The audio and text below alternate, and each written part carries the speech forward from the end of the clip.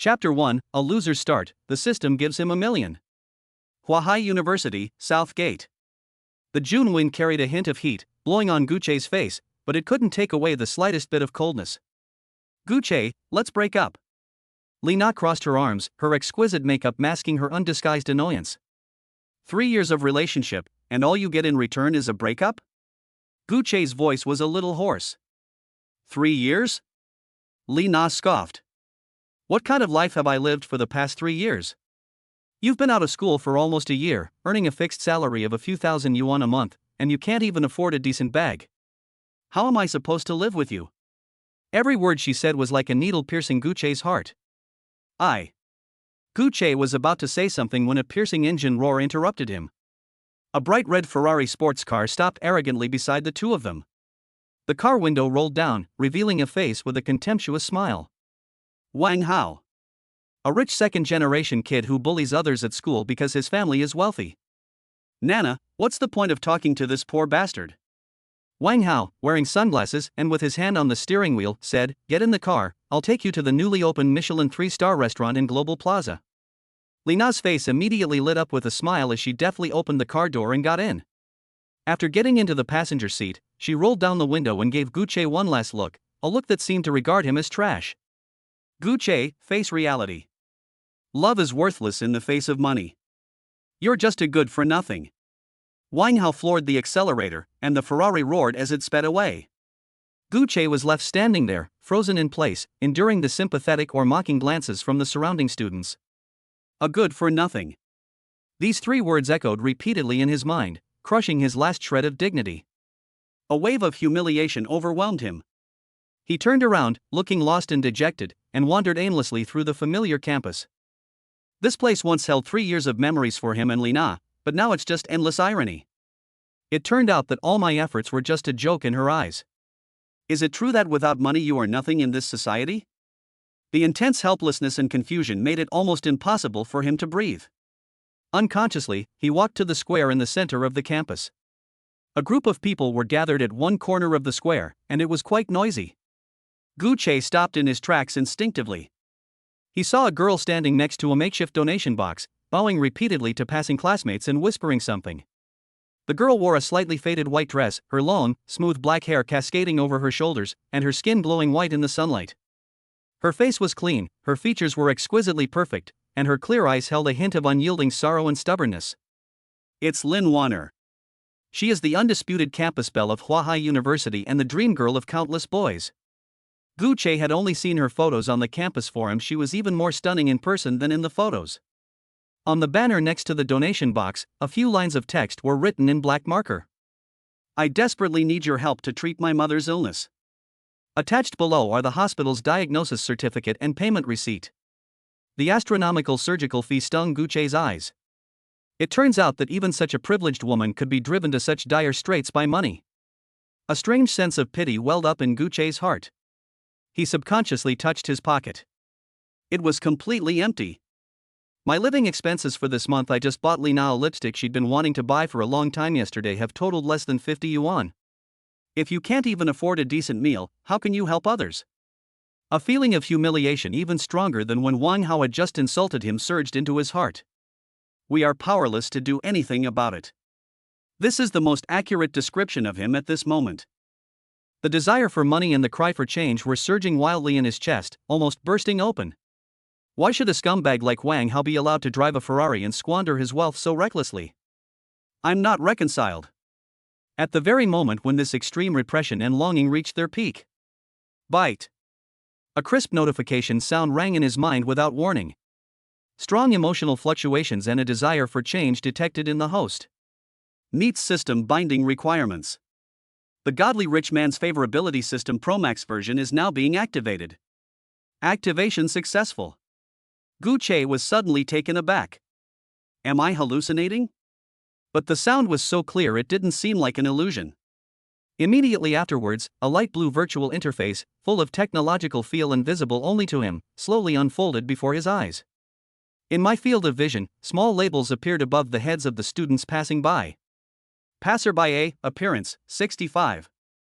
Passerby B, appearance rating, 72. His attention was instantly drawn to the most dazzling figure in the corner of the square.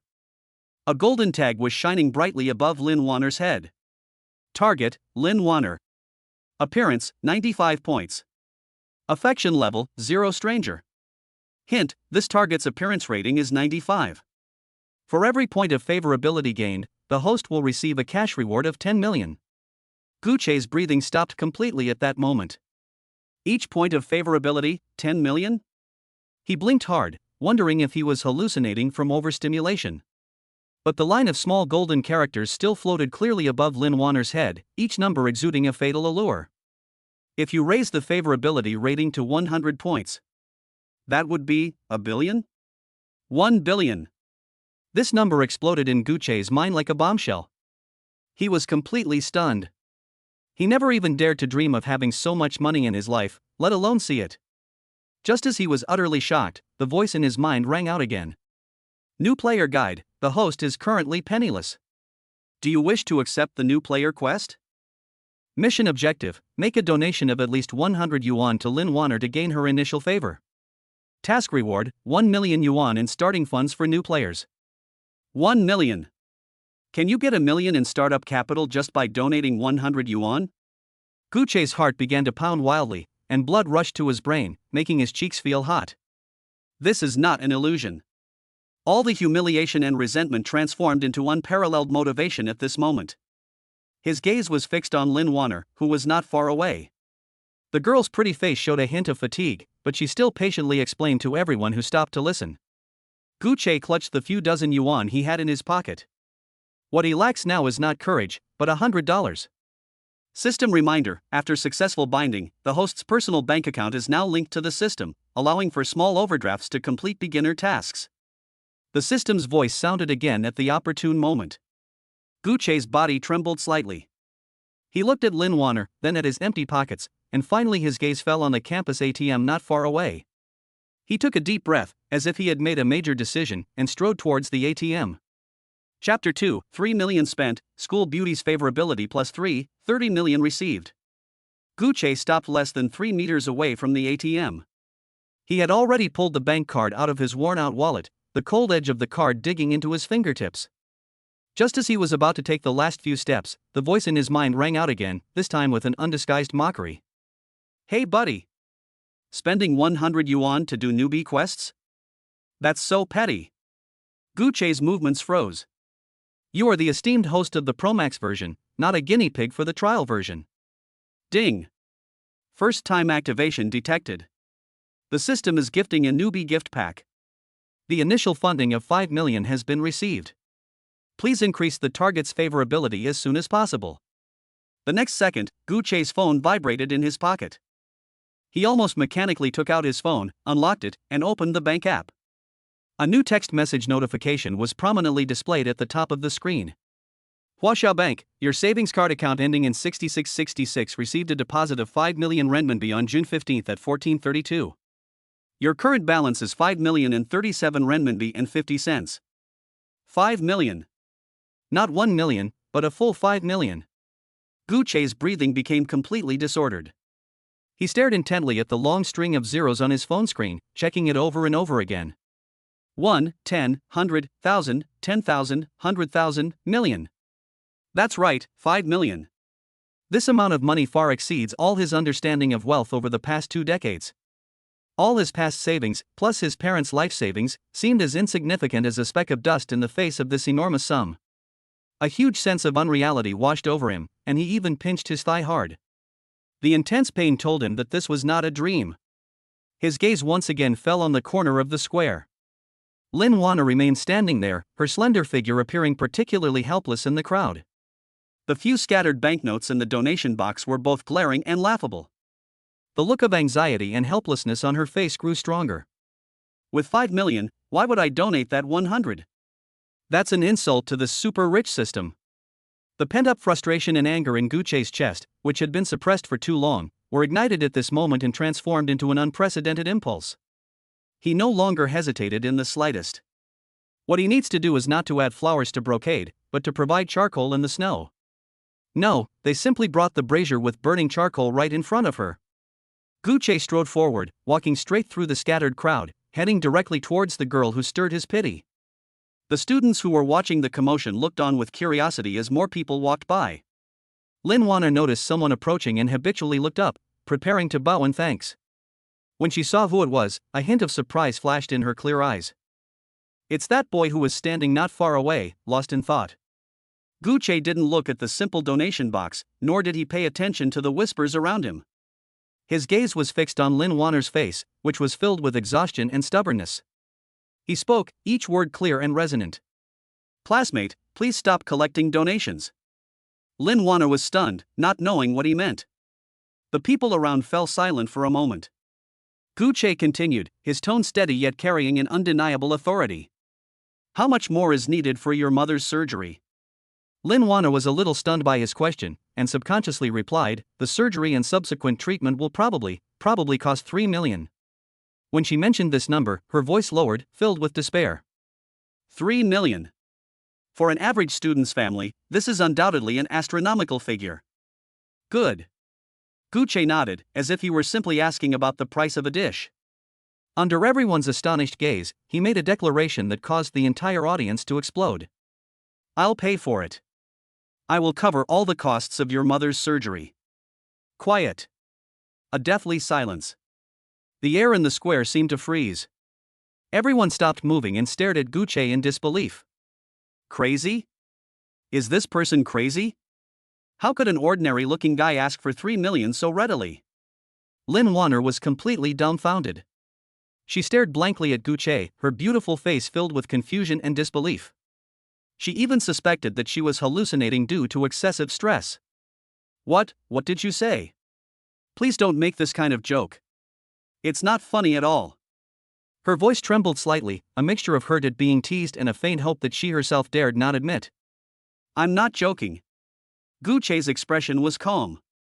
He didn't offer much explanation, but instead proved himself through his actions. "Give me your payment QR code or bank account number." "Ah. Give it to me, I'll transfer it to you now." Guche's directness left Lin Wanner completely at a loss. The surrounding chatter had already exploded. "Holy crap, who's this guy? Is this some new way to pick up girls? He's got some serious money. Is he bragging? He's talking about 3 million like it's nothing. Does he think money grows on trees? I guess he's some hidden rich kid who's here to experience life and maybe pick up the school beauty. Doesn't look like it, dressed so casually." Faced with Lin Wanner's hesitation and doubt, Guche showed no impatience whatsoever. He understands that feeling all too well. If someone suddenly offered him 3 million, he would only think that the other person was a liar. He softened his tone, but his attitude remained firm. "Student, I mean no harm. I just happen to have this ability, and I just happen to see that you need help." His eyes were sincere, without the slightest hint of frivolity or mockery. It was this purity that caused Lin Wanner's tense inner defenses to loosen slightly. She bit her lower lip and, almost unconsciously, pointed to the printed QR code for receiving payments pasted on the donation box. "Can I scan this?" "Can." Guche took out his phone and pointed it at the QR code. "Enter the amount. Please enter the transfer amount." Guche typed in 3 million without hesitation. "Click to confirm. Please enter your payment password." His fingers flew across the screen, pressing 6 numbers rapidly. The next second. Ding dong. The phone in Lin Wanner's pocket rang with a crisp notification sound of a payment being received. The sound was particularly loud in the quiet square at that moment. Lin Wanner froze, her hands trembling as she took out her phone. A push notification from the bank froze her in place. "Huaxia Bank, your savings account has received a transfer of 3 million yuan." 3 million. It really is 3 million. Not a penny more, not a penny less. Lin Wanner was completely stunned. She held her phone and looked at the message over and over again, afraid that she had misread it. The overwhelming surprise and shock left her mind blank, and her eyes instantly welled up with tears. She suddenly raised her head and looked at Guche, her lips moving, but she couldn't utter a single word. The students around who were waiting to see the joke all shut their mouths. The crisp sound of the payment notification was like a resounding slap across their faces. Really 3 million was transferred? Holy crap! As Gucci watched her tears welling up in her eyes, a ripple of emotion stirred within him. So this is what it feels like to help others with money.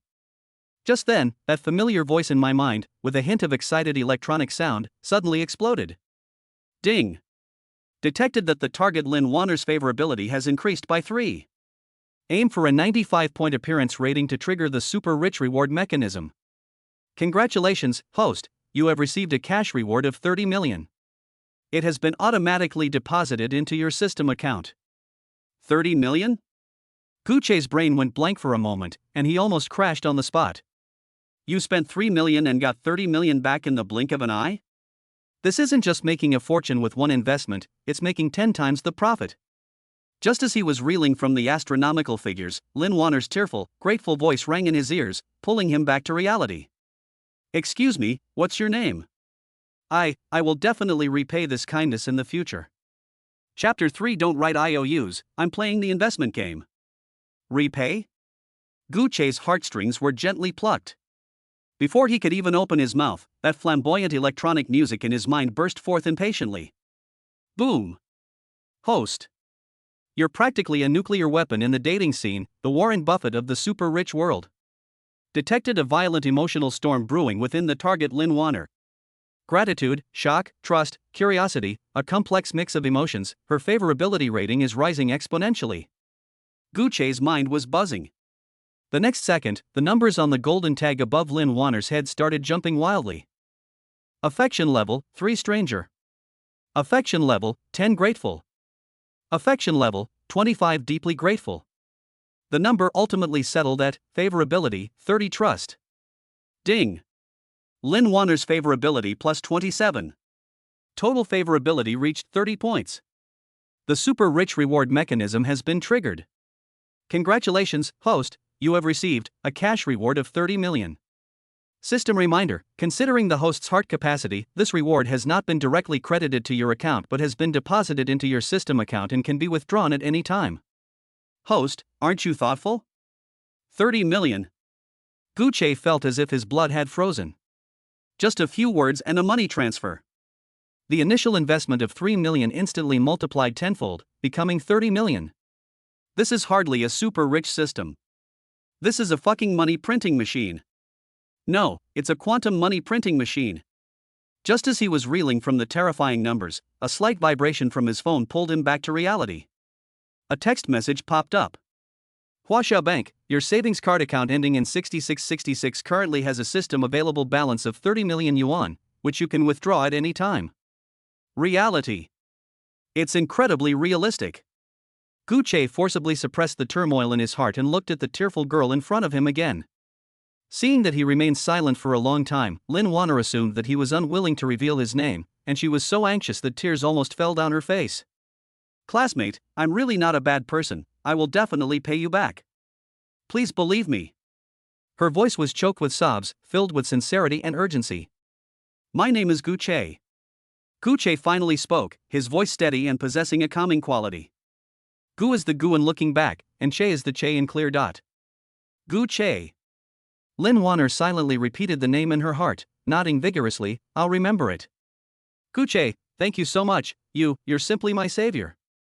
As she spoke, she seemed to remember something and quickly began rummaging through the canvas bag she carried with her. She quickly took out a notebook and a pen. Gucci, I'll write you an IOU right now. 3 million I will definitely pay you back. She opened her notebook and was about to write, her movements solemn and firm. The students around them hadn't recovered from the shock of the 3 million, and were even more astonished by Lin Wanner's action. Damn, the school beauty's character is truly impeccable. For such a large sum of money, her first reaction was to write an IOU. Nonsense, otherwise why do you think she's the school beauty? It's not just her looks, it's her backbone too. So, who exactly is this Gucci?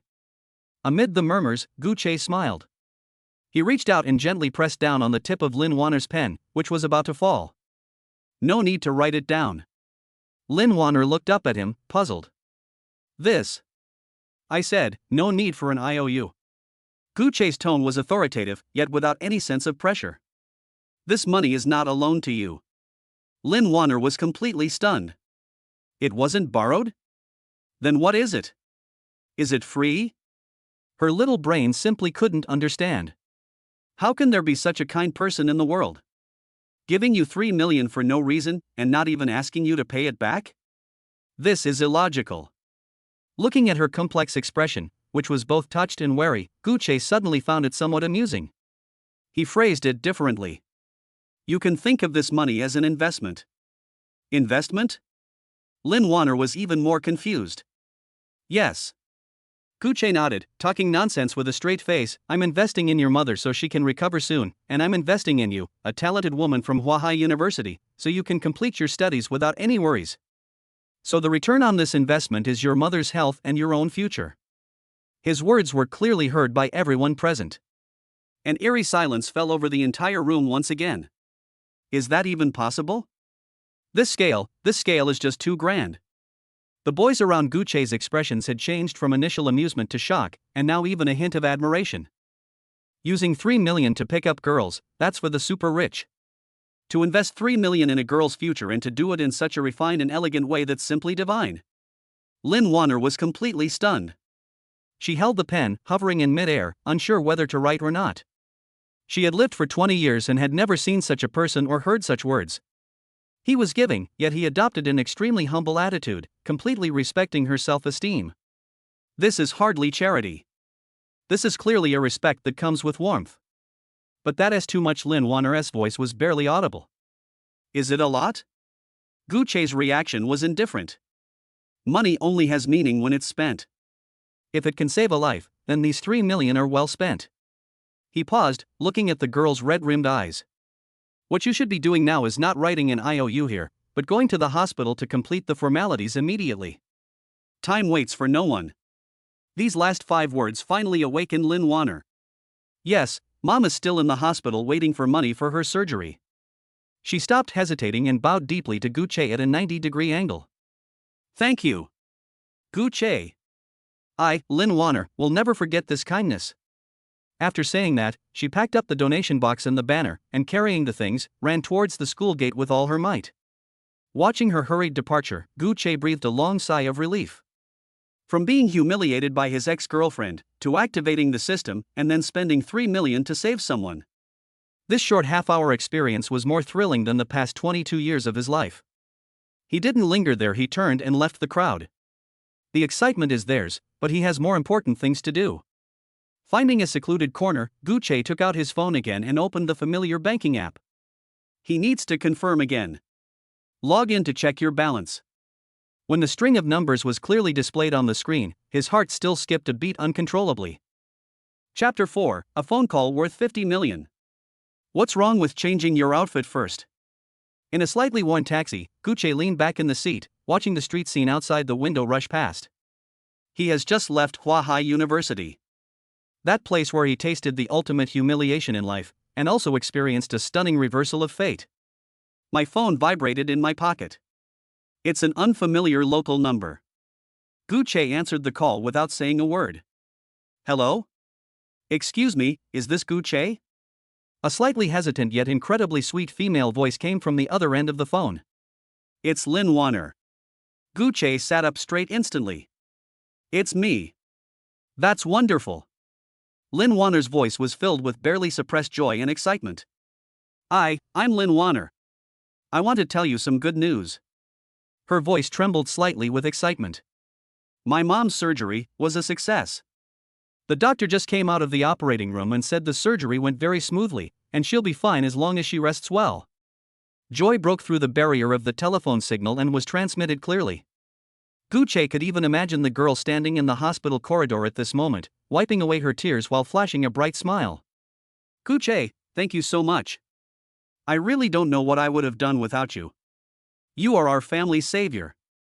She expressed her gratitude incoherently, her genuine emotions palpable. You're welcome.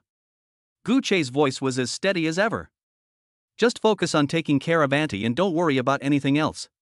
His calmness seemed to give Lin Warner a great sense of security. Yes. Yes. I'll listen to you. The girl nodded vigorously. Then, are you free now? It's inconvenient. Gucci interrupted her directly. Take care of Auntie first, we can talk about other things later. Okay. I won't bother you anymore. Remember to save my number. After hanging up the phone, the carriage returned to silence. Gucci held his phone, remaining silent for a moment. So this is what it feels like to save a family. A feeling of satisfaction far greater than money itself flowed slowly through my chest. Ding! Detected that the target Lin Wanner's emotional value has reached its peak. Gratitude, trust, and dependence have increased significantly. Favorability +5. Current favorability level, 35. Deep trust. Super Tycoon reward mechanism triggered. Congratulations, host, you have received a cash reward of 50 million. It has been automatically deposited into your system account. Another huge sum of money came in. Gucci opened the system interface and looked at the number that had accumulated to 110 million, but his heart was not stirred. He currently has 2 million in cash in his bank account, and 110 million in withdrawal limit in his system account. Total assets, 112 million. Just a week ago, he was still worrying about his salary of a few thousand yuan. Now, he is a genuine billionaire. This transformation is too fast, too dreamlike. But Lin Wanner's phone call just now completely brought him to his senses. Money is very important. It can save lives, buy dignity, make women likely now regret their past actions, and shut up idiots like Wang Hao. But having money alone is not enough. This system is much more than just an ATM. It is a key that can unlock the door to the top of the world. He could no longer passively wait for his reward like a lottery winner. He needs to take the initiative. He wanted to make the most of every function in the system. Gucci's thoughts raced. First, there are external changes. Clothes make the man, and a saddle makes the horse. His current outfit, which costs no more than 200 yuan in total, would make him stand out in any high-end place. This is not just a matter of face, but also a matter of status. To enter high society, one must first obtain that invisible ticket. Clothes, watches, cars, accommodations. These must all be upgraded immediately to a level befitting his billionaire status. This is not vanity, it's a strategic investment. Secondly, and most importantly, is internal improvement. The system's ultimate reward. God-level ability roulette. That is the key to making him truly extraordinary and invincible. The condition for activating the roulette is that the favorability of any target reaches 100. Lin Wanner. She is currently his only target for romance, and also the one most likely to be the first to reach maximum affection level with him. We must raise her favorability rating to the maximum as soon as possible. How do I use it? Keep throwing money at it? No. Gucci immediately rejected the idea. A purely monetary offensive might raise favorability to 60 or 70, but it will never reach the 100 points of unwavering devotion. Judging from Lin Wanner's willingness to write an IOU to protect her self-esteem, she is a girl with a strong and proud heart. Excessive monetary donations will only backfire, creating a psychological burden for her and even driving her further apart. His earlier statement, "Invest in your future," was a stroke of genius. This set a perfect tone for his subsequent contact. He is not a benefactor, but an investor and a partner. What he needed to do was to subtly and gradually infiltrate her life without hurting her self-esteem, so that she would go from gratitude to trust, then to dependence, and ultimately become inseparable from him. This requires strategy, emotional intelligence, and above all, patience. Gucci's mind was clearer than ever before. A clear roadmap slowly unfolded in his mind. The first step is to complete the ultimate transformation of one's personal image, from a poor, stingy office worker to a true super rich. The second step is to develop a detailed strategy to win over Lin Wanner, steadily increase her favorability, and unlock her god-level abilities. The third step is to utilize god-like abilities and unlimited funds to begin building your own business empire. What he wants to do is not to become a flash in the pan nouveau riche. He wants to become the money-printing machine of this era, a walking business legend. A strong desire burned within him. That was the ultimate desire for wealth, status, and control over one's own destiny. This desire perfectly aligns with the system's goals. The taxi driver glanced at the young man in the back seat through the rearview mirror. The student, dressed in a cheap t-shirt, remained silent after getting on the bus, but for some reason, the driver felt that he had an indescribable aura about him. Especially now, there seems to be a volcano about to erupt hidden in that stillness. "Young man, we've arrived." The driver parked the car outside the gate of the old residential area. Gucci seemed not to hear. His gaze passed through the car window and landed on a magnificent, brightly lit building not far away. Hanglung Plaza. Huahai City's most upscale luxury shopping center, a money pit for the rich. That's where he should be now. In the past, he didn't even have the courage to go inside. Now, he's going to flatten that place. Master. Gu Che spoke up. Turn around and head to the Hanglung Plaza ahead. The driver paused for a moment, glanced at him in the rearview mirror, then looked at the magnificent building, said nothing, and silently restarted the car. The taxi came to a stop in the drop-off area in front of the square. Gu Che paid the fare and got out of the car. On a hot summer afternoon, the heat was intense. He stood in front of the huge glass doors of Hanglung Plaza, looking up at the gleaming logo at the top. The doorman, dressed in crisp uniforms, opened the heavy glass doors for each guest. Each time the door is opened, cool air mixed with a sophisticated fragrance escapes, creating a stark contrast with the sweltering air outside. Inside and outside the door are two different worlds. Gu Che straightened his t-shirt, which was already a little wrinkled from washing. Then, under the doorman's slightly scrutinizing gaze, I strode in and went straight inside. As he stepped through the door, a blast of cool air hit him, completely shutting out the heat and noise from the outside world. A brand new world, belonging to him, is slowly unfolding. Chapter 5: Small Money? Ex-girlfriend's mental state collapses. Hanglung Plaza, top floor, Zegna Private Custom Workshop. Wearing a loose t-shirt and ripped canvas shoes, Gu Che seemed out of place with everything here. The air was filled with the fragrance of fine leather and cashmere, and well-dressed waiters carried champagne as they moved among the smartly dressed guests. A young female sales assistant was the first to approach him. Her professional smile froze for a moment when she saw Gu Che's attire, but she quickly returned to normal. Hello sir, welcome. How can I help you? Her words were very standard, but her enthusiasm was clearly superficial. Gu Che didn't care about any of that. He looked around and saw that the price tag on every piece of clothing there was enough for him to work for several years without eating or drinking. Bring out all your latest seasonal styles that fit my size. His words were plain and simple, without any unnecessary chatter. The saleswoman paused for a moment, thinking she had misheard. All? She sized up Gu Che, her mind racing. Is this some kind of troublemaker, or is some rich kid playing some weird game? Sir, we have many styles here. Then pick the most expensive. Gu Che interrupted her directly. Clothes, pants, shirts, coats, leather shoes, from the inside out, I want them all. These words were spoken with such confidence that the female sales assistant was momentarily at a loss for words. Several customers and sales assistants nearby also cast curious glances their way. Okay, sir, please wait a moment. Despite her doubts, her professional ethics compelled her to prepare. Soon, a row of clothes racks filled with top-quality clothing was pushed out. Gu Che didn't try on each item, he just glanced at them and then pointed at some. Wrap them all up, this one, and that one. The shoes, those brogues and loafers. And accessories, belts, cufflinks, tie clips. The speed at which he ordered things didn't seem like he was buying luxury goods, it was more like he was buying cabbage at a farmer's market. The saleswoman was completely bewildered and could only mechanically take notes in her notebook. A middle-aged man who was picking out a suit next to him also stopped what he was doing and looked over with great interest. This kid is interesting. In less than 10 minutes, a small mountain of debris had piled up in front of Gu Che. Sir, the total is 2,760,000 yuan. When the saleswoman announced the number, she deliberately observed Gu Che's reaction. She'd seen too many people put on airs only to be exposed when it came to the payment stage.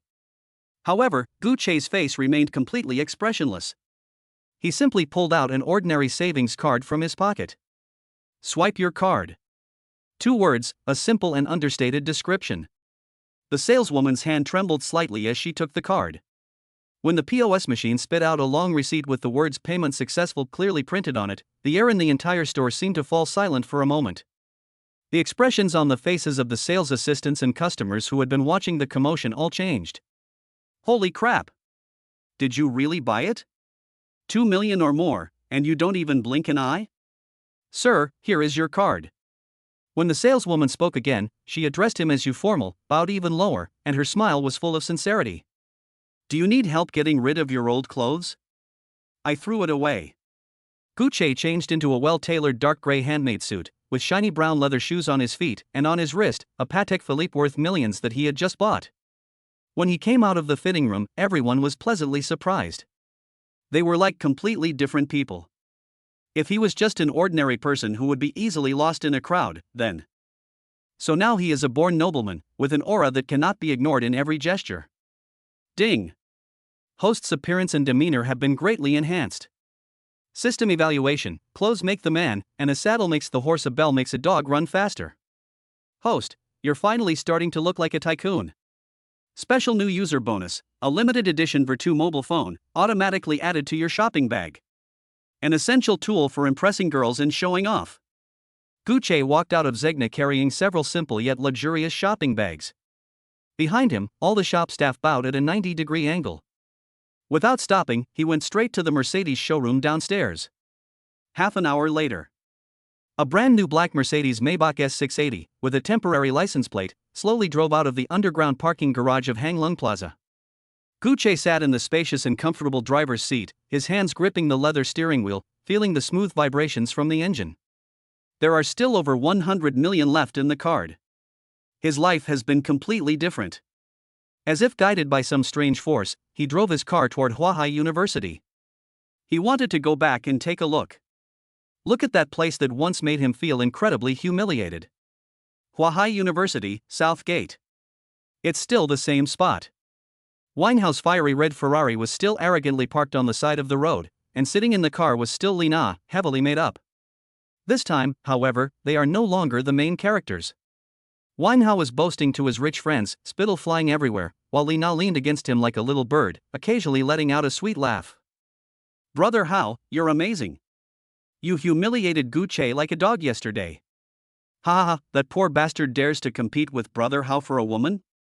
Nana has good taste. She decisively dumped that good for nothing and went with Brother Hao. Lina listened to these compliments with a smug look on her face. She took Wang Hao's arm and said in a coquettish voice, "Don't say that. Gucci, he's actually a very good person, he's just too poor and can't give me the life I want." That's a very green tea-like way of saying it. Wang Hao was pleased. He pinched Lina's cheek and said, "Baby, you're right. Poverty is the original sin. In this society, a man without money is wrong even to breathe." Several people burst into laughter. Their laughter was incredibly grating.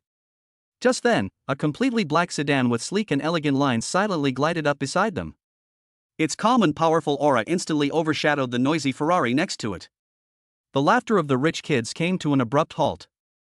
Holy crap, a Maybach? It's the top of the line S680.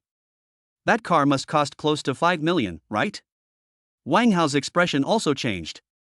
His Ferrari may look impressive, but it's nothing compared to the real top-tier luxury cars. When did this person arrive in Huahai City? Just as everyone was speculating about who the owner was, the driver's side door of the Maybach opened. A long, slender leg stepped out, wearing a pair of gleaming custom-made leather shoes. Immediately afterwards, a tall and handsome young man stepped out of the car. He wore a high-quality suit, and the luxury watch on his wrist gleamed brilliantly in the sunlight. When that handsome, refined face, yet carrying a hint of indifference, turned towards them, Lina and Wang Hao were both petrified. Gucci? How could it be him? Lina's mind went blank as she stared intently at the familiar yet unfamiliar person in front of her. This outfit, this car. And then there's the calm and composed aura he exudes. Is this really the Gucci that he called a good for nothing? Wang Hao's expression was even more interesting, as if he had swallowed a fly whole. He pointed at Gucci, his words becoming incoherent. How did you get here?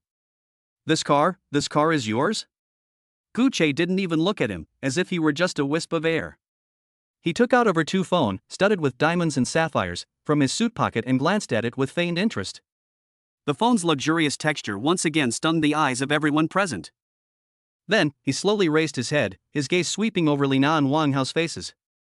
It was a condescending, slightly amused scrutiny. Why can't I be here? His voice was calm, yet carried an invisible pressure. As for this car. He took out his car keys and pressed them on the Maybach. The car lights flashed, emitting a pleasant, soft sound. The answer is self-evident. Lina's breath caught in her throat. She looked at Gucci, then at Wang Hao beside her, and then at the Maybach that exuded an aura that overwhelmed everything. An indescribable regret, like a venomous snake, instantly seized her heart. Wang Hao's face turned a deep purplish red. He couldn't accept this fact. He couldn't accept this fact. How could someone who was trampled underfoot just an hour ago suddenly become a big shot driving a Maybach? Impossible. Absolutely impossible. Wang Hao screamed like a cat whose tail had been stepped on. Where did you steal this car from? Or, are you being kept by some rich woman? This was the only explanation he could think of. In his opinion, someone like Gu Che could never earn so much money on his own in his entire life. Upon hearing the word rich woman, Li Na's body trembled slightly. Yes, that must be it. He must have sold his body. Thinking of this, the regret she felt instantly turned into contempt and disgust. However, Gu Che simply smiled slightly. He got back into the car and started it smoothly. The black car windows slowly rose, blocking out the distorted faces outside. Just as the car was about to drive away, a clear and steady male voice came through the car's Bluetooth speaker. Oh, I forgot to mention. I've been lucky lately and made a little money. As soon as he finished speaking, the Maybach emitted a deep roar and silently merged into the traffic, leaving only a noble and aloof silhouette. Small amount. Wang Hao and Li Na stood there blankly, the three words echoing repeatedly in their minds. Driving a $5 million Maybach, wearing $1 million watch, and using a phone worth hundreds of thousands. This is what you call making a little money? Humiliation. An unprecedented sense of humiliation overwhelmed Wang Hao like a tsunami. He felt like a clown after all his boasting. Li Na, on the other hand, felt a chill run through her body, her legs went weak, and she almost collapsed to the ground. She finally realized that she might have missed something. Inside the car. Looking at the two figures getting smaller and smaller in the rearview mirror, Gu Che smiled and a smile appeared on his lips. The thrill of revenge? No. This doesn't even qualify as revenge. Once you reach a higher level, your former enemies will seem no different from ants in your eyes. You wouldn't hate an ant, you'd just find it laughable. What he feels now is a sense of satisfaction from being in control of his own life. Ding! Host has successfully completed a dignified counterattack. Ex-girlfriend Li Na has an emotional breakdown, her regret level is plus 99. Villain Wang Hao's mentality explodes, his jealousy level increases by 99. Congratulations, host. You have received a special reward, personal charm plus 5. Your words and actions will make it easier to gain the trust and favor of others. Gu Che raised an eyebrow slightly. This system is quite ingenious. He didn't linger at the school, he turned the car around and headed towards Huahai City's most upscale residential area. It's time to move into a place that matches my multi-million-dollar net worth. The car sped along the wide Riverside Avenue. Gu Che took out his phone and dialed the number of a real estate agent he had obtained from Hunlong Plaza, who was known as the top real estate agent in Huahai. Hello, is this Manager Chen? I am Gu Che. I'm going to Yunming Peninsula now. Bring the key to your best villa and come over immediately. There was a full 5 seconds of silence on the other end of the phone. Then, a voice so excited it distorted came over. Okay, Mr. Gu. I'll be right there. Guided by the navigation system, the Maybach S680 finally stopped in front of a heavily guarded and magnificent manor-style gate. Above the door are 4 large, gilded characters that read Yunming Peninsula in a vigorous, dragon-like style. 2 security personnel, dressed in crisp uniforms and wearing white gloves, walked over with measured steps. One of them gave a standard salute to the driver's side window. Chapter 6, Intelligence, Money, and Human Nature, a triple blow. The security personnel's standard salute gave Gu Che's Maybach a sense of transcendent order reflected in the car window. Hello, is this Mr. Gu? Manager Chen is already waiting for you at the entrance of the villa area. Lead the way. Without wasting words, Gu Che slightly moved the steering wheel, and the car smoothly followed the electric scooter leading the way. Yunming Peninsula is a true affluent area in Huahai City. Every villa here was designed by top international designers, and each villa is separated by a large private garden, ensuring a high degree of privacy. The car eventually stopped in front of a 3-story modernist villa. A shrewd and capable woman in her 30s, dressed in a business suit, was already waiting there. She was Manager Chen. Mr. Gu, hello. I am Chun Chung. This is the Cloud Top Palace you asked to see, the king of buildings in our Yunming Peninsula. Chen Sheng adopted a very humble attitude. She could tell from the tone of the voice on the phone that this was a truly important client. Gu Che got out of the car and only glanced at it.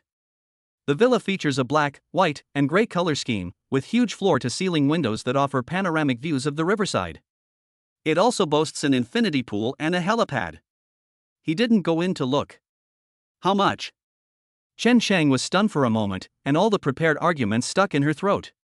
The price of this villa is 120 million. Her heart was in her throat when she quoted the price.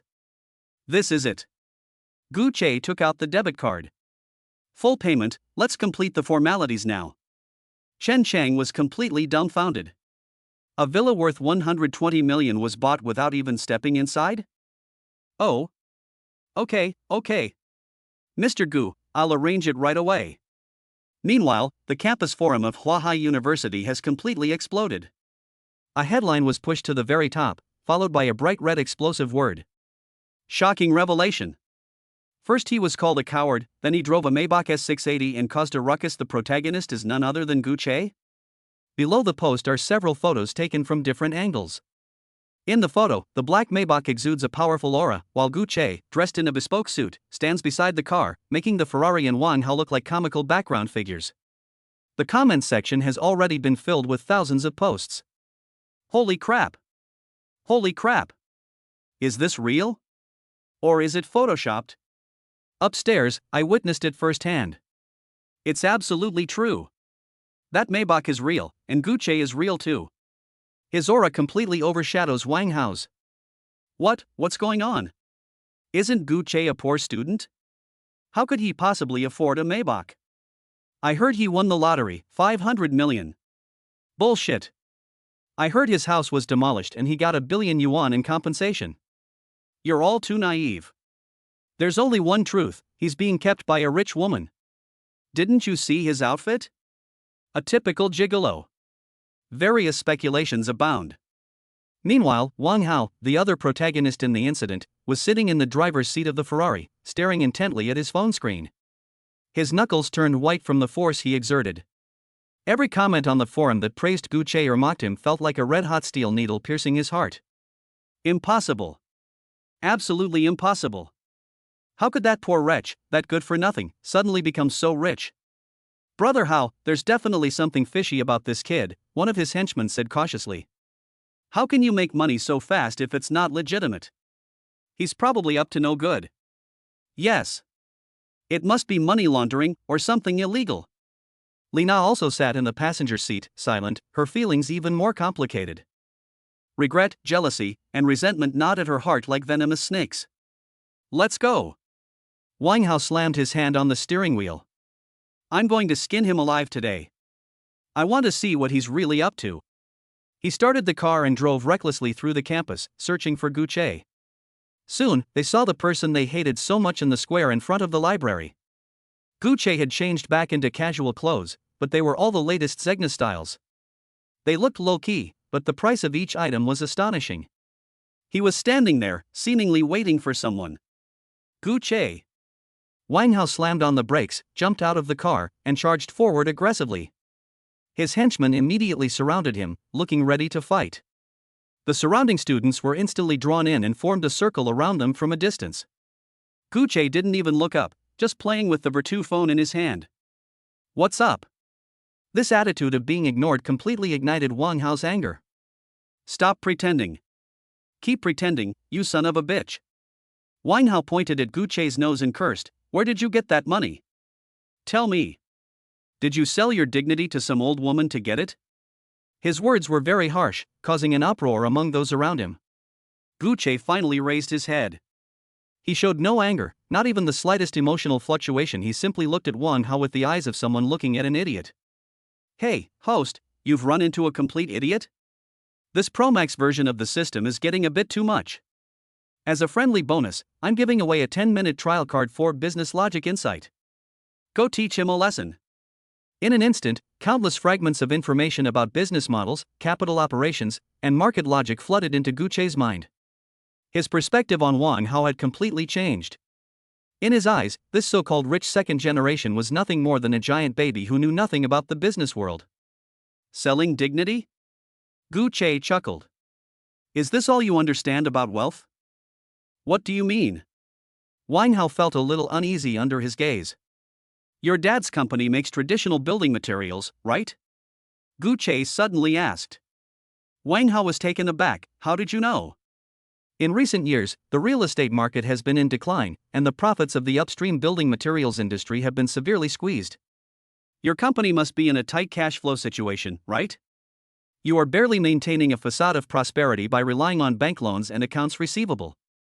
In reality, as soon as the banks withdraw their loans, you will have to go bankrupt and be liquidated within 3 months. Gu Che's words were spoken slowly and deliberately, but each word struck Wang Hao's heart like a heavy hammer. Wang Hao's expression froze instantly. Because what Gu Che said was completely accurate. He overheard these things occasionally when his father was sighing at home, and he himself only had a vague understanding of them. How could Gu Che know so much about them? You're talking nonsense. My company is doing just fine. Wang Hao retorted, his words stern but his heart filled with fear. Is that so? Gu Che's lips curled into a sneer. Then tell me, what value does your prized wealth have, besides allowing you to drive a second-hand, modified Ferrari and bully classmates at school? Can it help your dad solve supply chain problems? Can it help him expand into new markets? You can't, Gu Che interrupted him directly, because you don't understand at all. Your so-called wealth is just an extension of your father's wealth. You're just a parasite, a piece of trash who only knows how to squander and can't create anything. Someone who can't even understand the basic logic of wealth is questioning the source of other people's wealth. Don't you think you're ridiculous? Gu Che's every word was like a scalpel, precisely dissecting Wang Hao's false and fragile sense of superiority, exposing his bloody ignorance and incompetence to everyone. Wang Hao was completely dumbfounded. He opened his mouth, but couldn't utter a single word in rebuttal. He felt like a naked clown being publicly executed. The students watching the commotion were also stunned. Is this still the same quiet and reserved Gu Che? His understanding of business is so profound. Crush them. This is an absolute crushing victory in terms of intelligence and cognition. Wang Hao's henchman's expressions towards Gu Che had changed. From hostility to awe. Just as the entire room fell into dead silence, Gu Che took out his phone and made a call in front of everyone. Hello, is this Chairman Zhang from the student union? The voice on the other end of the phone was very respectful. Yes, may I ask who you are? I'm Gu Che. Gu Che's tone was casual. I heard that the school's basketball league next month hasn't secured sponsorship yet? Ah, yes, we're still talking. No need to discuss it further, Gu Che said calmly. I will personally sponsor 2 million. 1 million will be used as prize money for the competition, and the other million will be used to buy the best equipment for each participating team member. 2 million? Chairman Zhang's voice changed on the other end of the phone. The money will be credited to your account now. After saying that, Gu Che hung up the phone. He didn't even glance at Wang Hao, whose face had turned ashen, but instead turned his gaze to the few followers behind him. How much pocket money can you get each month by following him? The group of people looked at each other, not daring to speak. Come with me from now on. Gu Che's voice wasn't too loud, but it carried an irresistible charm. 100,000 per person per month. In addition, I will personally reward the members of the league champion team with 1 million. Boom! These words exploded like a bomb in the crowd. Wang Hao's henchmen's breathing quickened instantly. 100,000 a month. They followed Wang Hao and acted arrogantly, managing to earn a measly 10,000 yuan a month. Now, Gu Che has directly offered 10 times the price. Not to mention the $1 million championship prize. There was almost no hesitation. A tall boy who had been following behind Wang Hao was the first to step forward and bow deeply to Gu Che. Brother Che. Once there's a first, there's a second, a third. In the blink of an eye, there was no one behind Wang Hao. Those brothers who used to fawn over him now stood respectfully behind Gu Che, looking at him with fervent and worshipful eyes. Wang Hao stood there, stunned. His circle of friends, which he was so proud of, and the power he relied on to dominate, were utterly vulnerable in the face of Gu Che's absolute financial strength and personal charisma. It was utterly destroyed in just a few minutes. He lost. They were utterly humiliated. Just then, Gu Che's phone vibrated slightly. He looked down and saw a WeChat message. The sender is Lin Wanner. The content is very simple, consisting of only one sentence. Gu Che, my mother can get out of bed and walk around today, thank you. Upon seeing this message, a gentle smile suddenly appeared on Guche's usually cold and stern face. Chapter 7. The school beauty invited her to dinner, and she blushed. That gentle smile lingered on Guche's face for a long time. It was completely different from the indifference he showed when facing Wang Hao and the nonchalance he displayed when facing his followers. It was a feeling of relaxation that came from the heart, a feeling of letting go of all pretense. Defeating Wang Hao and winning over people's hearts is conquest. Lin Wanner's simple message was healing. Ding! Detected a positive fluctuation in the host's emotions. So you're not heartless after all. System evaluation. Making money and picking up girls is fun, but sometimes you need a touch of human warmth to balance things out. Congratulations, host, you are evolving from a pure money grubber into a flesh and blood cunning tycoon. The system's witty remarks came out at just the right time, but for the first time, Guche didn't find them annoying. Because it's right. None of these things bring as much satisfaction as this short sentence on the phone screen right now. Just as he was about to reply, his phone vibrated again. It was still Lin Wanner. To thank you, I thought. I'd like to treat you to a meal, is that alright? Just as a way of expressing my gratitude as a friend. The message was full of cautious probing. She even specifically emphasized ordinary friends, afraid that she might be being presumptuous or causing Guche any trouble. This girl's kindness and self-respect are always so evident. Guche replied quickly. Okay. You decide the time and place. He did not hesitate at all. After sending the message, Guche casually waved to the group of former Wang Hao followers who had just surrendered. For the basketball league, go to the student council. As for your money, leave your contact information, and someone will transfer it to you on the 1st of every month. After saying that, he turned and left, leaving the group of people still immersed in immense joy and disbelief. He didn't go back to the cloud top palace he had just bought. He drove his Maybach directly back to Hanglung Plaza. Dating. Although Lin Wanner emphasized that it was a friend's gratitude, to Guche, this was his first real date after obtaining the system. He must take this seriously. Zegna's suit is too formal and might put pressure on the other person. Guche walked directly into another top menswear brand, Loro Piana. The style here leans more towards relaxed and understated luxury.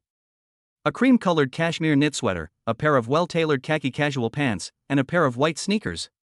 When Guche came out of the fitting room, he was a completely different person. If we say that he looks like a powerful young aristocrat in a suit. So now, he is the kind of well-bred, warm-hearted senior from next door. The +5 charm bonus makes every unintentional move he makes carry a fatal attraction. Even the saleswoman who had served him was somewhat stunned. 6 o'clock in the evening.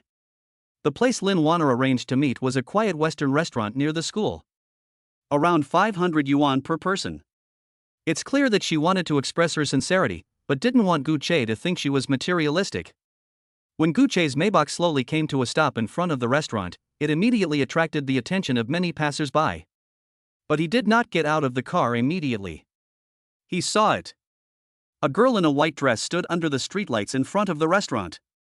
Her hair reached her waist, and she had a slender figure. It was Lin Wanner. She seemed a little nervous, constantly looking down at her phone and occasionally glancing up at the intersection. Guche got out of the car and walked towards her. Lin Wanner heard footsteps and looked up. When she saw who it was, she was completely stunned. The Guche before her was completely different from the simply dressed classmate she remembered, and the powerful man in the suit in the forum photos. He was very tall and had a straight posture. His off-white shirt made him look clean and gentle, and he seemed to glow under the warm evening lights.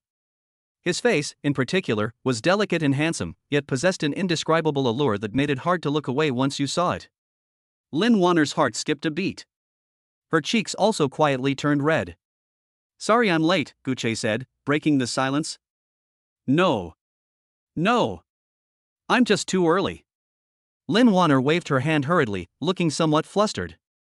The two entered the restaurant and sat down at their reserved table. The atmosphere became somewhat awkward for a moment. Lin Wanner lowered her head, her hands nervously resting on her knees, unsure of what to say.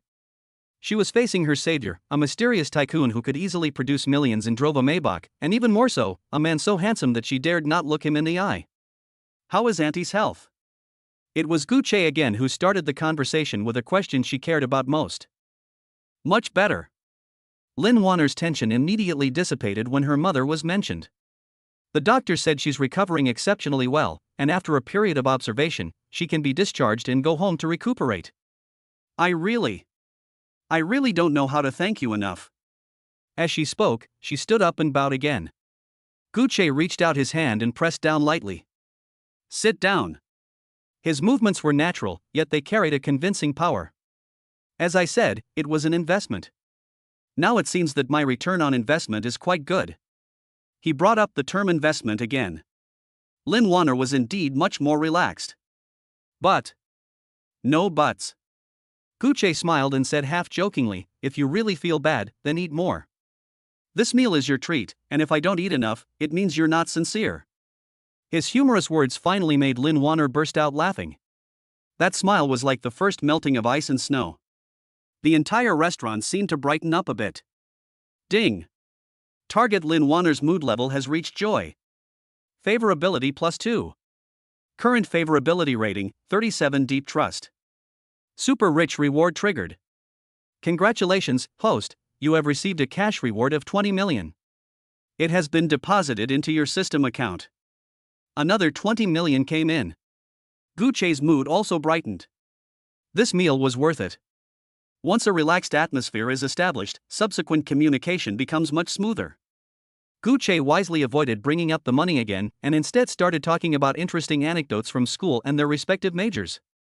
He discovered that Lin Wanner was not only beautiful and kind-hearted, but also a top student. Her major is biomedicine, she has consistently ranked at the top of her class, and has already qualified for postgraduate admission without taking the entrance exam.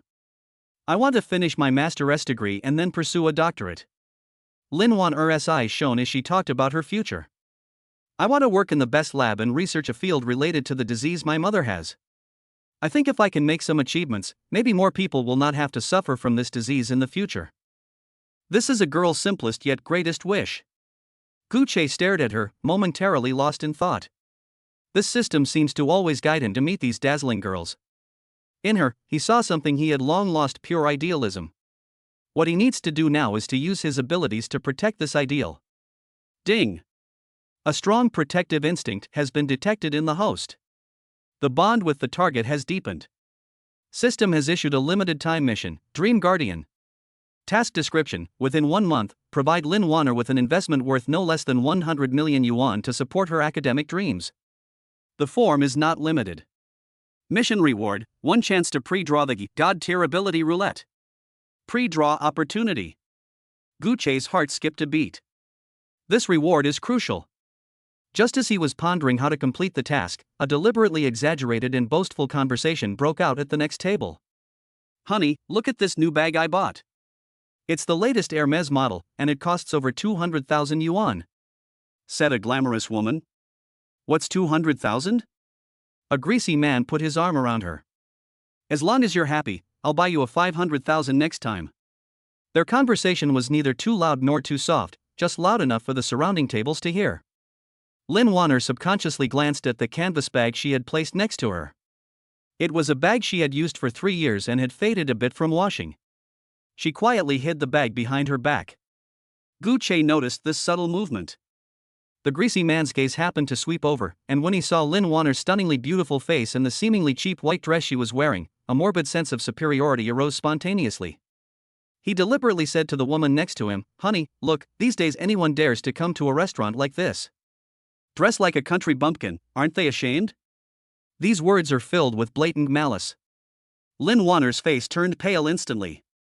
She bit her lip tightly, and her hands holding the knife and fork trembled slightly. Gucci wasn't angry. He didn't even glance at the man. He simply waved his hand, summoning the restaurant manager. "Sir, how can I help you?" the manager asked respectfully. Gucci wiped his mouth with a napkin and said calmly, in a voice that wasn't loud but loud enough for the people at the next table to hear, "When did the bar for your restaurant become so low?" The manager was taken aback. "Wait a day off for that table," Gucci said, pointing to the next table. "Then, ask them to leave. I don't want to hear any noise in my dining environment that would upset my friends." His words were calm, yet carried an undeniable air of authority. The manager understood immediately. The guest in front of him, driving a Maybach S680, was definitely not a big shot he could afford to offend. He immediately walked to the next table and whispered a few words in the greasy man's ear. The greasy man's face instantly changed from arrogant to terrified, and then from terrified to deathly pale. He glanced at Gu Che, didn't dare utter a sound, and dragged his equally dumbfounded female companion away in a sorry state. The whole process took less than a minute. The restaurant returned to silence. Lin Wanner stared blankly at Gu Che.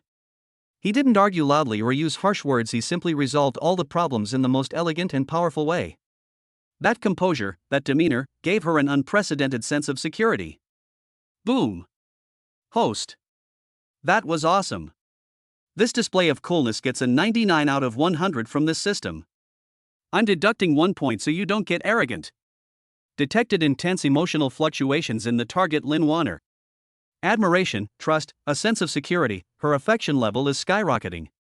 Favorability +8. Current favorability level, 45 deeply dependent. Super rich reward triggered. Congratulations, host, you have received an 80 million cash reward. It has been deposited into your system account. 80 million. Gu Che smiled slightly. It seems that sometimes, getting rid of a few flies is a good investment. He looked at Lin Wanner again and found that the girl was looking at him with bright, sparkling eyes. Dinner is over. Gu Che insisted on escorting Lin Wanner back to her dormitory building. The two walked side by side on the quiet campus path. Neither of them spoke, but the atmosphere was no longer awkward. Instead, a faint warmth flowed between them. When they reached the bottom of the stairs, Lin Wanner stopped. Gu Che, thank you for today. Thank me for what? All. After she finished speaking, she suddenly took out a small, carefully wrapped gift box from her canvas bag and handed it to Gu Che with a little shyness. This is for you. Gu Che took it. The box was very light. What's this? Go back and look at it again. Lin Wanner's cheeks were adorably red under the streetlights. After saying that, she quickly turned around and ran into the dormitory building. Gu Che stood there, looking down at the gift box in his hand. Chapter 8. What I want isn't her body, it's her entire future. Gu Che stood in the shadows below the dormitory building, looking down at the small gift box in his hand. The wrapping paper was ordinary craft paper, with a few clumsy smiley faces drawn on it in colored pens, tied with a thin hemp rope and a pretty bow. It's very light. He carefully unpacked it. Inside the box, a hand-drawn bookmark lay quietly. The bookmark is made of stiff cardstock and features a cartoon boy struggling to drag a gold coin bigger than himself to a long-haired girl. Next to it, in neat handwriting, was a line of small print, "To my best investor." Gu Che's heart felt as if it had been gently bumped by something. This bookmark is rough, childish, and even a little ridiculous. But it was hotter than all the luxury goods he had swiped today. Just then. Ding. Detected a drastic fluctuation in the host's emotions. Oh dear, this is terrible. A mere bookmark has rendered our cunning and wealthy tycoon completely incomprehensible? The system's cheeky electronic voice suddenly exploded in my mind without warning. It seems the stench of money can't mask the fragrance of youth. Gu Che ignored its teasing. His fingertips gently caressed the small print on the bookmark, and an unprecedented sense of satisfaction welled up from the depths of his heart. This feeling is completely different from the fluctuating numbers in an account. All right, stop getting carried away, let's get down to business. The system interface suddenly unfolded before my eyes, and a line of bold gold text appeared. Ding. Detected that the target Lin Wanner has deep-seated emotional issues, triggering a hidden quest chain. Task name, The School Beauty's Unresolved Issues. Task description, due to family misfortunes and her own predicament, Lin Wanner is filled with uncertainty and anxiety about her future. Please, without harming her self-esteem, completely remove all obstacles from her academic and future development path. Mission reward, Lin Wanner's favorability +20. 20 points of favorability. Gu Che's breath hitched for a moment. Lin Wanner's current favorability rating is 45.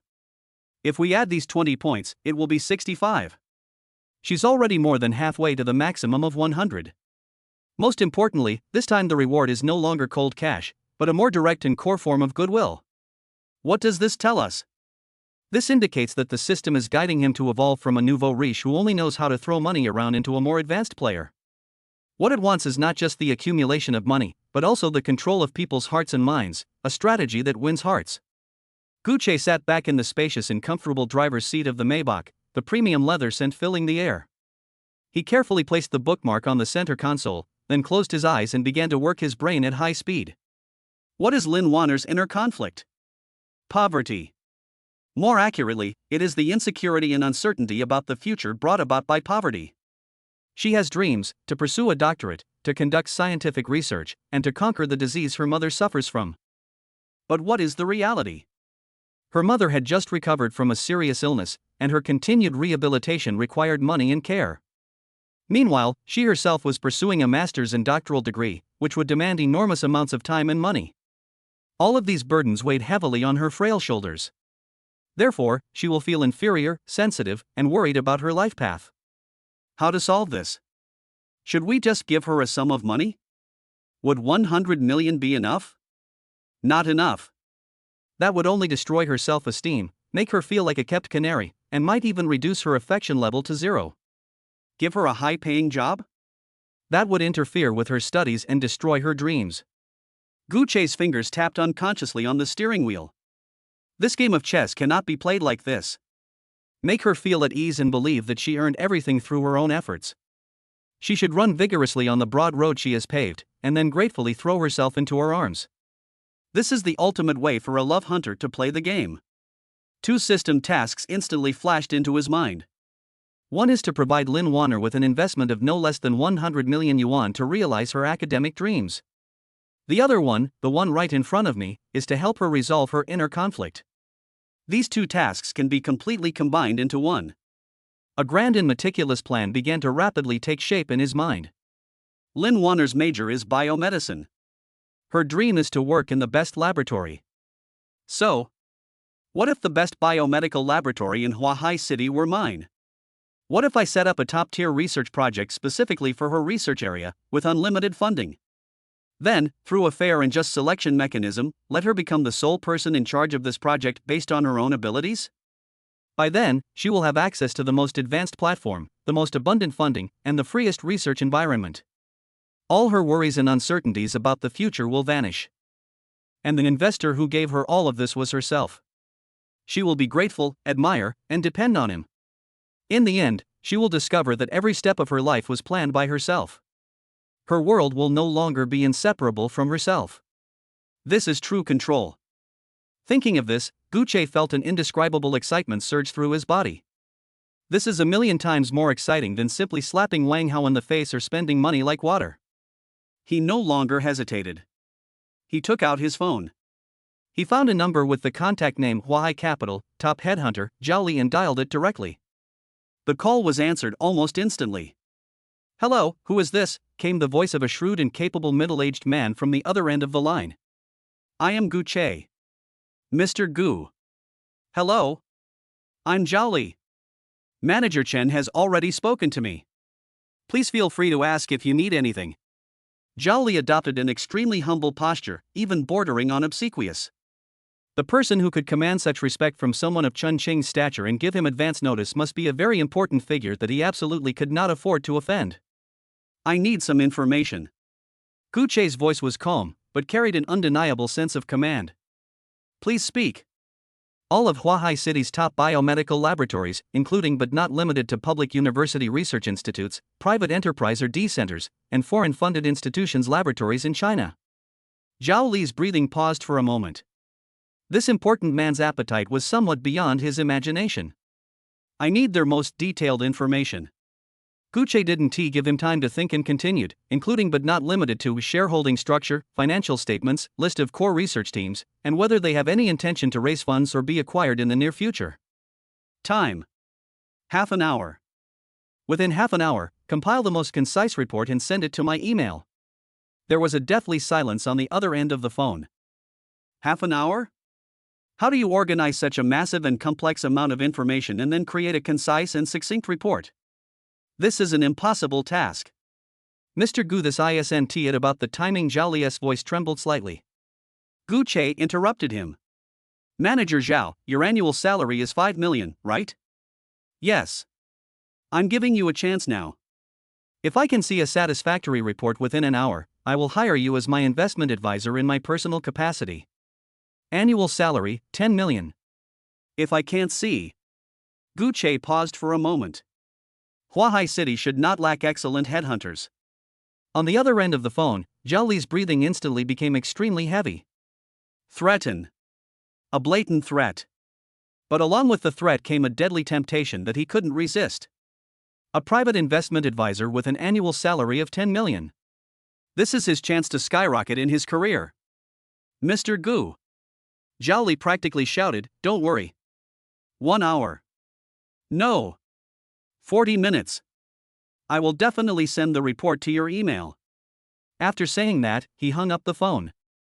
Gu Che could imagine how frantically Zhao Li on the other end of the phone would mobilize all his resources at that moment. He casually tossed his phone onto the passenger seat. The Maybach S680 started silently and smoothly merged into the traffic in the night. Inside the car, only the hand-painted bookmark, bathed in warm light, remained, lying quietly on the center console. Chapter 9, Spending 100 million to protect the school beauty's dream. The night, like thick ink, bathed Huahai City in its darkness. Gu Che's phone screen was lit up, and an encrypted email lay quietly in his inbox. Sender, Zhao Li. 37 minutes had passed since he hung up the phone. The email attachment was an extremely compressed PDF file with a startling title, In-Depth Analysis of Huahai City's Top Biomedical Laboratory and Potential Acquisitions. Gu Che clicked on it. Zhao Li's abilities certainly justify his multi-million-dollar annual salary. The report presents the core data from over a dozen top laboratories clearly and concisely using the most intuitive charts and language. The equity structure, core patents, team leaders, financial status, and even the personality weaknesses and recent activities of several key figures are all marked.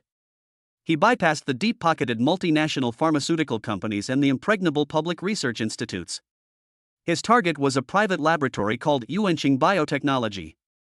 This laboratory has a strong technical foundation and several promising targeted drug patents, but because the founder is a pure tech geek who was not good at management, it has failed in 3 consecutive rounds of financing and is currently on the verge of a broken capital chain. The founder is seeking a controlling stake transfer, with an offer of only 100 million. 100 million to buy a future gold mine with a top-notch team and core patents. It's practically free. Most importantly, the research direction of this laboratory highly overlaps with the disease that Lin Wanner's mother suffers from. Perfect. Gu Che's plan now has the most solid foundation. Without any hesitation, he dialed Lin Wanner's number directly. Gu Che? Lin Wanner's voice carried a hint of weariness and surprise. It's me. It's so late, is there something you need? There's something I need to discuss with you in person regarding the follow-up to my investment, Gu Che said calmly. Now. Yes, now. Gu Che glanced out the car window. The lights of Huahai University were not far away. I'll be at the south gate of your school in 5 minutes. This statement is beyond reproach. There was silence on the other end of the phone. Gu Che could imagine her current predicament and hesitation. A few seconds later, she responded in a very soft voice. Okay, I'll be right there.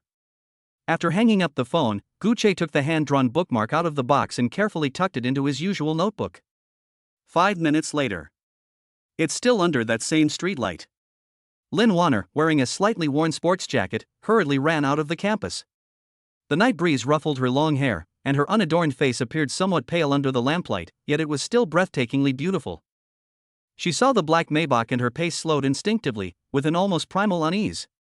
Gu Che got out of the car and opened the passenger door for her. Get in the car and say it's cold outside.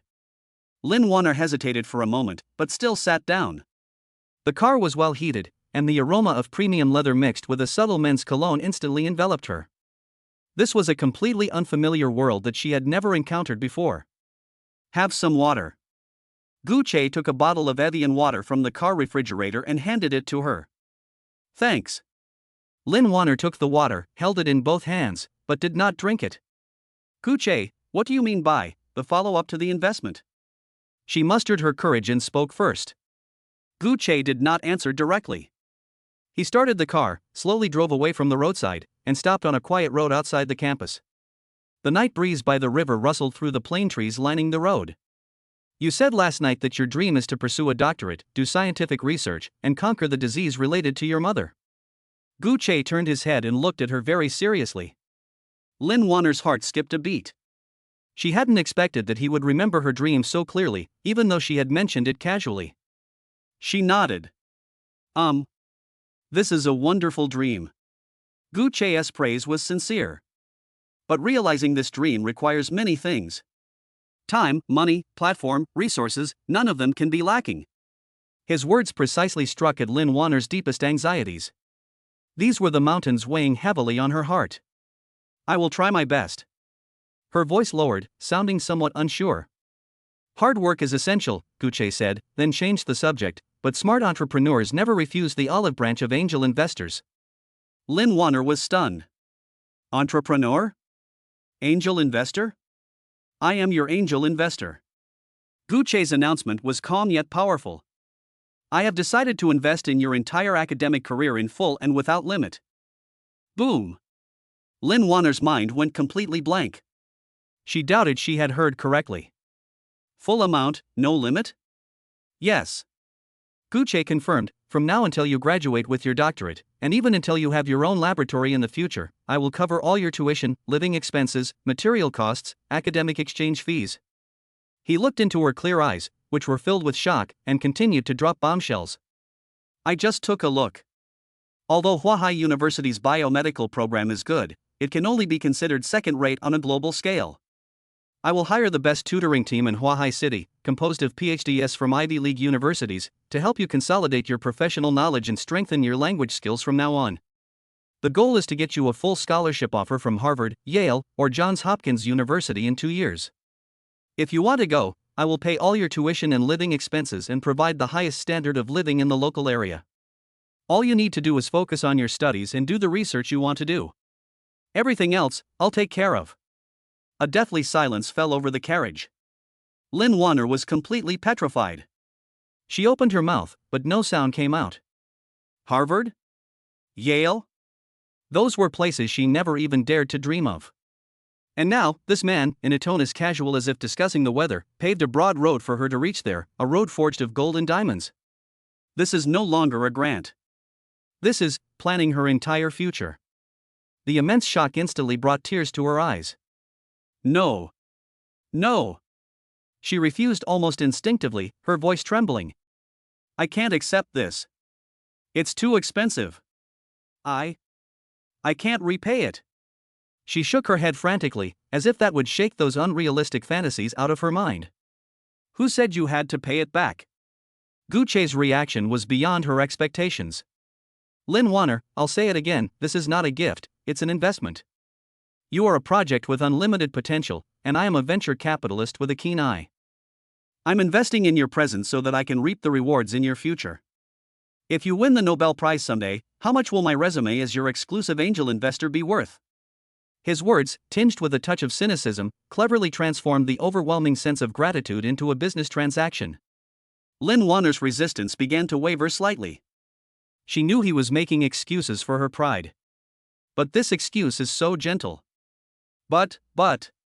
She stammered, tears welling up in her eyes. No buts. Gu Che took a tissue from the storage compartment and handed it to her. It's settled then. Tomorrow morning at 9 o'clock, the head of the tutoring team will contact you to finalize the specific class time. He even made arrangements for the aftermath. He didn't give her any room to refuse. Lin Wanner could no longer hold back, tears streamed down her face silently like beads from a broken string. She wasn't after the money, nor the prestigious universities that were out of reach. She cried because her deepest, most secret dream had been carefully cherished by someone. They even gave it a pair of wings that were enough to soar through the sky. Boom. Host. You're a genius. This angel investor PUA technique is a textbook example of how to manipulate people's emotions. This Pro-Max version of the system declares you the ultimate master of romance. The system's electronic music was playing wildly in Gu Che's mind. Detected that the target Lin Wanner's emotions have reached the peak of being moved. Her inner defenses have completely collapsed. Develops extreme dependence on and worship of the host. Favorability plus 10. Favorability plus 10. Favorability plus 5. A series of favorability notifications came flooding in like a tsunami. Current affection level, 70, deeply dependent. One conversation, and my favorability rating jumped by 25 points. Special mechanism triggered for the ultimate beauty. Super rich players receive double the rewards. Congratulations, host, you have received a cash reward of 500 million renminbi. It has been automatically deposited into your system account. 500 million. Guche's account balance has once again achieved a terrifying leap. He looked at the girl in front of him, her face streaked with tears, but his heart remained unusually calm. Money has become just a number. Let her realize her dreams and let her life shine with the most dazzling light. The satisfaction of creating something with your own hands is the ultimate reward. Why? Lin Wanner finally stopped crying. She raised her tear-filled eyes and asked the question that had been lingering in the deepest part of her heart in a voice with a heavy nasal tone. Why are you so good to me? Guche did not answer. He simply reached out his hand. His movements were slow, and Lin Wanner instinctively tried to dodge, but her body froze in place, unable to move. The long, slender finger with distinct knuckles, carrying a hint of warmth, gently touched her cheek. Then, gently, he wiped away the last tear. Chapter 10, School Beauty's favorability reaches 90. Another $1 million reward received. His fingertips, warm to the touch, brushed against her cheek. Lin Wanner froze completely. Her eyes widened, and she even forgot to breathe. Those slender fingers gently wiped away the last tear. The movement was light and slow, yet it was like an electric current, instantly piercing through all her defenses. Because you deserve it. Guche's voice was deep and gentle. He withdrew his hand, sat back in the driver's seat, and started the car. It's getting late, let me take you home. Lin Wanner sat in the passenger seat, still immersed in the moment of touch. Her cheeks were burning hot, as if they were on fire. My heart was pounding so hard it felt like it was going to jump out of my chest. She secretly glanced at Guche's profile. The light and shadow of the streetlights danced on his sharply defined face. He had a high nose bridge, a smooth jawline, and his eyes were focused intently on the road ahead. She exuded an irresistible attraction. Lin Wanner suddenly lowered her head and stared intently at her knees. A strange, sweet, yet somewhat frightening feeling was growing wildly within her. The car quickly stopped downstairs in front of the dormitory building. Arrive. Guche's voice broke the silence inside the car. Lin Wanner then came to her senses. She hurriedly unbuckled her seatbelt and pushed open the car door. Thank you for bringing me back. Her voice was so soft it was like a mosquito's buzz. Guche simply responded with a faint yes. Lin Wanner bit her lip, mustered her courage, turned around, and looked at him. Guche, I. She wanted to say something, but found that she had no idea what to say. 1,000 words were stuck in my throat, and I couldn't say them. Get some rest. Guche finished the sentence for her. Lin Wanner nodded, turned around and ran into the dormitory building. She ran very fast, as if she was running away from something. Only after rushing into the dormitory and closing the door did she lean against the door and slowly slide down to sit on the floor. She covered her face, feeling the lingering warmth on her cheeks. The corners of her mouth involuntarily turned up. Her smile was as sweet as a child who had stolen honey. Just then. Boom. Host. That move of yours was absolutely divine. The system's electronic voice exploded in Guche's mind. That simple gesture of wiping away tears stole the young girl's heart. Detection indicates that the target Lin Wanner's emotions have reached the peak of infatuation. Develops a strong emotional dependence and vague feelings for the host. Favorability plus 10. Favorability plus 10. A series of notification sounds exploded like firecrackers. Current affection level, 90 heart fluttering. 90 points. Guche's breath caught in his throat for a moment. Only 10 points away from the maximum value of 100. Special mechanism triggered for the ultimate beauty. Super rich players receive double the rewards. Congratulations, host, you have received a cash reward of 1 billion RMB. It has been automatically deposited into your system account. 1 billion. Guche's account balance has once again experienced a terrifying surge. He leaned back in his seat and closed his eyes. For him now, a billion is just a number. But the 90-10 points of favorability gave him an unprecedented sense of accomplishment. It's a sense of satisfaction from creating and controlling something with your own hands. Lin Wanner's life has been completely rewritten by him. And her heart was gradually tilting towards him. He opened his eyes and looked at the hand-drawn bookmark on the center console. A slight smile curved at the corners of his lips. It's 10 o'clock yet. He took out his phone and dialed Zhao Li's number. Mr. Gu. Zhao Li's voice carried a hint of fatigue, but was filled with excitement. How's the Farstar biotechnology matter going? It's already underway. The founders are very interested. They urgently need funding and have virtually no room for negotiation on your offer. Zhao Li spoke very quickly. The contract can be signed tomorrow. Good. Gu Che was very satisfied. In addition, I need you to do one more thing. Please speak. Contact the Dean of the School of Biomedical Sciences at Huahai University and tell him that I want to set up a special research fund in my private capacity. The fund will be called the Yuanqing Future Scholars Program. Initial investment, 100 million yuan. Special funding is provided to the college's most outstanding students to conduct research on cutting-edge topics. The selection criteria were jointly formulated by the dean and me.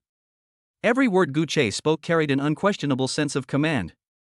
Zhao Li had completely gotten used to this important figure's way of doing things. Large scale, highly efficient, and with clear objectives. Understood. I'll contact them first thing tomorrow morning. Hang up the phone. Gu Che tossed his phone onto the passenger seat, started the car, and drove toward Yunming Peninsula. The night, like thick ink, enveloped the entire city. And in this darkness, a vast, intricate network centered on Lin Wanner is being woven silently. The following morning. Huahai University, School of Biomedicine, Dean's office. An elderly man with gray hair and gold-rimmed glasses was sitting at his desk, looking at a financial statement with a furrowed brow. He is Zhou Mingde, the Dean of the School of Biomedical Sciences at Huahai University. An old professor who is highly respected in academia, but often feels powerless when it comes to funding issues. The college's funding has been reduced year after year. Outdated equipment, loss of talent, and inability to secure funding for research projects. He felt stifled in his role as dean. Just then, there was a knock on the office door. Please come in. Zhou Mingde didn't even look up. The door was pushed open, and his secretary walked in. Dean, there is a gentleman outside who wants to see you. He says he wants to discuss a donation for a research fund. Donation? Zhou Mingde raised his head, a hint of doubt flashing in his eyes. How much? He said, 100 million. The secretary's voice trembled slightly.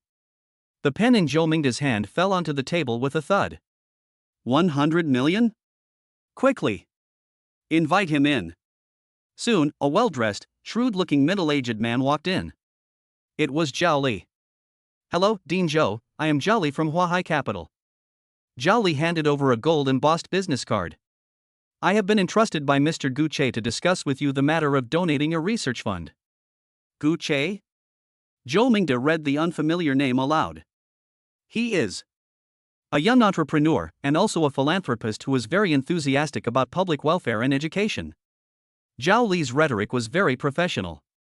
He hopes to donate 100 million renminbi to your college in his private capacity to establish the Yuanqing Future Scholars Program, which will be dedicated to supporting the college's most outstanding students to conduct cutting-edge research. Zhou Mingde's breathing became rapid. 100 million. This is an astronomical number that could solve countless problems for the college. What are Mr. Gu's requirements? Suppressing his excitement, Zhou Mingde asked the most crucial question. The requirements are very simple. Zhao Li smiled slightly. First, this fund must be used exclusively for supporting students' research projects and must not be used for any other purpose. Secondly, the selection criteria will be jointly formulated by you and Mr. Gu to ensure that the selected students are truly promising. Third, Mr. Gu hopes to complete the selection of the first batch of scholars by the end of this month. After hearing this, Zhou Mingde felt relieved. These requirements are all very reasonable. It could even be said that this is the most beneficial requirement for students. No problem. Absolutely no problem. Zhou Mingde stood up excitedly.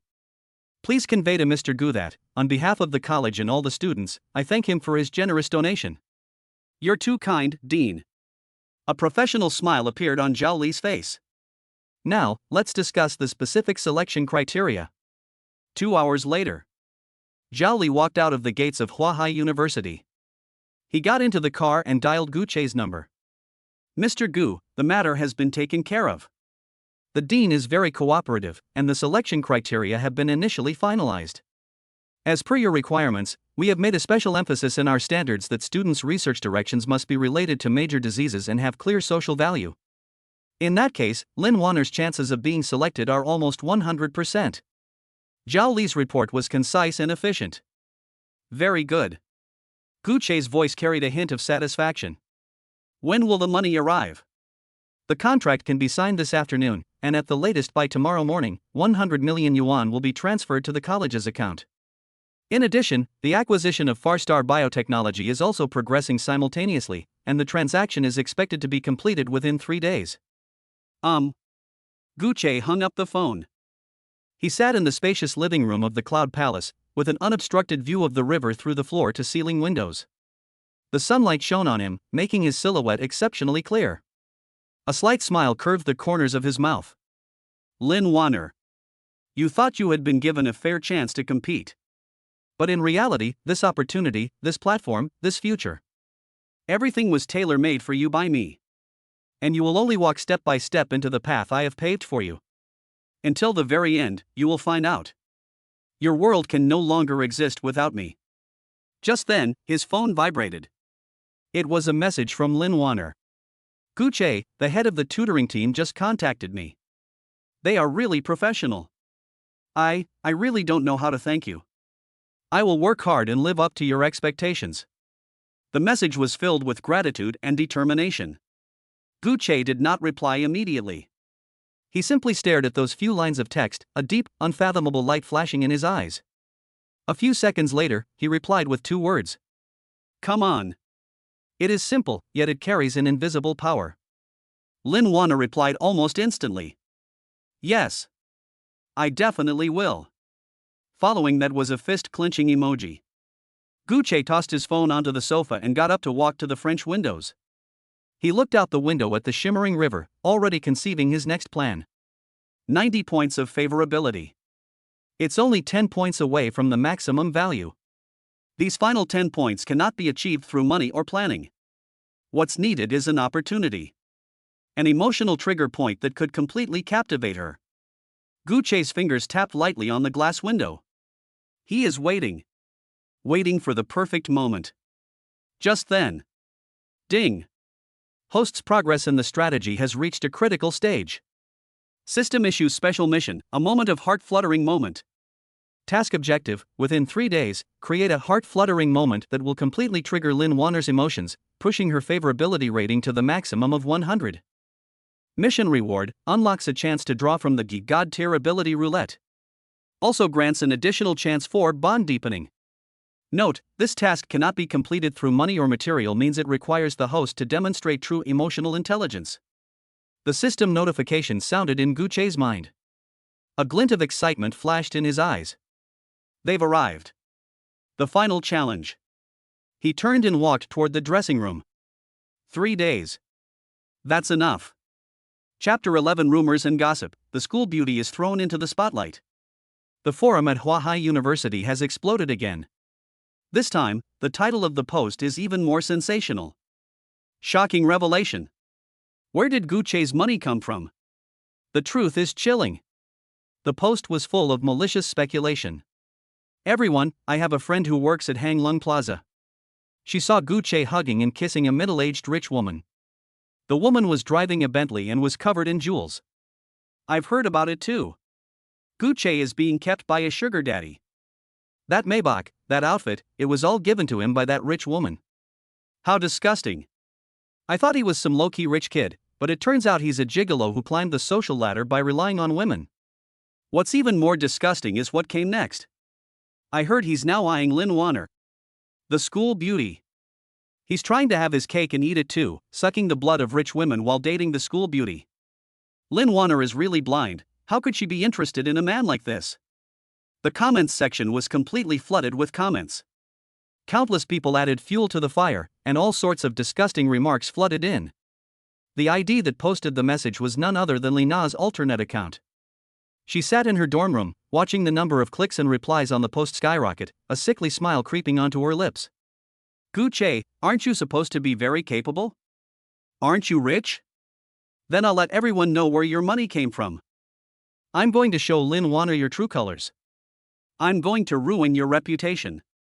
Her fingers flew across the keyboard, frantically replying to comments and guiding public opinion. She wants to make this fire burn even brighter. Wang Hao, sitting next to her, was holding his phone with a gloomy face. He was also on the forum. He felt a sense of satisfaction as he watched the insults directed at Gu Che. Well done, Wang Hao said coldly. Li Na smiled smugly. This is just the beginning. Next, I'm going to post it on Baidu Tieba, Weibo, and Douban as well. I want everyone in Huahai City to know what kind of person Gu Che is. Wang Hao nodded. Be ruthless. This time, we must make sure he can't recover. The two men exchanged a glance, their eyes gleaming with malice. At the same time, Lin Wanner was sitting in the library, flipping through a thick professional book. Her phone sat quietly on the corner of the table. On the screen, WeChat group message notifications kept popping up. She didn't look. She is in a good mood right now. The tutoring team that Gu Che arranged for her was truly professional. Those teachers were all PhD graduates from prestigious foreign universities, and their teaching methods and approaches completely broadened her horizons. She felt that her academic abilities were improving at an astonishing rate. This filled her with anticipation for the future. Just then, a female classmate with whom I usually get along well hurried over. Wanner, have you checked the forum? The female student's expression was somewhat complicated. Lin Wanner was stunned for a moment. Forum? What forum? It's the school's BBS. You should take a look. It's about you and Gu Che. After the female student finished speaking, she seemed to want to say something more but then stopped. A bad feeling welled up in Lin Wanner's heart. She picked up her phone and opened the campus forum. When she saw the post that had been pinned to the top, she froze. His face turned deathly pale instantly. Her fingers trembled as she clicked on the post. Every word inside was like a knife, piercing her heart. King of gigolos. She was kept by a sugar daddy sugar baby. To have one foot in two boats. Her name, along with Gu Che's name, was bound together and trampled upon with the most vicious language. Lin Wanner's eyes instantly reddened. It's not because I feel wronged. It's because of anger. She doesn't care what others say about her. But she wouldn't allow anyone to slander Gu Che like that. He is clearly such a good person. He saved her mother. He paved the way for her future. He never asked for anything in return. On what grounds can these people slander him like this? Wanner, are you all right? The female classmate asked cautiously. Lin Wanner took a deep breath and forced back her tears. I'm fine. Her voice was very calm. But the hands that were gripping the phone were so tight that the fingertips were turning white. Don't take it to heart, people online are just talking nonsense. The female classmate comforted her. Lin Wanner did not speak. She just stared at the post, looking at those vicious comments, and felt an unprecedented sense of powerlessness welling up inside her. She wanted to defend Gu Che. But she didn't know how to say it. She didn't even know where Gu Che's money came from. All she knew was that he was very good to her. Very good. It was so wonderful that she felt like it was all a dream. Just then, her phone vibrated. It was a message from Gu Che. Are you busy? 3 simple words. But it was like a ray of light that shone into her gloomy heart. Lin Wanner could no longer hold back her tears. She quickly packed her bag and rushed out of the library. She was going to find him. She wanted to ask him herself. She wanted to hear him tell her himself that none of those words were true. And at this moment, Gu Che was sitting in the living room of the Cloud Palace, scrolling through forum posts on his phone. His expression was very calm. It was so calm it was almost eerie. The system notification sounded in his mind. Ding! A large-scale negative public opinion attack targeting the host has been detected. Attack source, ex-girlfriend Lina plus former love rival Wang Hao.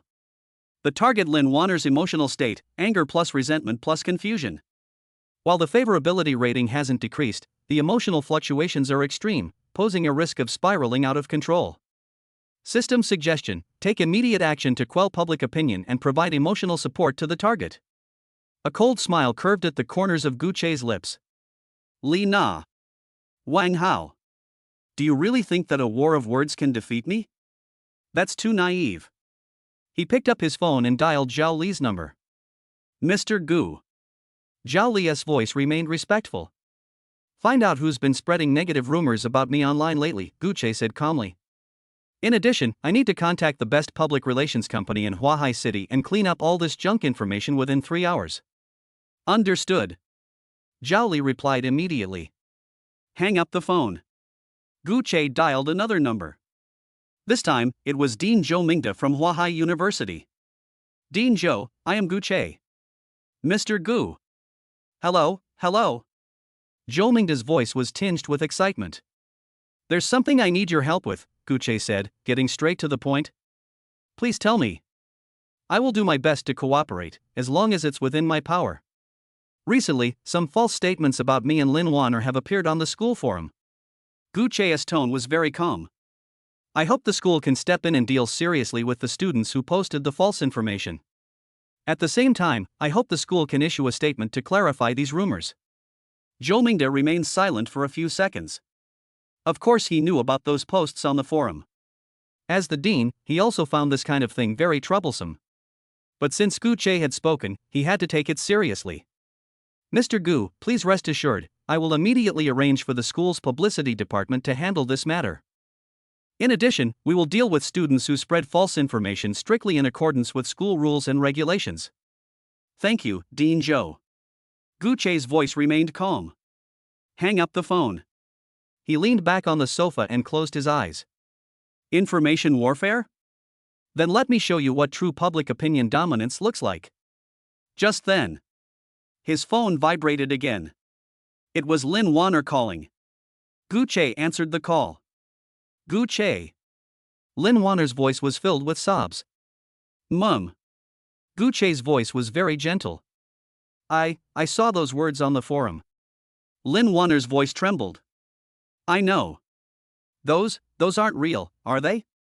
Her voice carried a hint of expectation, but also a hint of fear. Gu Che did not answer immediately.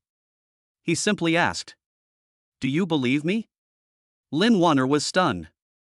All the things Gu Che had done for her flashed through her mind. He saved her mother. He paved the way for her future.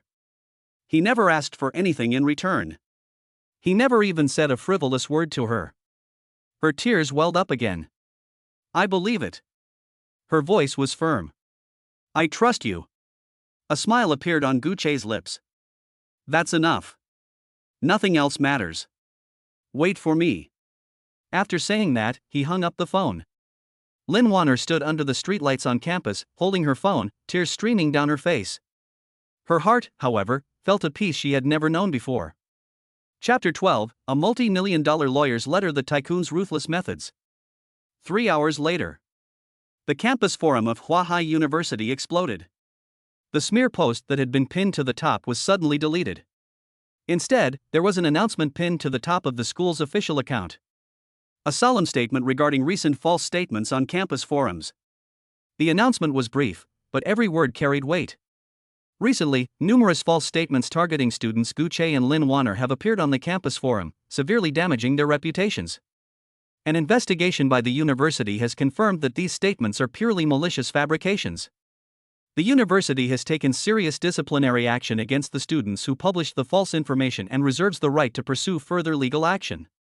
We urge all faculty and students to learn from this and work together to maintain a clean and healthy online environment. As soon as the announcement was made, the entire forum fell into a deathly silence. Immediately afterwards, the comments section exploded. Holy crap! The school officials have gotten involved? That processing speed is too fast. It seems those accusations were really false. I knew it, Gu Che doesn't seem like that kind of person. The person who posted that is finished. Public opinion shifted instantly. Meanwhile, in the Student Affairs Office of Huahai University, Lina slumped into a chair, her face deathly pale. On her phone screen was a formal letter from a law firm. Lawyer's letter.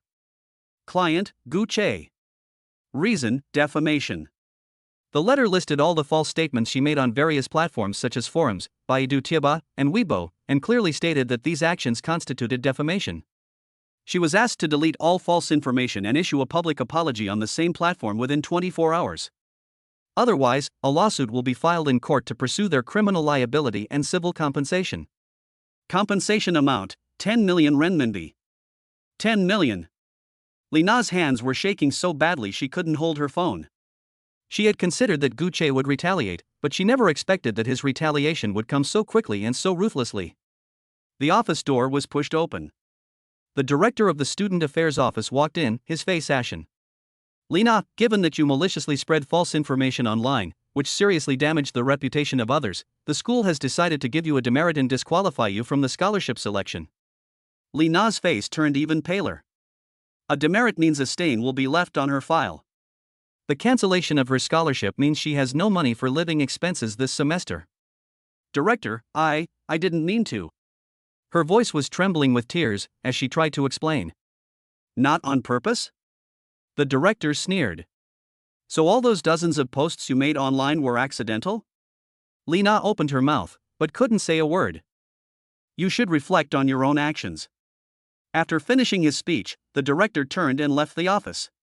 Lina slumped into a chair, tears streaming silently down her face. She hates it. She resented Guche for suddenly becoming so rich and powerful. He resented Lin Wanner for being able to receive his protection. But more than anything, it was fear. The 10 million yuan compensation amount in that lawyer's letter felt like a mountain, suffocating her. She picked up her phone and, with trembling hands, dialed Wang Hao's number. Wang Hao, what should I do? Guche is going to sue me. He wants me to pay 10 million in compensation. Her voice was thick with sobs. On the other end of the phone, Wang Hao's voice was trembling slightly. I also received a lawyer's letter. Li Na was stunned. What? I received it too, Wang Hao said in a low voice. And my dad's company received it as well. Li Na's heart skipped a beat. Your dad's company? Whom?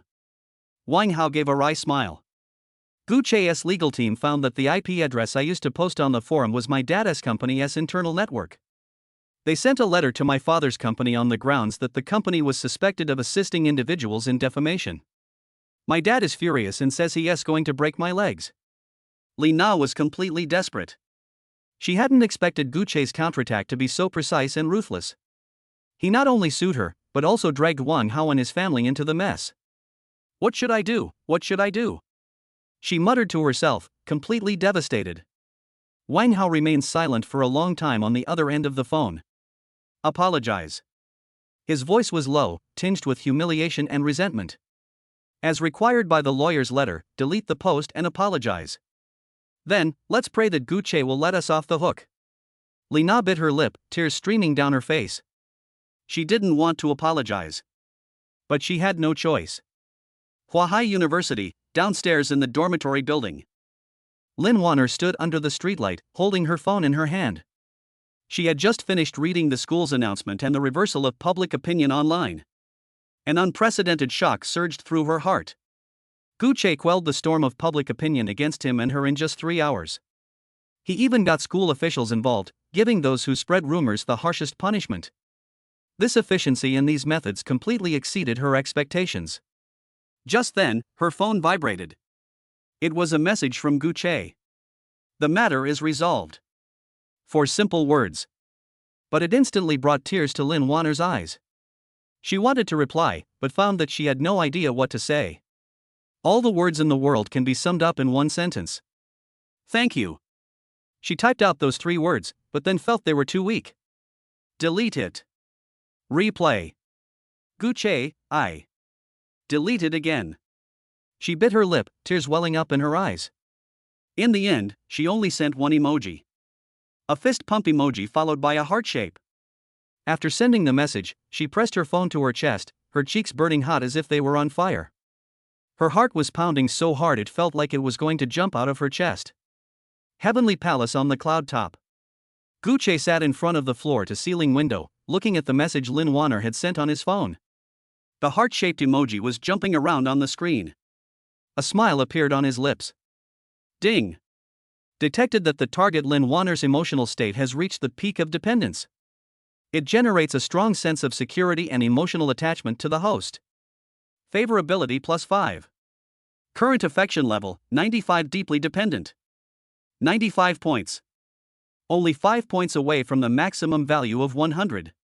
Special mechanism triggered for the ultimate beauty. Super rich players receive double the rewards. Congratulations, host, you have received a cash reward of 1 billion RMB.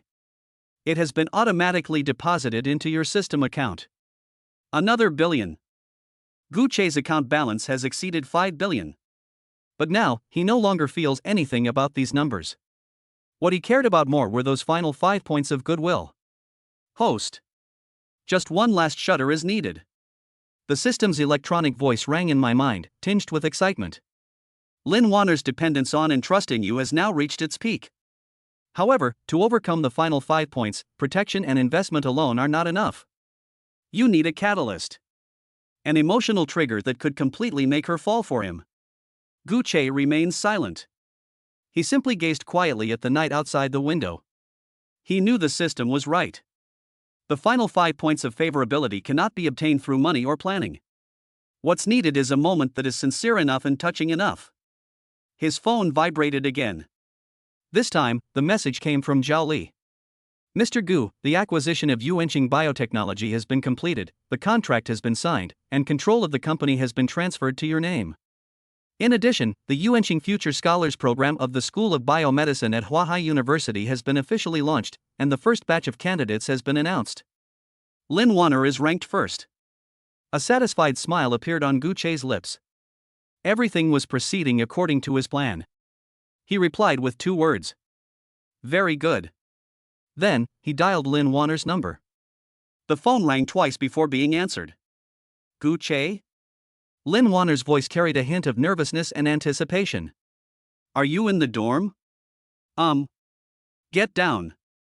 Gu Che's voice was calm. I'll wait for you downstairs. Lin Wanner was stunned for a moment. Now. There's something I want to tell you.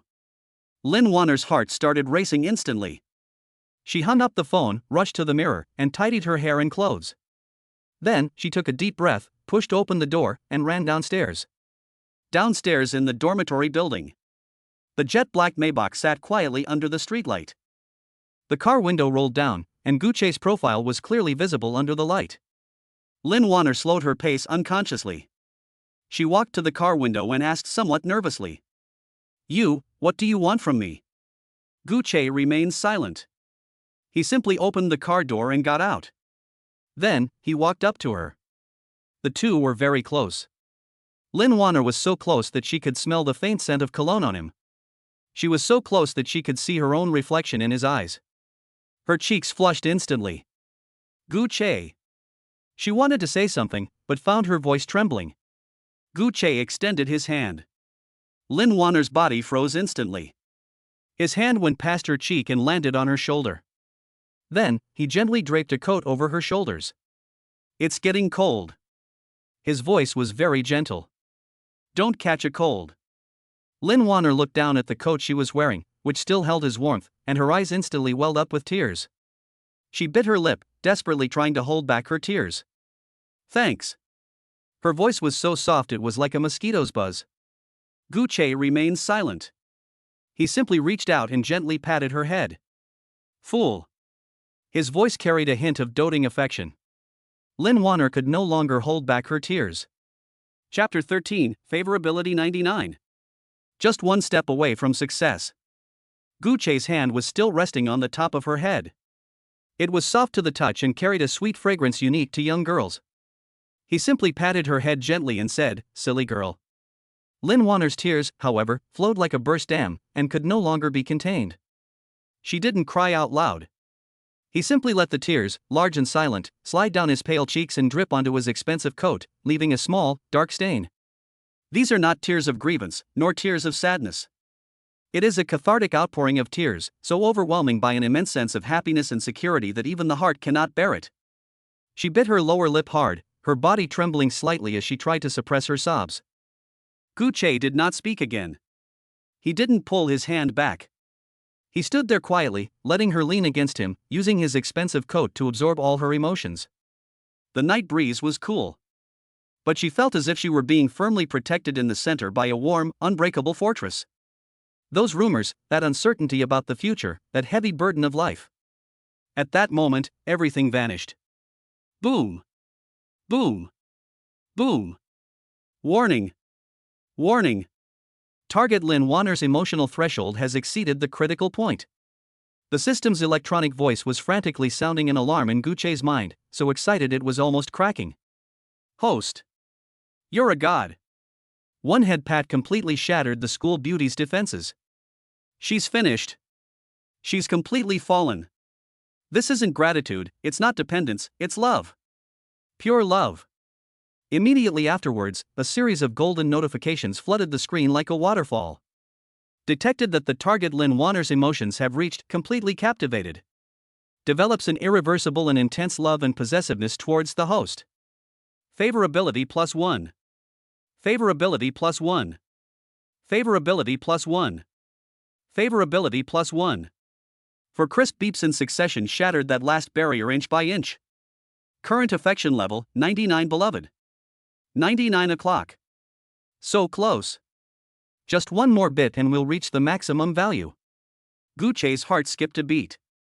An unprecedented, overwhelming joy of near success swept over him instantly. Special mechanism triggered for the ultimate beauty. Super rich players received double the rewards. Congratulations, host, you have received a cash reward of 800 million renminbi. It has been automatically deposited into your system account. The numbers in his account started jumping wildly again, but at this moment, Guche's attention was completely elsewhere. 99 points. What does that mean? This means that Lin Wanner, her heart, and her future almost entirely belong to herself. He looked down at the girl in his arms who was crying uncontrollably. She has fully accepted everything she has done for her and has responded with her purest and most sincere feelings. The feeling of creating and controlling a perfect lover is a million times stronger than any thrill that money can provide. This is the ultimate pleasure of being a love hunter. Don't cry. Guche finally spoke. He took out a pack of tissues from his pocket, pulled out a tissue, and gently wiped away the tears on her face. Your makeup will be ruined from crying, and you won't look good. Lin Wanner was taken aback by his words and subconsciously touched her face. She wasn't wearing any makeup at all. She then realized that he was teasing her and trying to stop her from crying. Her cheeks suddenly turned bright red, like ripe apples, and the color spread all the way to her ears. She snatched the tissue from his hand and wiped her face haphazardly, keeping her head down and not daring to look at him. I didn't. Her explanation was barely audible. Guche couldn't help but laugh when he saw her adorable, embarrassed expression. He withdrew his hand and opened the car door. Get in the car, I'll take you home. Oh. Lin Wanner, like an obedient schoolchild, obediently sat in the passenger seat. The car slowly started moving and disappeared into the night. The carriage was very quiet. The only sounds were the faint hum of the heater and the two people's restrained breathing. Lin Wanner held the coat still draped over her body tightly in her arms. His warmth and scent lingered on it, making her heart pound uncontrollably. She secretly glanced at the man in the driver's seat out of the corner of her eye. His profile, illuminated by the flickering lights outside the window, remained breathtakingly handsome. Her mind was in complete chaos. She knew that her feelings for Guche had completely changed. It was no longer gratitude, nor was it worship. She wanted to get closer to him. I want to know everything about him. I want to see him every day. This unfamiliar, intense, almost overwhelming emotion filled her with a mixture of sweetness and panic. She fell in love with him. This realization made her heart feel as if it were being tightly gripped by an invisible hand, both aching and throbbing. Soon, the car stopped downstairs in front of the dormitory building. Arrive. Lin Wanner snapped out of her daze and hurriedly unbuckled her seatbelt. That coat. She wanted to take off her coat and return it to him. Wear it, Guche interrupted her. Give it to me tomorrow. His words carried an undeniable gentleness. The words, give it to me tomorrow, were like a reassurance and a sweet promise, instantly filling Lin Wanner's heart. Good. She responded softly, opened the car door, and got out. She didn't run away as she had before. She stood beside the car, looking at Guche. The streetlights cast a long shadow of her. Guche. She mustered her courage and called his name. You. Lin Wanner's lips moved, and the question that had been lingering in the deepest part of her heart was about to be blurted out. Do you like me? but she swallowed the words back. She was afraid. What I fear most is receiving a negative answer. Her current happiness is like a fragile bubble, and she dares not pop it. In the end, she just waved to him forcefully. Good night. After saying that, she turned around and quickly ran into the dormitory building. Gucci sat in the car, watching her figure disappear through the door, before the smile on his face slowly faded. His consciousness sank into the system interface. The bright red 99 is both dazzling and tempting. Host, just 1 point left. It's the final push. The system was even more excited than he was. What does this last point represent? It represents a sense of ritual. It represents a formal status. It represents her deepest longing for a defined relationship. Simply protecting her silently isn't enough. You must give her a formal confession. A unique confession that she'll never forget.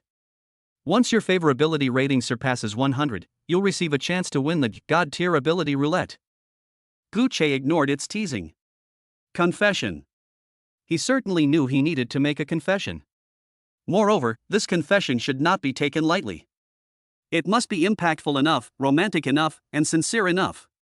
This moment should become an indelible mark in Lin Wanner's memory. A plan began to rapidly form in his mind. A unique confession ceremony that belongs only to him and her. He took out his phone and, without hesitation, dialed Zhao Li's number. The call was answered almost instantly. Mr. Gu, it's so late, what can I do for you? Zhao Li's voice was always so energetic. Zhao Li. Gucci's voice was steady, yet it carried a power that could penetrate everything. Clear out that open-air platform on the top floor of Farstar Biotechnology. I need to use it. Move away all the clutter and equipment. Lay down my favorite white roses on the floor, the freshest ones possible. Also, get me in touch with the best symphony orchestra in Huahai City. I want to book their entire orchestra for tomorrow night at 8 p.m. Zhao Li was stunned on the other end of the line. Empty the lab rooftop? Cover it with Dutch white roses? Book an entire symphony orchestra? What earth-shattering event is this gentleman about to undertake? Mr. Gu, is this a marriage proposal? He guessed cautiously. No. Gu Che looked out the window at the dormitory building with the light on and uttered 2 words indifferently. It's a confession. Chapter 14 Symphony Under the Moon, the School Beauty's Predestined Kiss. The next day, as night fell, the neon lights of Huahai City lit up one after another, dyeing the sky a magnificent purple. The Maybach came to a smooth stop in front of the girls' dormitory at Huahai University. Gu Che didn't get out of the car, he simply rolled down the window and waited quietly. Soon, a slender figure ran out of the building. Lin Wanner was clearly dressed up carefully. She put on the white Chanel dress that Gu Che had bought for her. Her long, black hair fell smoothly over her shoulders, and she wore light makeup, which added a touch of captivating elegance to her already beautiful face. She was a little nervous, walked to the car window, and spoke softly. Gu Che. Get in the car. Gu Che opened the passenger door for her. As Lin Wanner got into the car, a familiar warmth and a faint scent of cologne enveloped her, calming her racing heartbeat slightly. The car started and smoothly merged into the traffic. Where are we going? Lin Wanner couldn't help but ask. A place where you can see the stars, Gu Che replied, with a hint of mystery. Lin Wanner didn't ask any more questions. She just sat quietly, secretly watching his profile as he focused on driving. Last night, the image of him draping his coat over her shoulders, rubbing her head, and saying silly girl replayed in her mind all night long. She clutched the coat, inhaling the lingering scent of him on it, and didn't sleep a wink all night. She knew that something had completely changed. Instead of heading to any upscale restaurants or hotels in the city center, the car drove towards a high-tech industrial park. Finally, it came to a slow stop in front of a futuristic glass curtain wall building. Farstar Biotechnology. Lin Wanner recognized the name. This is the place that Gu Che acquired, and it will determine the future of her academic career. What are we doing here? Dating. Gu Che parked the car, walked around to open the car door for her, and then naturally took her hand. Her hands were cold and soft. The moment Lin Wanner's body was enveloped by his warm, large hand, her body trembled slightly, and her cheeks quickly warmed up. She did not break free. Gu Che led her into the empty building, took the private VIP elevator, and went straight to the top floor. the elevator doors slowly opened. What was presented to Lin Wanner was a scene she would never forget. What should have been a cold rooftop filled with instruments and antennas has now been transformed into a dreamy sea of pure white flowers. Countless blooming Dutch white roses spread out on the ground like a thick carpet, their petals still glistening with dewdrops, shimmering gently in the moonlight. At the end of the sea of flowers, the best symphony orchestra in the entire Huahai city sat upright. The melodious sound of the violin flowed out like moonlight, echoing in the quiet night sky. The dazzling night view of the entire Huahai city became the most magnificent backdrop for this sea of flowers. Lin Wanner was completely stunned. She covered her mouth, unable to believe what she was seeing. Is this prepared for her? Gucci took her hand and walked step by step towards the center of the rooftop, stepping on the soft rose petals. The music stopped quietly when they stopped walking. It was as if the whole world consisted only of the two of them and the bright moon overhead. Lin Wanner. Gucci turned around and looked at her intently. Do you remember what I told you before? I said I was your angel investor. Lin Wanner nodded, her eyes already beginning to well up with tears. That's an excuse. Gucci's words were direct and frank. Lin Wanner's heart skipped a beat. I first noticed you in the school square. To raise money for your mother's surgery, you stood alone by the donation box, bowing repeatedly. At that time, you were clearly helpless, but your stubbornness in refusing to admit defeat shone brighter than anyone else's. Later, I learned about your dream. You said you wanted to pursue a doctorate, do scientific research, and tackle those difficult problems. I suddenly realized that protecting a girl's dream is much more interesting than simply giving her money. Every word he said struck Lin Wanner's heart precisely. She hadn't expected him to remember so clearly. He saw all the details of her struggle and despair, details that she herself had almost forgotten. Therefore, everything I've done is not an investment. Gucci gazed into her clear eyes, now misty with tears, and spoke each word clearly and solemnly. I just want to protect you. Protect your kindness, protect your resilience, protect your shining dream. I don't want to use the identity of investor or friend anymore. Lin Wanner. He took a small step forward, and the two were so close that they could feel each other's breath. Will you be my girlfriend? Boom. These words, like the most brilliant fireworks, exploded in Lin Wanner's mind. She had waited too long. I've been fantasizing about it for far too long. When those words actually came out of his mouth, all her reserve and unease crumbled instantly. Tears, which I could no longer hold back, streamed down my face. She didn't speak, but nodded frantically through her tear-filled eyes. One after another. She was afraid he couldn't see it clearly. I do. Finally, with a voice thick with sobs but incredibly firm, she uttered those three words. I do. Ding. Target Lin Wanner's emotions have reached unwavering until death. The ultimate response to the host's confession. Soul compatibility reaches max.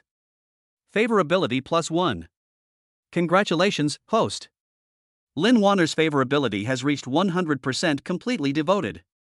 The system's electronic music, filled with unprecedented ecstasy, exploded in Gucci's mind. Holy crap! Host. You're a god. You've reached max level. The first max level female lead has been born. My Promax version's image is all thanks to you. A genuine, victorious smile finally appeared on Gucci's lips. He finished.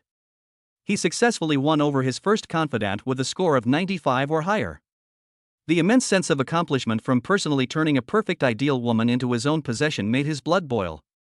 Looking at the girl in front of him, her face streaked with tears yet beaming with joy, he felt the bond that the system had described, a bond that transcended money. It's a very strange feeling. He reached out and gently wiped away the tears on her face. Lin Wanner also took the initiative, stepping forward and standing on tiptoe. As the symphony orchestra played its romantic melody once more, and witnessed by the entire night view of Huahai City, she closed her eyes and gently pressed her warm, soft lips to Gucci's lips. It was raw and unpolished, yet incredibly sincere. Ding! The ultimate reward has been unlocked. The God-level ability roulette is now activated. The host can draw prizes at any time. The system notification sounded like a victory song. Gucci embraced the girl's slender waist and deepened the kiss. His path to becoming a super-rich tycoon will enter a completely new era from this moment on. Host. Stop kissing. Hurry up and draw the prize. God-level ability. Just thinking about it is exciting. The system's voice was filled with impatient urging. A huge, golden roulette wheel, covered in mysterious patterns, slowly emerged from the depths of Guche's consciousness. Finally, the roulette wheel's pointer stopped on a square that was flashing with dazzling light. Chapter 15 God-Level Lottery. Humanoid Gundam is now available. The kiss was light and soft, with the unique naivete of a young girl and the courage to take a gamble. Guche held her slender waist and could clearly feel her body trembling slightly, as well as her heart pounding in her chest. He was preparing to deepen the kiss she had initiated, bringing this confession, which he had personally directed, to its climax. Host. Stop kissing.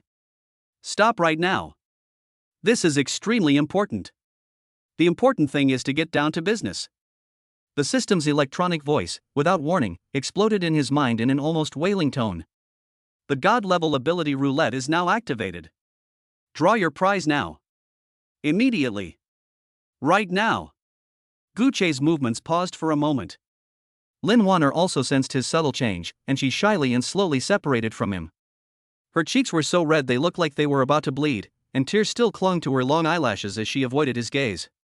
"What's wrong?" she asked softly, thinking that she had been too forward and made him uncomfortable. "Nothing." Guche snapped out of his daze and reached out to tuck a strand of her hair, which had been ruffled by the night wind, behind her ear. "It just feels too unreal." He gazed at the girl in front of him, whose face was flushed and whose heart was pounding because of his words, and a strong sense of satisfaction welled up inside him. But at the same time, the system's urging also made his heart burn with excitement. "System, begin the lottery." He gave the order in his mind. Received. God-level ability roulette, activate. Boom. In an instant, Guche's consciousness was pulled into a vast and boundless golden space. A roulette wheel of indescribable size floated in the center of space. The roulette wheel is made of an unknown metal, engraved with intricate and mysterious patterns, each pattern flowing with dazzling light and filled with an indescribable sense of power. The roulette wheel was divided into 5 sectors, each marked with a phrase that could drive any man mad. Maximum physique. Maximum charm. Danger perception. Business acumen. Divine medical skills. Host. See this? This is the ultimate reward of this Promax system. Each one is a divine skill that will allow you to reach the pinnacle in a certain field. The system's voice was brimming with undisguised pride. If you draw any one of these numbers, your life will enter a completely new dimension. Guche's breathing became somewhat rapid. Each of these abilities represents an ultimate form of power. His business acumen will allow him to build his business empire more quickly. His charm is off the charts, making him invincible in love and able to win over any woman with ease. His divine medical skills grant him the extraordinary power to save lives and even reverse life and death. His heart began to pound violently. Let's begin. With a thought, the enormous golden wheel began to slowly rotate. Then, it got faster and faster. Towards the end, the 5 sectors had completely merged into a dazzling display of light and shadow, making it impossible to discern the position of the pointer. Guche's entire mind was immersed in this high-stakes gamble that would determine his fate. Time seemed to stretch out infinitely at this moment. After an unknown amount of time, the speed at which the roulette wheel spun began to gradually decrease. The clicking sound of the pointer as it moved across each sector echoed clearly in his consciousness, each sound tugging at his nerves. Business acumen, scanned past. Maximum charm, has also been scrolled past. Guche's heart was in his throat. The roulette wheel is moving slower and slower. The pointer slowly, with a heavy feeling that seemed capable of crushing everything, moved away from the area of God-level medical skills, little by little. Finally, under Guche's breathless gaze. Click. A crisp locking sound echoed throughout the entire consciousness space. The pointer, steadily and precisely, stopped on the first sector. Maximum physique. In an instant, the entire roulette wheel exploded, transforming into an indescribably thick golden beam of light that descended from the sky and slammed into Guche's body. An indescribable burning sensation erupted wildly from every corner of his body, from the depths of every cell. That is not pain. It is an ultimate feeling, as if life is undergoing a fundamental leap. He felt his bones being reshaped inch by golden energy, their density increasing exponentially, becoming harder than an alloy. His muscle fibers were being torn and reassembled wildly, and every muscle was full of explosive power. His blood surged and roared in his veins, and each heartbeat was like the sound of a war drum, delivering the energy containing boundless vitality to every corner of his body.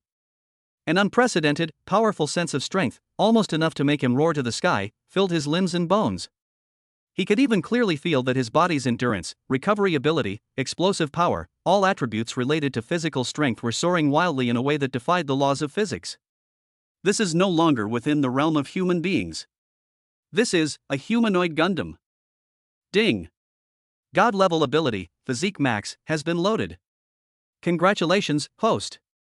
Your physical abilities have surpassed all human limits, reaching the theoretical peak. Tireless and incredibly strong.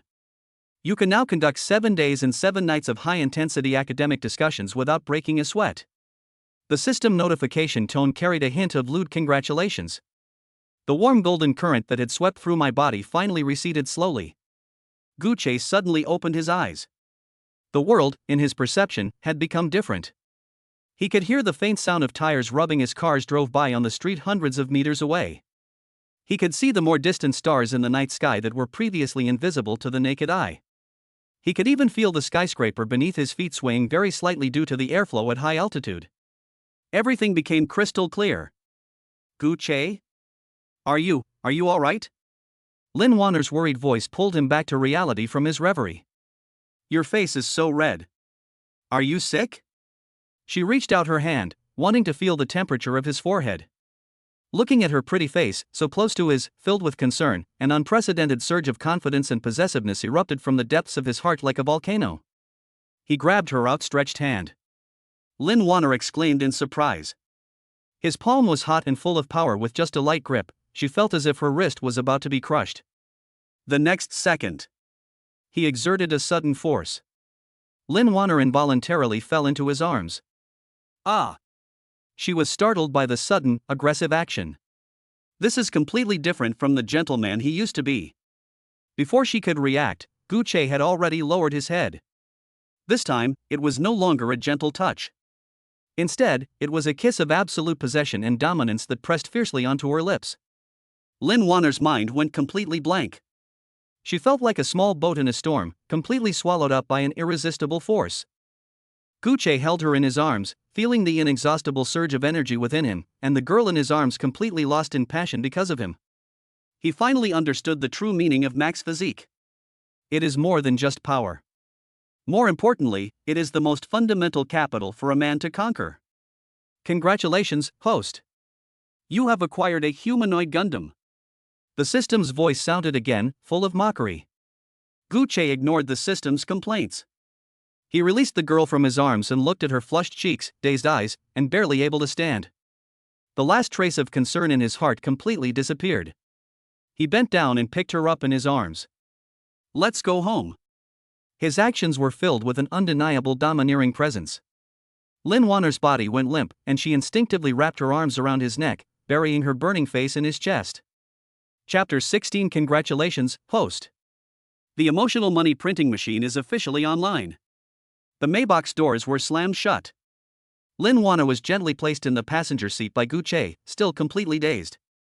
She gripped the seatbelt tightly, her heart pounding uncontrollably, and all the blood rushing to her head. That's too domineering.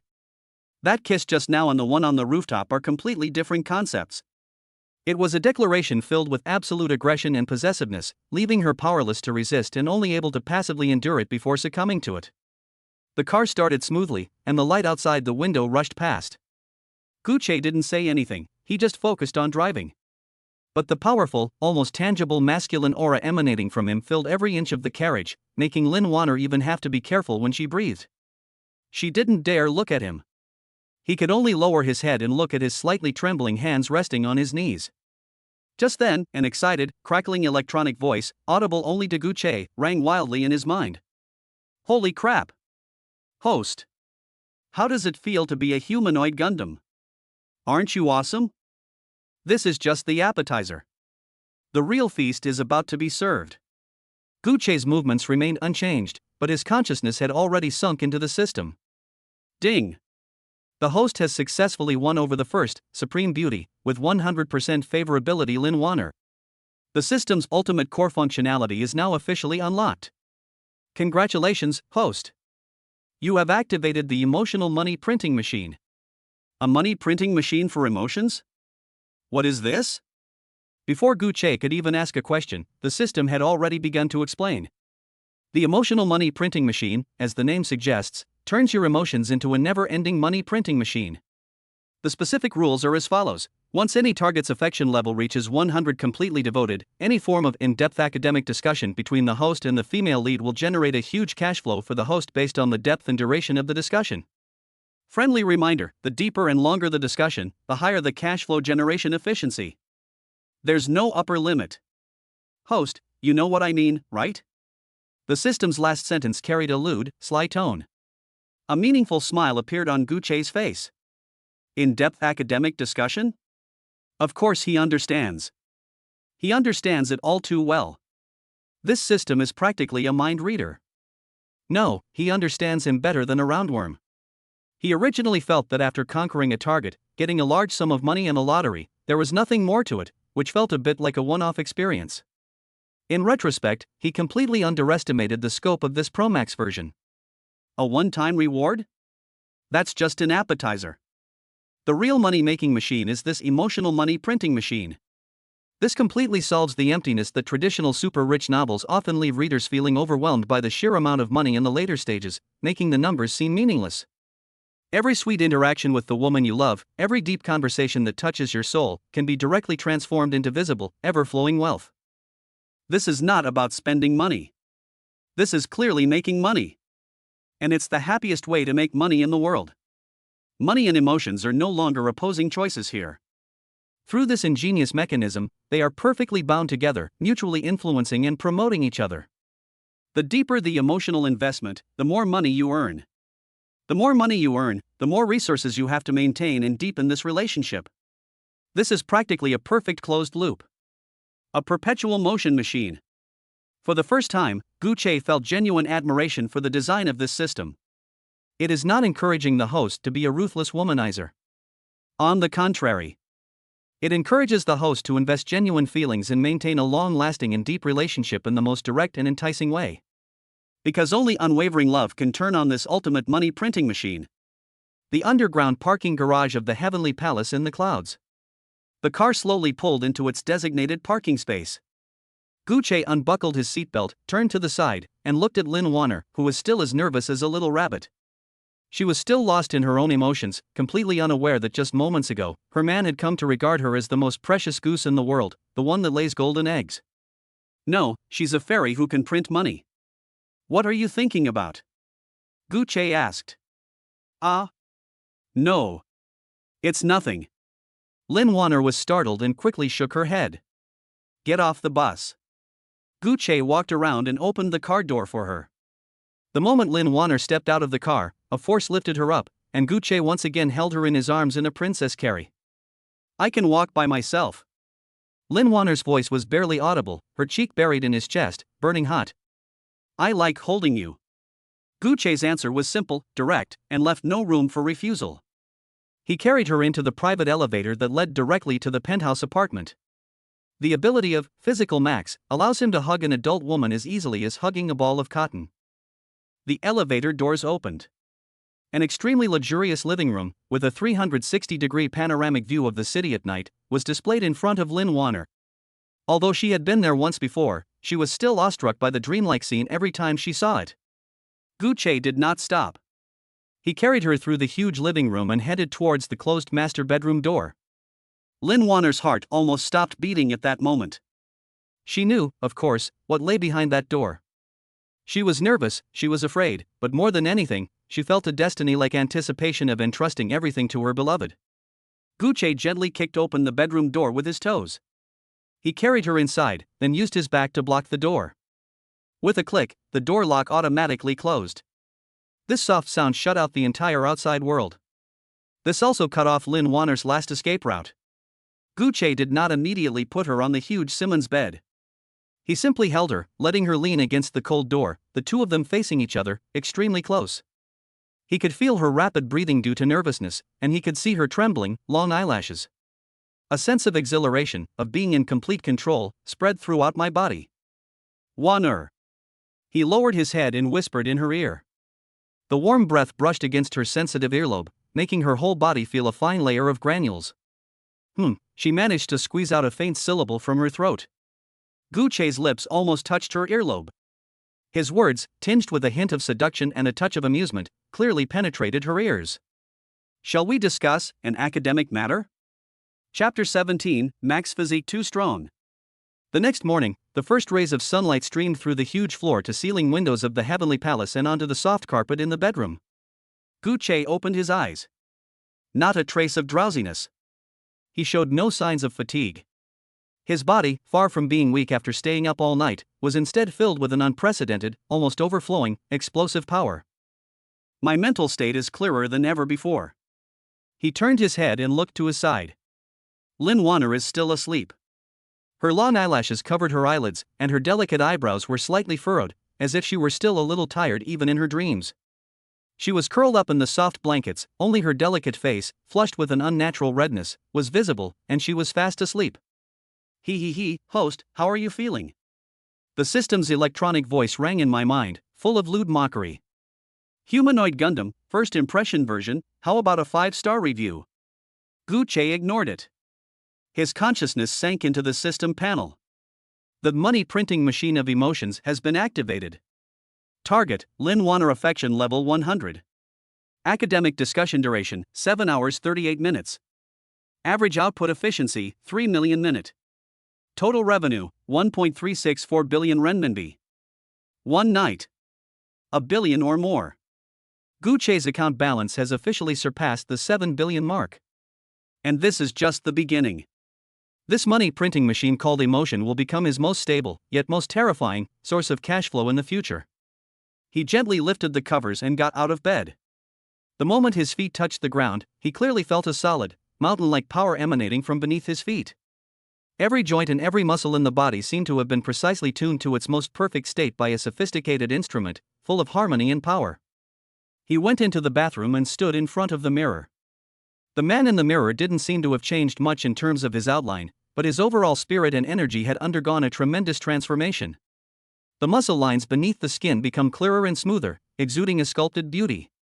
Most importantly, it exudes a powerful and composed aura from within. If Gu Che before was a sharp and outstanding talent enhanced by the system, then.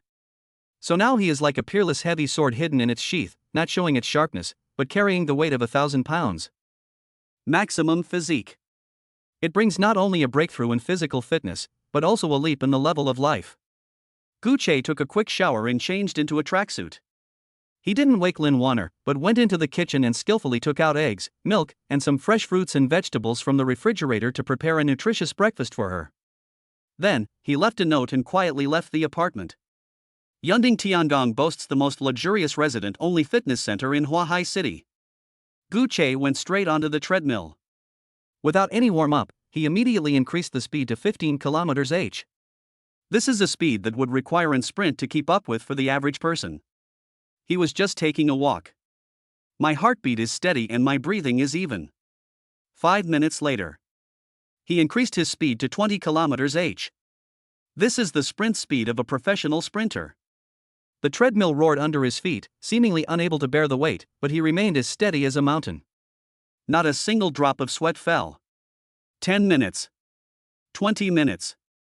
30 minutes. Gu Che remained expressionless, and his breathing remained perfectly steady. He didn't feel like he was running. Instead, it is undergoing a highly efficient energy conversion.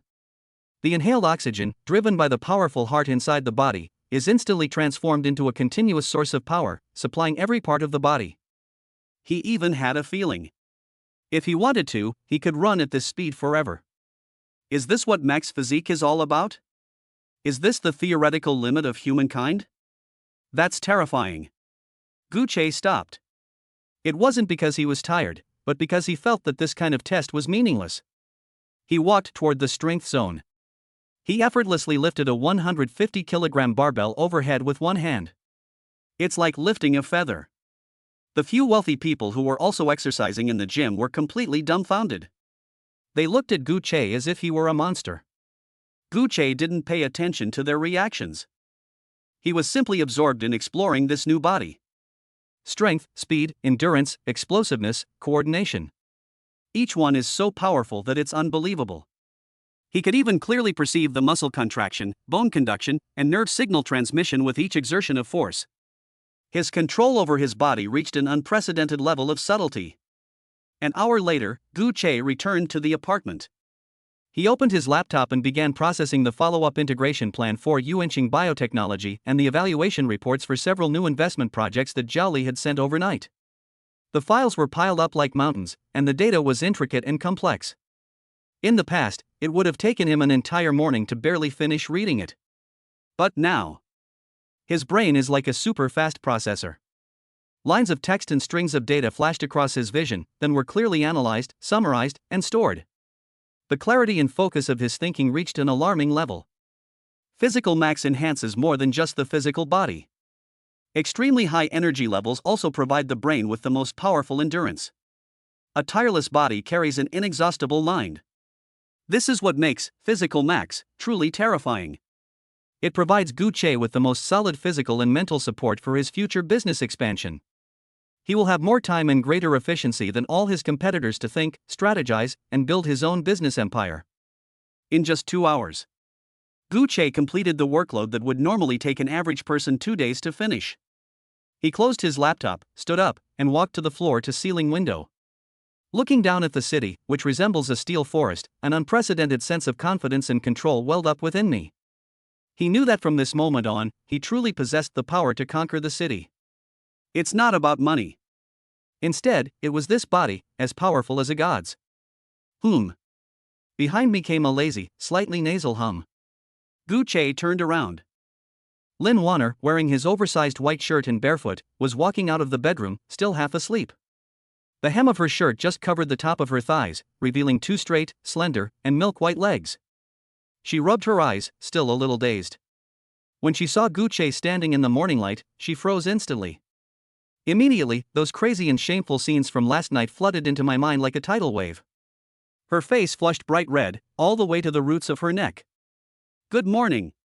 She lowered her head, her voice barely audible, and her toes curled nervously on the smooth floor. Gu Che remained silent. He simply looked at her, a playful smile playing on his lips. Lin Wanner felt uncomfortable under his gaze and instinctively wanted to turn around and run back to her bedroom. But as soon as she moved, his legs went weak, and he fell forward uncontrollably. Last night's academic discussion really went on for far too long. Ah! She let out a short gasp. Just as she thought she was about to have a close encounter with the cold floor, a figure moved as fast as lightning. In the blink of an eye, she fell into a firm and warm embrace. Gu Che scooped her up with one hand and held her steadily in his arms, the movement as easy as picking up a fallen leaf. He lowered his head and whispered in her ear.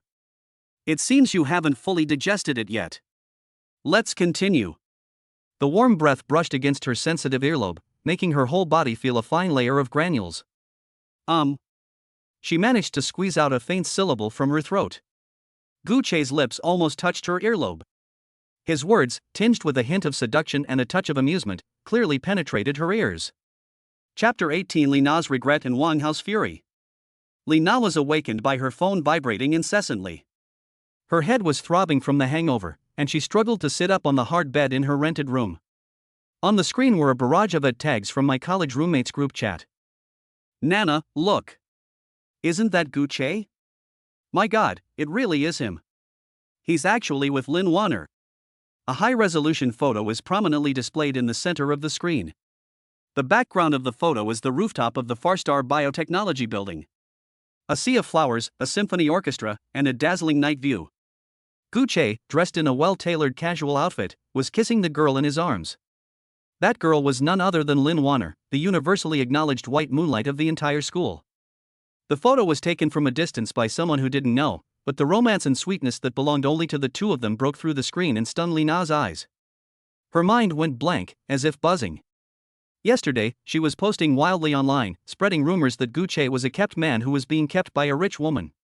But this photo was like a resounding slap in the face, leaving her dizzy and disoriented. Being kept as a sugar daddy sugar baby? What rich woman would use such a scene, comparable to a Hollywood movie, to keep a gigolo? This is clearly the ultimate form of pampering. Immediately afterwards, someone else sent me a link. The headline of the electronic version of Huahai Finance Daily. The headline reads, Mysterious young tycoon invests 100 million to acquire Yuanqing biotechnology and donates 100 million to Huahai University to establish a research fund. Although the report did not include a clear photo of Gu Che, the keywords young entrepreneur, Huahai University alumnus, and surname Gu all pointed to the same person. The phone slipped from Li Na's hand and fell onto the blanket. She sat there blankly, as if her soul had been ripped out. Billionaire. He actually became a billionaire. Those riches that she once scoffed at and considered unbelievable have now become the most dazzling labels attached to Gu Che. An indescribable, sharp regret, like a red-hot branding iron, burned fiercely into her heart. The winter 3 years ago uncontrollably surfaced in her mind. At that time, they were still deeply in love. She took a fancy to a newly released necklace that cost over 3,000 yuan. Without saying a word, Gu Che went to the construction site outside the school and worked hard for a whole month in the cold wind, carrying bricks and cement, his hands covered in blisters. When he handed her the beautifully packaged necklace box, he had a fawning, silly smile on his face. Nana, you'll look really good in this. What did she do back then? She simply said thank you in a nonchalant tone, then turned to her roommate and boasted that she had tamed another infatuated simp. 3 years have passed. He gave her everything. But she, during his most difficult time after graduation, used the most cutting words to trample all his dignity underfoot, and then turned around and threw herself into Wang Hao's arms. Because Wang Hao could buy her a Ferrari and take her to Michelin-starred restaurants. But what about now? Wang Hao's Ferrari looked like a cheap toy compared to Gu Che's composed and imposing Maybach. Wang Hao's proud family background is a complete joke in the face of Gu Che's extravagant act of donating 100 million yuan at will. She abandoned a gold mine with unlimited potential, but picked up a stone stained with excrement. No. She herself pushed the mountain of gold that should have belonged to her into the arms of another woman. Ah! Li Na could no longer contain herself. She grabbed her hair with both hands and let out a scream of extreme pain. Tears and snot mingled together, covering my face. Remorse. Unwilling to accept it. Envy.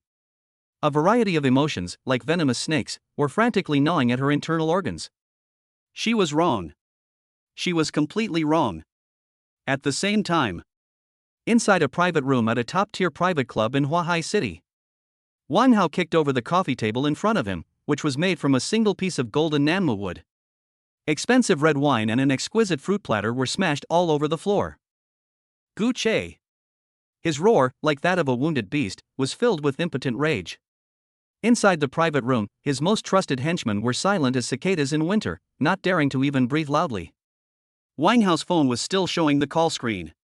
On the other end of the phone, he heard his father roaring. You unfilial son! I told you to go to school and study properly, and what have you done? Of all people to mess with, you had to go and provoke someone like Gu Che. Do you know that he is now the sole controlling shareholder of Yuanqing Biotechnology? Several of our major downstream clients have deep cooperation with Yuanqing. With just one word from him, he can cut off half of our business. I just got word that the bank has started reassessing our credit line. This is all you're doing. Wang Hao trembled as he listened to the roar on the phone. He just couldn't understand it. Just a week ago, he was a poor wretch whom he trampled underfoot and humiliated at will. How did he suddenly transform into a business tycoon who can hold the lifeline of his family's company in his hands? This dramatic reversal of identity made him feel that the sense of superiority he had built up over the past 20 years had been instantly crushed into dust. He always thought that Gu Che had just gotten lucky, either winning the lottery or being kept by a sugar daddy. But now it seems that's not the case at all. Humiliation. An unprecedented sense of humiliation completely destroyed his reason. Dad, don't worry. Wang Hao picked up a bottle of Royal Salute worth hundreds of thousands of dollars and took a big gulp. The strong liquor burned his throat and ignited the last vestiges of madness in his eyes. I will handle this matter. He hung up the phone, his bloodshot eyes sweeping over the few followers in the private room. They're all fucking trash. They all call each other brothers normally, but when it really matters, they won't utter a single word. One of the bolder lackeys cautiously spoke up. Brother Hao, this Gu Che, his power is too great now, we can't afford to offend him at all. Can't afford to offend him? Wang Hao sneered. He walked up to the henchman and grabbed him by the collar. In Huahai City, there's no one Wang Hao, can't afford to offend. He let go, pulled a black bank card from his pocket, and slammed it hard on the table. There are 5 million here. I don't care what methods you use, whether you find people or use underhanded tactics. I want him to disappear. At the very least, let him stay in the hospital, where he'll be confined to a wheelchair for the rest of his life. His words were cold, vicious, and devoid of any emotion. The people in the private room all gasped in shock. They knew that Wang Hao had completely lost his mind this time. This is no longer a minor disturbance on campus. This is risking your life. Seeing their hesitant expressions, Wang Hao spoke again, his voice carrying a fatal allure. I'll add another 10 million after it's done. A generous reward will surely attract brave men. The henchmen exchanged glances, and the fear in their eyes was gradually replaced by greed. One of the men, with a scar on his face, came out. Brother Hao, don't worry. Leave this to us. I guarantee it will be done cleanly. Wang Hao looked at them, and a sinister smile finally appeared on his face. Gu Che. Aren't you rich? I'd like to see. Can you stop a bullet, or dodge a black cab? Everything you made me lose, I will make you pay back with your blood, 100-fold, 1,000-fold. Chapter 19. Is Wang Hao getting anxious? The living room of the heavenly palace on the cloud top. The warm breath brushed against her sensitive earlobe, making her whole body feel a fine layer of granules. No. No. Lin Wanner squeezed out a faint, almost inaudible syllable from her throat. Her resistance, weak and powerless, was more like a coy invitation. Gu Che did not give her any further chance to speak. He simply picked her up and carried her to the master bedroom. He slammed the door open with his body and then slammed it shut. The curtains closed automatically, completely shutting out the afternoon sunlight. The bedroom was instantly plunged into an ambiguous dimness. Only the dim yellow nightlight by the bedside emitted a faint light. A new round of academic discussions has quietly begun once again. Boom. Host is awesome. The emotional money printing machine has been restarted. Full power. Increased depth of academic discussions detected. Cash flow generation efficiency increased by 20%. Current output efficiency, 3.6 million minute. Awesome. This is fucking awesome. I feel like my Promax system is about to reach max level 2. The system's electronic music transformed into a frenzied symphony in Gu Che's mind. And he was the sole conductor of this symphony. I don't know how much time passed. When Lin Wanner slowly woke up from her deep sleep, it was already completely dark outside the window. The lights of thousands of homes in Huahai City shone through the gaps in the French windows, casting dappled shadows on the ceiling. She moved. I felt as if my body had been run over by a heavy truck. Every part of me was sore and weak, and every part of me was exhausted. Especially, certain unspeakable parts of her body, which gave her a strange feeling that she was too ashamed to talk about. She tried to sit up, but found that she didn't even have the strength to lift a finger. The culprit was currently leaning against the headboard, holding a tablet computer and browsing something. He was only wearing loose pajama pants, which revealed his perfectly sculpted upper body muscles. Smooth, balanced, and full of explosive power. His entire being exuded a heart-stopping aura of overflowing male hormones. He seemed to notice her movement, put down the tablet, and turned his head to the side. Woke up? His voice, slightly hoarse from exercise, was exceptionally sexy. Lin Wanner's face instantly turned bright red. She subconsciously pulled the blanket up higher, wrapping herself up even tighter. She responded, but dared not meet his gaze. Those embarrassing scenes from the daytime flooded my mind once again uncontrollably. He's practically a tireless monster. She felt like a block of butter thrown into a scalding hot pan, completely melted inside and out, with no chance to resist. Looking at her shy, ostrich-like appearance, Gu Che felt a surge of triumphant satisfaction. He opened the system panel. The money printing machine of emotions has completed its current run. In-depth academic discussion duration, 5 hours 12 minutes.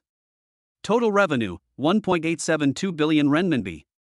Current system account balance, 9,186,800,000. 91 billion. In just one day and one night. The number in his account skyrocketed from less than a billion to nearly 10 billion. The speed at which they make money is beyond terrifying. Any business model or capital operation appears naive and laughable in the face of this simple and crude emotional monetization.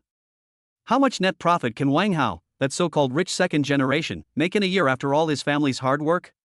100 million? Or 200 million? All he needs to do is have a deep, soul-searching conversation with the woman he loves.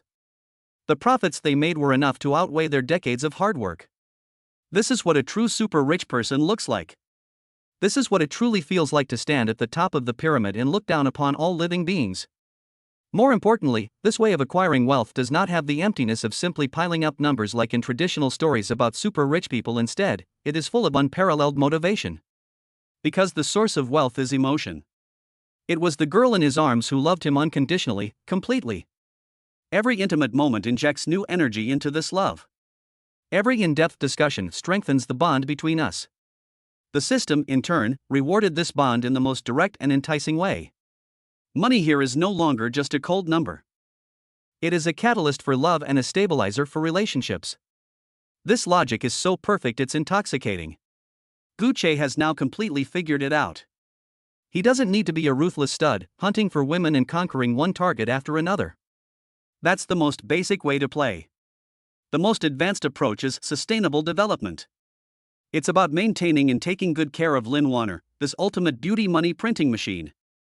May she always be in the happiest, most joyful, and most self-loving state. In this way, she can continuously create immeasurable value for herself. How can we make her happier? It's very simple.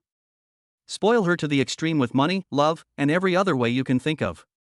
For example, take her on a trip around the world? Kissing under the Eiffel Tower in Paris, watching the sunset on the Aegean coast of Santorini, and engaging in more undisturbed academic discussions on a private island in the Maldives. Every romantic trip can greatly enhance a relationship. As feelings deepen, the frequency and depth of discussions will naturally increase as well. Cash flow will then become even more abundant. This is a perfect, positive cycle. Thinking about this, Gucci even started planning his schedule for the next few months in his mind. What are you thinking about? Seeing that he hadn't spoken for a long time and was just looking at her with a strange expression, Lin Warner couldn't help but ask in a low voice. I'm thinking about work. Gucci snapped out of his daze and started spouting nonsense with a straight face. Ah, did I bother you? Lin Warner's tone carried a hint of guilt. She felt utterly useless, sleeping all day while he had to work. No. Gucci leaned down and gently placed a kiss on her smooth forehead. You're not disturbing me. You yourself are my most important job. This sentence has a double meaning. What Lin Warner heard were the most touching words of love in the world, and her whole heart was so sweet that it almost melted. To Gucci, however, this was the most honest and straightforward truth. Just then, his phone, which he had casually tossed on the bedside table, suddenly vibrated twice. The screen then lit up. It was an encrypted message from Zhao Li. Gucci paused for a moment. He picked up his phone and unlocked the screen. A short line of text caught his eye. Mr. Gu, the Wang family has started mobilizing some shady resources. Chapter 20 Wang Hao uses underhanded tactics, Gucci sneers in retaliation. Gucci stared at the line of text on the screen, his eyebrows slightly raised. Resources that can't be exposed to the light of day? Lin Warner noticed the change in his aura and cautiously moved closer. What's wrong? Fine. Gucci casually placed his phone face down on the bedside table, turned around, and pulled her back into his arms. Just some minor, insignificant troubles. His tone was relaxed, but Lin Warner keenly sensed the coldness beneath his nonchalant words. She opened her mouth as if to say something, but ultimately chose to remain silent. She just hugged him even tighter. Gucci sensed the girl's worry in his arms and lowered his head to kiss the top of her head. Sweetie, go to sleep. I'll take you somewhere tomorrow. Upon hearing this, Lin Warner relaxed slightly and nodded obediently. Not long after, she fell into a deep sleep in his arms. Gucci, however, was not sleepy. He stared with his eyes open at the dappled light and shadow on the ceiling, his mind racing.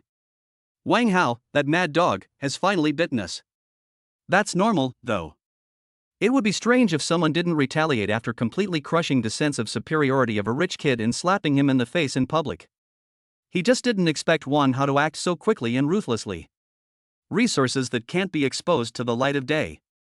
They're nothing more than the kind of scoundrels from the underworld. Thugs? Unlicensed taxis? Or even more extreme methods? A playful smile curved at the corners of Gu Che's lips. Wang Hao, that idiot, probably thinks he's just a country bumpkin who got rich by luck, with no real foundation, and can be manipulated at will. Let him give it a try. Let's see if a humanoid Gundam with max physique can be taken down by a few thugs. Gu Che closed his eyes and his consciousness sank into the system.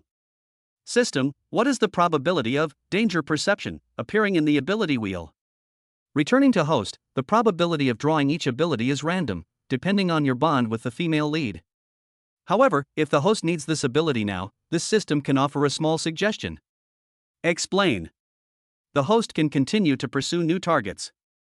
As long as the favorability reaches 100, another draw can be performed.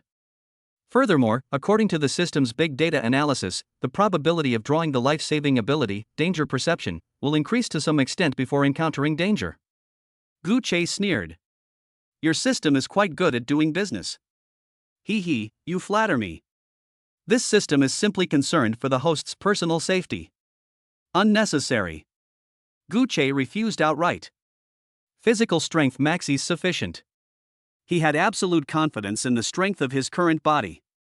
Even if someone dared to attack him, he was confident he could retaliate immediately. Not to mention. Gu Che picked up his phone again and sent a message to Zhao Li. Keep a close eye on all the Wang family's movements. Notify me immediately if they dare to make a move. Also, investigate who Wang Hao has been in contact with recently, especially those in the underworld. Report any news immediately. After sending the message, he put down his phone and hugged the girl in his arms tightly. Since Wang Hao wants to play, then let's play along. However, the outcome of this game is something he cannot afford to bear. The next morning, Gu Che got up early and prepared a sumptuous breakfast for Lin Wanner. Fried eggs, bacon, fresh fruit salad, and a glass of warm milk. When Lin Wanner came out of the bedroom and saw the exquisite food on the dining table, she was stunned. You did all of this? Gu Che plated the last fried egg, turned around and smiled at her. Try it. Lin Wanner walked over, picked up a fork, carefully cut off a small piece of fried egg, and put it in her mouth. The tender egg whites, the half-cooked yolks, and the perfect cooking time resulted in an unexpectedly delicious flavor. Her eyes lit up instantly. So delicious. Gu Che sat down opposite her, resting his chin on his hand as he watched her eat. Sunlight streamed through the floor-to-ceiling windows, illuminating her fair profile and making her appear to glow. This peaceful and idyllic scene filled Gu Che with an indescribable sense of satisfaction. Where are we going today? After finishing the last bite of fruit, Lin Wanner looked up at him expectantly. Go buy something. Gu Che stood up, walked to her side, and reached out to gently stroke the tip of her nose. Your clothes are all too old now.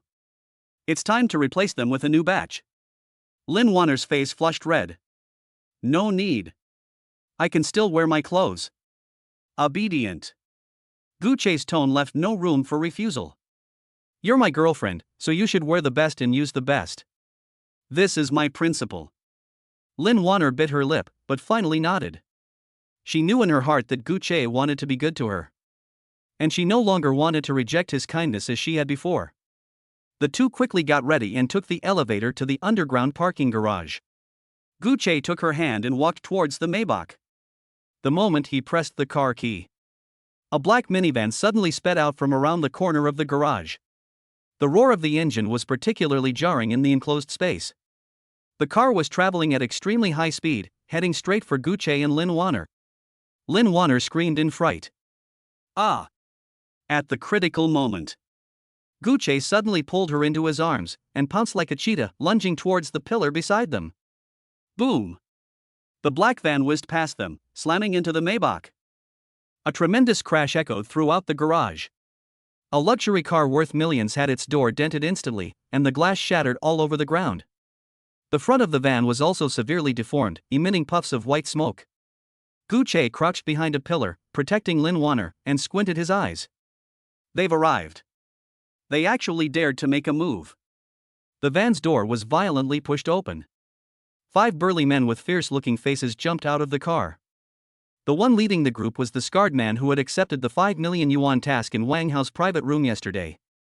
He was carrying an iron rod and walked towards Gu Che with a ferocious smile on his face. Gu Che, right? Young Master Wang asked me to pass on a message to you. It's not your place to hold up the sky in Huahai City. He swung the iron bar and smashed it hard against a luxury car next to him, shattering the glass instantly. If you know what's good for you, get out of Huahai City on your own. Otherwise. He licked his lips, his gaze falling on Lin Wanner, who was trembling in Guche's arms. Your little girlfriend might not be so safe. The words had barely left his mouth. Guche moved. He released Lin Wanner and shot out like an arrow. It was so fast it almost left after images. Before Scarface could even react, everything went blurry. The next second. Snap. A crisp sound of bones breaking. His wrist, which was gripping the iron rod, was grabbed by Guche and then twisted backward at an odd angle. Ah! Scarface let out a pig-like scream, and the iron rod fell to the ground. Guche kicked him in the knee. Click. Another crisp sound. Scarface knelt down on the ground, his face deathly pale, and large beads of sweat instantly appeared on his forehead. The other four then realized what was happening, pulled out their weapons, and rushed towards Guche. Damn it! Kill him! Guche sneered. The power of maximum physique unleashed in this moment. He moved like a tiger among sheep, darting and weaving among the thugs. Every punch landed precisely on the opponent's vital points. Each kick could break the opponent's bones. Less than 30 seconds. The 5 thugs were all lying on the ground, screaming in agony. Guche clapped his hands, walked up to the scarred man, and looked down at him. Where is Wang Hao? Chapter 21. Wang Hao begs for mercy. Too late.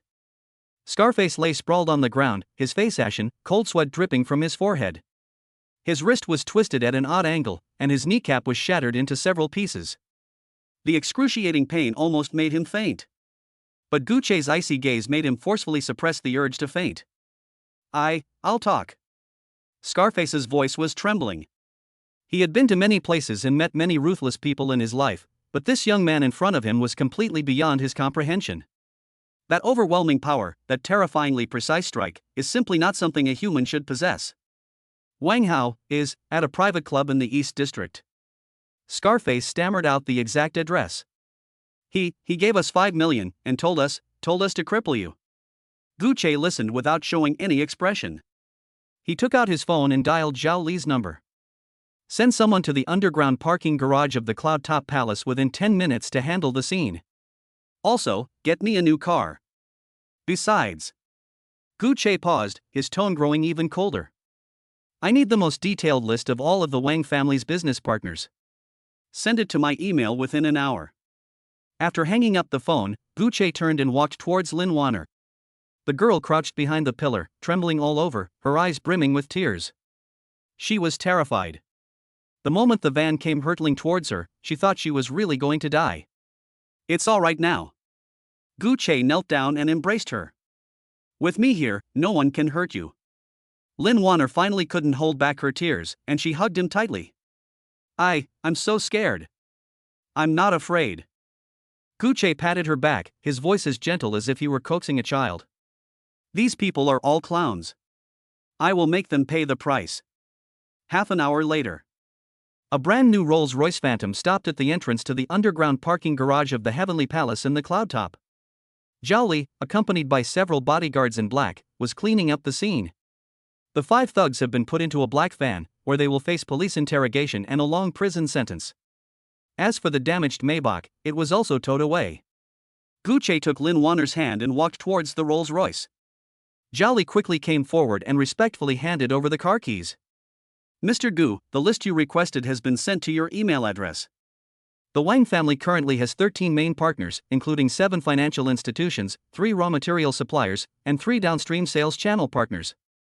I've already sent people to contact the heads of these companies. All you need to do is give the order. Zhao Li didn't finish speaking, but his meaning was already quite clear. If Guche is willing, these 13 companies can turn against the Wang family at any time. Guche took the car keys and spoke calmly. No rush. Let Wang Hao know first that he has messed with someone he shouldn't have. It's not too late to take action when he kneels down and begs me. Zhao Li paused for a moment, then revealed a meaningful smile. Understood.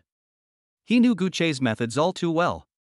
This young boss never liked quick and easy solutions. What he preferred was to slowly torture his opponent, let them struggle in despair, and then watch them kneel down and beg for mercy. This kind of psychological torture is far more cruel than physical violence. Gu Che opened the car door, let Lin Wanner get in, and then got in himself. The Rolls-Royce's engine roared deep and powerful as the car slowly drove out of the garage and disappeared into the morning light. A private club in the East District. Wang Hao was sitting in the private room, holding a glass of whiskey in his hand, with a smug smile on his face. Several of his cronies were also praising him. Brother Hao is awesome. He really went all out this time. That guy surnamed Gu, he's probably in the hospital by now, right? Serves him right. Who told him to be so arrogant and dare to go against Brother Hao? Wang Hao was in a great mood as he listened to these flattering remarks. He picked up his glass and drank it all in one gulp. This is just the beginning. I'll show him what happens when you offend me, Wang Hao, in Huahai City. Once he's discharged from the hospital, I'll have someone cripple his legs so he'll be in a wheelchair for the rest of his life. A burst of laughter erupted in the private room. Just then, the door to the private room was violently pushed open. A tall, middle-aged man stormed in, his face ashen. It was Wang Hao's father, Wang Jiangwo. Dad? Wang Hao was stunned for a moment, then stood up with a smile. What brings you here? Did you hear about me? Smack! A resounding slap landed hard on Wang Hao's face. Wang Hao was completely stunned by the beating, covering his face and looking at his father in disbelief. Dad, you unfilial son. Wang Jiangwo was so angry that he was trembling all over. He pointed at Wang Hao's nose, and his voice was shaking. Do you even know what you've done? You sent people to attack Gu Che. Do you think you can keep this from anyone? Now everything's great. All the companies that have partnered with us have received the news. 3 financial institutions have clearly stated that they want to terminate their cooperation with us. Both raw material suppliers are also considering raising prices or cutting off supplies. Are you trying to drive our Wang family to ruin? Upon hearing these words, Wang Hao's face turned deathly pale. How is this possible? I just sent a few thugs to teach him a lesson. Lesson? Wang Jiangwo sneered. Do you think those people you sent can touch him? I just received word that the 5 men you sent are all lying in the police station now. And Gu Che was completely unharmed. He's spreading rumors everywhere that he'll make the Wang family pay the price. Wang Hao's body began to sway, and he could no longer stand steadily. No. It's impossible. Those 5 men are all notorious ruthless characters in the underworld. How could he not even handle one person? Don't you understand? Wang Jiangwo grabbed Wang Hao by the collar, his eyes filled with disappointment. They didn't get rich by luck at all. They are true powerhouses. Neither their financial resources nor their strength are something you can afford to mess with. Now, the lifeline of our Wang family is in their hands. You go kneel down and apologize right now. Kneel down. Beg him to spare us. When Wang Hao heard the words kneel down, he exploded. Impossible. In my entire life, I, Wang Hao, have never knelt before anyone. You want me to kneel before that poor wretch? Dream on. Smack. Another slap in the face. This time, Wang Jiangwo went even further, knocking Wang Hao to the ground. Wake up. This isn't about saving face. It's a matter of life and death for our entire Wang family. If you don't go, our Wang family's industrial chain will completely collapse within 3 days. By then, not only will your Ferrari and your club be taken away, but even your villa will be seized by the bank. Do you want our whole family to starve? Wang Hao collapsed to the ground, completely dumbfounded. He has been a wealthy second-generation heir who has always been able to do whatever he wants since childhood. No one had ever dared to speak to him like that before. And now, his father is actually ordering him to kneel before someone he once trampled underfoot? This sense of humiliation drove him almost insane. But he had to admit it. What my father said was true. If the Wang family's industrial chain really collapses, he will be nothing. Those fair-weather friends who fawned over him, those women who acted according to his whims, would all leave him in an instant. He will fall from heaven to hell. I'll go. Wang Hao's voice was hoarse, and his eyes were red. He got up from the ground and staggered toward the door. At the same time, the most upscale shopping center in Huahai City, featuring the LV flagship store. Gu Che was helping Lin Wanner choose clothes. The girl, dressed in a Chanel suit, stood in front of the mirror and awkwardly twirled around. Is it too expensive? Not expensive. Gu Che sat on the sofa, crossed his legs, and leisurely sipped the coffee the barista handed him. You look good in anything. Lin Wanner's face turned red again. She went into the fitting room and changed into another outfit. Just then, Gu Che's phone vibrated. He picked it up and glanced at it, a playful smile curving his lips. It was a message from Zhao Li. Mr. Gu, Wang Hao is on his way to you. According to our reports, his condition is very unstable. It seems he was forced by his father to come and beg you. Gu Che didn't reply, he simply put his phone back in his pocket. He looked up and gazed toward the fitting room. Wanner, come out and let me see you. Lin Wanner pushed open the door and walked out wearing a white dress.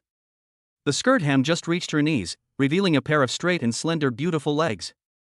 Her hair was loose over her shoulders, making her look both innocent and sexy. Gu Che's eyes lit up. This one. Parrot with a pair of high heels. Lin Wanner lowered her head and spoke softly. I'm not very good at wearing high heels. It's okay, I'll teach you. Gu Che stood up, walked up to her, and reached out to pinch her cheek. You'll wear it many times in the future. Lin Wanner's heart began to race again. She didn't know why, but every word and every action of Gu Che could easily stir her heartstrings. Just then, the shop door was pushed open. Wang Hao staggered in, two bright red handprints still on his face. The moment he saw Gu Che, he froze. Then, gritting his teeth, he walked towards Gu Che step by step. The other customers and staff in the store were all startled by this sudden turn of events and quickly made way for them. Wang Hao walked up to Gu Che and stopped. His fists were clenched tightly, and his body was trembling. Gu Che. His voice was hoarse, and his eyes were bloodshot. I came here. Kneel down. Gu Che interrupted him, his voice as calm as if he were saying that the weather was nice today. I don't have time to listen to your nonsense. Either kneel down and apologize, or get out. Wang Hao's body stiffened. His face turned bright red, and his muscles were trembling.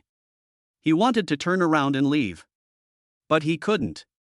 Behind him lies the fate of the entire Wang family. Final. Under the astonished gaze of everyone, Wang Hao's legs went weak, and he knelt on the ground. Chapter 22. So what if they knelt? The Wang family will still die. Wang Hao knelt on the ground, his whole body trembling. This was the most humiliating moment of his life.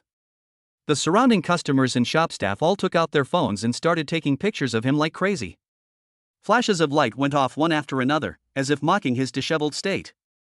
I'm sorry. Wang Hao gritted his teeth and squeezed out those 3 words from his throat.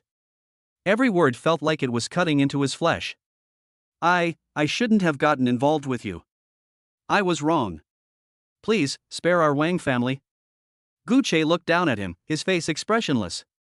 He picked up his coffee, took a slow sip, and then put the cup down. Do you know? Gu Che's voice was very soft, yet it sent a chill down Wang Hao's spine. I'm actually quite grateful to you. If you hadn't kept jumping out to your death, I really wouldn't have known that crushing an ant could be so interesting. Wang Hao raised his head, his eyes filled with resentment and anger. What exactly do you want? I've already knelt down. What else do you want? What do I want? Gu Che smiled, a hint of amusement in his smile. When you sent people to kill me, didn't you think about what would happen to me? When you threatened my girlfriend, didn't you think about what would happen to her? Now that you've knelt down, do you think everything can be wiped clean? Wang Hao, aren't you being too naive? Wang Hao's face turned deathly pale. You want to back out? My dad said that as long as I apologize, you will let the Wang family off the hook. Your dad said that? Gu Che interrupted him. When did I ever promise your father that? You've been wishfully thinking that kneeling down and apologizing will solve the problem. But it's a pity. Gu Che leaned down and whispered in Wang Hao's ear, his voice as cold as ice. I never said I would let you go. Wang Hao's pupils suddenly contracted. You. Go back and tell your dad. Gu Che straightened up and clapped his hands. Within 3 days, all of the Wang family's businesses will completely collapse. Your company will be taken over by the bank. Your villas will be seized by the court. Your cars will be towed away and auctioned off. As for you. Gu Che paused, a cold smile curling at the corner of his lips. You will witness firsthand how your Wang family falls from heaven to hell. Then you will understand a principle. Some people are not to be trifled with. After saying that, Gu Che turned around, took Lin Wanner's hand, and walked towards the door. Wang Hao knelt on the ground, completely stunned. His mind went blank, he couldn't comprehend what had just happened. He knelt down. He apologized. He abandoned all his dignity. But Gu Che didn't even glance at him, and directly sentenced the Wang family to death. No. No. Wang Hao suddenly roared, jumped up from the ground, and rushed towards Gu Che's back. I'll fight you to the death.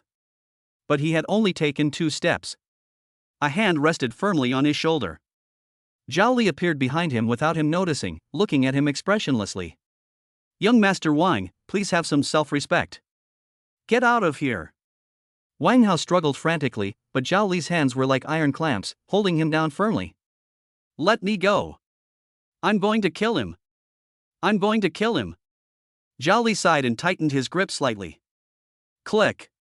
Wang Hao's shoulder was dislocated. He let out a scream, collapsed to the ground, and could no longer get up. Zhao Li released his grip, took out his phone, and dialed a number. Someone, take young Master Wang back. Tell Mr. Wang as well. Remember to ask us to reimburse his son's medical expenses. Inside the Rolls-Royce Phantom, Lin Wanner sat in the passenger seat, still in shock. She had just witnessed Wang Hao kneeling before Gu Che and apologizing. That rich kid who used to be so domineering in school, he actually had such a miserable day. Is he really going to die? Lin Wanner asked in a low voice. Meeting. Gu Che answered casually as he drove. And it will happen very soon. Lin Wanner bit her lip, hesitated for a moment, and then spoke. But, he's already apologized. Do you think I'm too cruel? Gu Che turned his head and glanced at her. Lin Wanner quickly shook her head. No. I just. Wanner. Gu Che reached out and took her hand. You must remember one thing. To be merciful to the enemy is to be cruel to oneself. If I let Wang Hao go today, he will find someone even more ruthless to deal with me tomorrow. By then, you might be the one who gets hurt. I will not allow this to happen. Hearing this, Lin Wanner felt a surge of warmth in her heart. She gripped Gu Che's hand and nodded gently. I see. Gu Che smiled, placed her hand to his lips, and gently kissed it. Good. He stepped on the gas, and the car weaved through the traffic, heading towards the next destination. At the same time, Wang family villa. Wang Jiangwo was sitting in his study, anxiously waiting for news from his son. He has called Wang Hao more than a dozen times, but no one has answered. Just when he was about to break down, the study door was pushed open. Wang Hao was supported by 2 bodyguards as he staggered in. His shoulder was dislocated, his face was deathly pale, and he looked like he had lost his soul. Howard. Wang Jiangwo immediately stood up and rushed over. So? Has Gu Che agreed to let us go? Wang Hao raised his head, his eyes filled with despair. Dad. He said. He said he would completely destroy the Wang family within 3 days. Upon hearing this, Wang Jiangwo swayed and almost lost his balance. Impossible. You even knelt down and apologized. How could he possibly? He won't accept it. Wang Hao suddenly let out a roar. He absolutely refused to accept my apology. He's trying to kill us. He just wants to see our Wang family go bankrupt. Wang Jiangwo slumped in his chair, looking 10 years older. He knew that this time it was truly over. If you offend someone like Gu Che, even kneeling down to apologize won't help. They simply don't give them a way to survive. Dad, what should we do now? Wang Hao's voice was trembling with sobs. Wang Jiangwo remained silent for a long time before finally sighing. Let's pack our things. Take as much as you can. Before the company is seized, we must quickly transfer our assets. We are leaving Huahai City. Upon hearing this, Wang Hao completely broke down. No. I won't leave. This is my home. Why should I leave? It's all because of that guy surnamed Gu. I'm going to kill him. I'm going to kill him. Enough. Wang Jiangwo slammed his hand on the table. Don't you think things are bad enough already? Our only way to survive now is to run. Run as far as possible. Otherwise, if the bank and court officials come knocking, we won't even have a chance to run away. Wang Hao collapsed to the ground, tears streaming down his face uncontrollably. He has been a wealthy second-generation heir who has always been able to do whatever he wants since childhood. I never imagined that things would end up like this. All of this was because he had provoked someone he shouldn't have. The next morning, major financial media outlets in Huahai City simultaneously released a bombshell news story. The Wang Group faces bankruptcy due to a broken capital chain. Multiple banks have simultaneously suspended credit lines to the Wang Group and are demanding loan repayments. 3 subsidiaries of the Wang Group are being sued by their suppliers. Overnight, the Wang family's business empire began to collapse completely. Those companies that had previously cooperated with the Wang family all turned their backs on them, withdrawing their investments or filing lawsuits. The bank made matters worse by freezing all of the Wang family's accounts and demanding immediate repayment. Wang Jiangwo convened an emergency meeting overnight in an attempt to salvage the situation. But everyone knew that this time it was truly over. No one was willing to lend a helping hand at this time. Because everyone knows that the Wang family has offended Gu Che, that mysterious tycoon who could revive a company overnight. It is also the terrifying entity that can completely destroy a company overnight. The third day, Wang's group has officially declared bankruptcy. The company was taken over by the bank, and all its assets were seized by the court. The Wang family's villa was sealed off. Wang Hao's Ferrari was towed away and is ready to be auctioned. Wang Jiangwo and Wang Hao, surrounded by a group of reporters, fled Huahai City in a sorry state. The once glorious Wang family. And just like that, within 3 short days, it completely disappeared from Huahai City. Chapter 23: A citywide sensation, the school beauty's worries. Huahai University, girls' dormitory. Lin Wanner sat on the bed, holding her phone, staring at the screen full of news about the Wang family's bankruptcy, feeling somewhat dazed. 3 days. In just 3 days, a family that once held immense power in Huahai City was thus completely wiped out. And the person who started all of this was her boyfriend. Wanner, what are you looking at? Her roommate Zhang Xiaoman came over and her eyes lit up instantly when she saw the news on her phone. Wow! The Wang family has really gone bankrupt. I heard that Wang Hao has already fled Huahai City and doesn't even dare to come to school. Serves him right. Who told him to be so arrogant all the time? Another roommate, Lu Shiyu, also came over. I heard that the Wang family went bankrupt because they offended a big shot. With a single order from that big shot, all the companies that had partnered with the Wang family turned their backs on them. The bank also directly froze the Wang family's accounts, forcing them to repay the money. This method is absolutely terrifying. Zhang Xiaoman lowered her voice and spoke mysteriously. Do you think that important person might be Gu Che? Lin Wanner's body stiffened for a moment. Lu Shiyu waved her hand. Impossible, right? Although Gu Che is very successful recently, the Wang family is still an old and established family in Huahai City. How could a recent college graduate have such power? It might just be a coincidence. Zhang Xiaoman pursed her lips. I don't think it's a coincidence. Think about it, wasn't Wang Hao targeting Gu Che all along? As a result, the Wang family went bankrupt within a few days. I don't believe you can say it's unrelated. Lin Wanner lowered her head and remained silent. Of course she knew that the Wang family's bankruptcy was orchestrated by Gu Che. But she couldn't tell anyone about it. She didn't want Gu Che to get into trouble. Just then, the dormitory door was pushed open. Li Na staggered in, carrying a suitcase. Her face looked haggard, her eyes were red and swollen, and she had lost a lot of weight. Zhang Xiaoman was stunned when she saw her. Nana? What's wrong with you?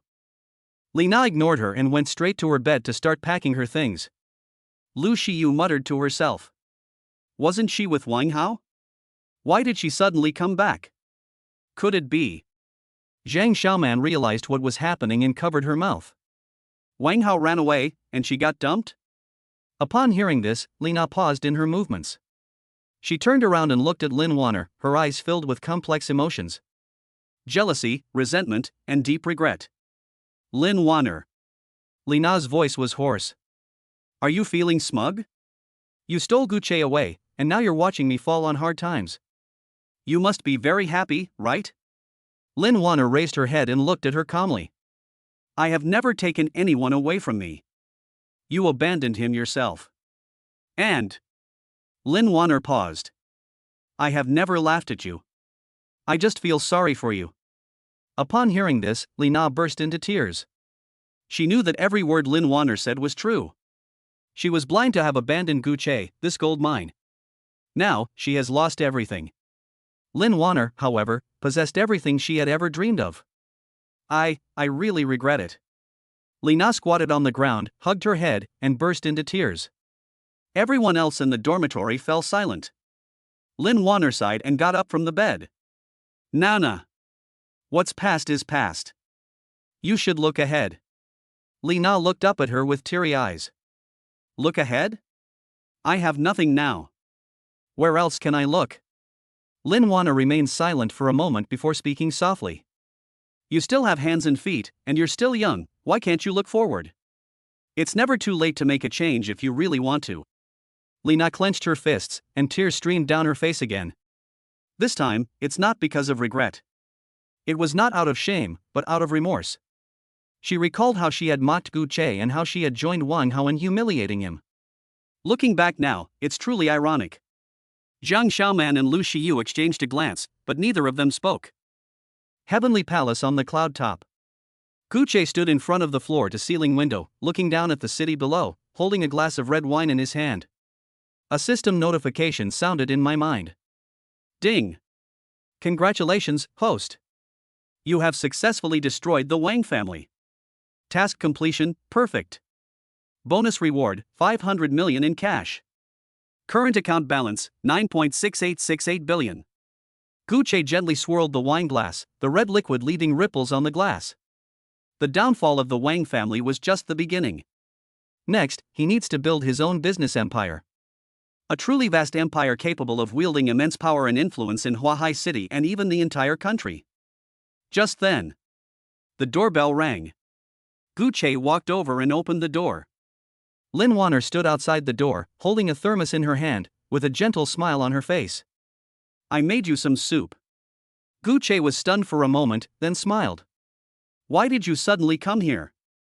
Lin Wanner walked in and placed the thermos on the dining table. I'm a little worried about you. Worried about me? Gucci closed the door and walked to her side. What are you worried about me for? Lin Wanner bit her lip. The Wang family's affair has become such a big deal. Aren't you going to get into trouble? Hearing this, Gucci felt a warm feeling well up in his heart. He reached out and pulled her into his arms. Fool. I'll be fine. The Wang family's bankruptcy was their own doing. It has nothing to do with me. Lin Wanner raised her head, her eyes filled with worry. But Gucci lowered his head and sealed her next words with his lips. A long time. The two separated. Lin Wanner's face turned as red as an apple, and she went limp in his arms. Don't overthink it. Gucci whispered in her ear. With me here, no one can hurt you. And no one can hurt me. Lin Wanner nodded and hugged him tightly. The girl in my arms was very soft, with a slight, almost imperceptible tremor. Gucci let go of her, pulled her to the dining table, and opened the thermos. The rich aroma of chicken soup instantly filled the entire living room. Lin Wanner ladled out a bowl of soup for him and handed it to him.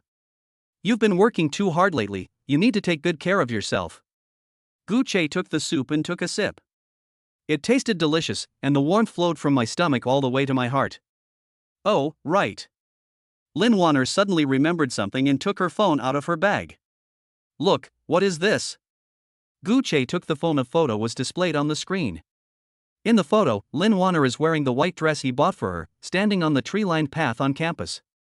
Sunlight filtered through the leaves, falling on her face. She smiled brightly. Is it pretty? Lin Wanner asked shyly. Nice. Gucci returned the phone to her. But he paused. I prefer you the way you are now. Lin Wanner was stunned for a moment. Now. Gucci reached out and gently stroked her cheek. No need to dress up deliberately, no need to care about other people's opinions. Just be yourself in front of me. Lin Wanner's eyes instantly reddened. She threw herself into his arms, tears streaming down her face. Chapter 24. The necklace worth 130 million. The girl in my arms was very soft, with a slight, almost imperceptible tremor. Gu Che knew that the downfall of the Wang family had a huge impact on her. Unlike herself, she doesn't possess a system and is accustomed to the thrill of turning the world upside down with a flick of her wrist.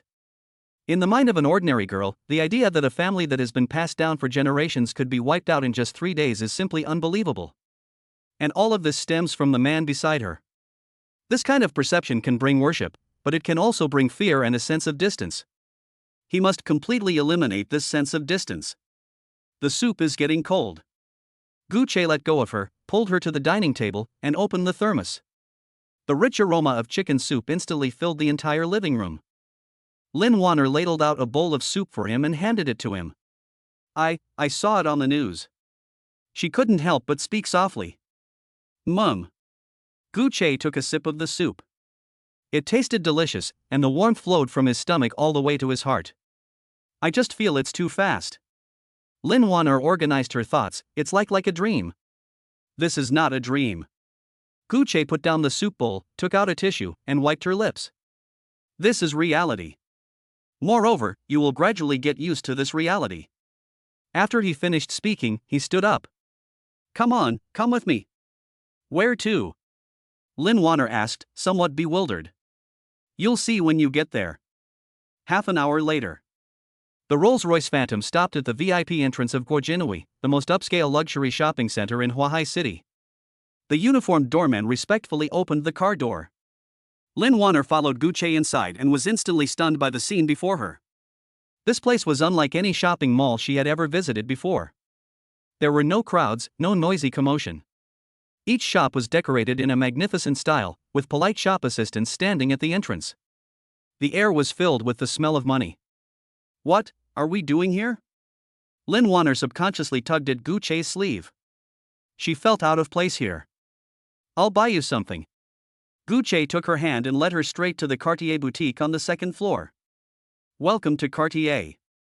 The store manager greeted Gu Che with a beaming smile the moment he saw him. This young lady has such a refined air about her. Would you like to look at a necklace or a bracelet? Lin Wanner looked at the dazzling jewelry in the display case, her palms sweating with nervousness. She glanced at the price tag, and the string of zeros almost made her stop breathing. I was just looking around, she said softly. Gu Che ignored her completely. He glanced at the counter and then spoke to the store manager. Do you still have that Eternal Heart Collector's Edition necklace? The store manager was taken aback for a moment, then gave an apologetic smile. Sir, I'm so sorry, that necklace is a limited edition worldwide. It's the only one in Huahai City, and it was already pre-ordered last week. You've made a reservation? Gu Che paused for a moment. He turned to look at Lin Wanner. The girl was looking curiously at the necklace called Eternal Heart on the brochure. It was a heart-shaped necklace set with countless pink and white diamonds, shimmering with a dreamlike light under the lamp.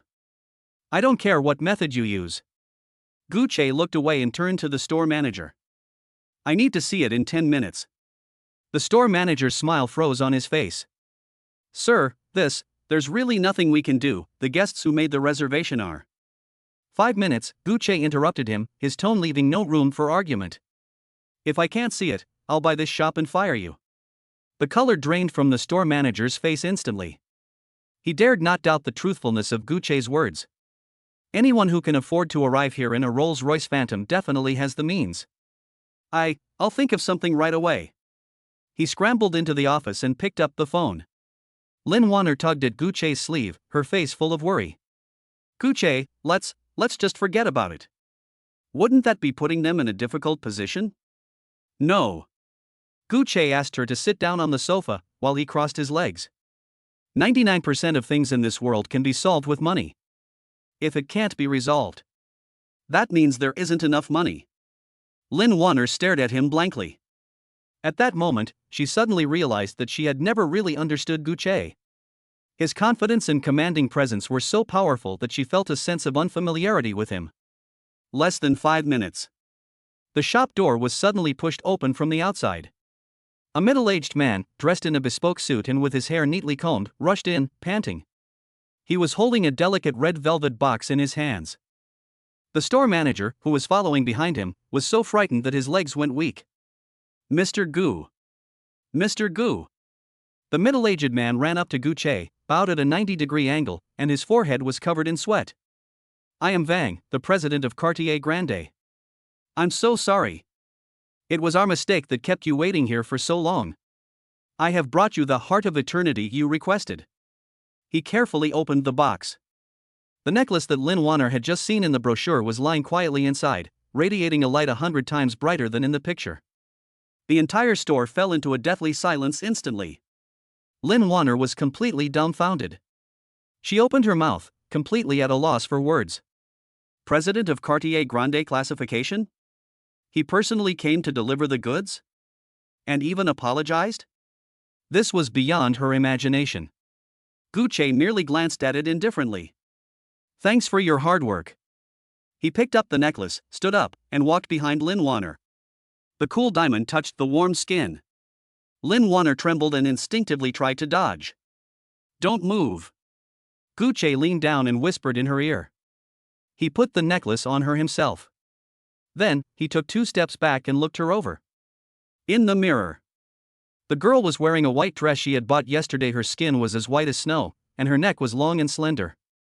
The dazzling eternal heart lay peacefully between her collarbones, perfectly blending with her pure and innocent temperament. Far from appearing vulgar, it added a breathtaking beauty. You're a perfect match. Gu Che's praise was simple and direct. Looking at herself in the mirror, Lin Wanner felt that everything was so unreal. This is too valuable. She wanted to reach out and pick it. How much? Gu Che asked the still bowing president without turning his head. No. Mr. Gu, it's our honor that you would like our products. Wang shook his head vigorously. Consider this necklace a gift from our brand to this beautiful lady. Joke. Would he dare to accept money for something that Zhao Li personally called to ask for? Does he not want to stay in Huahai City anymore? Gu Che didn't waste any words with him and directly took out his black card. Swipe your card. Tell her how much it costs. Wang glanced at Gu Che's unquestionable attitude, wiped away his cold sweat, and spoke tremblingly. This necklace has a list price of 130 million. Boom. Lin Wanner's mind went completely blank for a moment. 100 million, 30 million? She felt like she was about to faint. Gu Che simply signed his name calmly. He took the hand of Lin Wanner, who was still in a daze. Let's go to the next one. He took her to visit all the luxury stores on the first floor of the IFC mall. Bags, clothes, shoes, watches. He would buy anything that Lin Wanner even glanced at. He didn't ask her if she liked it or if she wanted it. He simply told her one thing in the most straightforward and direct way. If I wanted, I could bring you all the best things in the world. You don't need to have any concerns, you can simply accept it with a clear conscience. Because you are my woman. When they came out of the IFC mall, they were followed by a dozen or so shop assistants carrying shopping bags. The Rolls-Royce's trunk and rear seats were packed full. Lin Wanner sat in the passenger seat, watching the street scene rushing past the window without saying a word. The feeling of unreality in her heart did not subside, on the contrary, it grew stronger. But this time, the feeling was no longer mixed with fear and unease. Instead, she was overwhelmed by an unprecedented sense of security. She finally understood.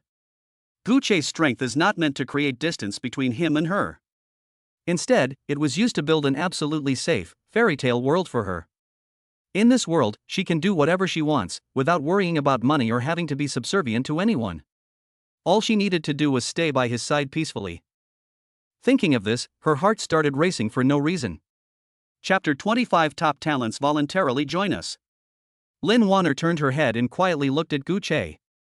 The neon lights outside the car window flashed across his face, flickering on and off. She suddenly spoke. Gu Che, will there ever come a day when you feel that I'm not good enough for you? The question was asked very softly, but it made Gu Che pause for a moment as he stepped on the brake. Red light. The car came to a smooth stop. He turned his head and stared straight at her. What nonsense are you thinking about?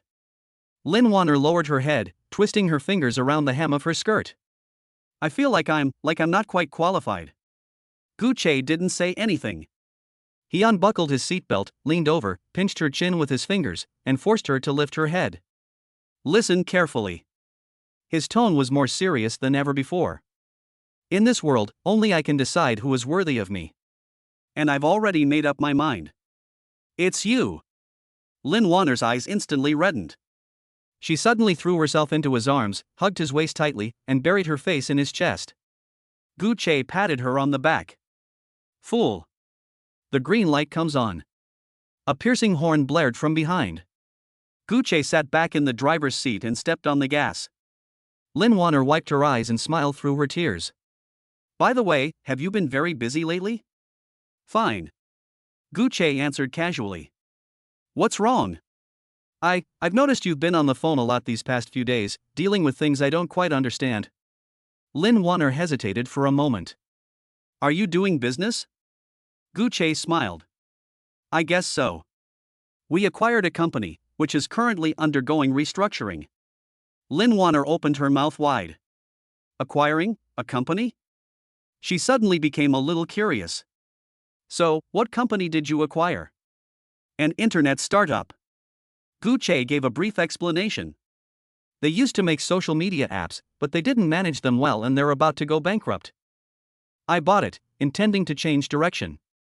Lin Wanner blinked. So, what are you planning to do? Gu Che did not answer directly. He just smiled. You'll find out then. 3 days later. Huahai City Financial Center, an office building. Gu Che stood in front of the floor-to-ceiling window, looking down at the bustling street below.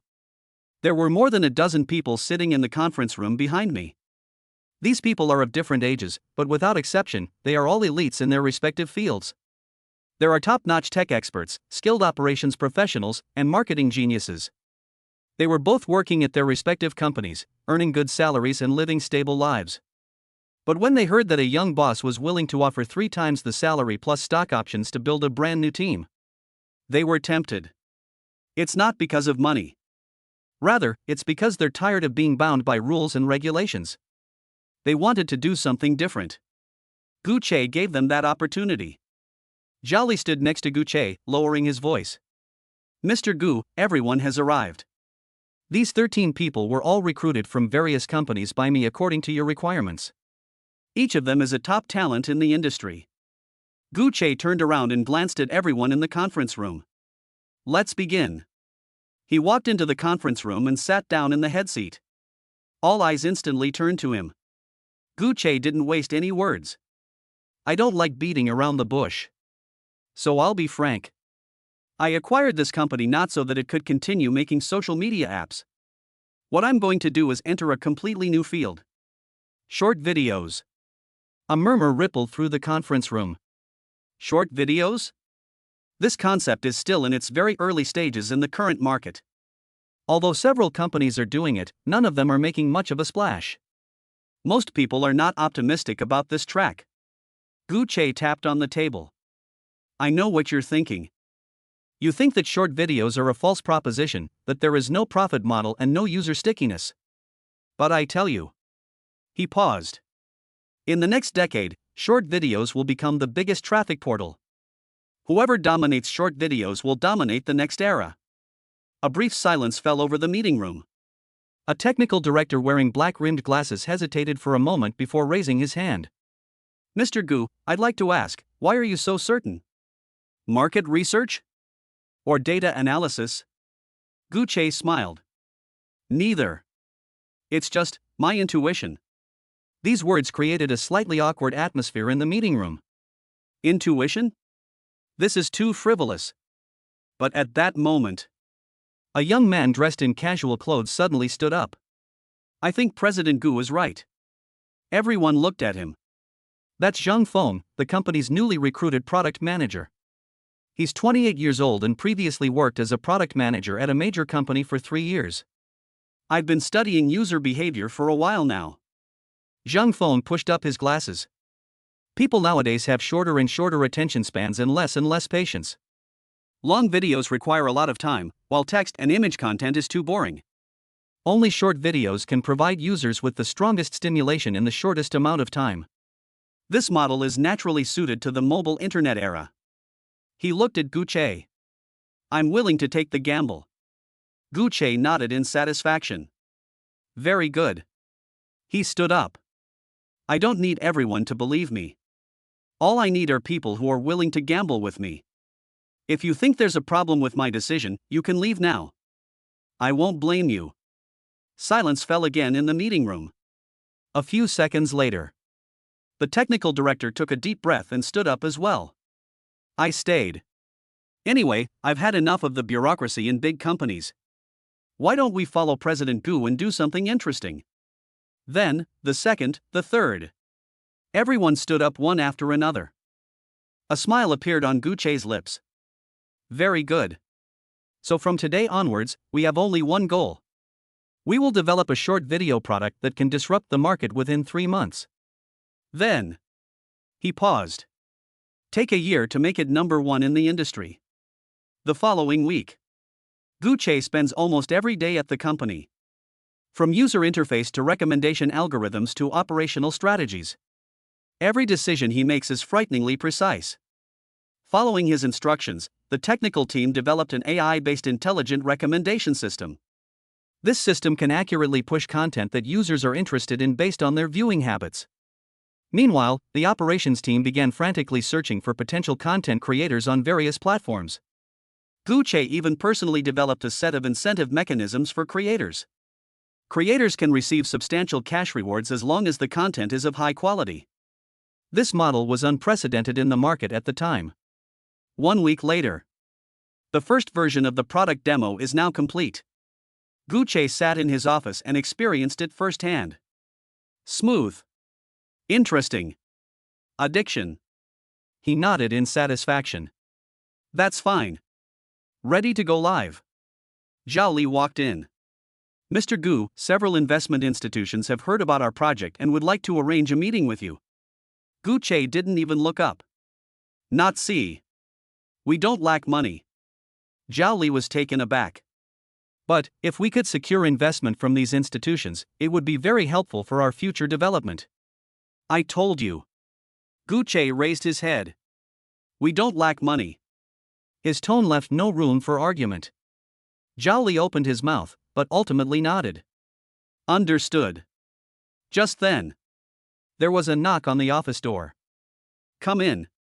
Zhang Feng pushed open the door and entered, his face filled with undisguised excitement. Mr. Gu. Look at this. He handed me the phone. Gucci took it and looked at it. On the screen is an article from a WeChat public account called Huahai Business Observation. The headline boldly proclaimed, Mysterious Tycoon Gucci destroyed the Wang family in 3 days, now entering the internet market. The article provides a detailed analysis of Gucci's actions during this period. From the downfall of the Wang family to the acquisition of companies, and then to the poaching of talent. Every step was explained clearly. The article concludes by predicting that Gucci is likely to become the next business legend in Huahai City.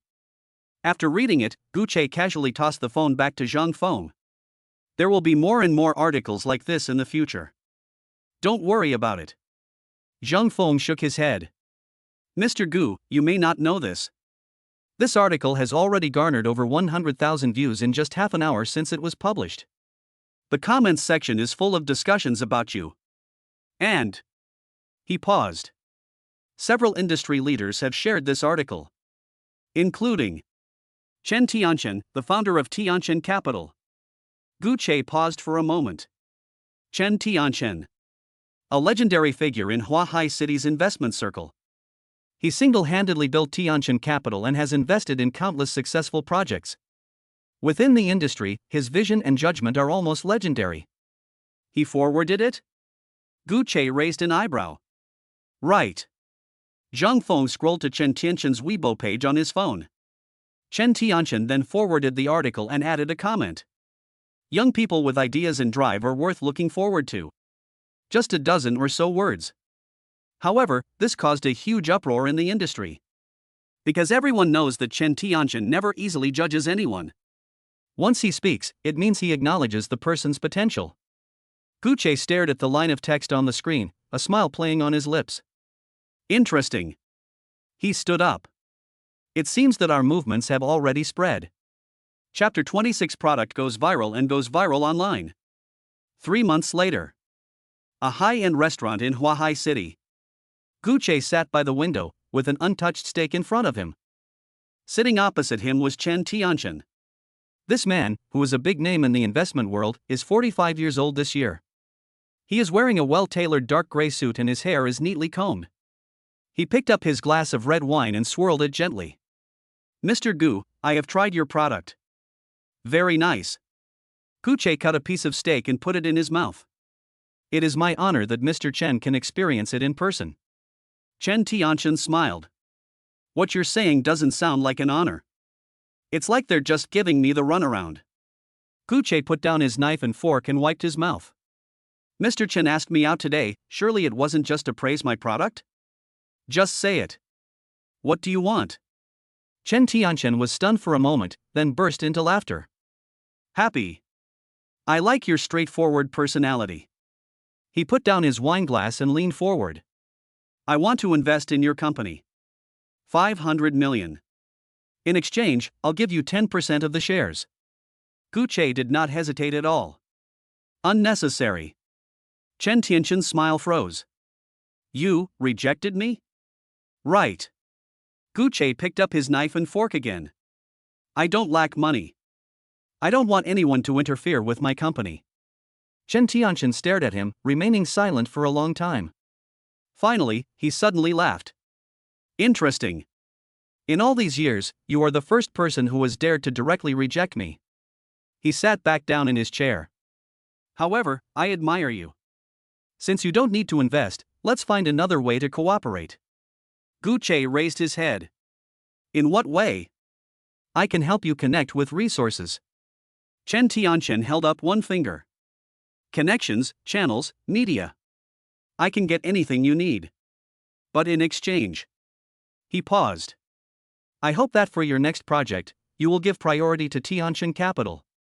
Gucci thought for a few seconds. Can. Chen Tianchen reached out his hand. Then it's settled. The two held hands. That evening. Gucci's short video app has officially launched. The product name is Flash Shadow. The meaning is that it is as fast as lightning and as omnipresent as a shadow. Day 1 of launch. Downloads have surpassed 1 million. The next day. Breaking 5 million. The third day. Breaking 10 million. The entire internet industry was shocked by this app that appeared out of nowhere. No one could have imagined that a company that had only been established for 3 months could create such a blockbuster product. Major tech media outlets have reported on this. Flash Video App, a dark horse in the short video industry. How did Gucci achieve over 10 million users in 3 months? A young tycoon's business miracle, Flash Shadow may reshape the industry. On the user side, the popularity of Flash Shadow has reached an alarming level. Open any social media platform and you'll see discussions about Flash Shadow.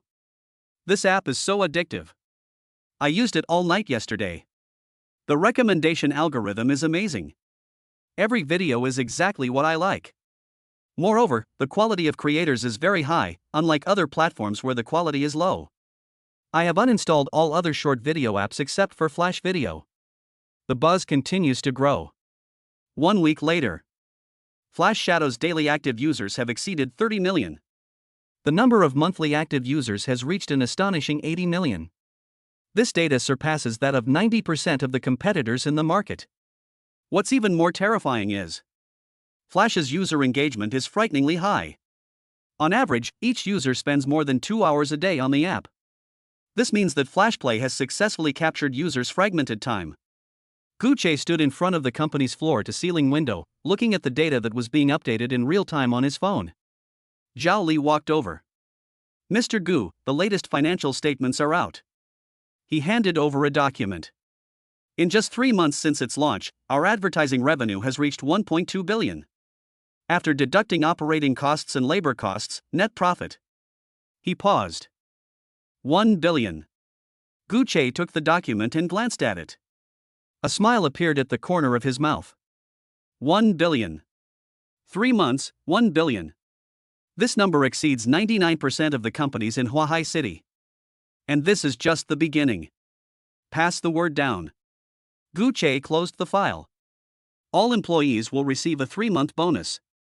The core team will receive additional stock options. Zhao Li was taken aback.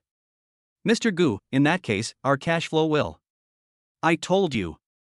Gu Che interrupted him. We don't lack money. Those who work for me must not be allowed to suffer losses. Zhao Li took a deep breath and nodded. Understood.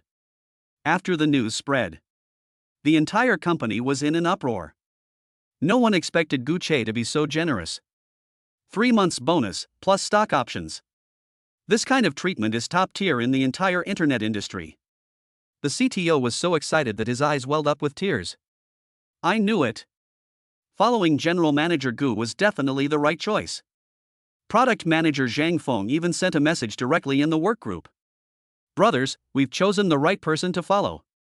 From now on, I'll be the first to object to anyone who dares to speak ill of President Gu. The group chat was instantly flooded with various emojis and words of thanks. Gu Che merely glanced at his phone indifferently. Then turn off the screen. He walked out of the office and onto the company's rooftop. A night breeze blew by. The night view of Huahai City unfolds beneath your feet.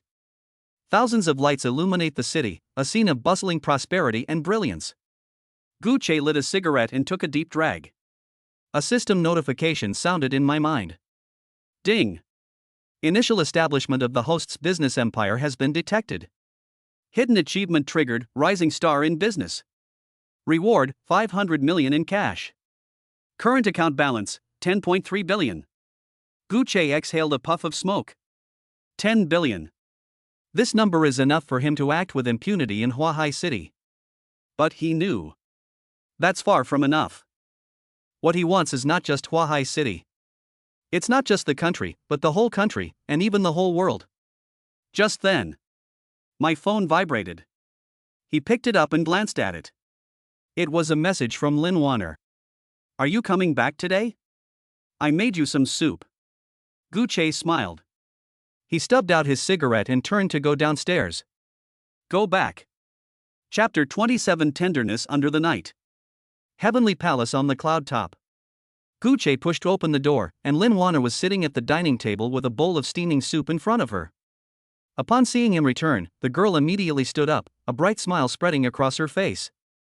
You're back. She jogged over, stood on tiptoe, and gave him a light peck on the lips. Gu Che put his arm around her waist and pulled her into his embrace. Have you been waiting long? No. Lin Wanner shook her head and pulled him to the dining table. I just finished stewing it, drink it while it's hot. Gu Che sat down and took a sip of soup. The delicious flavor melted on my tongue, and my fatigue instantly disappeared. Have you been working hard lately?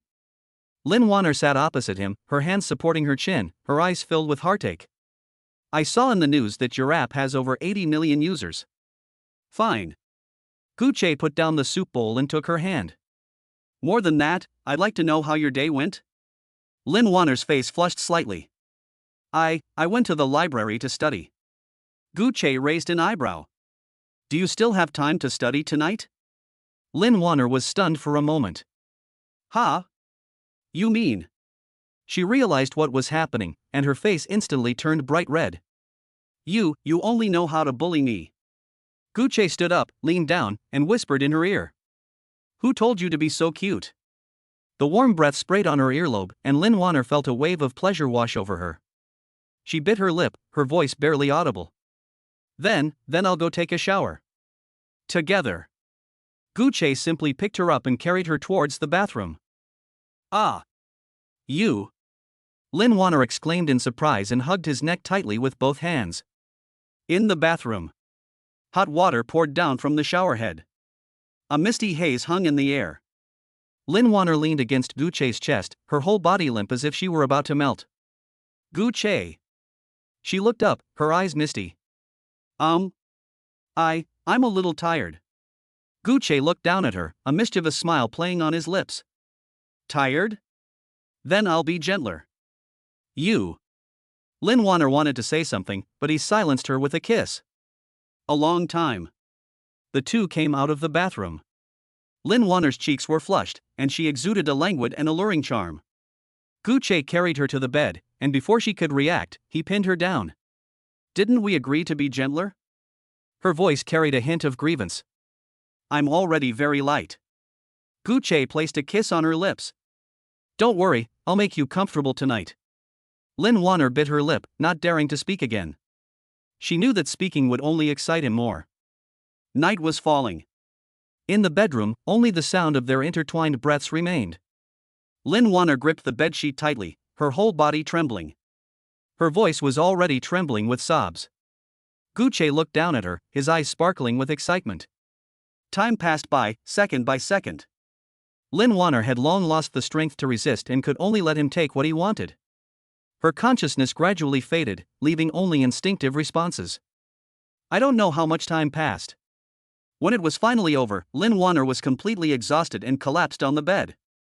Her eyes were half open, with glistening tears still clinging to her eyelashes. You are the devil," she complained weakly. Gu Che lay down beside her and reached out to pull her into his arms. "The devil is only with you." Lin Wanner didn't have the strength to refute, she just snuggled in his arms and quickly fell into a deep sleep. Gu Che looked at the sleeping girl in his arms, a satisfied smile appearing on his lips. Just then, a system notification sounded in my mind.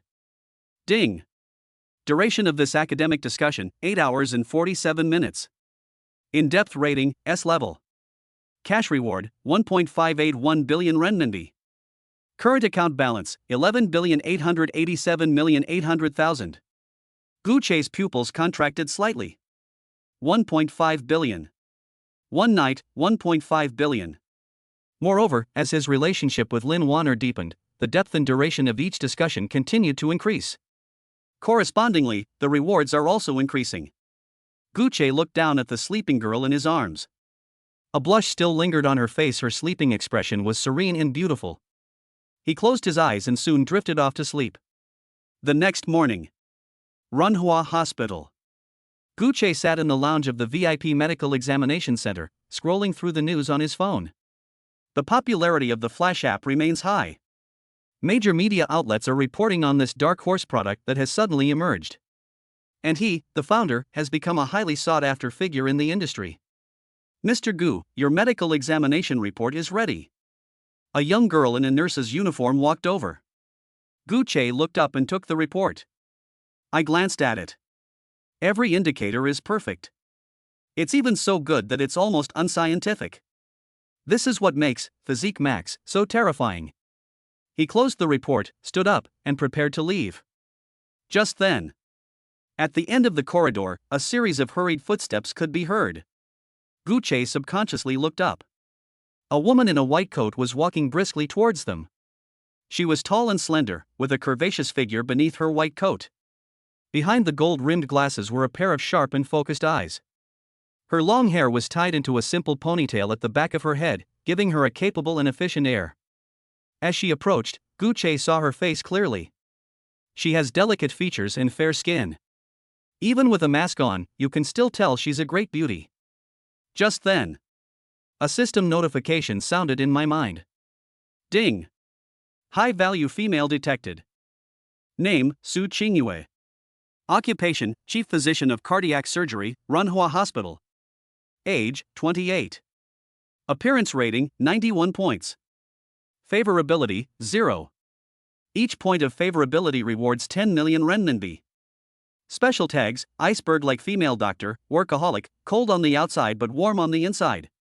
Gu Che's eyes narrowed slightly. 91 points. This score has met the standard. In other words, as long as the strategy is successful, you can get a reward of 10 million for every point of favorability gained. And if he can get her favorability level to 100, he can draw the God-level ability roulette again. Interesting. A playful smile appeared on Gu Che's lips. Su Qingyue walked past him without even glancing at him. She walked straight into the director's office and closed the door. The whole process was as cold and indifferent as an iceberg. Gu Che stood there, staring at the tightly closed door. The iceberg female doctor. This label is quite fitting. But the larger the iceberg, the hotter it becomes after it melts.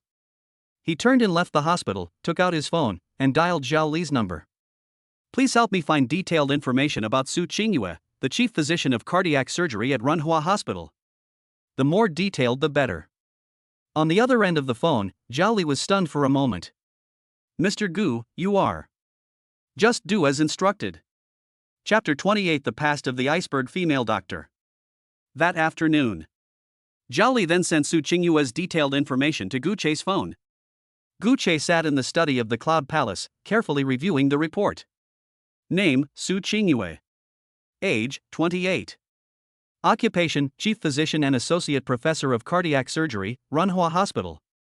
Education: PhD from Huahai Medical University, with 2 years of advanced studies at a top medical school abroad. Family background: both parents are retired and working class.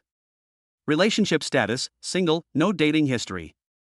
Personality traits: workaholic, extremely responsible towards patients, but leads a very simple private life with almost no social activities. Special note: 3 years ago, Su Qingyue performed a highly complex heart surgery on a 10-year-old girl. The surgery lasted 18 hours and ultimately saved the girl's life. This event caused a sensation in the medical community, and Su Qingyue became the youngest chief physician in Huahai City. After reading the information, Gu Chei fell into deep thought. A 28-year-old chief physician.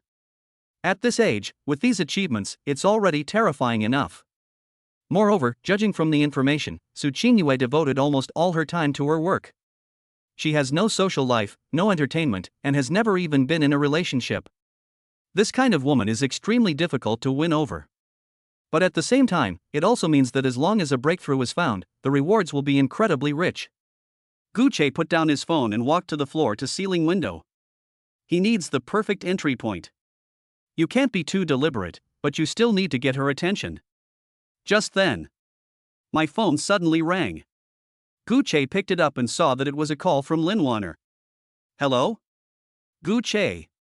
On the other end of the phone, Lin Wanner's voice carried a hint of anxiety. My roommate is sick and is in the emergency room at Runhua Hospital. I came with her, but she needs to be hospitalized, and I'm a bit overwhelmed by her alone. Gu Chei's eyes lit up. The opportunity has arrived. Don't worry, I'll be right there.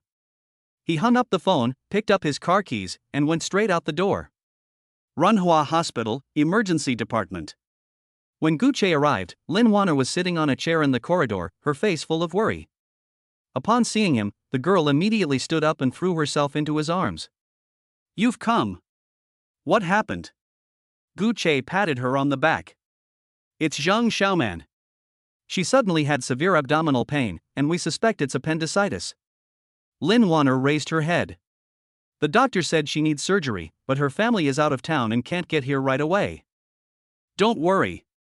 Gu Chei took her hand. I'll handle the surgery. He walked to the nurse's station. Hello, I'd like to ask if it's possible to arrange for the best doctor to perform an appendectomy? The nurse looked up and glanced at him. Sir, the doctors at our hospital are all very professional. I know. Gu Chei interrupted her. But I want the best. Money is not a problem. The nurse was taken aback. I'm afraid it's not easy to arrange. The best surgeons are all in surgery right now. Then let's wait. Gu Chei took out his black card and slammed it on the table. Or, go to your best doctor and tell him I'm willing to pay 10 times the surgery fee. The nurse looked at the black card, her pupils contracting slightly. She had worked at the hospital for many years and had met many wealthy people. But this is the first time I've seen someone as direct and generous as Gu Chei. I'll go ask the director. She picked up the phone and dialed a number. A few minutes later, footsteps echoed from the end of the corridor. Gu Chei turned his head. A woman in a white coat is walking this way. It was Su Qingyue. She walked to the nurse's station and gave Gu Chei a cold glance. You're looking for the best doctors? Gu Chei nodded. That's right. Su Qingyue frowned. Appendicitis surgery is a minor procedure that any surgeon can perform. You don't need to waste your money. Gu Chei smiled. It may be a minor surgery for you, but for the patient, it is a matter of life and death. I just want to give her the best treatment. Su Qingyue remained silent for a few seconds. Come with me. She turned and walked toward the operating room. Gu Che followed behind her. Lin Wanner tugged at his sleeve and spoke softly. Gu Che, isn't this going too much trouble for them? Won't. Gu Che squeezed her hand. Wait for me here. He followed Su Qingyue into the operating room. Su Qingyue took off her white coat and began to wash her hands. Who is the patient to you? My girlfriend's roommate. Gu Che leaned against the doorframe. I just didn't want her to worry. Su Qingyue looked up and glanced at him through her gold-rimmed glasses. You seem to care a lot about your girlfriend. Gu Che smiled. She deserves it. Su Qingyue didn't say anything more. She put on her surgical gown, mask, and gloves, and pushed open the door to the operating room. Gu Che stood outside the operating room, looking through the glass window at the situation inside. Su Qingyue's movements were clean and swift, each strike precise and accurate. The entire surgery took less than half an hour. When she came out of the operating room, she took off her mask, her face expressionless. The surgery was a success. The patient needs to be hospitalized for observation for 2 days. Gu Che nodded. Thanks. You're welcome. Su Qingyue turned to leave. This is my job. The surgery fee. Gu Che spoke. Su Qingyue stopped in her tracks. Just charge the normal fee. I don't need 10 times your fee. She walked away without looking back. Gu Che watched her retreating figure, a smile playing on his lips. Interesting. This woman was more difficult to deal with than he had imagined. But the more this happened, the more interested he became.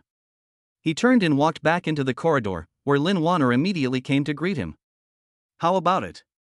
The surgery was a success. Gu Che ruffled her hair. Xiaoman needs to be hospitalized for 2 days. Are you staying with her tonight? Lin Wanner nodded. Yes, I want to spend the night with her. Then I'll go with you. Gu Che pulled her towards the ward.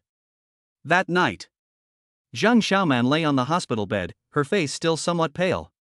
Lin Wanner sat on the edge of the bed and peeled an apple for her. Gu Che stood by the window, looking at the night view outside. Wanner, thank you. Zhang Xiaoman spoke weakly. And Gu Che. If it weren't for you guys, I really don't know what I would have done. Lin Wanner smiled. What are you talking about? We're roommates. Zhang Xiaoman looked at Gu Che, a complex emotion flashing in her eyes. Gu Che, you are so good to Wanner. She's so lucky to have met you. Gu Che turned his head and smiled faintly. I'm lucky. Just then, the door to the ward was pushed open. Su Qingyue walked in, holding a medical record book in her hand. I'm here to make my rounds. She went to the bedside and checked on Zhang Xiaoman's condition. The recovery is going well. You can get out of bed and move around tomorrow. Zhang Xiaoman quickly thanked her. Thank you, doctor. Su Qingyue nodded and turned to leave. Dr. Su. Gu Che suddenly spoke. Su Qingyue stopped and turned to look at him. What's up? I'd like to invite you to dinner. Gu Che spoke directly. Consider this a thank you for your help today. Su Qingyue frowned. No need. I've said it before, this is my job. She pushed open the door and left. Lin Wanner looked at Gu Che, a hint of doubt flashing in her eyes. Why are you suddenly inviting her to dinner? Gu Che smiled. I just felt that I should express my gratitude. Although Lin Wanner was somewhat puzzled, she didn't think much of it. Gu Che, meanwhile, looked in the direction Su Qingyue had left, a glint of excitement flashing in his eyes. Chapter 29 Equipment worth 100 million? No, I want to buy the entire company. Gu Che returned to the heavenly palace on the cloud top, took off his coat, and threw it on the sofa. Lin Wanner stayed at the hospital with Zhang Xiaoman, giving him some rare time alone. Walking to the floor-to-ceiling window, overlooking the night view of Huahai City, he took out his phone and dialed Zhao Li's number. Check what projects Su Qingyue has been busy with lately. The more detailed the better. On the other end of the phone, Zhao Li was stunned for a moment. Mr. Gu, you are concerned about Dr. Su. Do as instructed. Gu Che hung up the phone and lit a cigarette. The smoke rose slowly into the air. The image of Su Qingyue's indifferent face flashed through his mind. The iceberg female doctor. The more I think about this label, the more interesting it becomes. Less than an hour. Zhao Li called back. Mr. Gu, we've found it. Dr. Su is currently leading a research project on minimally invasive cardiac surgery, which requires the use of a surgical robot called the Da Vinci V. This machine is the latest product from the German company Steiner Medical Technologies. Only 5 were ever produced worldwide, and the price. Zhao Li paused. 130 million RMB. Gu Che exhaled a puff of smoke. Can't afford Runhua Hospital? I can't afford it. Zhao Li's tone carried a hint of helplessness. This machine is too expensive, and the maintenance costs are extremely high. Although Runhua Hospital is a top hospital in Huahai City, it is impossible for it to invest such a large amount of money in a single project. So Dr. Su's project has been stuck here. Gu Che flicked his cigarette ash. Just then, a system notification sounded in my mind. Ding! Detected the wish of the target Su Qingyue. Wish, obtained the Da Vinci V surgical robot. Fulfilling wishes will greatly increase your favorability rating. Gu Che's eyes lit up. The opportunity has arrived. He stubbed out his cigarette and picked up his phone again. Zhao Li, help me contact Stenger Medical Technology Company. Tell them I want to buy a Da Vinci V. Zhao Li responded and hung up the phone. Gu Che walked back to the sofa and lay down. He closed his eyes and began to formulate his next plan. Buy a machine and give it to Su Qingyue? No. That's too easy. While this method can improve favorability, its effect is limited. Moreover, a one-time expression of gratitude is quickly forgotten. What he wanted was not fleeting gratitude. It was a long-term connection that she couldn't refuse. Thinking of this, Gu Che opened his eyes. He picked up his phone and dialed Zhao Li's number again. Etc. I've changed my mind. Zhao Li was taken aback. Mr. Gu, you are. I'm not buying the machine. Gu Che's tone carried a hint of amusement. I want to buy the entire Stenger Medical Technology Company. There was a long silence on the other end of the phone, lasting 10 seconds. Mr. Gu. Zhao Li's voice trembled slightly. You mean, an acquisition? Right. Gu Che stood up and walked to the floor-to-ceiling window. Contact their CEO and tell him that I am very interested in their company. Preparing to invest, or even acquire outright. Zhao Li gasped. Having followed Gu Che for so long, he has witnessed far too many insane decisions. But this time, it still refreshed his understanding. Would someone buy a top German medical technology company just for a woman? This way of pursuing women was completely beyond his imagination. Mr. Gu. Zhao Li organized his thoughts. Stenger is a long-established European company, and they are very wary of foreign capital. Especially Eastern capital. I'm worried they won't accept it easily. Gu Che smiled. Alert? That's because I don't have enough money. He turned around, his tone tinged with coldness. There is nothing in this world that money can't buy. If you can't buy it, that means there isn't enough money. Zhao Li took a deep breath. Understood. I'll arrange it right away. After hanging up the phone, Gu Che sat back down on the sofa. He picked up his tablet and began looking up information about Stenger Medical Technologies. This is a German company founded in 1952 that focuses on the research and development and production of high-end medical equipment. Its products include surgical robots, imaging equipment, and life support systems. It ranks among the top 10 in the global medical device industry. Annual revenue exceeds 5 billion euros. Gu Che looked at the data and a smile appeared on his lips. This is not just about winning over Su Qingyue. This is also the first step in his business expansion into high-end manufacturing and biotechnology. He wanted more than just to please women. Instead, they turned women's dreams into part of their own empire.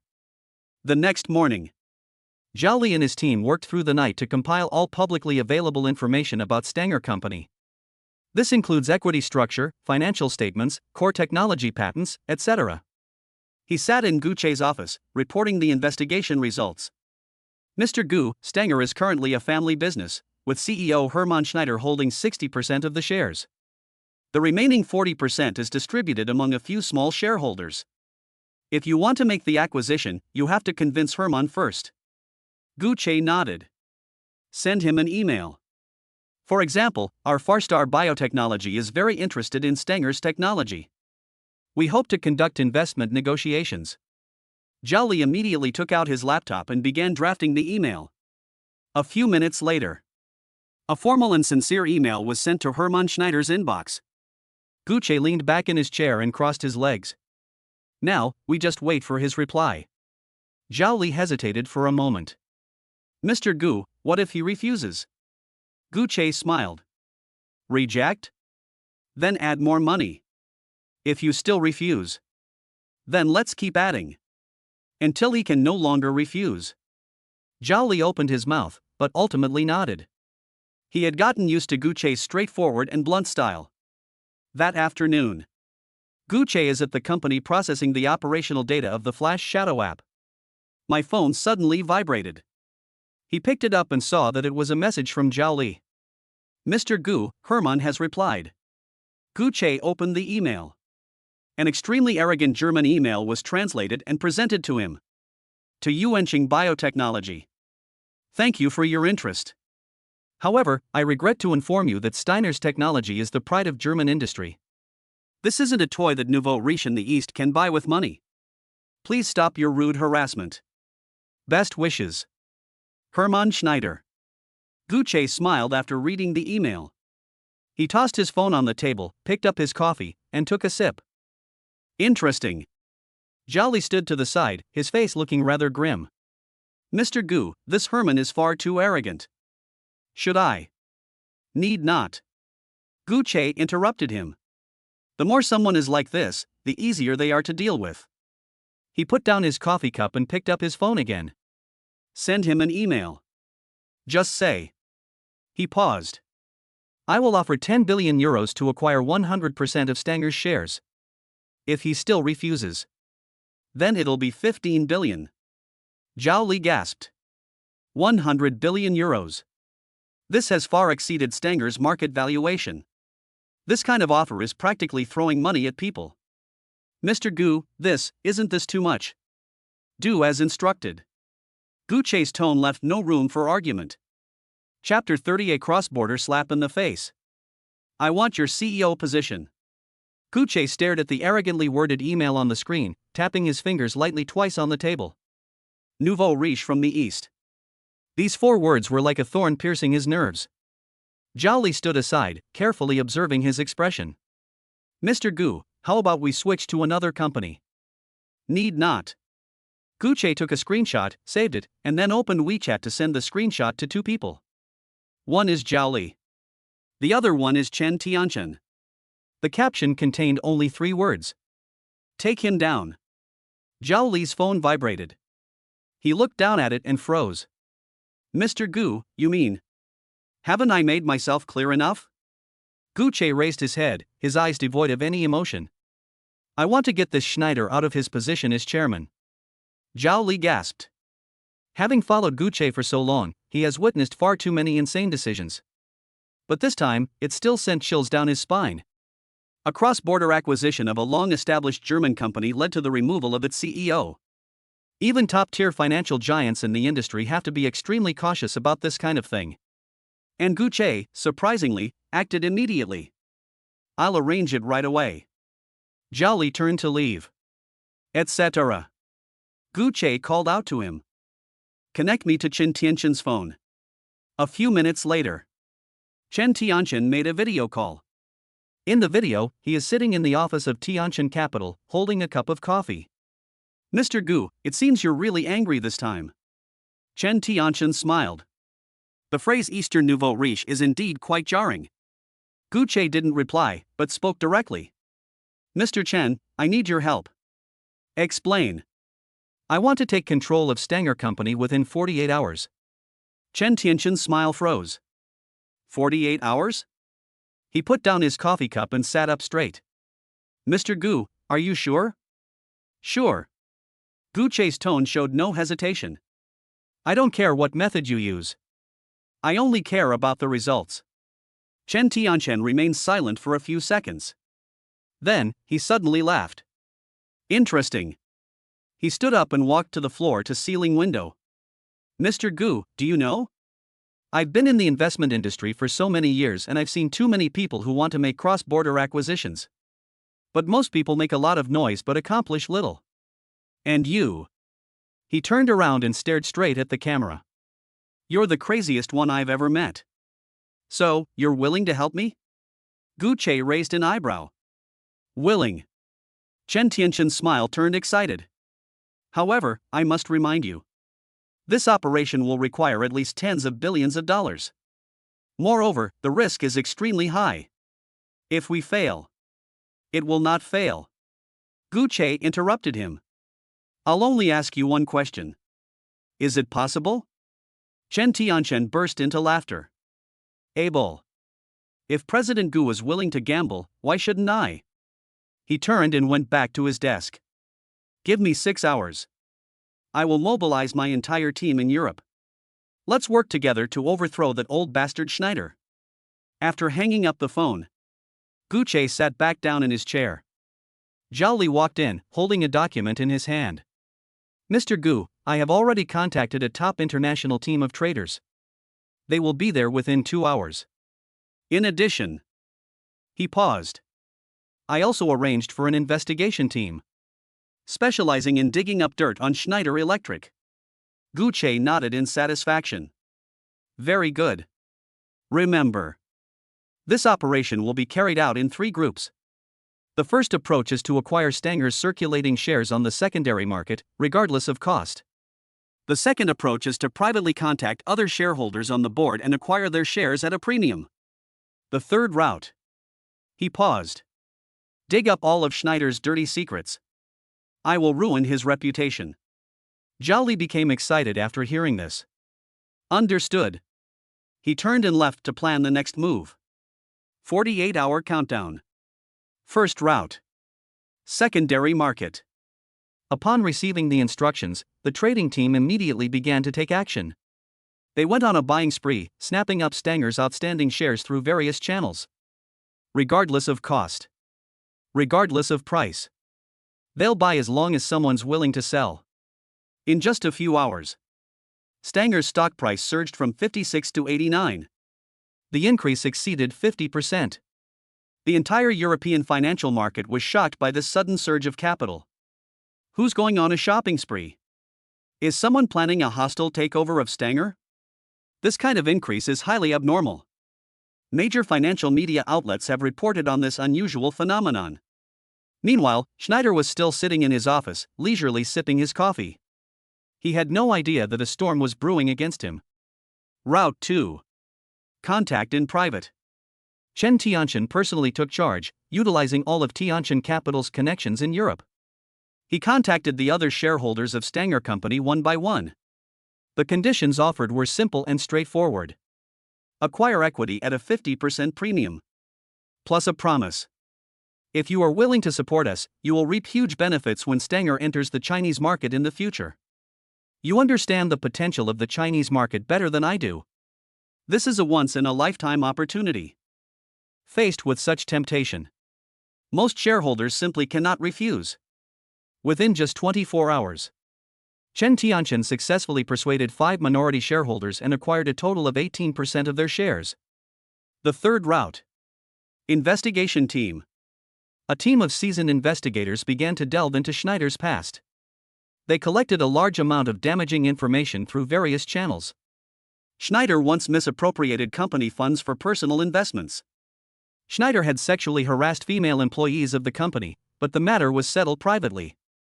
Schneider once used his position to sell company technology at a low price to an affiliated company he controlled. Each piece of dirt on him is enough to ruin his reputation. The investigation team compiled these materials into a booklet and sent it to Gu Che. 48 hours later, Gu Che sat in his office, looking at a report in front of him. Zhao Li stood to the side, his face unable to hide his excitement. Mr. Gu, we succeeded. Acquired through secondary market acquisitions and private agreements. We have already acquired a 42% stake in Stanger. You are now the company's largest shareholder. Gu Che put down the report, a smile playing on his lips. Very good. Convene an emergency online board meeting immediately. I want Schneider to see for himself how he gets ousted from office. Zhao Li nodded and immediately went to make the arrangements. That evening, Stanger Corporation headquarters. Schneider sat in his office, the computer screen in front of him displaying the interface of the online board meeting. He frowned as he looked at the few unfamiliar names that had appeared on the list of attendees. Who are these people? He clicked on one of the profile pictures. Chen Tianqian's face appeared on the screen. Good evening, board members. Chen Tianqian spoke in fluent German. I am Chen Tianqian, the founder of Tianqian Capital. Today, on behalf of Farstar Biotechnology and Mr. Gu Che, I am officially attending this board meeting. Schneider's expression changed instantly. You mean Gu Che? He suddenly stood up. It's that Dongfang. He hadn't finished speaking. Chen Tianqian interrupted him. Mr. Schneider, please watch your words. Starting today, Mr. Gu Che is the largest shareholder of Stanger Corporation. Shareholding ratio, 42%. Schneider's face turned deathly pale instantly. Impossible. How is this possible? With trembling hands, he opened the company's equity structure table. When he saw Gu Che's name ranked first, he froze completely. How did you do that? Chen Tianqian smiled. Mr. Schneider, this is not your concern. What you should be concerned about now is your CEO position is in jeopardy. He paused. Now, I formally propose it. Remove Mr. Schneider from his position as CEO. The reason is its short-sightedness and arrogance have seriously hindered the company's globalization. Please vote, all board members. After a few seconds of silence, one angry voice after another came from the screen. Schneider slumped into his chair. He stared at the screen, completely unresponsive. He never expected this. He simply rejected an acquisition offer from an Asian. But within 48 hours, they lost everything. Chen Tianqian closed the meeting interface. He picked up his phone and sent a message to Gu Che. Nailed it. Huahai City. Gu Che sat in the study of the Cloud Palace, looking at the messages on his phone. He put down his phone and picked up the red wine on the table. I shook it gently. Then I took a sip. Just then, Zhao Li called. Mr. Gu, the technical team from Stanger has already set off. They will be bringing the latest model of the Da Vinci V Pro surgical robot. Arrive in Huahai City within 3 days. It was lent to Dr. Su Qingyue of Ranhua Hospital free of charge. Gu Che nodded. Very good. He hung up the phone. Walked to the floor-to-ceiling window. A system notification sounded in my mind. Ding. Su Qingyue's wish has been fulfilled. Favorability plus 20. Current favorability, 20. Cash reward, 200 million. Current account balance, 12.2878 billion. Gu Che smiled. 20 points of favorability. This is just the beginning. Ranhua Hospital. In Su Qingyue's office. She had just finished a 6-hour surgery and looked exhausted. Just then, there was a knock on the office door. Come in. The dean pushed open the door and entered, his face filled with undisguised excitement. Qingyue, I have good news to tell you. Su Qingyue raised her head.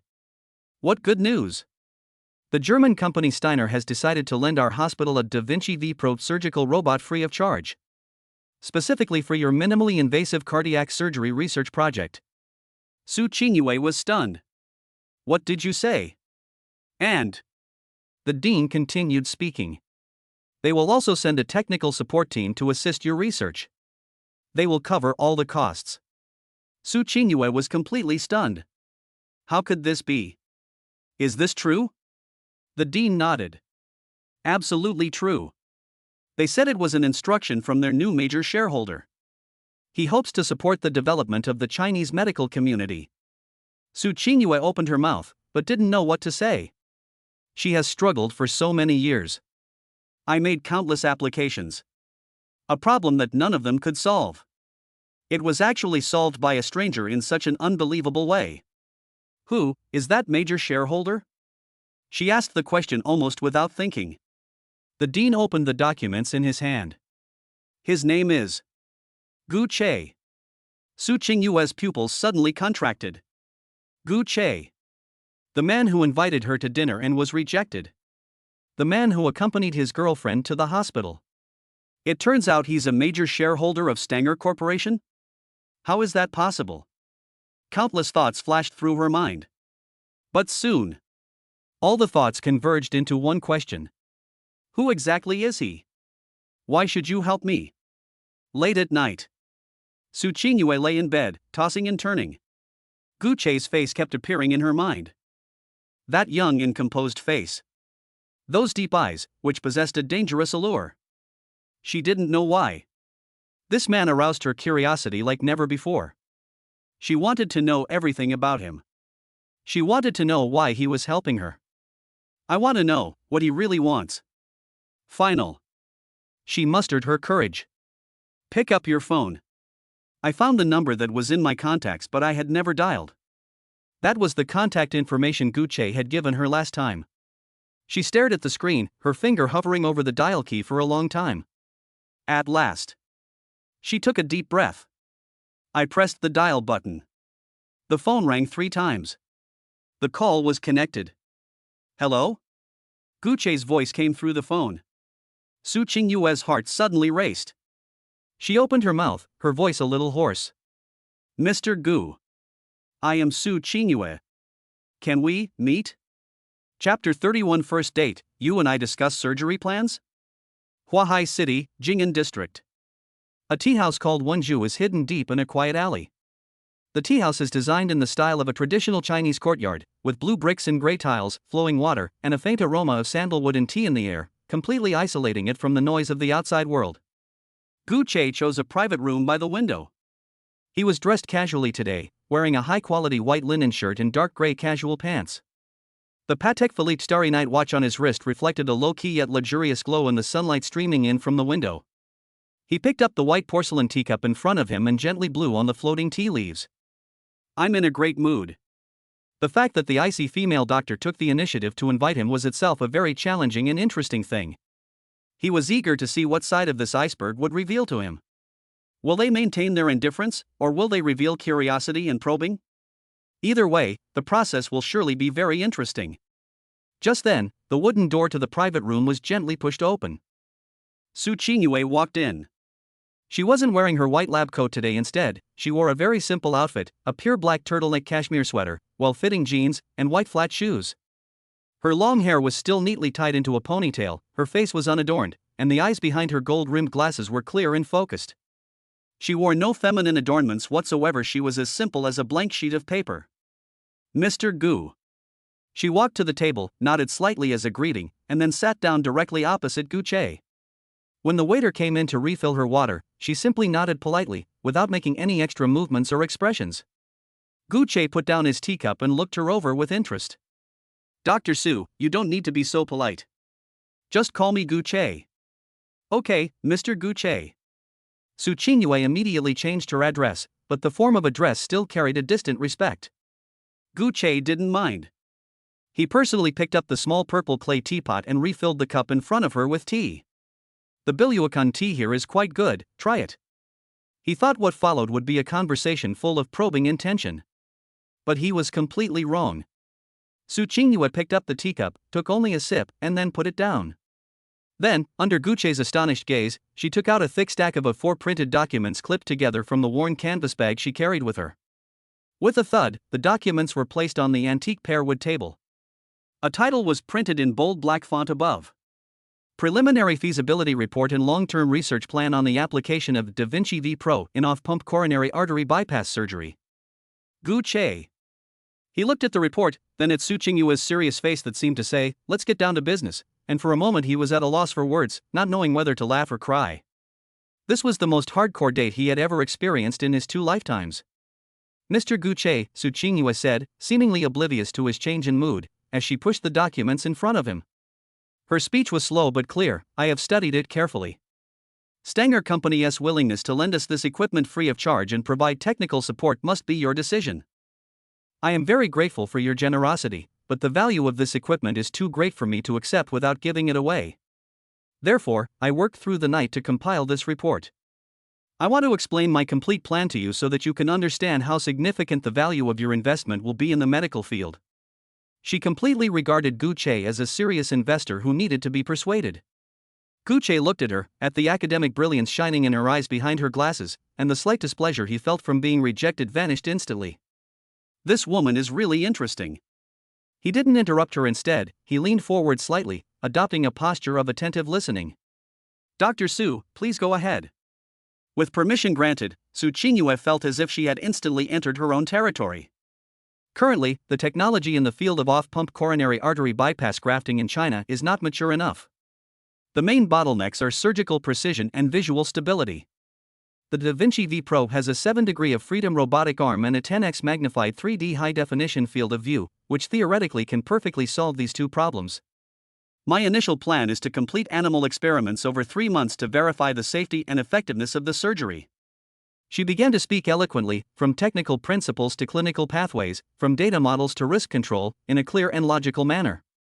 The complex medical terms and surgical procedures, spoken by her, seemed to possess a unique charm. Gu Che listened quietly. If it were anyone else, they would probably be completely confused and falling asleep by now. But Gu Che is different. Although he was not skilled in medicine, he possessed the top-notch logical thinking and information integration abilities of a business empire builder. He can quickly strip away the complex technical details, grasp the core of the entire plan, and examine it from a higher perspective. Just as Su Qingyue finished explaining the first phase of the plan, took a sip of tea, and was about to continue, Gu Che suddenly spoke up. Dr. Su, your plan is perfect, but it is limited to pure medical research. Su Qingyue was stunned for a moment, then looked up. Gu Che tapped his finger lightly on the table. Have you thought about how to maximize the value of this technology? Maximize value? Su Qingyue frowned. Its greatest value is saving more people. No. Gu Che shook his head. Saving lives is only its basic value. Have you ever considered that every surgery is a process of collecting massive amounts of data? Data? Yes. Gu Che's mind immediately clicked. Every movement of the robotic arm, every change in the patient's vital signs, every decision made during the surgery, these are all incredibly valuable data. What if we structured this data and used it to train an AI model? Su Qingyue's hand, which was holding the teacup, froze in mid-air. Gu Che continued, initially, this AI model can serve as a surgical assistance system, providing doctors with decision-making suggestions and reducing surgical risks. In the mid-term, it can evolve into a highly realistic surgical simulator, allowing young doctors to practice thousands of times in a virtual environment. And in the long term, looking into Su Qingyue's increasingly bright eyes, he slowly revealed his final vision. It may even become a standardized intelligent surgical procedure, replicating the techniques of top surgeons in any hospital across the country and even the world. Su Qingyue's breathing became somewhat rapid.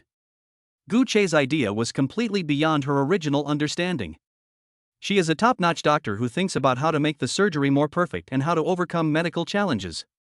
Gu Che, however, from a perspective she had never considered, painted a magnificent business blueprint for her research that deeply shocked her.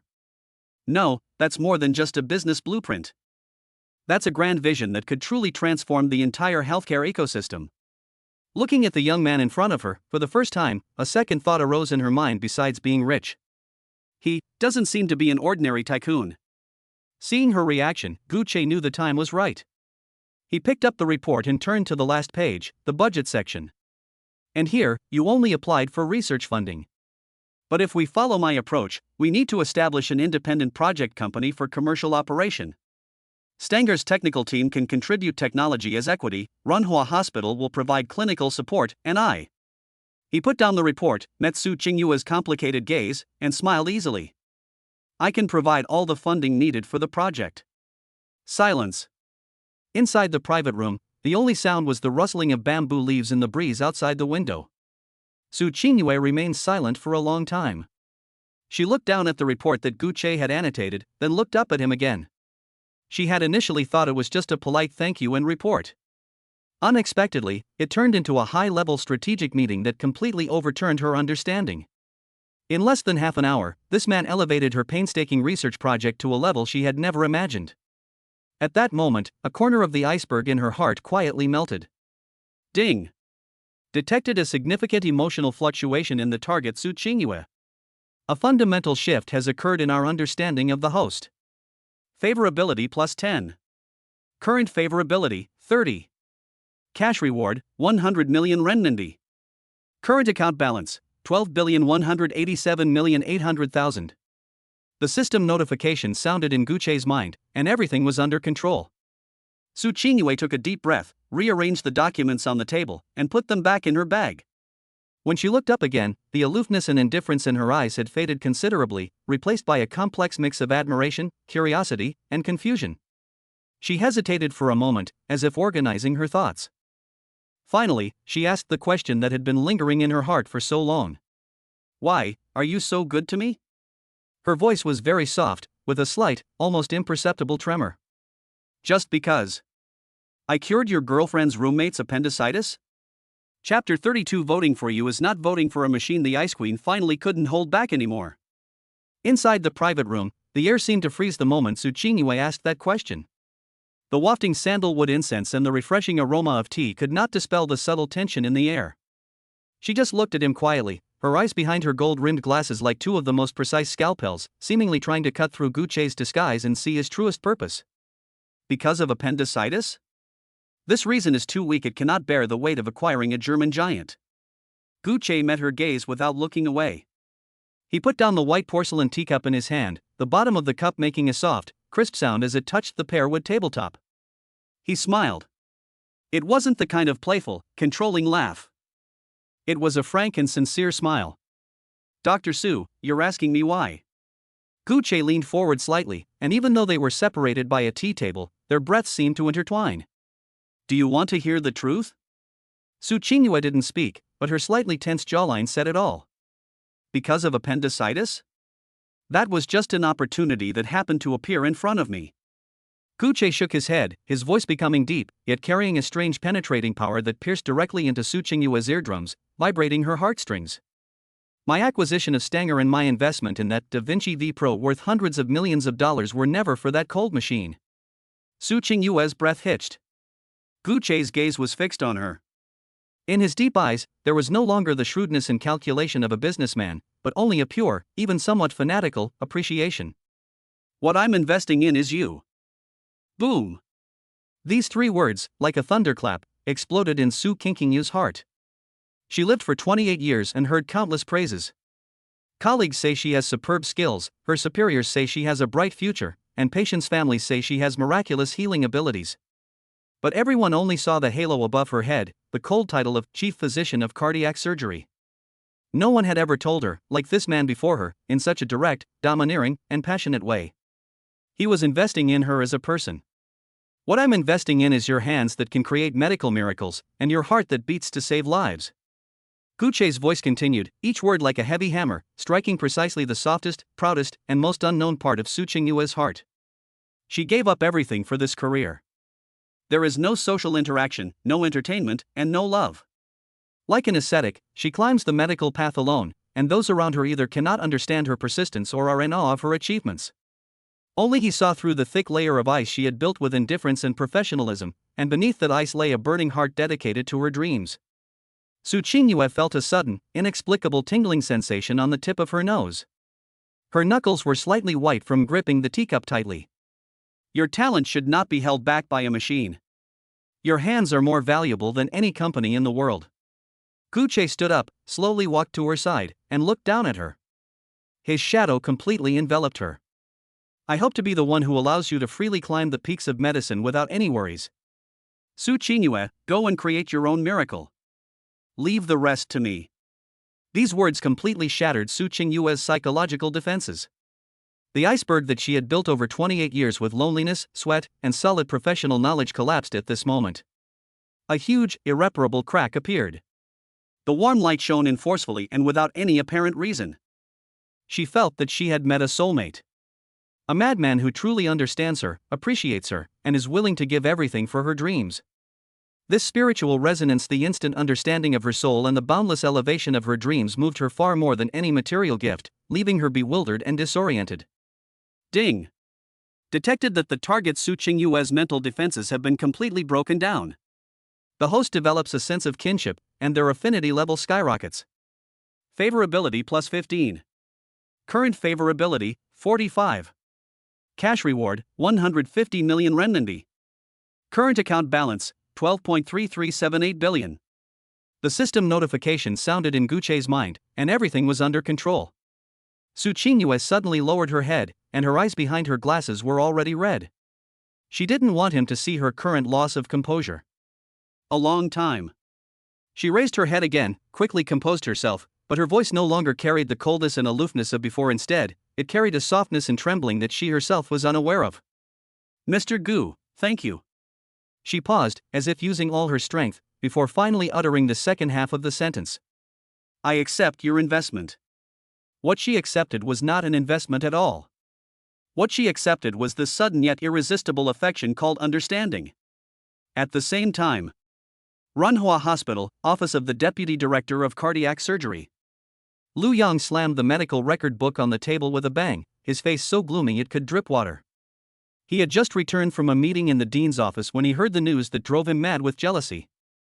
Su Qingyue.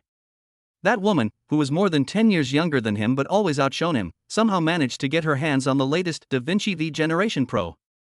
It was still the German company Steiner that lent it out free of charge and sent a team of experts to provide full technical support. Why should I? Lu Yang gritted his teeth, his eyes burning with jealousy. He gave countless gifts and pulled countless strings to get promoted to chief physician, but in the end, he was still outmaneuvered by Su Qingyue, who was brought in from outside. Over the years, he has always regarded Su Qingyue as a thorn in his side and a thorn in his flesh, and he has always wanted to bring her down. But that woman was like an emotionless work machine, doing nothing but surgeries and papers, making it impossible to find any fault with her. Now, she is even more powerful, having obtained this world-class divine weapon. Will Lu Yang still have a place in the cardiac surgery department in the future? A tremendous sense of threat and resentment gnawed at his heart like a venomous snake. No. We absolutely cannot let her have such a smooth and successful life. Lu Yang paced restlessly in his office. Finally, he stopped, a sinister glint flashing in his eyes. He suddenly grabbed his phone from the table, walked to the window, and closed the blinds. In the dimly lit office, he found a number and dialed it. After the call connected, he deliberately lowered his voice, his tone filled with cold calculation. Hello, is this Manager Wang from Dekang Medical? I am Lu Yang, yes, from Runhua Cardiology Department. A slick voice came from the other end of the phone.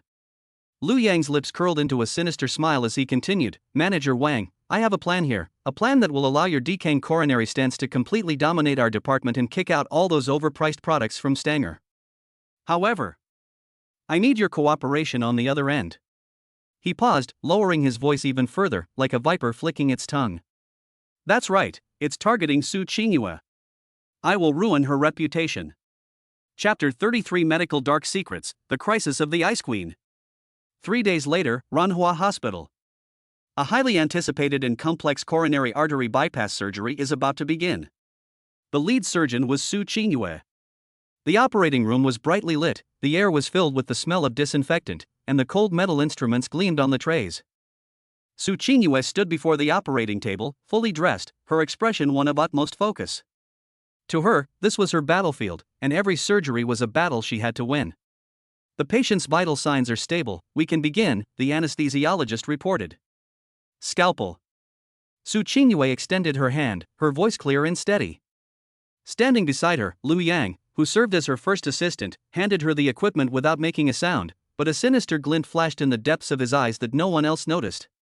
Just before the surgery began, while the circulating nurse was preparing other items, he quickly switched a box of unopened imported vascular anastomosis equipment with a box he had taken out of his pocket under the pretext of checking the surgical supplies.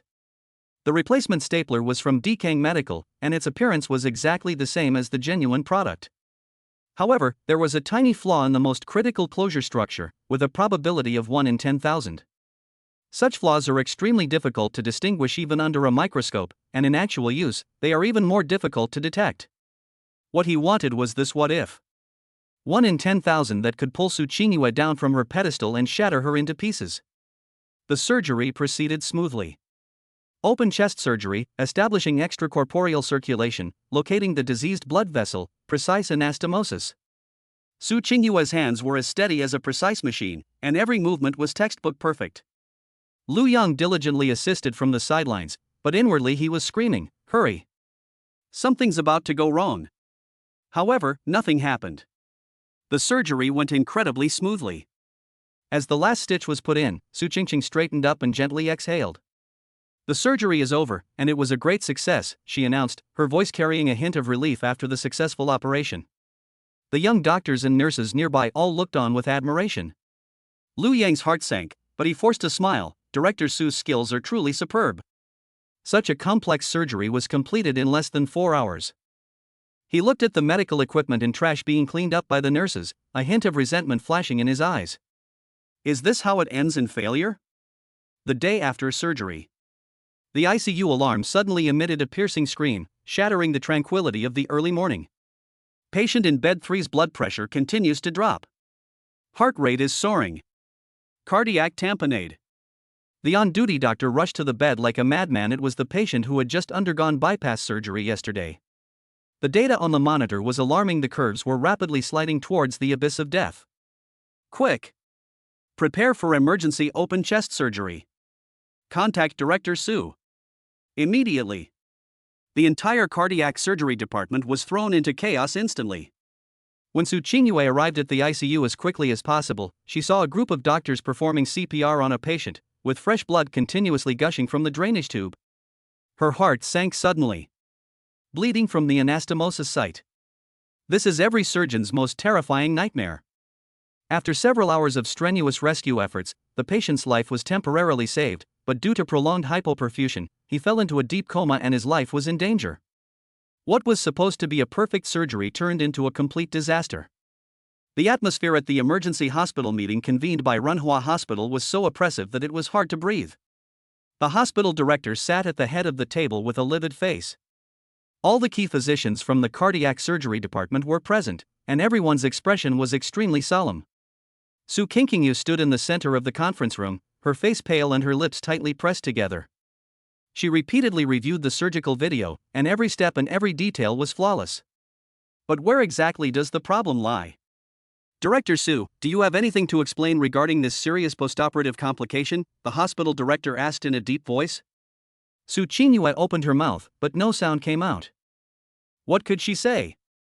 That she did nothing wrong? Then why did the patient end up like this? Just then, Lu Yang stood up, filled with righteous indignation. Dean, colleagues, I have something to say about this. All eyes were on him.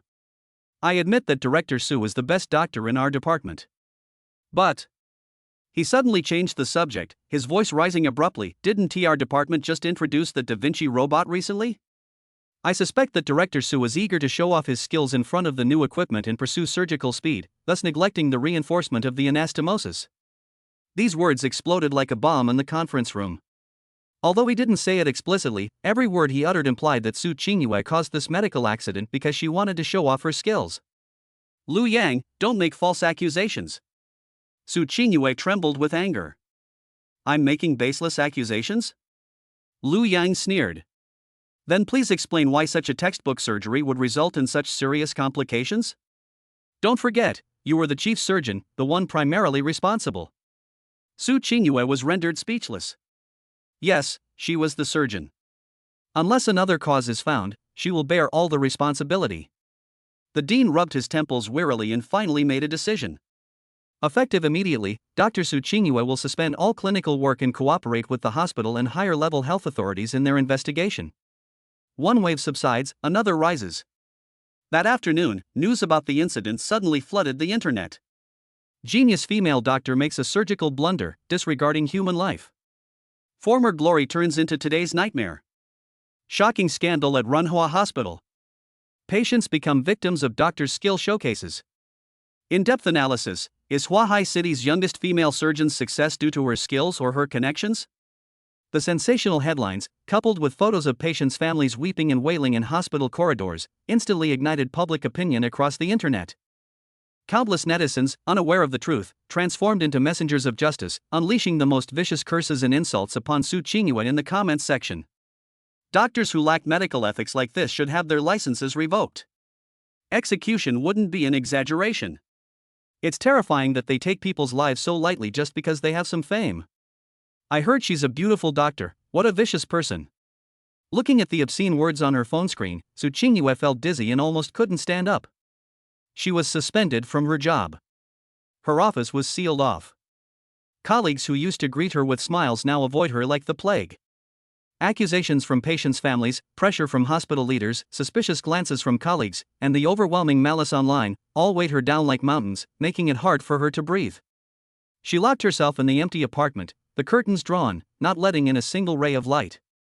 She neither ate nor drank, and watched the surgical video over and over again. She magnified every scene and every detail countless times. No problem. Her actions were absolutely flawless.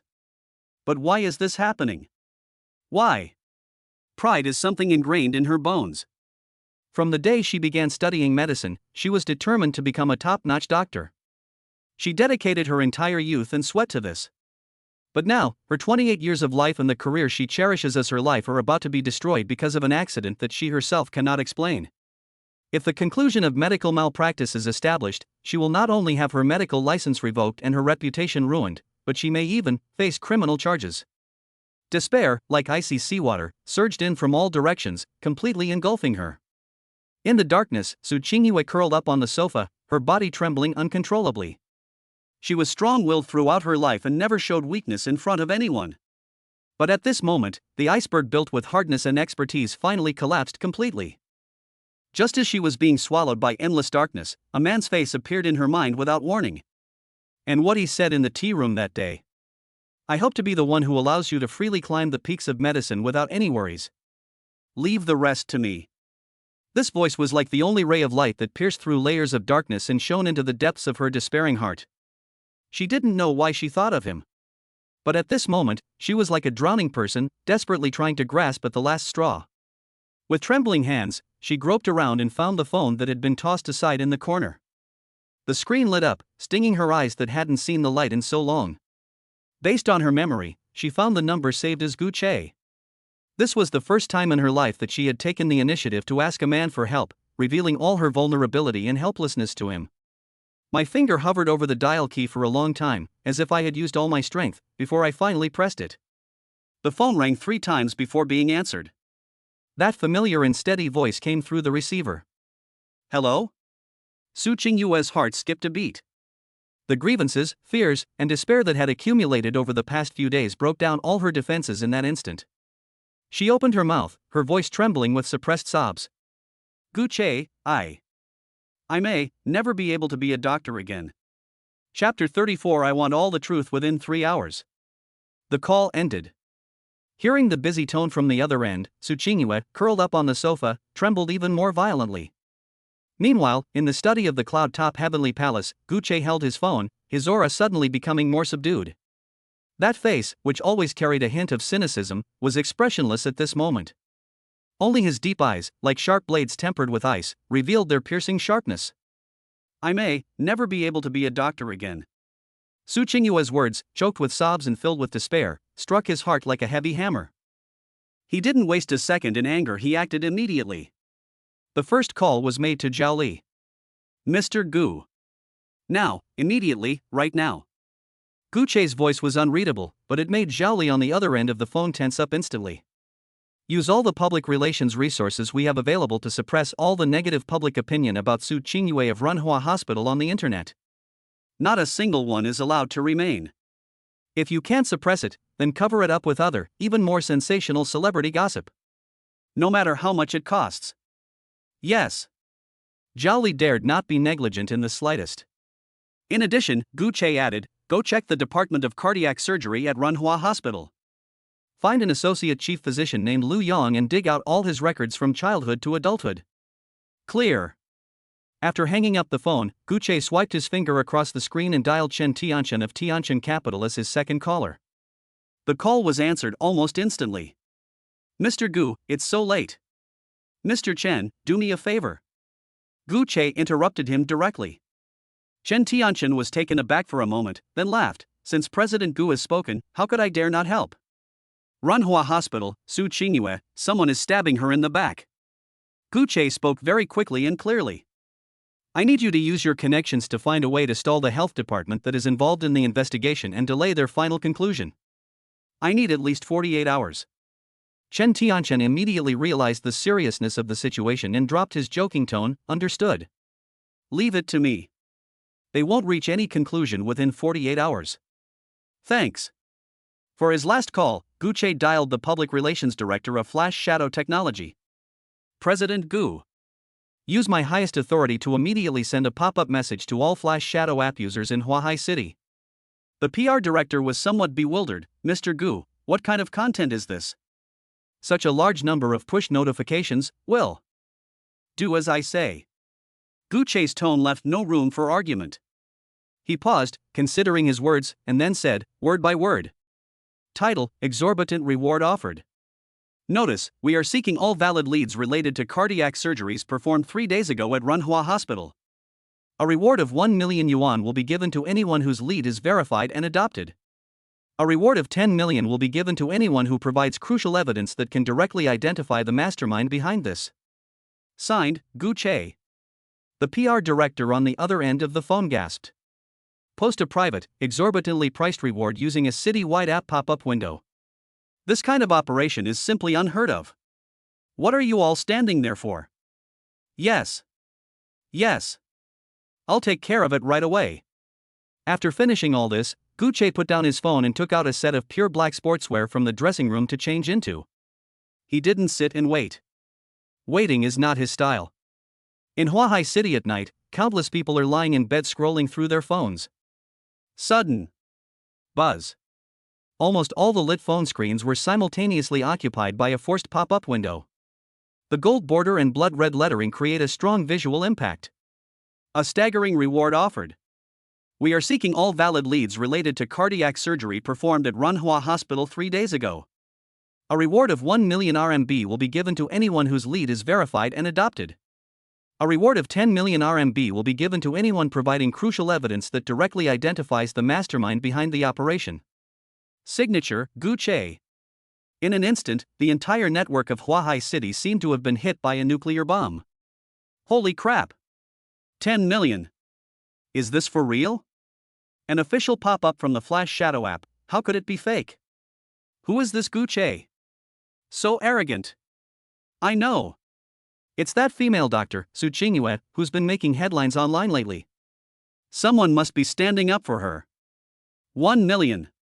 Even if it's just a small clue, my aunt's neighbor works as a caregiver at Runhua Hospital, I have to call and ask right away. Brothers, wake up, let's make some money. The ride-hailing driver group is in an uproar. Everyone's trying to remember if they picked up any suspicious passengers near Renhua that day. The huge reward of 10 million was like a powerful stimulant, injected into every corner of the city. Countless ordinary people struggling to make a living became Gu Che's eyes and ears at this moment. A vast net woven from money, centered on Flash Shadow, quickly enveloped the entire city of Huahai. At the same time, a black shadow, like a ghost, silently crossed the quiet wall of Runhua Hospital late at night. Gu Che's figure darted swiftly through the night. The extreme speed and explosive power brought by Physical Max allowed him to perfectly avoid patrolling security guards and surveillance cameras scattered everywhere. His goal was clear the hospital's monitoring center. Using the hospital layout diagram he had memorized when he accompanied Lin Wanner there, he easily made his way to the back of the administration building. We located the monitoring center. The door was locked with an electronic lock. Without the slightest hesitation, Gu Che grabbed the doorknob with his right hand, his arm muscles instantly tensing up. Snap! With a slight metallic cracking sound, the lock cylinder was destroyed by his terrifying brute force. He pushed the door open and closed it behind him. Inside the monitoring center, the security guard on duty was dozing off at his desk. Gu Che silently walked around him and arrived in front of the huge server rack. He needs to find the surveillance footage on the floor with the cardiac surgery operating room, especially the instrument preparation room and the corridor. He quickly found the corresponding hard drive. Unplug it and connect it to your ultra-thin laptop that you carry with you. The time was precise, down to 3 days prior, during the time period when Su Qingyue had her surgery. He quickly dragged the progress bar. In the footage, nurses are seen pushing medical carts back and forth, and everything seems normal. Gu Che frowned slightly, adjusted the playback speed to 0.5x, and carefully examined each frame. Finally, he noticed something was wrong. A few minutes before the surgical supplies were delivered to the preparation room, the surveillance footage at the end of the corridor showed a black screen and static for 8 seconds. Although the time was very short, in such a critical place, any abnormality for even a second meant that there was definitely a problem. Someone tampered with it. Gu Che's eyes narrowed, and he immediately began trying to recover the damaged video. For ordinary people, this is almost an impossible task. But for Zhao Li's top technical experts recruited from all over the world, it's only a matter of time. Gu Che directly packaged and encrypted the core data from the hard drive and sent it over. The instruction consists of only 2 words. Recover. After doing all this, he put the hard drive back in its original position and left the monitoring center silently, as if he had never been there. Back to the heavenly palace on the cloud top. He sat on the sofa in the study, waiting quietly. Less than an hour. On the computer screen, a decrypted video file was transmitted back. Gu Che clicked to play. It was those 8 seconds that were erased. The image became clear again. A man dressed in a hospital cleaner's uniform, wearing a mask and hat, quickly emerged from the fire escape. He glanced around to make sure no one was watching, then, carrying a small black toolbox, sneaked into the surgical instrument preparation room. Just 2 minutes later, he came out again, but his hands were empty. He checked again to make sure no one was around, pulled his hat brim down low, and quickly disappeared into the fire escape. That's him. Gu Che narrowed his eyes, fixing the image on the person's face. Although he was wearing a mask, the panic and ruthlessness in his eyes were unmistakable. Almost at the same moment, his phone, which was on the table, started vibrating frantically. It's Zhao Li. Gu Che pressed the answer button, and Zhao Li's extremely excited voice came through the phone. Mr. Gu. There's a result regarding the bounty. A caregiver who works odd jobs at Runhua Hospital just called. He said he knows a temporary cleaner who was seen near the cardiac surgery department around that time. He said that person wasn't a formal employee of the hospital at all, but a distant relative of Lu Yan, the deputy director of cardiac surgery. Chapter 35 Public Trial. Driving him from heaven to hell. Very good. Gu Che's voice was calm and even, but those who knew him well would understand that this was the most terrifying calm before the storm. Half an hour, he ordered. I want to see him in person and hear his confession. Clear. Half an hour later, in a dimly lit rented room in the western part of Huahai City, Zhang Defa was happily counting a stack of banknotes on the table, fantasizing about a wonderful future. Bang! With a loud crash, the thin wooden door was kicked open from the outside, sending splinters flying. 7 or 8 burly men in black suits, expressionless, like demons emerging from hell, instantly filled the small room. Zhang Defa was so frightened that the money in his hands scattered all over the ground with a clatter. Who are you? What do you want? He screamed, his voice trembling with fear. The leader of the men in black didn't speak, he just waved his hand. One of his men immediately stepped forward, slammed a silver briefcase onto the table in front of Zhang Defa, and then opened it. In an instant, the box full of red banknotes, under the dim light, exuded a dazzling and mesmerizing magic. Zhang Defa's breath hitched, his eyes fixed on the box of money, his Adam's apple bobbing up and down. Here's $1 million. The leader of the men in black finally spoke, his voice like it had been pulled from an ice cellar. Tell me everything you know. After you said it, this is yours. He paused, then pointed to a recording device in another subordinate's hand that was flashing a red light. Or, you can choose not to talk. We will take all the money you just received, along with you, to the police station. Intentionally damaging medical equipment and causing a serious medical accident is a charge that could land you in jail for 10 years. On one side is $1 million within easy reach, and on the other side are cold iron bars and 10 years in prison. Zhang Defa's psychological defenses were completely and utterly destroyed at this moment. He fell to his knees with a thud, crying and shouting with tears streaming down his face, I'll talk. I'll tell you everything. It was Lu Yang. It was Director Lu Yan from Runhua Hospital who contacted me. He gave me 50,000 yuan and asked me to pretend to be a cleaner and swap a box he gave me with the original surgical supplies before the surgery. He even said he'd give me another 50,000 after it was all done. Please, I was just momentarily blinded by greed. I don't want to go to jail. The man in black listened expressionlessly until he spilled every detail, including his conversation with Lu Yan, like beans pouring from a bamboo tube. The call recordings, the transfer records, and this newly released confession video. The chain of evidence is perfectly closed. Heavenly Palace on the cloud top. Zhao Li respectfully presented all the evidence he had prepared to Gu Che. Mr. Gu, now that the evidence is conclusive, we can immediately call the police and release this information to the media, guaranteeing that Lu Yang and Dekang Medical will be ruined immediately. Call the police? Gu Che looked at Lu Yang's photo on the screen, a playful smile appearing on his face. No. He shook his head. Sending him in like this would be too easy on him. Jolly was taken aback. So what do you mean? What I want is not for him to disappear without a trace. Gu Che stood up, walked to the huge floor-to-ceiling window, and looked down at the dazzling city night view. I want to throw him from heaven to hell in the most glorious, triumphant, and most watched place. His voice was soft, yet it carried a chilling cruelty. I want to burn him to ashes with the flames he lit himself. Jolly instantly understood Gu Che's intention. A chill ran from the soles of his feet to the top of his head, but what followed was a deeper excitement and awe. This young leader not only possesses ruthless methods, but also a devilish heart that enjoys manipulating people's hearts. Contact Dean Zhou Mingda of Ranhua Hospital. Gu Che turned around and gave the new instruction. Tell him that I have found the real culprit who framed Su Qingyue. Tell him to immediately prepare a hospital-wide press conference and invite the media as well. Just say that you want to publicly announce the final investigation results of this medical malpractice. The next morning, the largest conference hall at Ranhua Hospital was packed to capacity. Upon receiving the news, Lu Yang was sitting in the very center of the first row, radiant and beaming with pride. He specially changed into a brand new white lab coat, which was ironed without a single wrinkle, and his hair was combed and shiny. He thought that today's conference was a celebration held specifically for him, a coronation ceremony where the hospital officially announced the handling of Su Qingyue and promoted him to the position of official wife.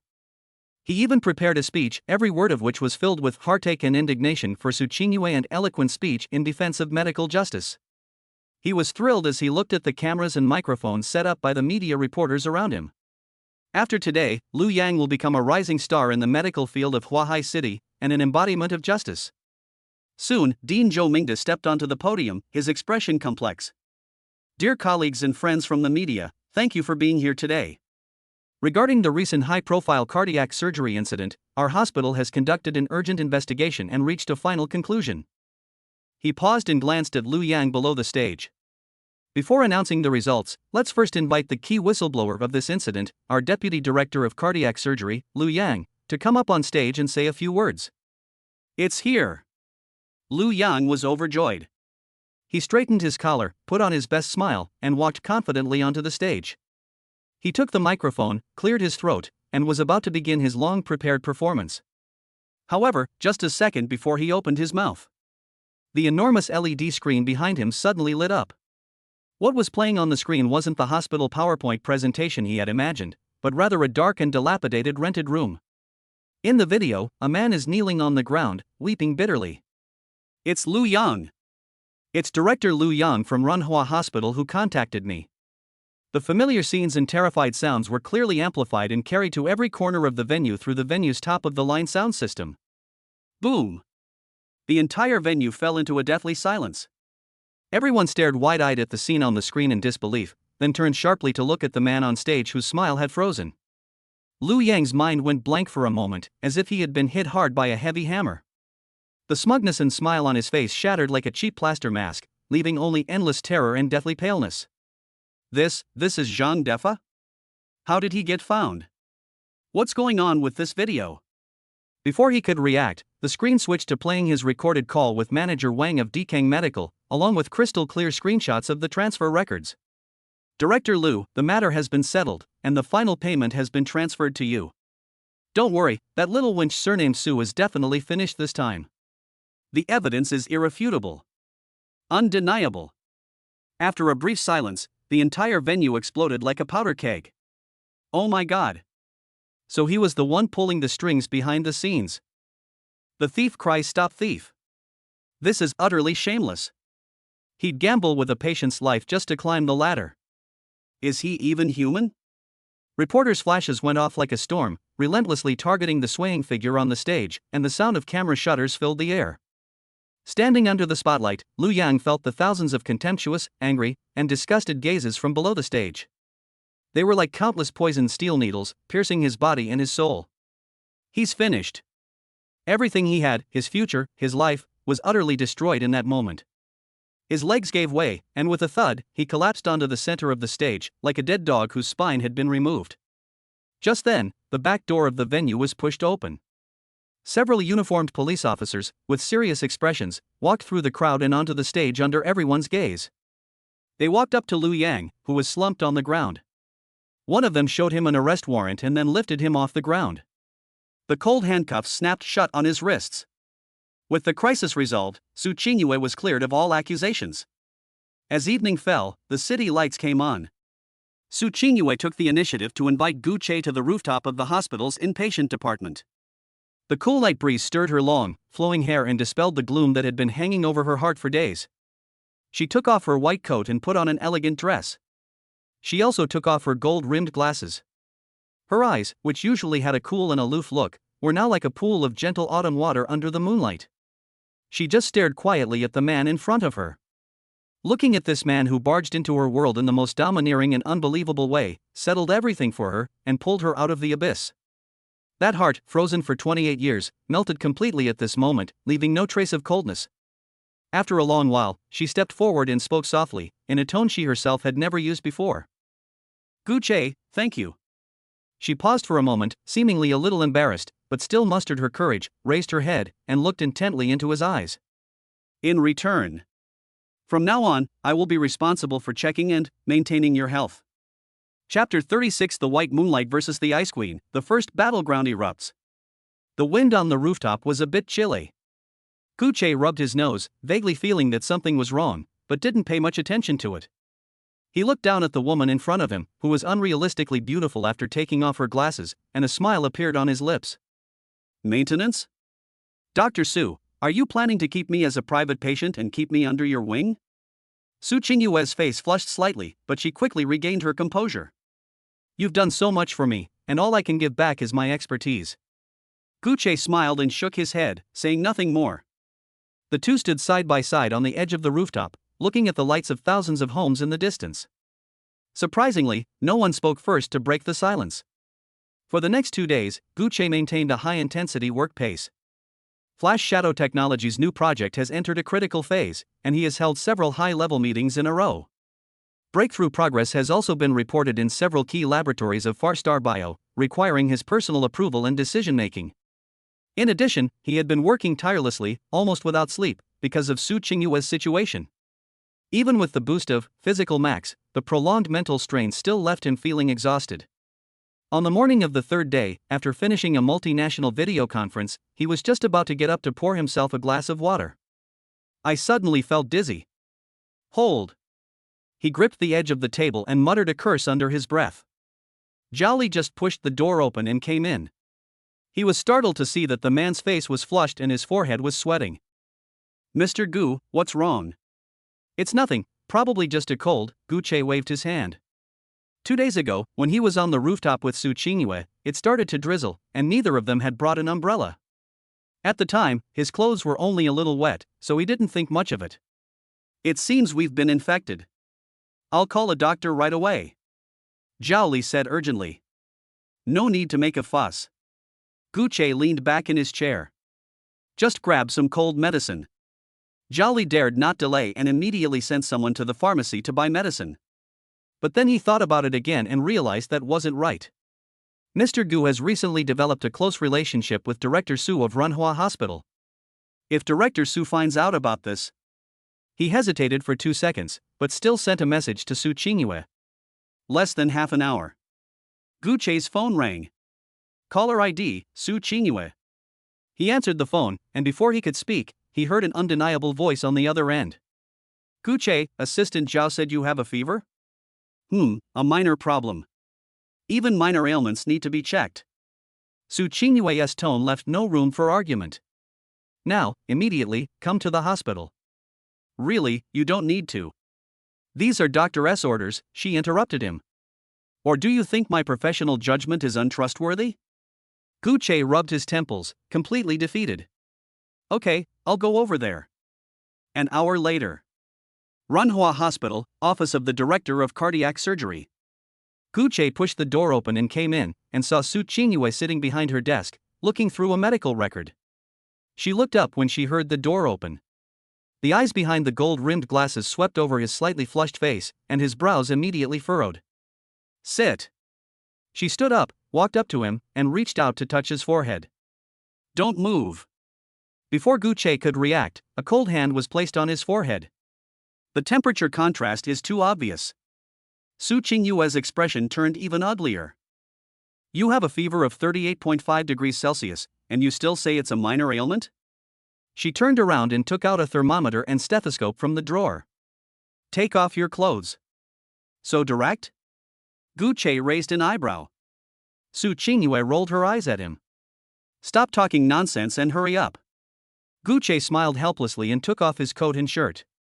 The indoor air conditioning was at a comfortable temperature, but the cold stethoscope still made him shiver slightly when it touched his burning skin. Su Qingyue focused intently as she slowly moved the stethoscope across his chest. Take a deep breath. Gu Che did as instructed. The two were incredibly close. He could clearly smell the faint scent of shampoo in her hair, see her slightly drooping eyelashes, and her exquisite profile so close to his. Su Qingyue seemed to realize something as well, and her ears turned slightly red. But she maintained her professionalism as a doctor, performing each action with meticulous care. There's nothing wrong with your lungs. She put away her stethoscope and picked up the tongue depressor. Open your mouth. Gu Che opened his mouth. She shone a small flashlight on his throat and examined it carefully. My throat is a little red and swollen. She put down the flashlight, returned to her desk, and began scribbling something in the medical record book. It's a common cold, but your immunity has been weakened because you haven't been resting well these past few days. She raised her head, her tone stern. Starting today, you must stop all work and rest at home for 3 days. 3 days? Gu Che frowned. There's an important meeting tomorrow. Cancel it, Su Qingyue interrupted him. What you need right now is rest, not meetings. She stood up, walked up to him, and looked down at him. Gu Che, I remember what you did for me. But now, listen to me. Her voice was soft, yet it carried an irresistible power. I'll take responsibility for your health. Seeing her serious expression, Gu Che finally gave in. Okay, I'll do as you say. Just then. Click. The office door was pushed open. A clear female voice rang out, filled with concern and worry. Gu Che, I heard from Assistant Zhao that you're sick, so I made you some soup. The words came to an abrupt halt. Lin Wanner stood at the doorway, holding the thermos, frozen in place. She saw what was happening before her eyes. Gu Che sat shirtless in a chair. A stunningly beautiful female doctor with a cold and aloof demeanor, wearing gold-rimmed glasses, was standing in front of him with a stethoscope, the two of them so close it was almost intimate. Lin Wanner's smile froze instantly. The thermos in my hand almost slipped from my grasp. She opened her mouth, but no sound came out. The air seemed to be sucked out in that instant. The office was eerily quiet. Su Qingyue turned around expressionlessly, her gaze falling on the girl at the door. She looked Lin Wanner up and down. She is pure, beautiful, gentle, and has a student-like air about her. And, when she looked at me, there was undisguised grievance and panic in her eyes. Su Qingyue raised an eyebrow slightly. She turned around calmly, bent down to help Gu Che zip up his shirt, the movement as natural as if she had done it countless times. His body temperature is still rising, he needs in 4 drip. Her voice was calm and professional. You'd better stay in the hospital for observation tonight. Lin Wanner bit her lip. She could tell that the female doctor's tone carried an unspoken declaration. It was as if he were saying, I know his body better than you do. She felt an unprecedented sense of grievance and unease. Why does it seem like I'm the one who's bothering Gu Che when I come to visit him while he's sick? Su Qingyue raised her head, her gaze meeting Lin Wanner's in midair. Cold, sharp, with a queenly scrutiny. Lin Wanner subconsciously took a half step back, her heart racing. She had never seen a woman like this before. Her aura was so powerful it was suffocating. Gu Che could smell the gunpowder in the air. He looked at Lin Wanner, then at Su Qingyue, and his headache worsened. These two women. One is his white moonlight, gentle and considerate, who makes soup for him. One is the ice queen he just rescued, cold and domineering, who examines his body. Now, they are facing off in the same room. Is this the legendary battlefield of carnage? Achoo! He felt an itch in his nose and sneezed properly. This sound broke the frozen atmosphere. Lin Wanner immediately snapped out of her daze, quickly walked to his side, put down the thermos, and her eyes were slightly red. How did you get so sick?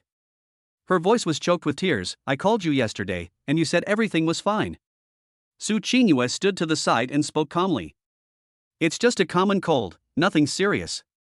She turned and walked back to her desk, picked up the prescription, and said, but if I don't rest properly, it will develop into pneumonia, which would be troublesome. Lin Wanner bit her lip and turned to look at her. Thank you, doctor. Is there anything he needs to be careful about? Su Qingyue raised her head, her gaze falling on her tone businesslike. Eat a light diet, drink plenty of water, and take your medicine on time. She paused, then added. Don't let him work too hard or run around, and don't let him get wet in the rain or catch a cold. Lin Wanner sensed a different meaning in those last words. She paused for a moment, then realized. Is this doctor implying something? Su Qingyue handed the prescription to Gu Che, her voice still calm. Go to the outpatient clinic for an 4 drip, and then go home to rest. She paused, then added. If the fever persists into the night, the patient will be hospitalized for observation. Gu Che took the prescription, rubbed his nose, and suddenly smiled. Dr. Su, are you planning to keep me as a critically ill patient and keep me confined? Su Qingyue glanced at him indifferently. You don't think it's necessary? Yes, we need to. Gu Che immediately raised his hands in surrender. Lin Wanner stood aside, watching the natural understanding and ambiguity between the two, and a bittersweet feeling suddenly welled up in her heart. She lowered her head and spoke softly. Gu Che, then I'll go with you to get your 4 drip. No need, Su Qingyue interrupted abruptly. I've already made arrangements for the infusion room, someone will take care of it. Lin Wanner suddenly raised her head and looked at her. Su Qingyue's face was expressionless, but her eyes held an undeniable forcefulness. Gu Che felt his head hurt even more. He stood up, put on his coat, and looked at the two women. One eye was red-rimmed, and the other looked aggrieved. One was cold as ice, exuding an aura of dominance. He suddenly revealed a meaningful smile. Then, let's go together. Chapter 37 The Art of Fairness. The atmosphere in the corridor outside the infusion room was so tense it felt like it was about to freeze. Lin Wanner lowered her head, her fingers gripping the handle of the thermos tightly until her knuckles turned white. Su Qingyue stood to the side, flipping through the medical records with a blank expression, but the slightly tense jawline betrayed her inner turmoil. Standing between the two, Gu Che felt like he was standing on the crater of a volcano. He rubbed his nose and suddenly laughed. Wanner. He walked up to Lin Wanner, naturally took the thermos from her, unscrewed the lid in front of Su Qingyue, and took a big gulp. The hot soup slid down my throat, and warmth spread from my stomach throughout my body. Your soup is still the best. Gu Che let out a satisfied exclamation, his voice filled with genuine joy. It warmed my heart, and I feel like I'm half cured. Lin Wanner suddenly raised her head, a look of surprise flashing in her eyes. She bit her lip, and most of the grievance on her face dissipated. Really? She asked softly, her voice filled with anticipation. Certainly. Gu Che smiled and ruffled her hair. The soup you make is much more effective than the medicine prescribed by the hospital. Su Qingyue, standing to the side, raised an eyebrow slightly upon hearing this. She closed the medical record and spoke softly. Soup can only provide nutrition, it cannot kill bacteria or reduce inflammation. Gu Che turned around, looked at her, and had a half-joking, half-serious smile on his face. Dr. Su, look, the patient's family members have brought chicken soup with their love to visit. He paused, his tone relaxed. Shouldn't your attending physician's diagnosis report be out by now? How serious is my illness? Family members. Attending physician. 2 words instantly defined the scope of their duties for the two of them. Lin Wanner felt a surge of sweetness in her heart upon hearing the word family member. She secretly glanced at Su Qingyue, straightening her back a bit. Su Qingyue was stunned for a moment. She sensed the subtlety in Gu Che's words. This guy is drawing boundaries for them. She pursed her lips, but finally spoke with a cold expression. It's just a common cold, just need to rest. She paused, then added. However, if you don't rest properly, it could develop into pneumonia, which would be troublesome. Gu Che nodded with a smile. Then let's listen to the doctor. He turned to look at Lin Wanner. Wanner, look, Dr. Su said I'm fine now. Lin Wanner breathed a sigh of relief and a smile appeared on her face. That's good. Gucci looked at the two of them and suddenly suggested. Since Dr. Su says I'm fine, then to celebrate my recovery and to thank Dr. Su for her hard work these past few days. He paused, then smiled broadly. I'll treat you, let's go out for dinner together. Lin Wanner was stunned for a moment. Su Qingyue was also taken aback. The two spoke almost simultaneously. Need not. I still have. Gucci interrupted them. Dr. Su, you've been working non-stop for the past few days because of my situation. He looked at Su Qingyue, his tone sincere. I can't live with myself if I don't treat you to a meal. Then he turned to Lin Wanner. Wanner, you've come all this way to bring me soup, I can't let you go back hungry, can I? The two women exchanged a glance. The atmosphere remained delicate. But Gucci's reasons were plausible, and they couldn't find an excuse to refuse. Finally, Su Qingyue nodded with a cold face. That's troublesome. Lin Wanner bit her lip and softly agreed. Good. Half an hour later. Yunshuijian is the most upscale private restaurant in Huahai City. The private room is decorated in a simple and elegant style, with a dazzling night view outside the floor-to-ceiling windows. The three of them took their seats. Gucci sat in the main seat, with Lin Wanner and Su Qingyue sitting on either side of him. The waiter handed over the menu. Gucci pushed the menu in front of the two of them. You guys order whatever you want to eat. Lin Wanner took the menu, flipped through a few pages, and whispered. Gucci, you're sick right now, you should eat something light. She pointed to several dishes on the menu. This steamed sea bass and this yam and pork rib soup are both good for the stomach. Su Qingyue glanced at the menu and said calmly. When you have a cold, you need to replenish your energy and vitamins.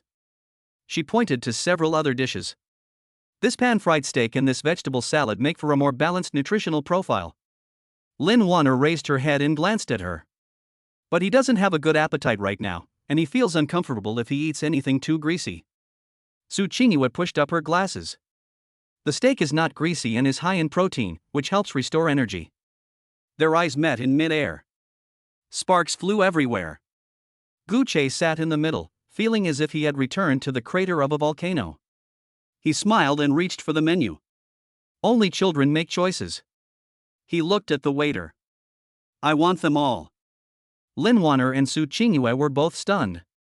Gucci pointed to the dishes the two had ordered on the menu. Wanner ordered it tastes like home, and it's comforting to eat. He turned to Lin Wanner with a gentle smile. You're still the one who cares about me the most. Lin Wanner's face turned red instantly. Then he turned to Su Qingyue. Dr. Su ordered a scientifically balanced meal that is healthy. He looked at her, his tone serious. You understand me best. Su Qingyue's ears turned slightly red. She turned her head away, pretending to look at the night view outside the window. Gucci waved to the waiter. Bring the dishes from both sides, and also a bottle of 1982 Lafite. The waiter nodded respectfully and left. The atmosphere in the private room eased up a bit. But Lin Wanner and Su Qingyue are still secretly competing with each other. The dishes were served one after another. Gucci picked up a piece of steamed sea bass and put it in his mouth. This fish is cooked well. He looked at Lin Wanner. Wanner, have a taste. As he spoke, he picked up a piece of fish and put it into Lin Wanner's bowl. Lin Wanner's face turned even redder. She kept her head down and ate in small bites. Su Qingyue sat to the side, cutting her steak with a blank expression. Gucci picked up another piece of steak and put it in his mouth. This steak is also good, cooked just right. He turned to Su Qingyue. Dr. Su, you should try some too. He picked up a piece of steak and placed it on Su Qingyue's plate. Su Qingyue was stunned for a moment. She looked at the steak on the plate, and a blush spread from the base of her ears to her cheeks. Thanks. She said something in a low voice, then lowered her head and started eating. Lin Wanner felt a mix of sadness and unease as she watched the scene. She bit her lip and suddenly spoke. Gucci, drink more soup, it's good for your throat. She picked up a soup spoon and ladled him a bowl of yam and pork rib soup. Gucci took the bowl and took a sip. You're so thoughtful. Su Qingyue put down her knife and fork and spoke calmly. Soup is good, but you shouldn't drink too much of it, as it can affect digestion. She picked up the water glass and handed it to Gucci. Drink more water to boost metabolism. Gucci took the water glass and took a sip. You're the expert. The two women exchanged a glance. Sparks flew again. Gucci sat in the middle, enjoying the favor of both sides. He knew that simply carrying water could only solve the immediate problem. He needs a grander plan to completely secure the rear. Just then, the door to the private room was suddenly pushed open. A middle-aged man in a suit walked in, followed by several bodyguards. When he saw Gucci, a fawning smile appeared on his face. Mr. Gu, what a coincidence. I didn't expect to run into you here. Gucci raised his head, his brows furrowed slightly. Who are you? The middle-aged man quickly handed over his business card. I am Wang Jiangwo, the general manager of Dikang Medical. He paused, then his smile became even more obsequious. I heard that Mr. Gu has recently made some big moves in the medical field, so I came here specifically to visit you and discuss cooperation. Su Qingyue's face instantly turned cold upon hearing the words Dikang Medical. She put down her knife and fork and looked coldly at Wang Jiangwo. Dikang Medical? Her voice was filled with icy anger. Is that the company that supplied Liu Yang with substandard supplies? Wang Jiangwo's smile froze. He looked at Su Qingyue, cold sweat beading on his forehead. Director Su. Director Su. Su Qingyue stood up and walked up to him. You still dare to come to Gucci to discuss cooperation? Her voice wasn't loud, but it sent chills down your spine. Do you know that a patient almost died because of your company's substandard products? Wang Jiangwo's face turned deathly pale. Director Su, this is a misunderstanding. Misunderstand? Su Qingyue gave a cold laugh. The evidence is irrefutable, and you still want to deny it? She turned to look at Gucci. Gucci, you wouldn't cooperate with a company like that, would you? Gucci put down his wine glass and looked at Wang Jiangwo. His gaze was calm, yet it exuded an invisible sense of pressure. Roll. He only said one word. Wang Jiangwo trembled. He nodded and bowed repeatedly. Yes, I'll leave right away, He left the private room with his bodyguards, looking rather dejected. The door closed. Su Qingyue sat back down in her seat. She looked at Gucci, a complex emotion flashing in her eyes. Thanks. Gucci smiled. You're welcome. I would never have cooperated with such a lousy company in the first place. Lin Wanner sat to the side, watching the interaction between the two. She suddenly felt as if she had been excluded. She bit her lip and spoke softly. Gucci, have you been very busy lately? Gucci turned his head and looked at her. I'm fine, what's wrong? Lin Wanner lowered her head, twisting the hem of her clothes with her fingers. I just feel like it's been so long since I've seen you. Her voice was filled with grievance. Do you not want to see me anymore?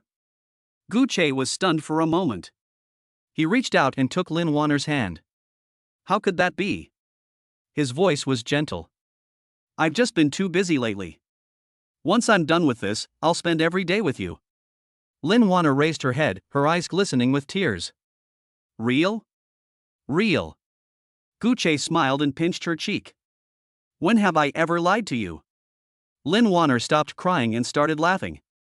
Su Qingyue sat to the side, watching the two interact intimately. She picked up her wine glass and took a sip of red wine. The liquor slid down my throat, leaving a slightly bitter taste. She suddenly felt that she shouldn't have come to this meal. Chapter 38, I confronted my white moonlight and used a billion to knock out the Ice Queen. The dinner ended in an eerie harmony.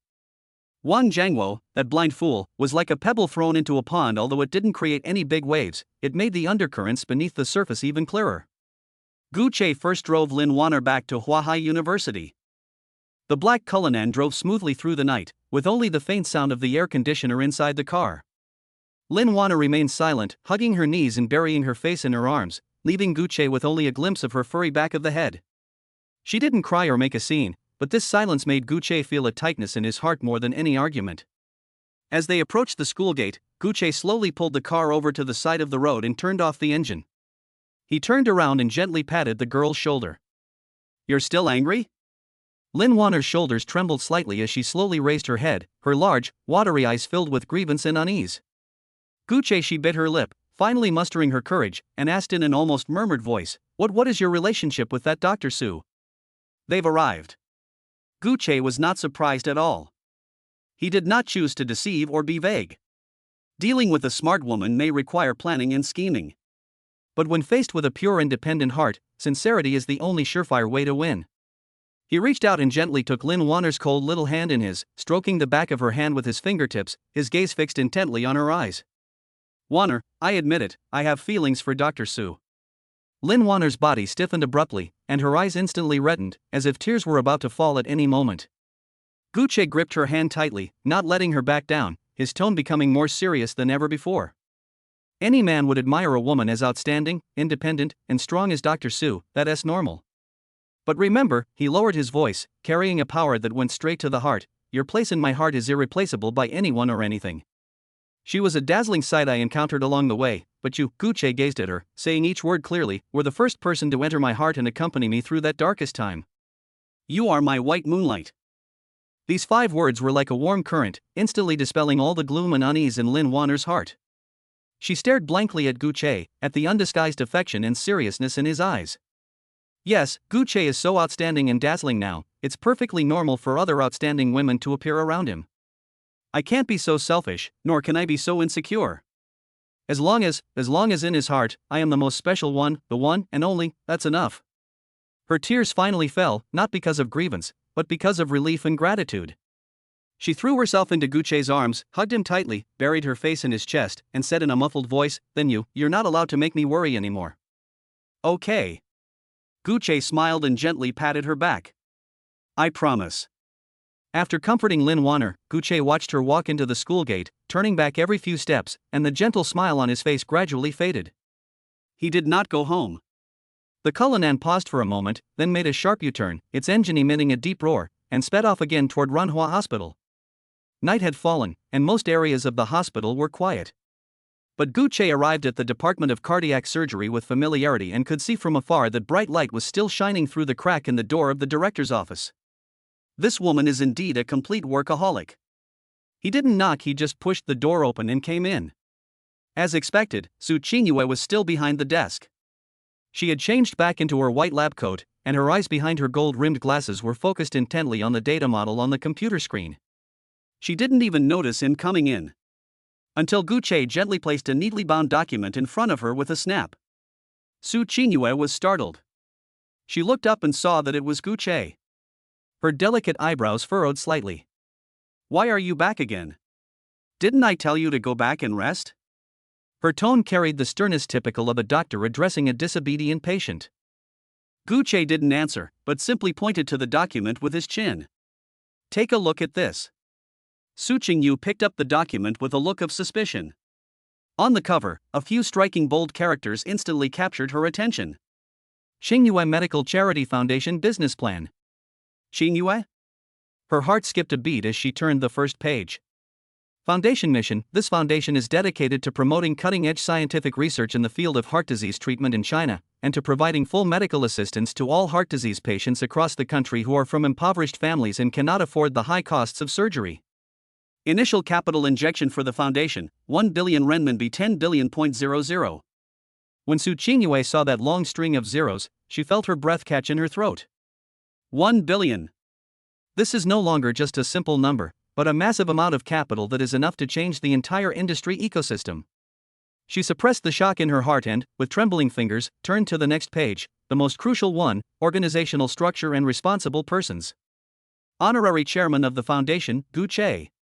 President Executive Director of the Foundation, Su Qingyue.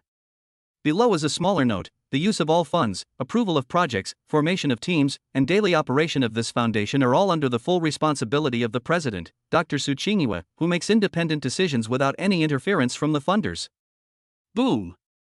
A thunderclap seemed to explode in Su Qingyue's mind.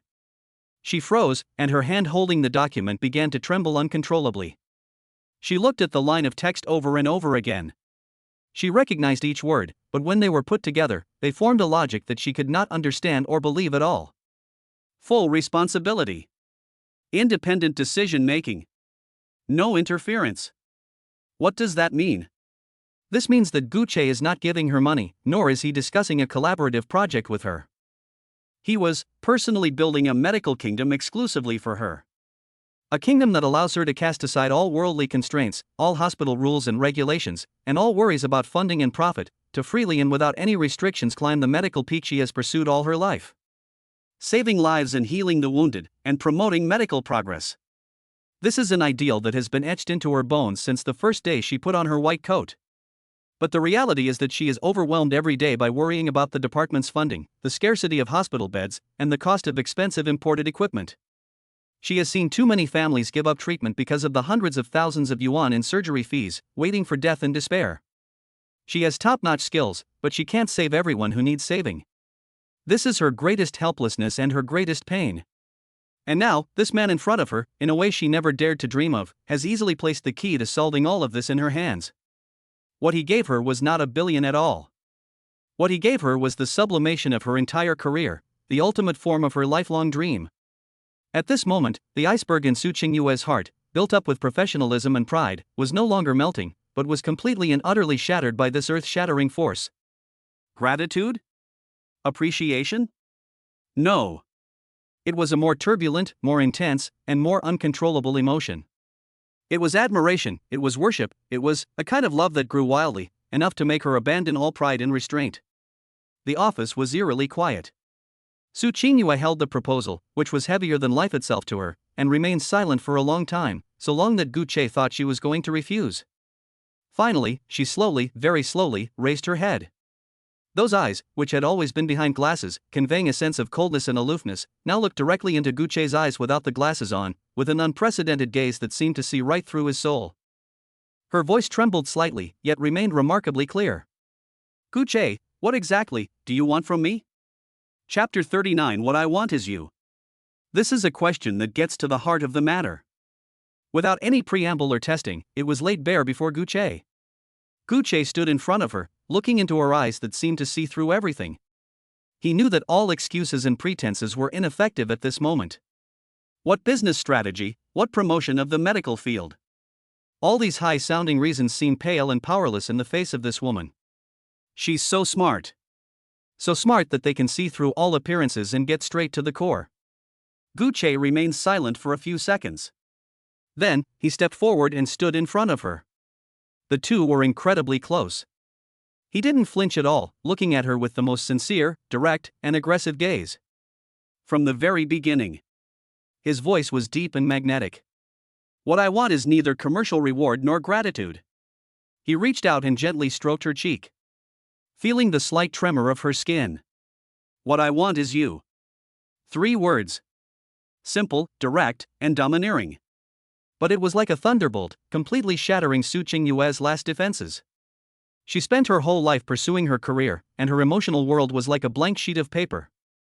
Gucci was the first man to enter her world, see through her disguise, and provide her with a safe haven.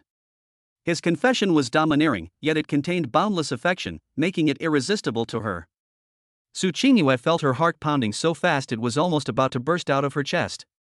My cheeks instantly felt hot. She opened her mouth, but no sound came out. Gucci's palm was warm, carrying a power she couldn't resist. She closed her eyes. Her long eyelashes trembled slightly under the light. This action is a silent acquiescence. She had given everything to the man in front of her. System notifications rang incessantly in Gucci's mind. Ding! Su Qingyue's favorability plus 20. Current favorability, 45. Ding! Su Qingyue's favorability plus 30. Current favorability, 75. Ding! Su Qingyue's favorability plus 24. Current favorability, 99. Just one final push away from 100. Looking at her shy and submissive appearance, Gucci felt a surge of satisfaction. He bent down, ready to plant the kiss that would conquer the iceberg. Their breaths mingled together. The air in the office seemed to freeze. Just as their lips were about to touch. Beep beep beep beep. Su Qingyue's cell phone suddenly emitted a piercing emergency call ringtone. This is the hospital's highest-level emergency call. This means that there is a critically ill patient who needs her immediate rescue. Su Qingyue suddenly opened her eyes. His gaze instantly shifted from shy and dreamy to that of a doctor, calm and focused. She answered the phone, and as she listened to the anxious report from the other end, her expression became extremely grave. "Prepare the operating room. I'm coming right away." After hanging up the phone, she turned to look at Gucci, a hint of apology and reluctance flashing in her eyes. "An extremely rare and complex acute type A aortic dissection surgery." Her voice restored the doctor's composure. "The patient could die at any time." After saying that, she grabbed her white coat and rushed out of the office. Gucci stood there, watching her departing figure. He wasn't disappointed, instead, he smiled. This is the woman he fell in love with. Always put saving lives first. He followed them. Chapter 40 Divine Medical Skills. A miracle on the operating table. Su Qingyue walked briskly down the corridor. Gucci followed closely behind. "What's going on?" Su Qingyue didn't turn her head, and said as she walked. A 45-year-old male suddenly experienced a tearing, severe pain in his chest and back, accompanied by a sharp drop in blood pressure. The CT scan showed a complete tear from the aortic root to the descending aorta, a DeBakey type I tear, the most dangerous type. Her voice carried a sense of pressure. "This surgery is one of the most advanced and deadliest procedures in cardiac surgery. Even if I were the surgeon, the success rate would be less than 30%. Gucci sensed the heaviness in her words. The two rushed to the operating room. The family members were already in tears. A middle-aged woman knelt on the ground, holding Su Qingyue's hand. "Director Su, please, you must save my husband. He's only 45 years old, and his child is still in college. Our family can't live without him." Su Qingyue helped her up, her tone gentle but firm. "I will do my best." After saying that, she turned and rushed into the dressing room. Gucci followed him inside. Su Qingyue was stunned for a moment. I'd like to see." Gucci's tone was calm. "Didn't you say you were going to give me a full body checkup?" "Well, I need to find out about your work environment too." Su Qingyue bit her lip and finally nodded. "Then change into sterile clothing and go to the observation room." "Don't go into the operating room, it will affect me." A few minutes later. Inside the operating room, the operating lights came on. The patient was already anesthetized and lying on the operating table. The data on the monitor was alarming: blood pressure 80/50, heart rate 120, and he could go into shock at any moment. Su Qingyue stood in front of the operating table and took a deep breath. "Start." She picked up the scalpel and made the first incision on the patient's chest. In the observation room, Gucci looked through the glass at everything inside the operating room. Su Qingyue's movements were clean and swift, each strike precise and accurate. She opened her chest cavity, exposing the aorta that was already riddled with holes. "Prepare for cardiopulmonary bypass. Artificial blood vessels. Hemostats." Her instructions were clear and calm. The entire surgical team worked together seamlessly, like a precise machine. The surgery has reached its most critical step, replacing the artificial blood vessel. Su Qingyue carefully removed the torn aorta and prepared to implant an artificial blood vessel. Just then, drip, drip, drip. The monitor suddenly emitted a piercing alarm. "Malignant arrhythmia. Ventricular fibrillation. Prepare for defibrillation." The nurse shouted. Su Qingyue's face turned deathly pale instantly. She immediately put down the scalpel and grabbed the defibrillator. "Charging. 200 joules. Discharge." Bang! The patient's body shuddered violently. However, the waveforms on the monitor remained chaotic. Again. 300 joules. Discharge. Bang! It still didn't work. Even worse. Cardiac arrest. The electrocardiogram is now a flatline. The nurse's voice was filled with despair. Su Qingyue's hands began to tremble. She immediately began chest compressions. "Get your adrenaline ready. Continue defibrillation." But no matter how hard she tried, the straight line on the monitor remained unchanged. Time passed by, second by second. 3 minutes. 5 minutes. 7 minutes. Large beads of sweat appeared on Su Qingyue's forehead. Her body began to tremble slightly due to the immense pressure and despair. "No. We can't give up." She gritted her teeth and continued pressing. But she knew that if more than 10 minutes passed, even if the patient was saved, he would become a vegetable due to cerebral hypoxia. In the observation room, Gu Che looked around the operating room, seeing Su Qingyue doing everything she could to save lives. At that moment, a system notification sounded in his mind. Ding! Detected that the target Su Qingyue has formed the deepest bond with the host. Su Qingyue's favorability +1. Current favorability 100. Completely devoted. Congratulations, host. You have achieved maximum favorability. The God tier ability roulette draw is now open. In Gu Che's mind, a giant roulette will begin to spin rapidly. The various abilities are listed above. Maximum charm. Danger perception. Business acumen. Divine medical skills. The roulette will spin slower and slower.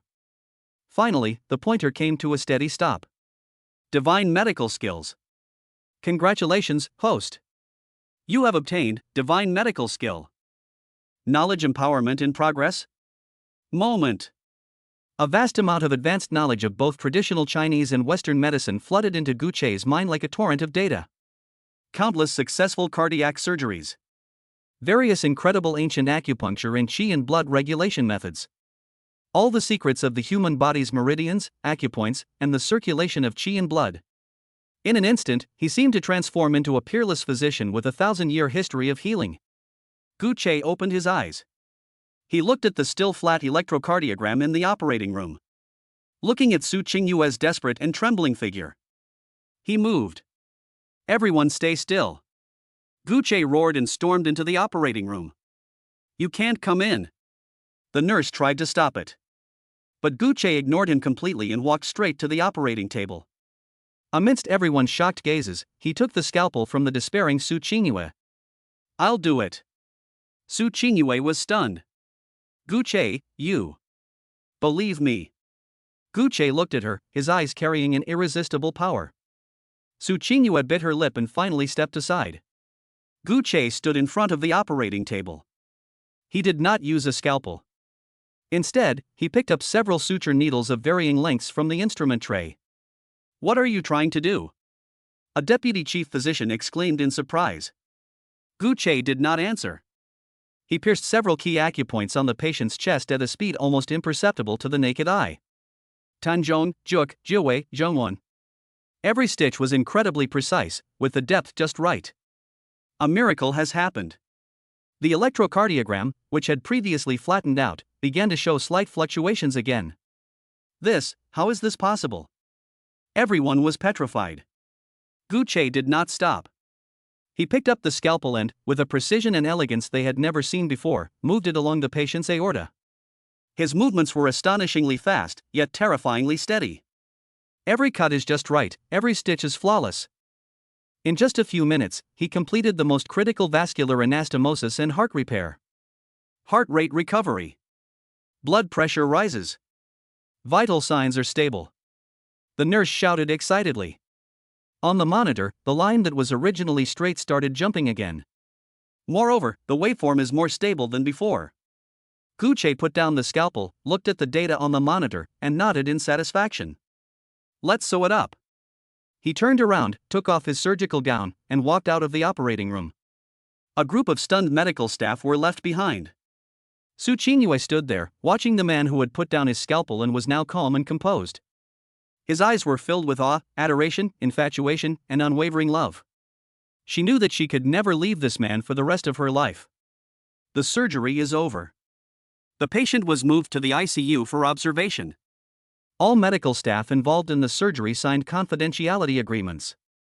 But the way they looked at Gu Che was full of awe. They knew they had witnessed a medical miracle that could not be explained by science. In the corridor, Su Qingyue took off her surgical gown and quickly caught up with Gu Che. She hugged him tightly from behind. Gu Che. Her voice trembled. Who exactly are you? Gu Che turned around and looked at her. Let's go, let's find a quiet place to talk. The two arrived at Su Qingyue's private lounge. She locked the door and turned to look at Gu Che. The usual coldness was gone from his eyes, only a burning passion for studying unknown species remained. Explain. She walked up to him, placed her hands on either side of his body, and pinned him against the wall. What exactly did you just use? That's not modern medicine. Those needle techniques, those manipulations, I've never seen anything like them before. Her voice was filled with excitement and urgency. Gucci looked at her and remained silent for a few seconds. He knew he couldn't get away with it. This woman is too smart. He had to give her a reasonable explanation. Do you believe in traditional Chinese medicine? Gucci suddenly asked.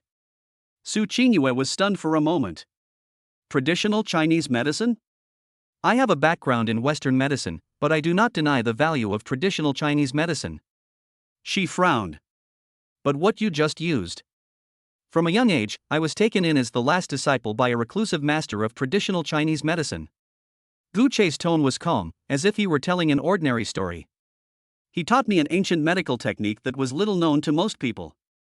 It emphasizes using qi to guide the needle, bringing the dead back to life and healing flesh and bones. My master doesn't allow me to reveal my abilities easily. He paused, looking at Su Qingyue. In the heat of the moment, I disregarded the sex rules.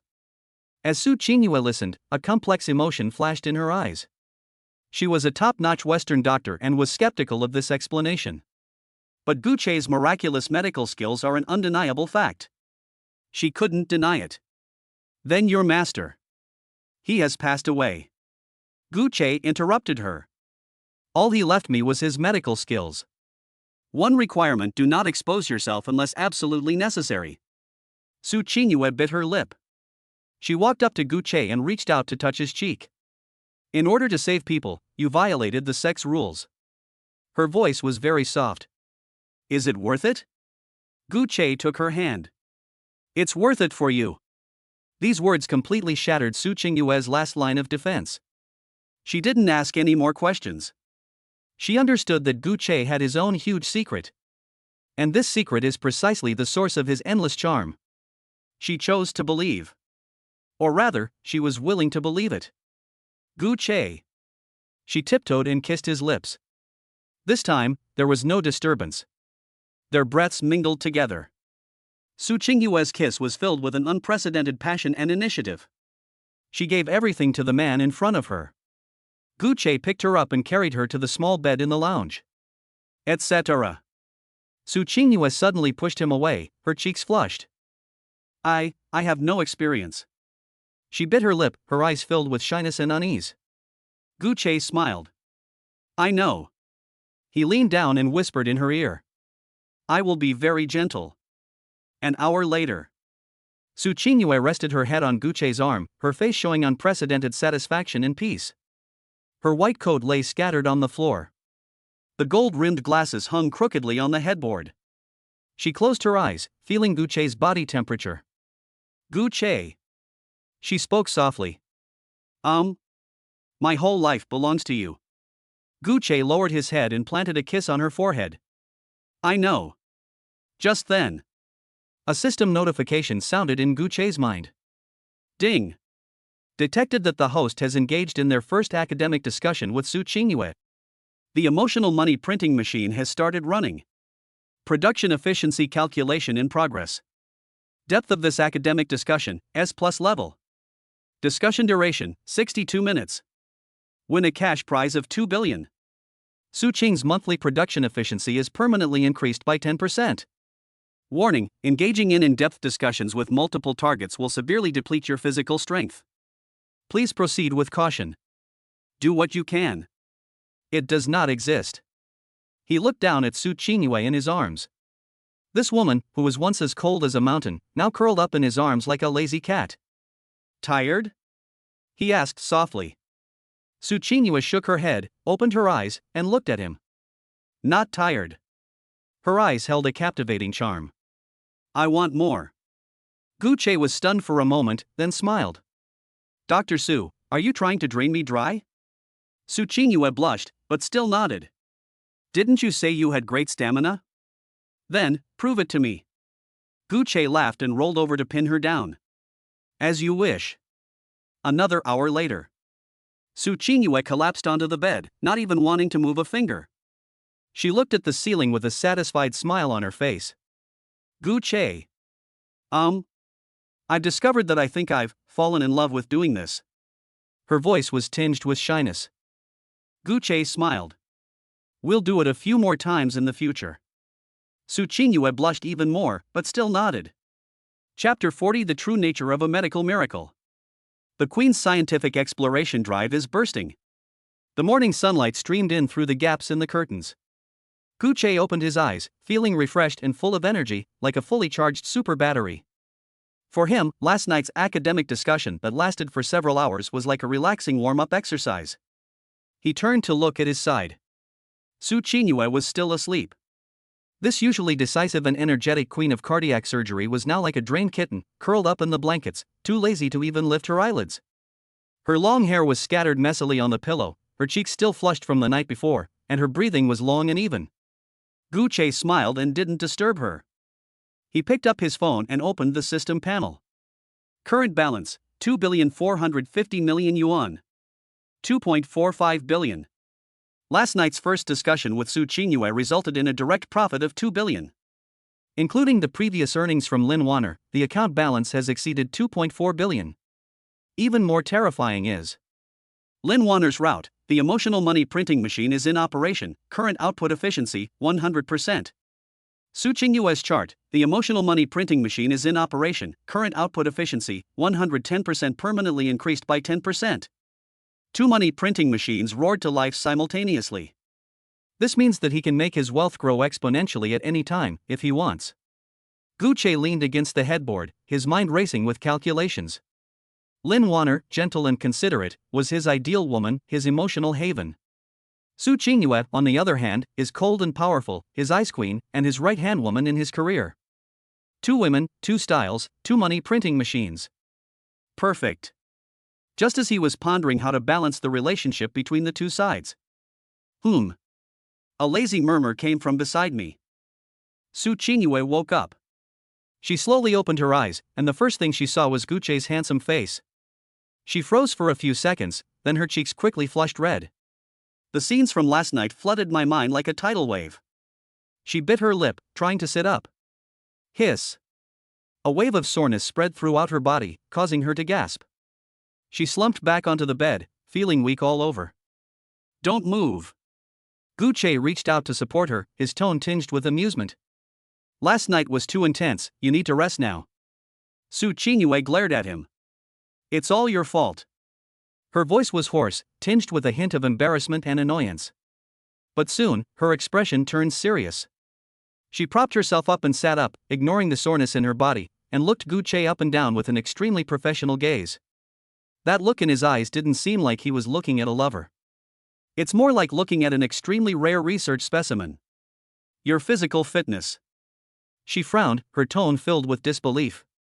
This is not normal. Guche raised an eyebrow. What's wrong with it? Su Qingyue took a deep breath and began to analyze using medical terminology.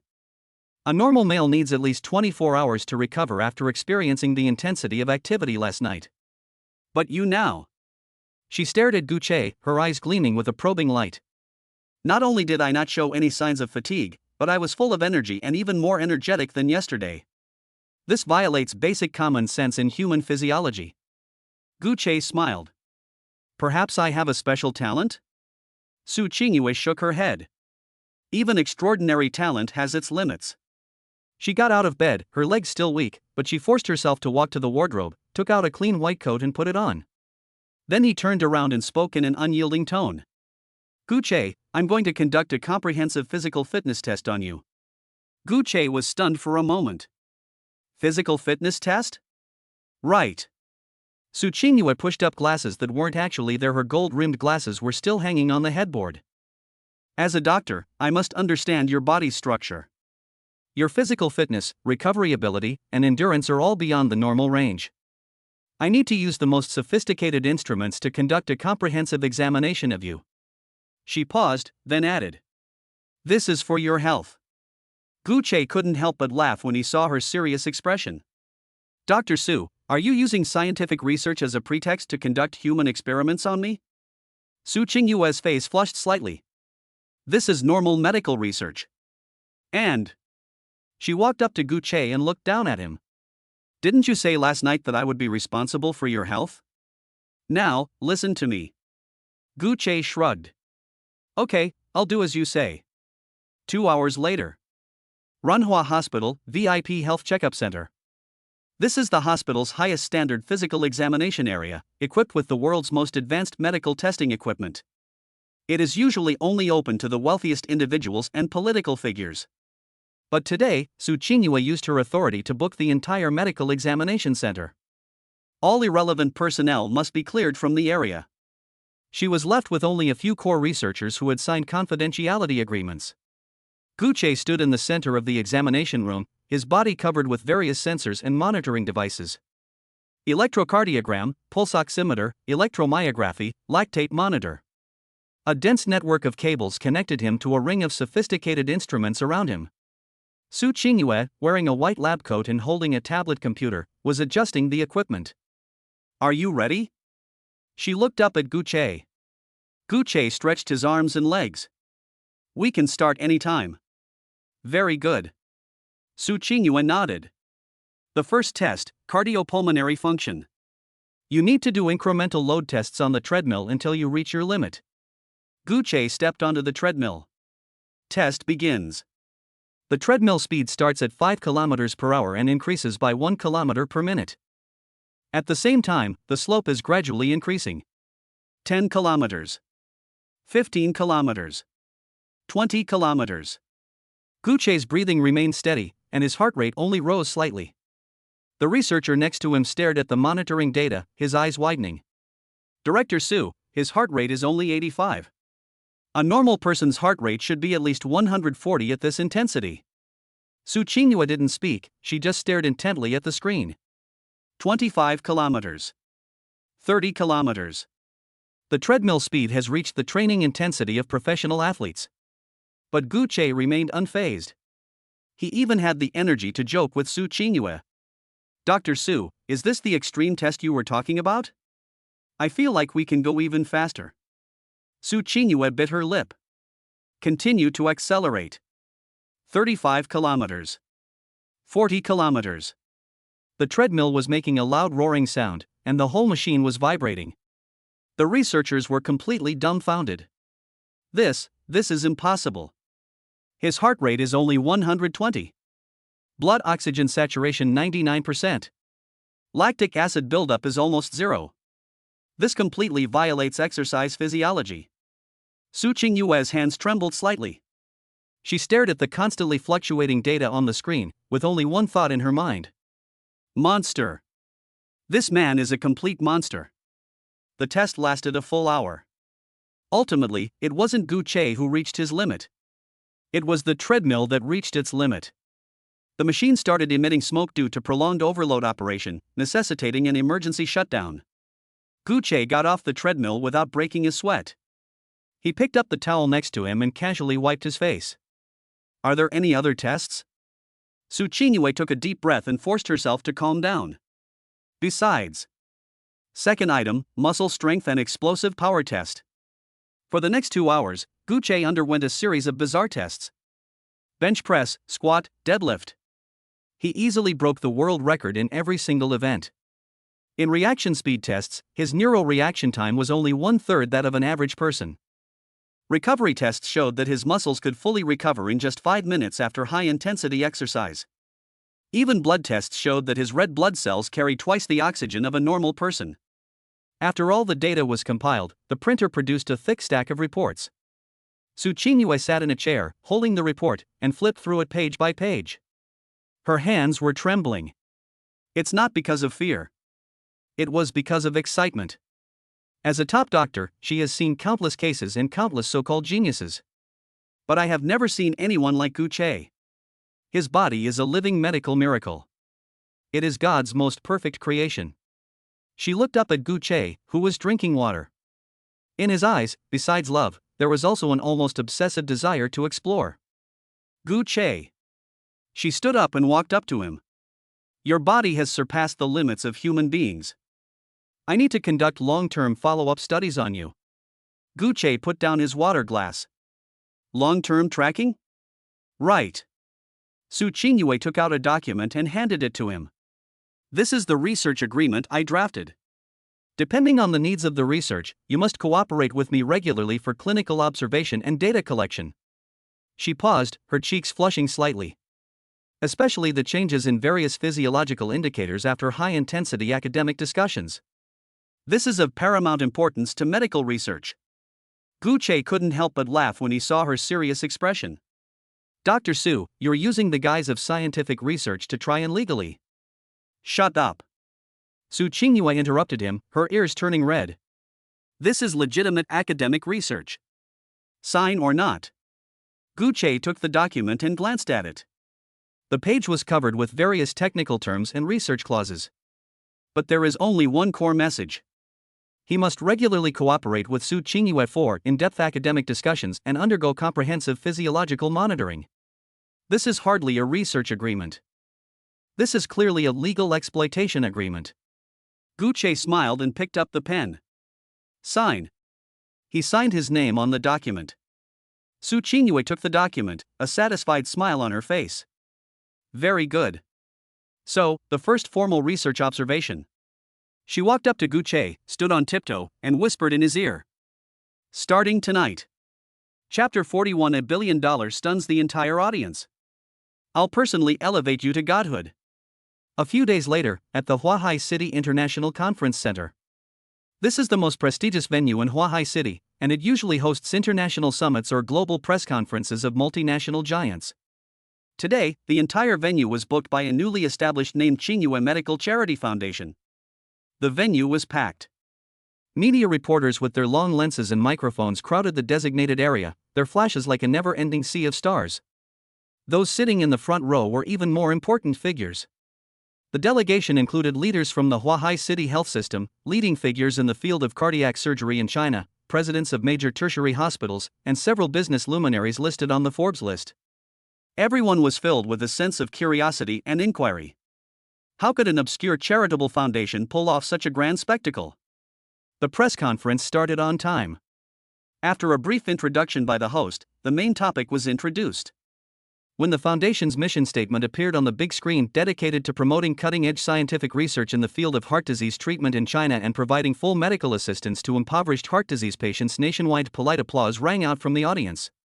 The idea is good, but they've heard similar slogans far too often. How many of these can actually be put into practice? The host wore a mysterious smile, and his voice suddenly rose in pitch. To put this great ideal into practice, Mr. Gu Che, chairman of Flash Shadow Technology and controlling shareholder of Farstar Biotechnology, will personally contribute the first phase of funding to the foundation. He paused deliberately, whetting everyone's appetite. The room fell silent instantly. All eyes were focused on the stage. 1 billion RMB. Boom. The moment those two words landed, the entire venue felt like a powder keg had been detonated. The silence lasted only half a second before it was drowned out by a thunderous roar of exclamations and gasps of astonishment. How much? Did I hear that right? A billion? Are you crazy? A single individual donating 1 billion yuan? This is a new record for a single charitable donation by an individual in China. My God, Mr. Gu of Flash Shadow is so rich and so charismatic. Click. Click. Click. The flashes in the media area turned the area into daylight, and the sound of camera shutters was as dense as a downpour. All the reporters went crazy, pointing their lenses at the calm young man in the front row. Amidst countless shocked, bewildered, and admiring gazes, Gu Che slowly rose, straightened his suit, and walked onto the stage. He took the microphone and faced the hundreds of cameras below the stage. There was no boastfulness on his face, only a calm sincerity. Distinguished guests, friends from the media, good afternoon. His voice resonated throughout the venue through the speakers, carrying a convincing calmness. Many people may think that 1 billion is a lot. But in my opinion, it is insignificant in the face of countless lives waiting for treatment. The entire room fell silent instantly. Gu Che's gaze swept across the entire venue, finally landing on the woman in the first row below the stage, who was wearing a smart white business suit and whose palms were sweating nervously. A gentle smile curved at the corners of his lips. I am not a philanthropist, just an ordinary businessman. The reason I did this is not because I have any noble sentiments, but because I was inspired by someone's ideal. He stretched out his hand and pointed at Su Qingyue. She is Dr. Su Qingyue from the Department of Cardiac Surgery at Runhua Hospital. In an instant, all the spotlights and cameras in the entire venue turned towards Su Qingyue. Su Qingyue was completely stunned. She subconsciously stood up, her mind blank as she faced the sudden attention of everyone. All that could be heard was Gu Chei's voice, filled with immense appreciation and solemnity, echoing throughout the entire venue. Dr. Su is the purest and most dedicated doctor I have ever met. Her dream is to ensure that all heart disease patients can receive the best treatment and that no one has to give up on life because of poverty. Her talent and ideals are the most valuable asset of this era and the true hope for advancing human medicine. All I did was offer this true idealist a little help so that she could focus wholeheartedly on climbing the medical peak called saving lives and healing the wounded. So, the real protagonist today is neither me nor this billion. Gu Chei gazed intently at Su Qinghan and in a declarative tone, introduced her to the world. It's her, Miss Su Qingyue, the president of the Qingyue Medical Charity Foundation. After he finished speaking, he led the applause. Whoosh! Thunderous applause instantly resounded throughout the entire venue. Enduring. Su Qingyue stood there, her body trembling slightly, and her eyes instantly reddened.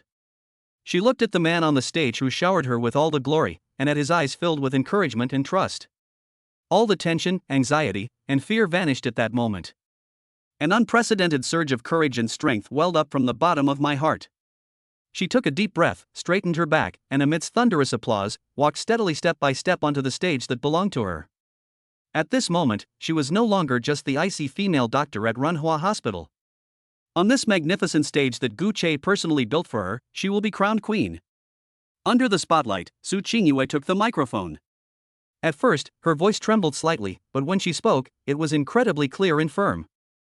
Instead of offering empty words of gratitude, she went straight to the foundation's future plans. We will establish an academic committee composed of top experts from home and abroad to conduct the most rigorous evaluation of research projects. We will establish a transparent and open system for the application and review of aid to ensure that every penny is used for the patients who need it most. Our first goal is to establish grassroots heart disease screening and rehabilitation centers in cooperation with 100 county-level hospitals across the country within 3 years, thus moving the defense line forward. Her speech was professional, rigorous, and powerful. But when she spoke of cases where people gave up treatment due to poverty, her voice carried a heartfelt compassion and care. Reason and emotion, professionalism and compassion, are perfectly integrated in her. The medical experts in the audience nodded frequently, their eyes filled with approval. Business elites are also reassessing the situation, concluding that this young female doctor is far from just a pretty face. What could have been a mere formality turned into a declaration of ideals in the future thanks to Su Qingyue's brilliant speech. The press conference ended with an explosive effect. That evening, hashtags such as "Mysterious Tycoon donates 1 billion to establish medical fund" and "Su Qingyue, the most beautiful president in history," dominated the trending topics on major social media platforms. Overnight, Su Qingyue transformed from a well-known doctor in the medical field into a medical leader and charity goddess with extremely high prestige and influence throughout the country. Gu Chei has also received numerous accolades such as Vision and a young entrepreneur with a sense of social responsibility, which has greatly enhanced the brand image of Flash Shadow technology. Backstage, VIP Lounge. Su Qingyue had just seen off several senior figures from the medical community who came to offer their congratulations when she turned around and saw Gu Chei leaning against the sofa, smiling at her. She could no longer contain her emotions, so she quickly walked over and hugged him tightly from behind. "Thank you." She buried her face in the back of his neck, her voice thick with nasal tone and trembling slightly. "Gu Chei, thank you." She knew that what Gu Chei gave her was not 1 billion yuan at all. What he gave her was a future she never dared to dream of, a broad road leading to her lifelong dream. He personally elevated her to a pedestal revered by countless people. Gu Chei turned around, pulled her into his arms, and gently stroked her long hair. "I've said it before, your dream deserves the biggest stage." He looked down at her eyes, which were glistening with excitement and gratitude. "Besides, this isn't entirely for your sake." Su Chang was taken aback. "Huh?" Gu Chei's gaze deepened. "The Qingyue Foundation is the most important piece of the puzzle in my future business empire. It carries social responsibility, is our moat, and is also the bond that allows us to build a deep connection with this country and the general public. And you," he cupped her face in his hands, gazing intently at her, "are the most trustworthy and irreplaceable leader in my empire." Su Qingyue's heart began to pound. She understood. This man was never just talking about love. Every step he takes contains a profound strategy that is difficult for ordinary people to achieve. He had already incorporated himself into his grand and ambitious future plan. This feeling of being needed, trusted, and integrated into her life was more captivating to her than any sweet words. Just then, there was a knock on the door of the lounge. President Gu, Chairman Su, Dean Zhou of Runhua Hospital would like to meet with you, saying he has important matters to discuss. It was Zhao Li's voice. Gu Che and Su Qingyue exchanged a glance. Zhou Mingda? The president of Runhua Hospital, Su Qingyue's direct superior. What is he doing here? Let him in, Gu Che said calmly. Soon, a middle-aged man with a receding hairline and a smiling face walked in. It was Zhou Mingda, the president of Runhua Hospital. Oh, Mr. Gu. Director Su, oh no, now it's Chairman Su. Zhou Mingda said enthusiastically, extending both hands. Today's press conference has truly brought honor to the entire medical community of Huahai City. On behalf of Runhua Hospital and on behalf of myself, I express my highest respect and sincerest gratitude to you. Gu Che shook hands with him and gestured for him to sit down. After a few polite exchanges, Zhou Mingda gradually got down to business. He picked up his teacup, took a sip, and with a bitter expression on his face, began to pour out his grievances. Mr. Gu, to be honest, our hospital is also planning a big project recently, which is to build an international high-end VIP medical center for the world's top wealthy people. If this project succeeds, it will not only bring huge benefits to the hospital, but also attract more top overseas medical talents to return. It will be a great thing for Huahai City and for the country. Gu Che listened calmly. Zhou Mingda sighed, his voice lowered, tinged with resentment. But this project is stalled by the board of directors and the city government.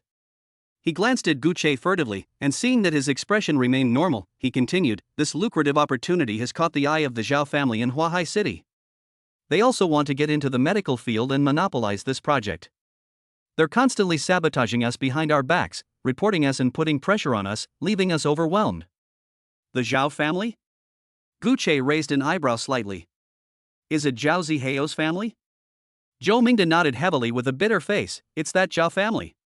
They have deep-rooted connections in the city, and our hospital really can't compete with them. After he finished speaking, he raised his head and looked intently at Gu Che, his eyes filled with hope and pleading. Mr. Gu, your influence is extraordinary now, and you are a great benefactor to our medical community. What do you think about this matter? Chapter 42. The Zhao family dares to block our way? We'll cut off their funding first. Zhou Mingda left with profuse thanks, his face displaying a fawning yet hopeful expression, as if he could already see the grand blueprint for Runhua Hospital. The lounge returned to silence. Su Qingyue walked to Gu Che's side and gently straightened his collar, which she had messed up earlier. Her delicate eyebrows furrowed slightly, and her eyes showed a hint of worry.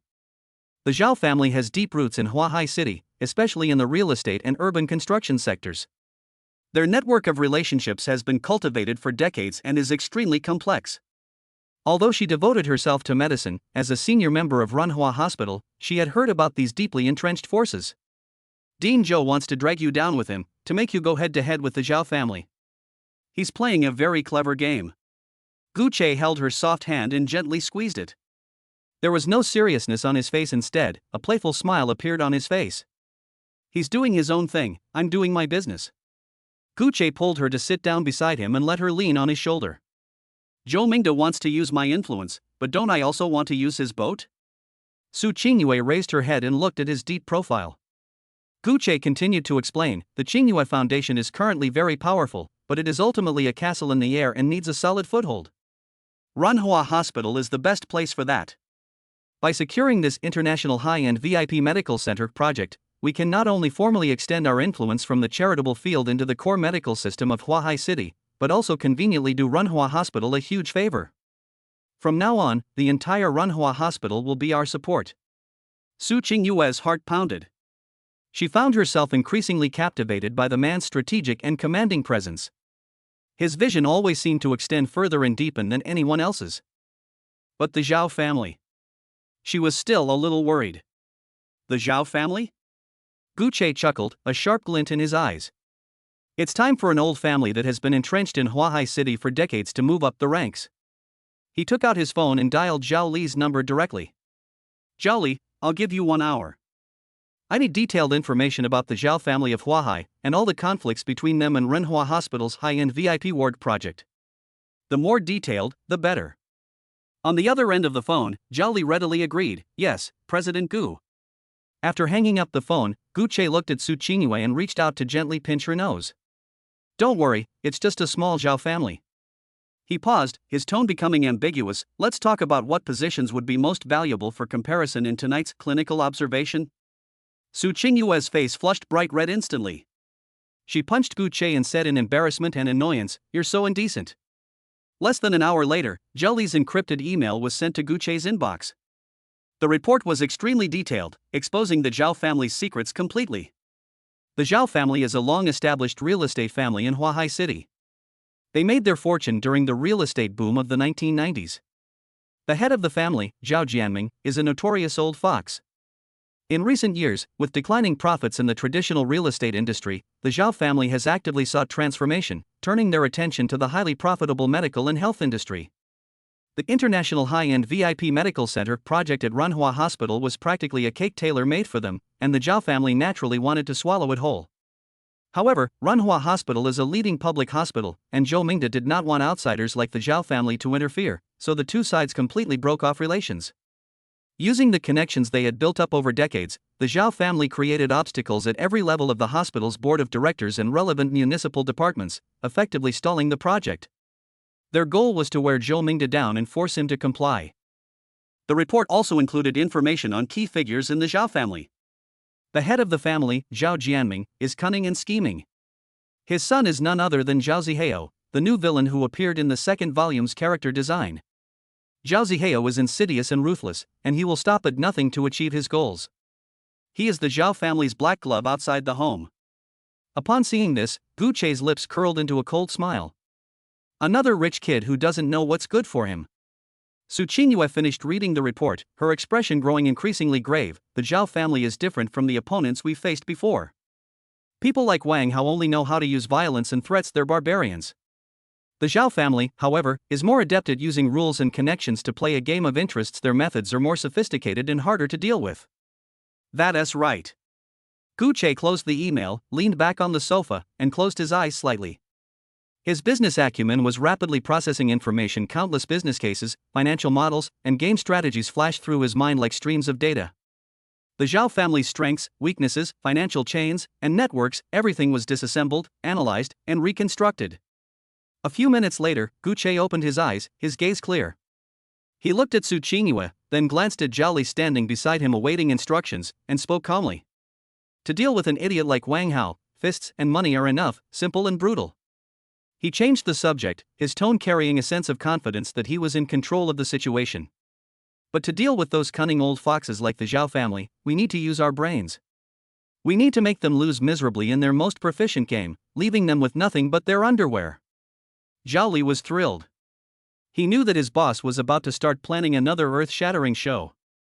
Gu Che's fingers tapped lightly on the sofa armrest, making a rhythmic sound. The Zhao family thinks they can compete with us on medical projects? They're being too naive. Their greatest foundation is real estate, and their greatest Achilles heel is also real estate. Gu Che's gaze fell on Zhao Li, his eyes sharp as knives. The report said that in order to transform their business, the Zhao family had invested most of their funds in several large real estate projects in the east and south of the city. Their cash flow was not as healthy as it appeared on the surface. We don't need to get bogged down in the quagmire of healthcare with them. That's their battlefield, not ours. Gu Che stood up, walked to the huge floor-to-ceiling window, and looked down at the dazzling night view of Huahai City. I'm going to start with their core industries and use a devastating attack on them. He turned around and gave Zhao Li instructions. Go, dig out all the information on all the properties under construction and on sale under the Zhao family. Design drawings, construction companies, material suppliers, pre-sale contracts, bank loans. I need to know the origin of every single screw in their projects. Zhao Li stood ramrod straight and replied loudly, understood. He turned to leave. Wait a minute. Gu Che called out to him and added, while you're at it, check whether their projects are clean in terms of fire safety, environmental protection, and construction quality. Zhao Li's eyes lit up instantly. He understood. The boss was going to strike at the root of the problem, a fatal blow. Don't worry, Mr. Gu, I guarantee I'll have a report that will bring them to ruin within 3 days. Zhao Li said, then strode away with high spirits. Only Gu Che and Su Qingyue remained in the room. After arranging all of this, Gu Che felt his mind was clear, as if he could already see the scene of the Zhao family's destruction. He stretched and glanced at the time on his phone. Suddenly, I realized that I hadn't contacted Lin Wanner for 2 days. During this time, I was first helping Su Qingyue with the foundation, and then plotting against the Zhao family, so I did neglect that simple and kind girl a bit. While expanding one's business empire is important, maintaining stability in one's home turf is equally crucial. A sense of guilt welled up in Gu Che's heart. He picked up his phone, unlocked the screen, and was about to call Lin Wanner. Just then, a news notification popped up. The title was incredibly eye-catching and jarring. A billion-dollar myth. The Qingyue Foundation is established, a business elite and a medical goddess join forces to create a philanthropic tale.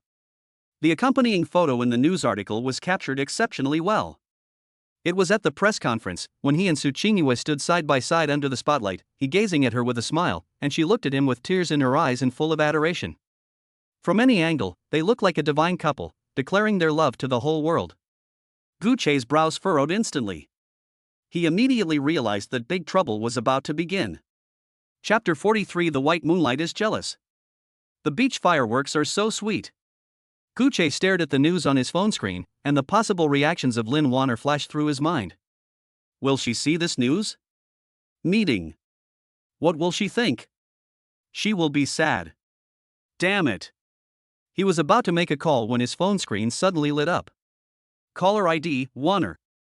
Gu Che's heart tightened slightly. He took a deep breath and answered the phone. Hey, Wanner.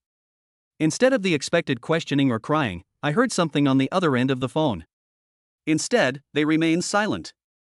A repressive, almost suffocating silence. Gu Che could clearly hear her slightly rapid breathing and the trembling as she tried to control her emotions.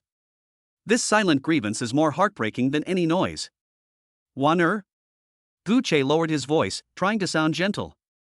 Gu Che. Lin Wanner finally spoke, her voice soft and noticeably nasal. Are you available now? Dianfeng, where are you? I'm coming to find you. I'm downstairs in the dormitory building. Gu Che immediately stood up and grabbed his car keys. Wait for me, in 20 minutes.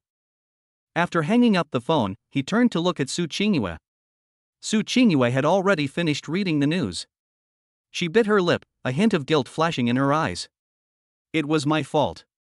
I should have told the media beforehand not to take pictures indiscriminately. Gu Che shook his head. It's not your fault. I've been too busy these past few days and neglected her. He walked up to Su Qingyue and gently kissed her forehead. You should get some rest. I'm going to coax my little white moonlight. Su Qingyue nodded, a complex emotion in her eyes. She knew very well that although she had become one of the most important women in this man's life, Lin Wanner held a special place in his heart. Huahai University, downstairs from the girls' dormitory. The night breeze was cool, and the streetlights cast a long shadow of Lin Wanner's slender figure. She wore a simple white dress, her long hair cascading over her shoulders, and stood quietly under the tree, like a lonely statue. A black Cullinan was parked on the side of the road. The car door opened, and Gu Che strode over. Lin Wanner heard footsteps and looked up. Those once clear and bright eyes were now red, with tears welling up in their sockets, but she forced them not to fall. She just looked at Gu Che quietly, without saying a word. That silent grievance, that forced strength, instantly struck the softest spot in Gu Che's heart. Without any hesitation, he stepped forward and pulled her into a tight embrace. Sorry. His voice was low and filled with sincere apology. I've been too busy these past few days and neglected you. It's my fault. Lin Wanner's body stiffened for a few seconds, then softened, leaning against his chest, and finally couldn't help but sob. I saw it on the news. She gripped Gu Che's clothes tightly, her voice trembling with tears. You and Dr. Su, standing together, you look so well matched. Everyone is commenting, saying you two are a perfect couple, a match made in heaven. I'm suddenly so scared. She looked up, and tears finally streamed down her cheeks. I'm afraid that one day you'll think I'm too ordinary and not good enough for you. Gu Che felt as if something had clenched his heart tightly. He cupped her face in his hands, gently wiped away her tears with his thumb, and made her look into his eyes. Wanner, listen to me. His voice was soft, yet carried an undeniable firmness. I've told you before, your place in my heart is irreplaceable. Dr. Su is a business partner, a right-hand man in our career. But you, he paused, his eyes filled with tenderness, are my lover, the person I want to spend my life with. What golden couple, what a match made in heaven, those are all outsiders' opinions. I only know, he leaned down, his forehead touching hers. Lin Wanner's tears flowed even more fiercely. But this time, it wasn't a feeling of being wronged, but rather a feeling of being moved. Gucci lowered his head and kissed away the tears on her face. Don't cry, I'll take you somewhere. Where to? Lin Wanner sniffled. Gucci smiled, haven't you always wanted to see the sea? Lin Wanner was stunned. An hour and a half later. Yuawan Beach Resort, located in the eastern suburbs of Huahai City. This is the most luxurious private beach resort in Huahai City, with a night's accommodation fee starting at 100,000 yuan. It's a place Lin Wanner has seen countless times in magazines, but has never dared to dream of visiting. A black Cullinan was parked in front of the resort. Lin Wanner stared blankly out the car window at the beach shimmering silver in the moonlight. Here. Tonight, Gucci said, taking her hand as they got out of the car, the entire beach is ours. Lin Wanner turned her head and looked at him in disbelief. Gucci smiled and pinched her nose. Let's go, my little princess. Everything has been set up on the beach. On the pristine white sand, an exquisite dining table is set out, covered with a snow-white tablecloth, and adorned with fine candlesticks and tableware. Nearby, a 5-piece violin band was playing a soothing and beautiful melody. The moonlight shone on the sea, making it sparkle. The sea breeze is gentle, carrying a salty, damp scent. Lin Wanner covered her mouth, tears welling up in her eyes again. But this time, they were tears of happiness. Gucci led her to the dining table and pulled out a chair for her. Sit. Lin Wanner sat down obediently, staring at him without blinking. Gucci picked up the wine bottle and poured her a glass of juice. He knew she didn't drink alcohol. Then, he raised his glass. Wanner, it's my fault these past few days. I've made you suffer. Tonight, I want to tell you this in this way, he said earnestly, looking into her eyes, that you will always be the most special person in my heart. Lin Wanner's tears finally fell. She raised her glass, her voice choked with emotion, and said, Gucci, I never imagined I would be this happy one day. The two clinked glasses. Just then. Bang! Suddenly, dazzling fireworks burst forth in the distant sky. One after another, the colorful flowers illuminated the entire night sky. Lin Wanner exclaimed in surprise and turned her head. Fireworks burst in the sky, slowly forming 3 words. Lin Wanner. Her name was written in the sky. Lin Wanner was completely stunned. She covered her mouth, tears streaming down her face like a broken string of pearls. Gucci walked to her side and hugged her from behind. Do you like it? Lin Wanner turned around, threw herself into his arms, and nodded vigorously. I love it. I love it so much. She raised her head, stood on tiptoe, and kissed his lips. This kiss was filled with emotion, affection, and all the love in the world. Fireworks burst in the sky. The waves whispered in my ear. The violin melody was melodious and beautiful. At this moment, the whole world became incredibly romantic. After a long while, the two parted ways. Lin Wanner leaned against Gucci's chest, her cheeks flushed, her eyes filled with happiness. Gucci. I will never think about such things again. She looked up and gazed intently at him. I believe in you, and I believe in us. Gucci lowered his head and planted a kiss on her forehead. A sense of satisfaction welled up in Gucci's heart. He held Lin Wanner's hand and strolled along the beach. The sea breeze tousled her long hair, and the moonlight shone on her face as she smiled with the pure innocence of a child. After walking for a while, Gucci suddenly spoke. Wanner, I've always had an idea. Lin Wanner turned her head and blinked at him. What are your thoughts? Gucci stopped and turned to face her. I don't want you to just stay on campus waiting for me. He held her hand and spoke earnestly. I want you to be a part of my world. Lin Wanner was taken aback, somewhat puzzled. Gucci continued, the Flash Shadow app that I'm currently operating now has over 50 million users, making it the fastest growing short video platform in China. I would like to invite you, he said, looking into her eyes, to be our official brand ambassador. Lin Wanner was completely stunned. A spokesperson? She shook her head hurriedly and spoke in a panic. No, no, I'm just an ordinary student, how could I possibly be a spokesperson? Gu Che smiled. Warner, you underestimate yourself. He raised his hand and gently stroked her cheek. You have the purest temperament and the most healing smile. You are exactly the kind of image that Flash Shadow needs, most authentic, warm, and full of hope. And, he paused, a sly glint in his eyes, I want everyone to know that you are my woman. Lin Warner's face instantly turned bright red. You're talking nonsense again. Gu Che lowered his head and whispered in her ear. Warner, will you promise me? I want you to stand in the spotlight, so that the whole world can see your beauty.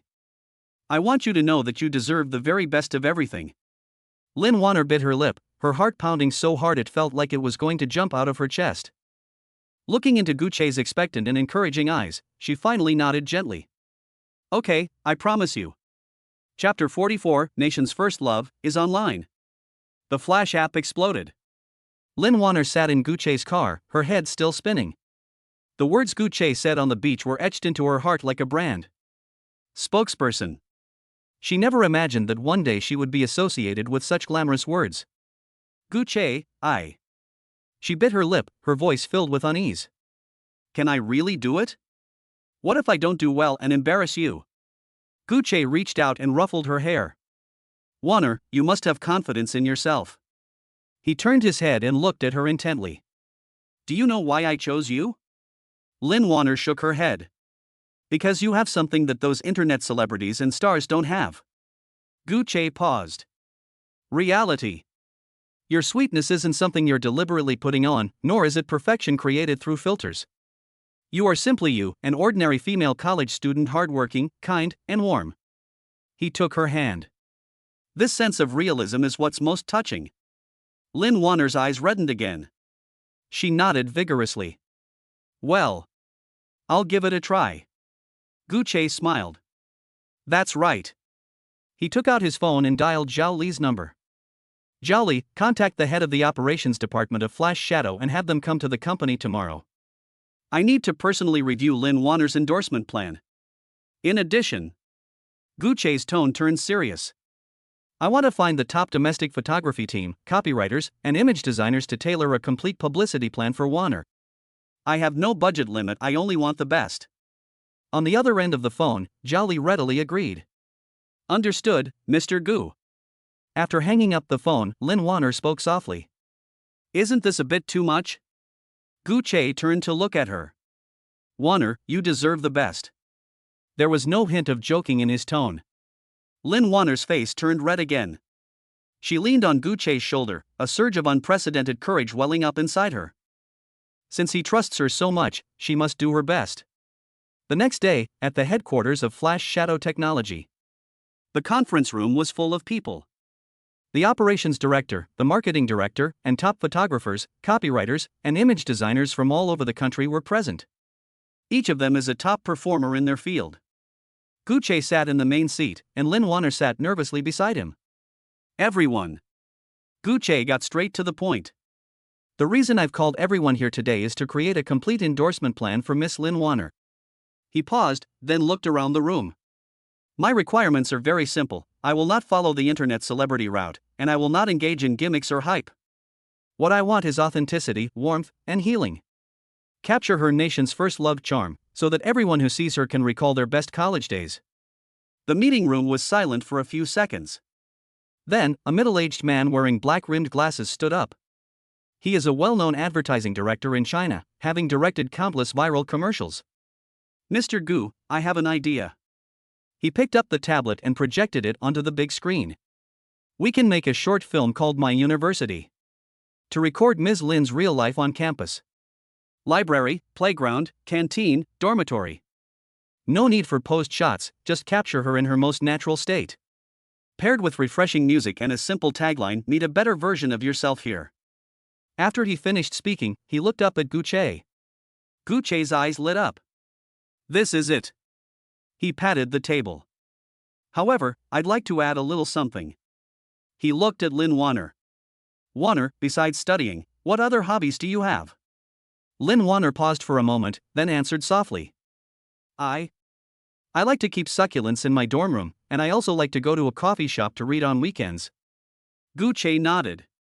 Then let's include these in the photos too. What I want is not a perfect goddess, but an ordinary girl with flesh and blood. So that when everyone sees her, they feel, this is the girl next to me. Everyone in the conference room showed expressions of agreement. A young copywriter stood up. Mr. Gu, I suggest changing the copy to, "Hello, I am Lin Wanner, an ordinary girl just like you." This is more down to earth. Gu Che smiled. Great, it's settled then. Over the next 2 hours, the entire team worked out a complete shooting plan around this core concept. From camera language to music selection, from costume matching to set design, every detail was meticulously considered.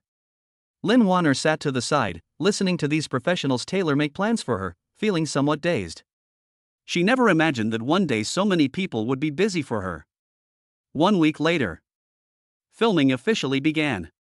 The photography team set up a temporary workstation at Huahai University, but in order not to disrupt the normal order of the school, all filming was done using a documentary-style follow-the-scenes approach. Early in the morning, Lin Wanner walked into the library with her school bag on her back. She found a seat by the window, opened her notebook, and began taking notes diligently. Sunlight streamed through the window and fell on her face. The camera captured her frowning slightly as she pondered a problem. On the playground, she was jogging slowly in her sportswear. Sweat dampened the stray hairs on her forehead, but she smiled happily.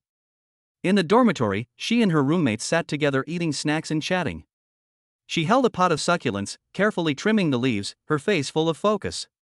At a coffee shop on the weekend, she ordered a latte and sat in a corner reading a book. Occasionally, she would look up at the window, her eyes filled with longing for the future. Each frame is simple, yet full of life. The director looked at the footage on the monitor and nodded in satisfaction. Perfect. This is the feeling we want. The filming lasted for 3 whole days. Finally, the editing team spent 2 days editing these materials into a 3-minute short film. The background music is a light and cheerful piano piece, and the text is simple yet warm.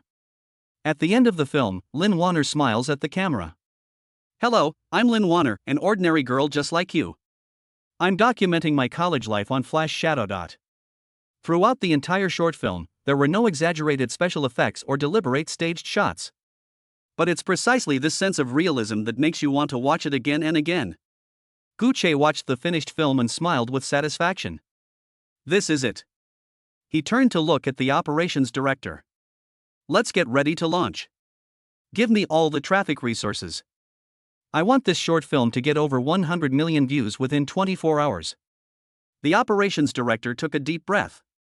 Don't worry, Mr. Gu, we guarantee the mission will be accomplished. It was 8 p.m. that evening. My university has officially been launched on the homepage of the Flash Shadow app. At the same time, a recommendation window for this short film will pop up whenever all users open the app. Moreover, Gu Che also used all of Flash Shadow's promotional resources. Splash screen ads, trending topics, featured ads. They even placed a large number of ads on other platforms. The moment the short film was released, its viewership skyrocketed. 100,000. 500,000. 1 million. In just half an hour, the number of views exceeded 5 million. The comments section exploded. Oh my god, this girl is so innocent. The way she smiles is just like the girl I have a crush on. This is a real college goddess. She's incomparable to those internet celebrities. I hereby declare that Lin Wanner is my nation's first love. I've watched it 10 times already, and I like it more and more every time I watch it. Flash Shadow is absolutely amazing this time, the realism is so moving. The hashtag National First Love Lin Wanner hashtag quickly became a trending topic. Not only on the Flash platform, but also on other social media platforms, discussions about Lin Wanner began to flood the screen. Countless people spontaneously forwarded the short video, sharing their own college memories. Lin Wanner's image instantly resonated with the entire internet. Huahai University, Girls' Dormitory. Lin Wanner's phone has been flooded with messages. WeChat, Weibo, private messages via Flash. All the messages were congratulations and praise. Her roommates surrounded her, jumping for joy. Wanner, you're famous. You're really famous. I just checked Weibo, and your topic is everywhere. Oh my god, you're a big star now. Lin Warner sat on the bed, holding her phone, still somewhat dazed. She opened the Flash app and saw that her short video had been viewed over 50 million times. The comments section was full of praise and affection. Her eyes reddened. It wasn't out of fear, but out of emotion. Just then, my phone rang. It's Gu Che. She answered the call immediately. Hey, Gu Che. Did you see that? Gu Che's voice was tinged with laughter. You are now the most popular nation's first love on the entire internet. Lin Warner bit her lip, her voice choked with sobs. I didn't expect it to turn out like this. This is just the beginning. Gu Che's tone was relaxed. Warner, you need to get used to the spotlight. Because you deserve to be seen by more people. Lin Warner nodded vigorously. Yes, I will try my best. She hung up the phone and took a deep breath. She knew that her life had been completely changed from this day forward. At the same time, Zhao family villa, Huahai City. In the study, Zhao Zihao sat on a leather sofa, holding a glass of red wine. On the projector in front of him, a promotional video for Lin Warner was playing. After watching the entire short film, he put down his wine glass, a cold smile curling at the corner of his mouth. Interesting. He turned to look at his father, Zhao Jianming, who was standing beside him. Dad, this Gu Che is not simple. Zhao Jianming frowned. In just a few months, he went from an unknown nobody to a rising star in the capital world who controls Flash Shadow Technology, Farstar Bio, and Tsinghua Foundation. Now he's causing such a big commotion, his expansion speed is too fast. Zhao Zihao stood up and walked to the floor-to-ceiling window. It's not just fast, it's incredibly precise. He turned around and stared at his father. Every step he took was at the most crucial juncture. Medical care, internet, charity, these three areas are enough for him to gain a foothold in Huahai City. If this continues, it will be difficult for our Zhao family to take action against him. Zhao Jianming remained silent for a few seconds. What are you planning to do? Zhao Zihao's eyes turned cold. He wants to play the internet game, so I'll play along with him in the capital market. He picked up his phone and dialed a number. Hey, Lao Shang, can you check the recent financing situation of Flash Shadow Technology for me? Also, I've contacted several investment institutions. I'm going to launch a financial attack against them. A respectful response came from the other end of the phone. After hanging up the phone, Zhao Zihao turned to look at his father. Dad, this time I'll let Gu Che know that the waters of Huahai City aren't so easy to wade through. Zhao Jianming nodded. Be careful and don't leave any evidence against you. Rest assured. Zhao Zihao smiled. I'll make him suffer a terrible death. Chapter 45. The young Master Zhao is playing dirty tactics? I'll flip the table. 3 days later. The atmosphere in the conference room at Flash Shadow Technologies headquarters was so heavy it seemed like water was about to drip from it. Li Ming, the person in charge of financing, stood in front of the projection screen, beads of sweat forming on his forehead. Mr. Gu, the situation is not optimistic. He opened the PowerPoint presentation, which was filled with a dense list of investment institution names. The 5 institutions that had already signed letters of intent to invest have now all requested a halt to the financing process and a renewed due diligence investigation. Sequoia Capital, IDG Capital, Hillhouse Capital, these were originally the most active institutions, but now they are all taking a wait-and-see approach. He turned to the next page, his face turning even uglier. To make matters worse, a large number of articles suddenly appeared online that were pessimistic about us. The titles of several articles were displayed on the projection screen. Is Flash Player's user data fabricated? Industry insiders reveal shocking secrets. The short video industry is experiencing a huge bubble. Flash video may become the next casualty. The profitability dilemma behind Flash Animation's explosive popularity. How long can the cash-burning model go? Each article is written with reason and evidence, seemingly an objective analysis, but in reality, every sentence is a veiled attack on the heart. Li Ming gritted his teeth and continued his report. The timing of these articles' publication is too coincidental. They all fall within the critical juncture of our fundraising. Moreover, the Zhao family is behind all the media outlets that published these articles. The other executives in the conference room didn't look too happy. The operations director couldn't help but speak up. It's obvious that someone is pulling the strings behind the scenes. Should we send a lawyer's letter?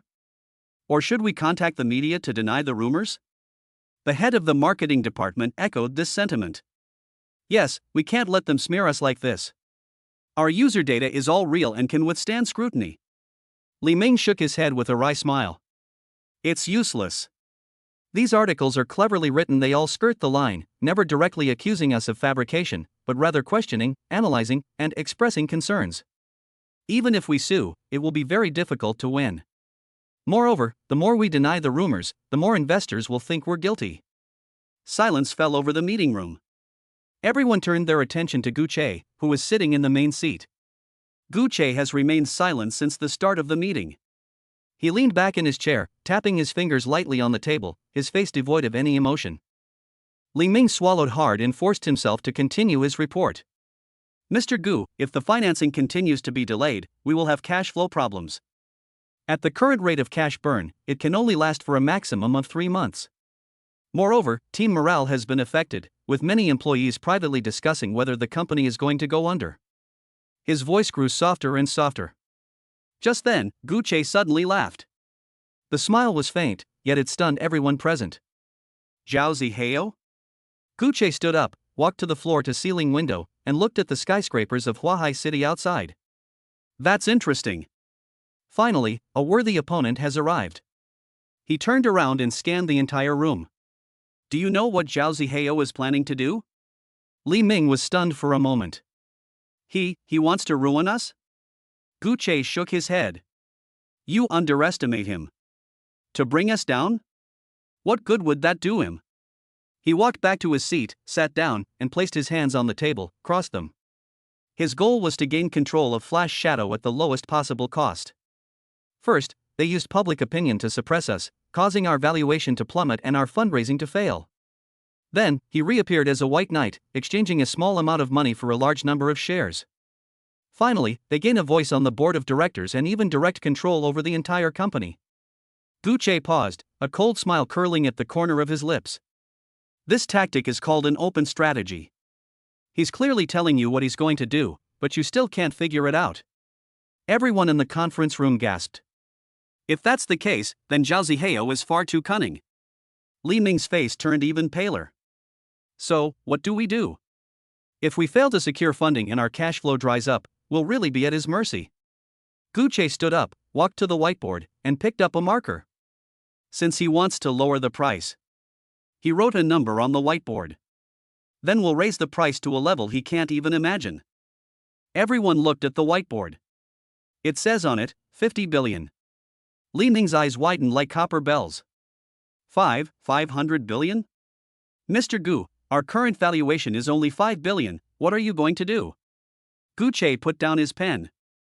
I want to skip Series A and start Series B funding directly. Target valuation, 50 billion. The meeting room erupted in chaos. Are you crazy? Investors are all taking a wait-and-see approach right now, so how dare we raise prices? Isn't this just courting death? Gu Che raised his hand, signaling everyone to be quiet. Why do you think those investment institutions were scared off by a few articles? No one answered. Gu Che continued. Because they were never firm enough to begin with. They just want to make quick money and back down when they see risks. What do these investors want? He walked back to his seat, his tone becoming firmer. What I need are strategic investors who truly believe in Flash Shadow's future. They are the partners who are willing to stay with us until the very end. Instead of these fence-sitters. Li Ming gritted his teeth. But Mr. Gu, if we raise prices now, those institutions that were already hesitant will simply give up. Gu Che smiled. If you're going to give up, then give up. We don't lack money. Li Ming was stunned. No. Not short of money? Gu Che took out his phone, opened the bank's app, and turned the screen towards Li Ming. Account balance, 2,450,000,000 renminbi. 2.45 billion. Li Ming's mouth was wide enough to fit an egg. This is... Gu Che put his phone away. The money in my personal account. If the fundraising fails, I will invest myself. Therefore, we are not afraid of cash flow disruption at all. He stood up and looked around the room. Now, I'm giving you 2 choices. First, do as I say and launch the Series B financing round with a target valuation of 50 billion. Secondly, if you think I'm crazy, you can leave now, and I won't blame you. The conference room was so quiet you could hear a pin drop. A few seconds later, the operations director was the first to stand up. "Mr. Gu, I'll work for you." The head of the marketing department also stood up. "Me too. Since we're going to take a gamble anyway, might as well go big." Li Ming took a deep breath and stood up as well. "Mr. Gu, I understand. You're trying to use the most extreme methods to force those fickle investors to leave, while simultaneously attracting genuine strategic investors." Gu Che nodded. "That's right. And..." He walked to the window and looked at the city skyline in the distance. "I want to show Zhao Zihao that his little tricks won't work on me." That afternoon, Flash Shadow Technology's official Weibo account released an announcement. Flash Shadow Technology official statement. In light of the various false rumors circulating in the market recently, Flash Shadow Technology hereby solemnly declares: 1. Our user data is authentic and valid, and we welcome any third-party organization to conduct audits. 2. Flash Shadow Technology has decided to abandon its Series of funding plan and directly launch its Series B funding round. 3. Target valuation for Series B funding, 50 billion renminbi. 4. This round of financing is open only to strategic investors. We are looking for long-term partners who truly recognize the value of Flash Image. 5. Financing window period, 30 days. Late applications will not be accepted. Gu Che, founder and CEO of Flash Shadow Technology. The moment this announcement was released, the entire financial industry was in an uproar. The messages were flooding the internal groups of various investment institutions. Holy crap, has Gu Che gone mad? They skipped Series of funding and jumped straight to Series B? How dare he ask for 50 billion? Where does he get his confidence? Is this a case of what's the use of trying? But some people saw through the trick. No, look at his wording. Open only to strategic investors and long-term partners who truly recognize Flash's value. He's screening investors. Moreover, the 30-day window creates a sense of scarcity and urgency. Wow, that's brilliant. Absolutely brilliant. At the same time, Zhao family villa. Zhao Zihao was sitting leisurely on the sofa, holding a glass of red wine. His assistant rushed in. "Young Master Zhao, something's happened. Gu Che just released an announcement that he is launching a Series B financing round with a valuation of 50 billion. Zhao Zihao's hand trembled, and the red wine spilled out. "What?" He snatched his assistant's phone, read the announcement, and his face turned terribly grim. "That bastard." He slammed the wine glass to the ground. Where does his confidence come from? With all investors watching from the sidelines, does he still dare to raise prices? The assistant spoke cautiously. "Young Master Zhao, could it be a bluff?"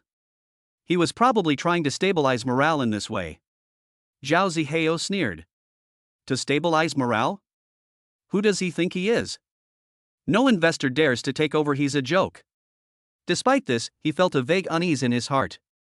Gu Che's every move, from his appearance to now, has been unexpected. Would he really be that stupid? Chapter 46 Evaluation of 50 billion. Madman or genius? The Zhao family is doomed.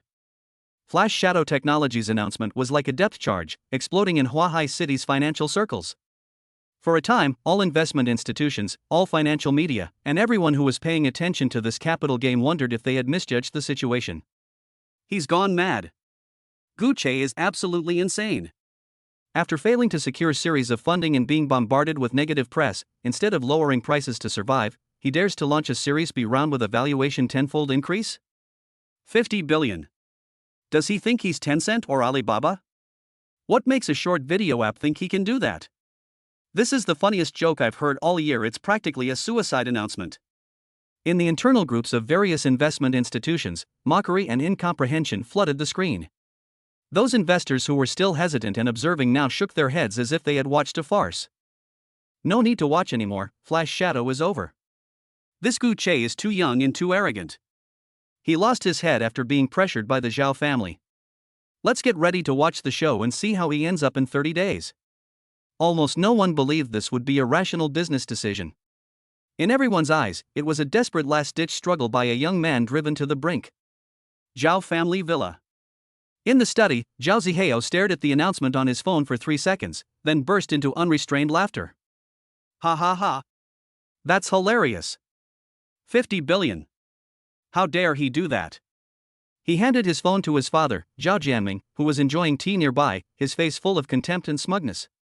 "Dad, look at this. This is the sophisticated Gu Che you were talking about. I think he's just an idiot.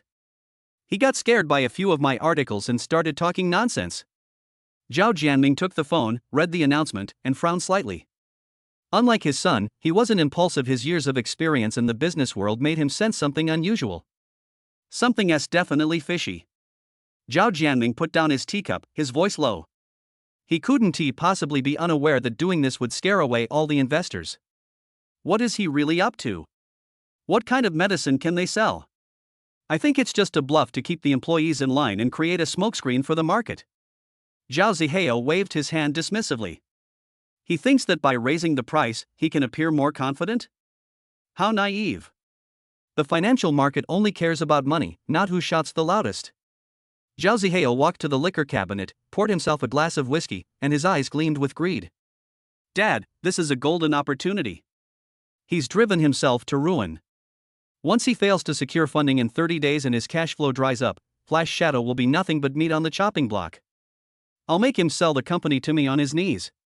He raised his glass, downed it in one gulp, and his face contorted with a smug, triumphant expression.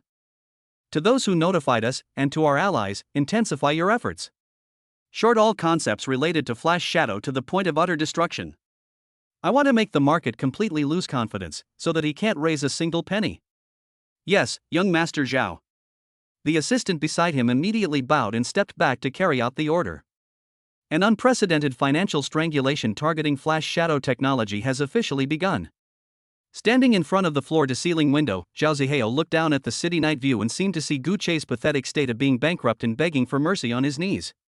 However, he will never know that what he sees as the last struggle is actually the hunter's call to counterattack. Meanwhile, in downtown Huahai, in a presidential suite overlooking the entire Lujiazui area, Gu Che was not at the company, nor was he as overwhelmed as outsiders imagined. He was dressed in comfortable loungewear and sitting leisurely on the sofa, with a laptop on the coffee table in front of him. On the computer screen, countless red and green candlestick charts were flashing wildly, showing the fierce battle in the secondary market. Zhao Li stood to the side, reporting solemnly. "Mr. Gu, the Zhao family has joined forces with 4 private equity funds and has begun to short our partners' stocks in the secondary market, while also buying a large number of short contracts. Market panic is spreading, and selling is extremely heavy." Gu Che's gaze didn't leave the screen. He simply gave a faint hum. It was as if what was evaporating on the screen wasn't billions of dollars, but a boring game. Gu Che nodded, finally shifting his gaze from the screen to Zhao Li. His tone was as calm as if he were giving a trivial instruction. "Pass on my orders. Buy all the sell orders. No matter how much they throw, we'll catch it all. I don't want to see any related stock fall by more than 0.1%. Zhao Li's breath hitched. Eat it all. What terrifying strength and courage. This means that Gu Che will have to fight against the entire short-selling alliance formed by the Zhao family all by himself. This means that a battle of funds worth tens of billions is about to unfold." "Yes, Mr. Gu." Zhao Li's voice trembled slightly with excitement. He immediately turned around and began to issue instructions to the overseas operations team through an encrypted line. Gu Che leaned back on the sofa, picked up his phone, and dialed Chen Tianxin's number. As soon as the call connected, Chen Tianxin's hearty laughter came from the other end.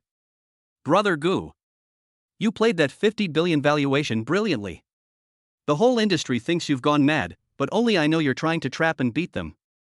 Brother Chen, since you know, shouldn't you lend your brother a hand?" Gu Che smiled as well. "Ha, that's exactly what I've been waiting for." Chen Tianxin's tone became excited. "Several of Zhao's allies have had grudges against my Tianjin capital. I've been looking for an opportunity to deal with them. You can focus on the main battlefield without worry, and I'll help you hold off their flanks." "Thank you, Brother Chen. No need to thank me. Let's all make money together." After hanging up the phone, a sinister smile appeared on Gu Che's face. "Zhao Zihao, you think you're on the 5th level, using open schemes to lay the groundwork. Little did they know, I was standing directly in the atmosphere, using my boundless wealth to launch a devastating attack on them." The game has begun. Over the next 3 days, the most bizarre scene in history unfolded in Huahai City's financial sector. At the opening bell, under the Zhao family alliance's frenzied suppression, several stocks related to Flash Shadow were instantly flooded with a tsunami of sell orders, and were about to hit the daily limit down. But in the next second, even more terrifying buy orders will appear out of nowhere, like an invisible giant hand that swallows all the sell orders and forcefully lifts the stock price back up. Throughout the day, the stock price chart almost followed a straight line. No matter how frantically the short sellers dumped their shares, the long sellers always managed to catch up within a fraction of a second, maintaining the price at a delicate equilibrium. Trading volume broke historical records, and the turnover rate was frighteningly high. But the stock price just won't fall. What the hell? Who's taking over this mess? This is insane. How much money is that? Hundreds of billions dumped, and they just bought it all up like that? When did this prehistoric behemoth appear in the market? All the traders and fund managers were stunned. They had never seen such a brutal and cost-insensitive way of supporting the market. This is no longer within the scope of technical analysis or value investing. This is blatant flaunting of wealth. It's an impregnable fortress built purely with money. The atmosphere in Zhao Ziheo's office was extremely oppressive. His eyes were bloodshot as he stared intently at the few motionless K lines on the screen, veins bulging on his forehead. What's going on? Why can't it be pushed down? He roared at the trader on the other end of the phone. Young Master Zhao, the opponent's funds seem to be unlimited. No matter how much we sell, they buy it all without even blinking. The trader's voice was trembling with tears. Waste. Zhao Ziheo slammed the phone down. He wasn't stupid, he finally realized something was wrong. This is not bluffing, this is a real, head-on clash. But, where did Gucci get his money? Shouldn't he be short of money? Shouldn't he be driven to desperation by his own actions? Fear, like vines, began to coil around his heart.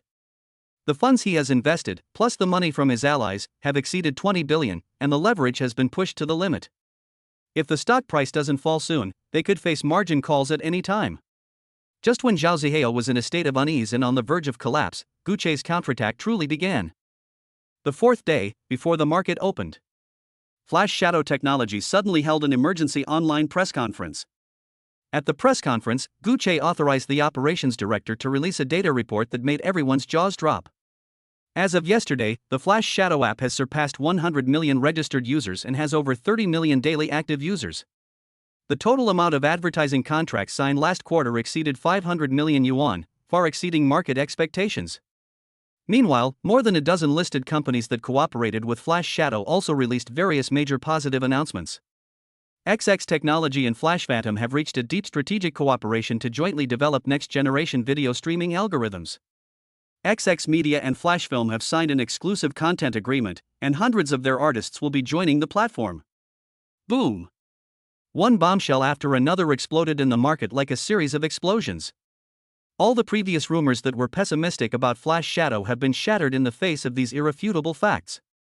Bite. At 9:30 a.m., the opening bell rang.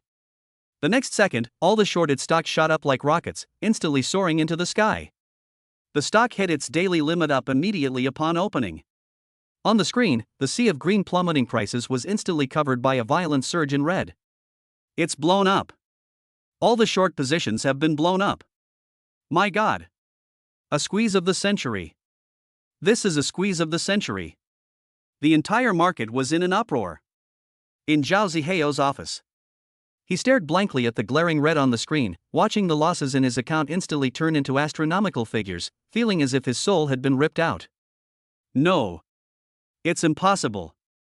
This is absolutely impossible. He muttered to himself, his face ashen.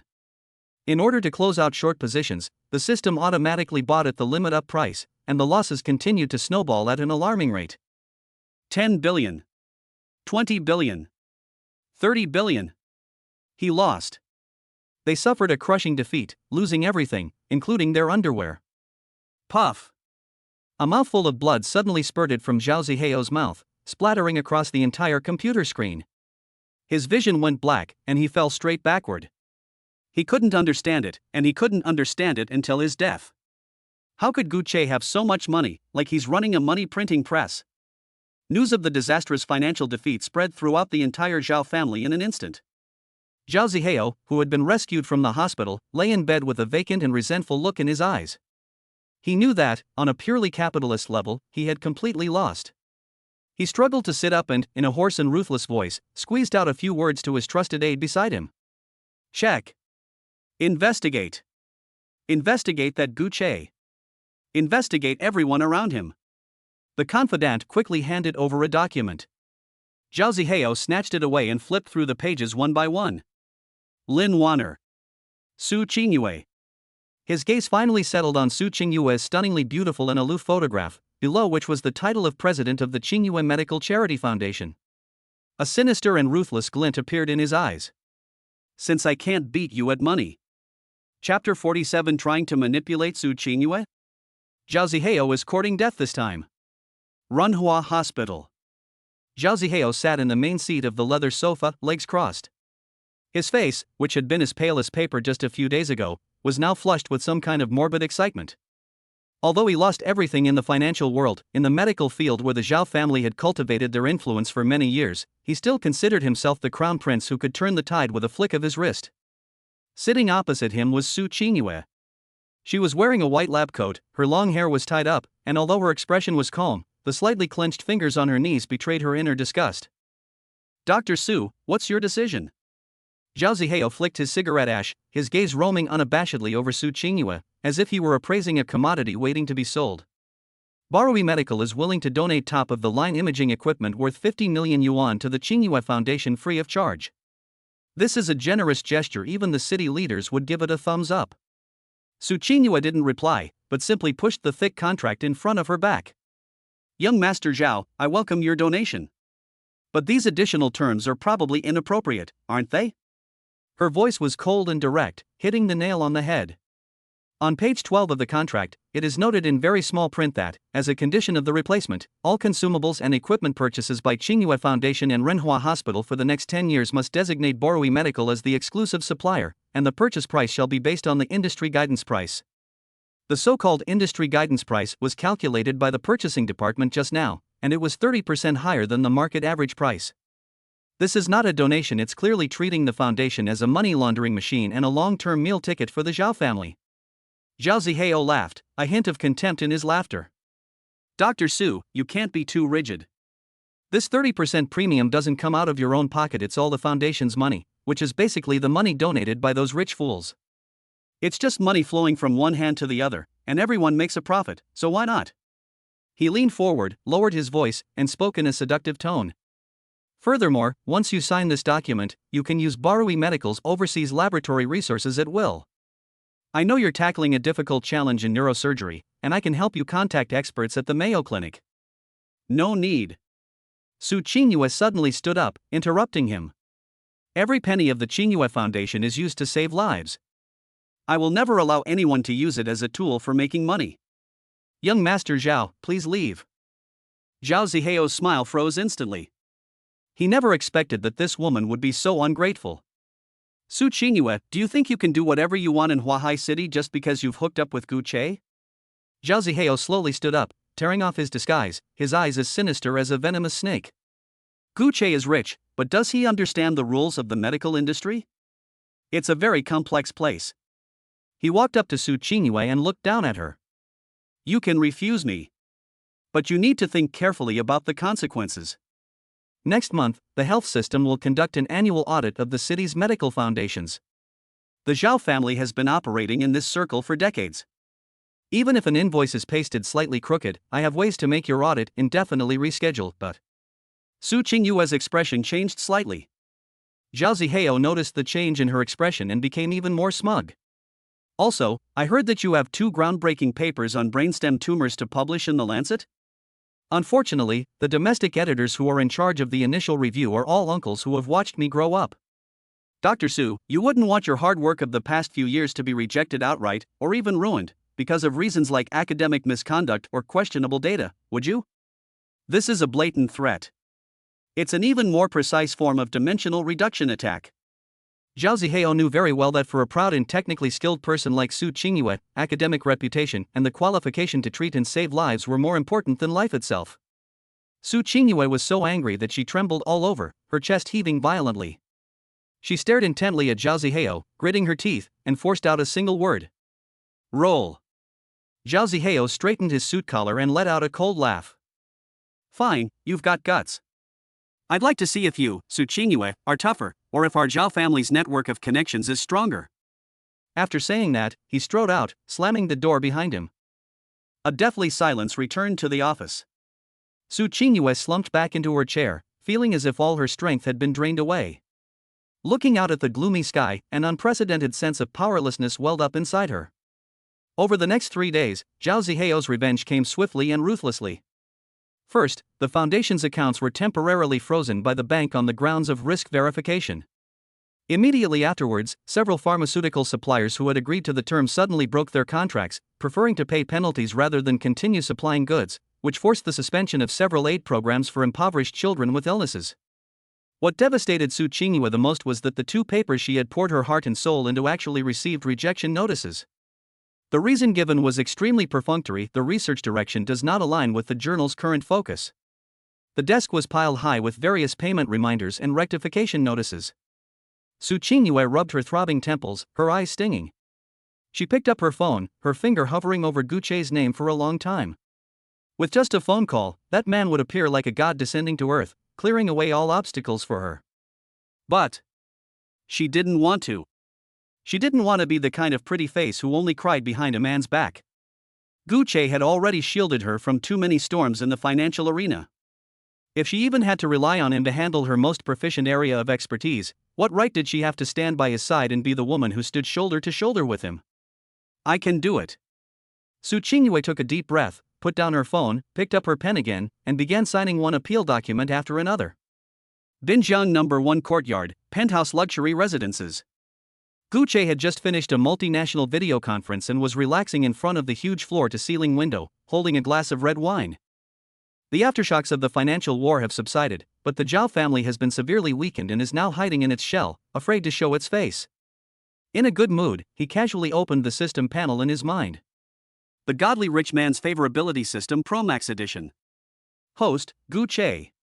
Current target. 1. Lin Wanner Affection, 100 Devoted. 2. Su Qingyue Favorability, 100 Unwavering until death. Guche's gaze swept over Su Qingyue's profile picture. The blue halo that originally represented calmness and rationality was now shrouded in a layer of gray mist. In the bottom right corner of the profile picture, a red exclamation mark icon that I had never seen before suddenly appeared. Status indication: extreme anxiety fatigue restraint. System warning: the target is under intense external pressure and is at a critical emotional point. Host is advised to pay immediate attention. Guche's hand tightened suddenly on the wine glass. With a crack, he pinched several cracks into the expensive crystal glass. Su Qingyue is in trouble. Moreover, she didn't tell herself. That silly woman. Without hesitation, Guche took out his phone and sent a video request. It rang for a long time before the video call was finally connected. On the screen, Su Qingyue was wearing loungewear, seemingly having just taken a shower. She wore light makeup and a flattering lipstick, looking much the same as usual. Guche? Still not asleep this late? She greeted him with a smile, her voice gentle, revealing no sign of anything amiss. But Guche saw through her disguise at a glance. Even with eyeliner, the faint redness under her eyes couldn't be concealed. Even with a smile playing on her lips, her eyes, usually brimming with intelligence, were now dull and lifeless, revealing a deep weariness. She was forcing a smile. Guche felt as if an invisible hand had clenched his heart. He didn't expose her, he just quietly looked at the screen, his eyes as gentle as a deep pool. I missed you, so I came to see you.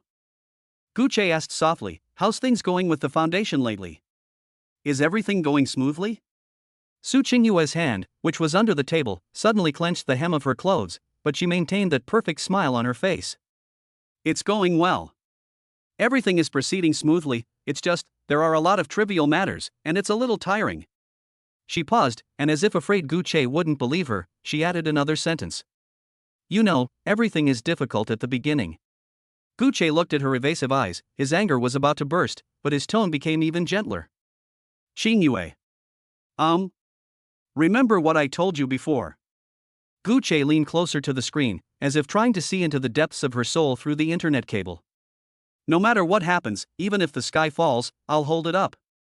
You don't need to bear all the storms alone. In this world, your only task is to do what you want to do. Leave the rest to me. Su Qingyue was stunned. In that instant, the psychological defenses she had built up over 3 days almost completely collapsed in the face of that one sentence. A sudden pang of sadness shot through my nose, and tears welled up in my eyes. She quickly lowered her head, pretending to reach for a water glass to cover up her embarrassment. "Fool, what are you saying, making it so sentimental?" She sniffed, her voice trembling slightly. "Okay, I'm really fine. I need to go write my report now, you should get some rest too." After saying that, as if afraid that Gucci would see through her lie, she hurriedly hung up the video call. The screen went black. Gucci looked at his phone, and the gentleness on his face vanished instantly. Instead, there was a chilling, eerie atmosphere. The temperature in the room seemed to drop to freezing point at that moment. He knows Su Qingyue very well. The methods used by the other party to drive the seemingly gentle but inwardly strong woman to such a point, even forcing her to lie to him to cover up the truth, must have been extremely dirty. In Huahai City, no one dares to touch Gucci's woman. It seems some people are really tired of living. Zhao Li. Gucci called out to the empty room. In less than 3 seconds, Zhao Li appeared at the doorway like a ghost, his expression solemn. President Gu. Gucci stood up and casually tossed the cracked crystal glass into the trash can with a loud clang. He walked to the coat rack, picked up his coat and put it on. As he walked out, he buttoned it up, his tone flat and without any inflection, yet it exuded a suffocating sense of oppression. "Prepare the car. Go and find out what that good-for-nothing from the Zhao family has been up to lately. In addition, notify the company's legal department, public relations department, and..." Gucci stopped and glanced back at Zhao Li, a bloodthirsty glint in his eyes. "Dig up all the dirt you've collected on Barui Medical before. Tonight, I'm going to let some people know what is true despair." Zhao Li shuddered, immediately straightened his back, and loudly replied, "Yes." Chapter 48. Dare to touch my woman? Zhao Zihao, even the heavenly king himself can't protect you. Under the cover of night, Huahai City is ablaze with lights, and the flow of cars forms a golden river. The black Cullinan glided silently through the traffic, but the atmosphere inside was so oppressive that the air felt thick and heavy. Zhao Li sat in the passenger seat, the tablet screen in his hand emitting a faint, cold light. His voice was steady as he reported, but each word was like a pebble hitting ice. "Mr. Gu, we've found out. 3 days ago, Zhao Zihao contacted Ms. Su in the name of Barui Medical, intending to exchange a 50 million yuan equipment donation contract for the Qingyue Foundation's exclusive right to purchase consumables for the next 10 years, with a premium of up to 30%. Gucci leaned back in the back seat, eyes closed, expressionless, as if he were just listening to an unimportant morning news segment. Zhao Li paused for a moment, then continued. Ms. Su refused on the spot. Afterwards, Zhao Zihao used the Zhao family's connections in the medical system to launch a comprehensive crackdown on Ms. Su and the foundation. The foundation's account was frozen by the bank on the grounds of risk assessment. The pharmaceutical suppliers we cooperate with have collectively breached their contracts. Most importantly, the 2 papers on brainstem tumors that Ms. Su was preparing to submit to the Lancet were rejected by the domestic editorial board on the grounds of inconsistent research direction. Those editorial board members all have close ties with the Zhao family. The carriage was eerily quiet. Zhao Lin could sense that the being behind him did not show any emotional fluctuations due to this bad news, at least not on the surface. But it is precisely this extreme tranquility that makes one's heart tremble. Zhao Li knew very well that this was not the composure to remain calm even when Mao Tai collapsed before him, but rather the deathly stillness before the storm. When Gucci saw in the report that Zhao Zihao used Su Qingyue's most cherished academic reputation and dream of saving lives as leverage, his fingers, which were resting on his knees, curled slightly. This seemingly insignificant movement caused Zhao Li's back to tense up instantly. He had followed Gucci for so long, witnessing his ruthless methods in the business world and his nonchalant demeanor when facing financial giants. But only when it came to those women did Gucci reveal this aura that seemed to freeze the entire world. Reverse scale. Zhao Zihao stepped on that taboo sore spot that should never be touched. Gucci felt no overwhelming rage, only a surge of heartache. He felt sorry for that silly woman. "I feel sorry for her, because she is willing to silently bear all the filth and pressure in order to uphold that pure spirit of saving lives." He also felt somewhat guilty, realizing that despite possessing the power to overturn everything, he hadn't noticed the injustice she was suffering in the first place. "Go to Qingyue." Gucci finally opened his eyes, his voice was indifferent, revealing neither joy nor anger. "Yes." The Cullinan turned around, merged into another traffic stream, and headed towards Su Qingyue's apartment. Ding dong. When the doorbell rang, Su Qingyue was wrapped in a bathrobe, sitting at her desk in a daze. On the table, the returned printed copy of the thesis was covered with red correction marks. Each one represented the culmination of her tireless efforts, working through countless nights. She thought it was takeout and got up wearily to open the door. When the door opened and Su Qingyue saw the familiar face standing outside, she froze. It's Gu Che. He stood quietly in the doorway, wearing a well-tailored black trench coat, his figure tall and straight. Behind him, the bright lights of the corridor clearly outlined his silhouette. Su Qingyue subconsciously tried to force a smile and ask him why he had come. But the words just wouldn't come out. In the past few days, she has faced difficulties from the bank, betrayal from suppliers, doubts from colleagues, and even a phone call from her most respected teacher, who subtly advised her to be flexible. She kept trying to stay strong, telling herself that she could handle it and that she couldn't cause Gu Che any trouble. But when this man actually appeared in front of her, when she saw his eyes that seemed to see through everything, the strong dam she had built with all her might collapsed in an instant. You. She only managed to utter a single syllable before tears welled up uncontrollably. The next second, she threw herself into that warm and firm embrace, like a lost little boat that had found its harbor, burying her face deeply in his chest. All the grievances, resentment, exhaustion, and helplessness that had been suppressed for days turned into sobs that she couldn't stop crying. Gu Che didn't say anything, but tightened his arms and held her tightly in his embrace.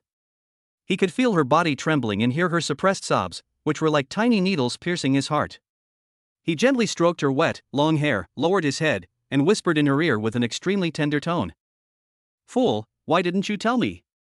Su Qingyue's crying stopped abruptly. Gu Che's voice continued to ring in her ears, so soft yet so heavy, each word clearly striking the depths of her soul. Even if the sky falls, I'll hold it up for you. Su Qingyue could no longer hold back and burst into tears. After a long while, the crying gradually subsided. Gu Che picked her up and carried her into the living room, gently placing her on the sofa before turning to pour her a glass of warm water. He half squatted in front of her and gently wiped away the tears on her face with his fingertips, his movements as tender as if he were handling a rare treasure. Okay, stop crying. Su Qingyue sniffled, her eyes red as she looked at him, her voice hoarse. I don't want to cause you trouble, you're busy with such important matters. No matter how big the problem is, nothing is more important than my woman getting angry. Gu Che interrupted her and held the water glass to her lips. He watched her sip her water, then picked up the paper she had placed on her desk. These are your dreams, aren't they? Su Qingyue looked at the manuscript and nodded silently. Okay. Gu Che neatly folded the manuscript and placed it back in her hands, his movements solemn and serious. From now on, you don't have to worry about anything or think about anything. He cupped her face in his hands, making her look into his eyes, and said, word by word. You just need to focus on your medical dreams, save the people you want to save, and do the research you want to do. All those dirty tricks, disgusting people, business troubles. Leave it all to me. I will crush every obstacle in your way. Leave none behind. Su Qingyue stared at him blankly. Beneath his calm expression, however, lurked a terrifying storm raging within his eyes, a storm capable of swallowing everything. She knew he wasn't trying to comfort her. He was stating a fact that was about to happen. Half an hour later, Gu Che settled Su Qingyue, who had already fallen asleep, and quietly closed the apartment door. Back in the car, all the warmth on his face vanished instantly. Looking at Gu Che's expressionless face in the rearview mirror, Zhao Li felt the air pressure inside the car was so low it was almost suffocating. Gu Che took out his phone and dialed a number right in front of Zhao Li. It was Zhao Ziheo's private phone number.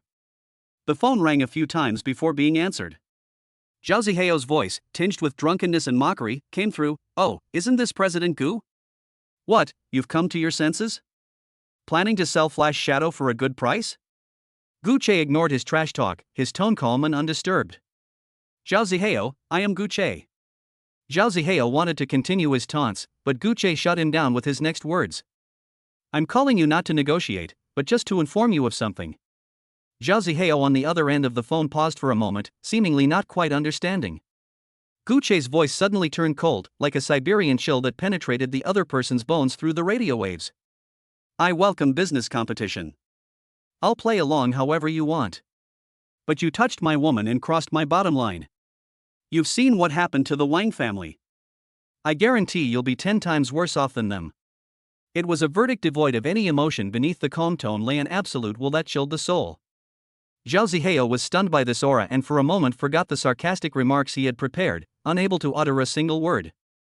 After Gucci finished speaking, he hung up the phone without giving him any chance to bargain or make threats. Beep, beep, beep.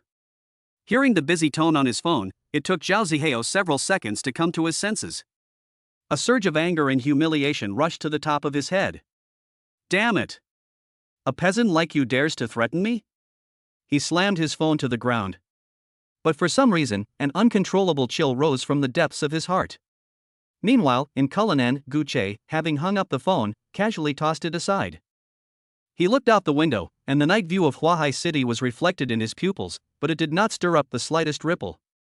He turned his head to look at Zhao Li and issued the command in a calm voice. Have you finished compiling the list of dirt on all of the Zhao family's real estate projects that I asked you to prepare before? Zhao Li immediately straightened his back. It's all organized, President Gu. All the evidence, including their shoddy workmanship, fire safety violations, illegal occupation of green space, and misappropriation of funds, is here. Gucci nodded, a chilling glint flashing in his eyes. Very good. Find their most important property development, the one that's about to open for sale. I want to give Zhao Zihao a big gift when he is at his most triumphant. Make him spit out everything he's taken in, with interest. Chapter 49A Battleground. Two women suddenly bumped into each other. The weekend sunlight streamed through the floor-to-ceiling windows into the living room of the Cloudtop Palace, making the entire space bright and warm. Gucci was nestled in the leather sofa, flipping through the latest operations report from Flash Shadow Technology. Having finished dealing with the Zhao family's affairs these past few days, I finally have a rare peaceful weekend. Ding dong. The doorbell rang. Gucci put down the documents, assuming it was a housekeeping service coming to clean, and casually pressed the door access switch. A few seconds later, the door was pushed open. A beautiful figure appeared at the door. It's Lin Warner. She was wearing a light blue dress, her long hair was draped over her shoulders, she was holding a delicate dessert box in her hand, and she had a sweet smile on her face. Gucci. Aren't you surprised? Lin Warner skipped and hopped in like a happy little deer. I specially learned a new dessert recipe last night and made your favorite mango mousse. She placed the dessert box on the coffee table and looked at Gucci with anticipation. Try it, I've been working on it all night. Gucci smiled, stood up, and ruffled her hair. Silly girl, why didn't you tell me beforehand? If you told me beforehand, it wouldn't be a surprise. Lin Warner pouted and opened the dessert box. Inside were 6 exquisitely crafted mango mousses, each beautifully presented, showing that she had put a lot of thought into them. Gucci picked one up and was about to put it in his mouth. Knock, knock, knock. Soft footsteps came from the stairs. Immediately afterwards, a lazy, magnetic female voice rang out. Gucci, are there any guests at home? I heard someone talking. Before he could finish speaking, a figure appeared at the corner of the stairs on the second floor. Su Qingyue. She was wearing Gucci's white shirt, the hem of which just covered her upper thighs, revealing a pair of straight and slender beautiful legs. Her long hair was a little messy, and she still looked sleepy from just waking up. She yawned as she walked down the stairs, fiddling with her hair. Then, she saw Lin Warner standing in the living room. Lin Warner also saw her. The air froze in that instant. The spoon in Lin Warner's hand hung in mid-air, the smile on her face gradually disappeared, and her eyes widened. Su Qingyue's movements also froze. She was yawning halfway through, her mouth still open, as if she had been put on pause. Gucci stood in the middle, still holding the mousse in his hand, his expression instantly becoming subtle. Holy crap! This chaotic scene came out of nowhere. The three of them stood there, and no one said a word. The living room was so quiet you could hear each other breathing. A few seconds later, Lin Warner was the first to come to her senses. Her face flushed bright red instantly, from her neck all the way to her ears.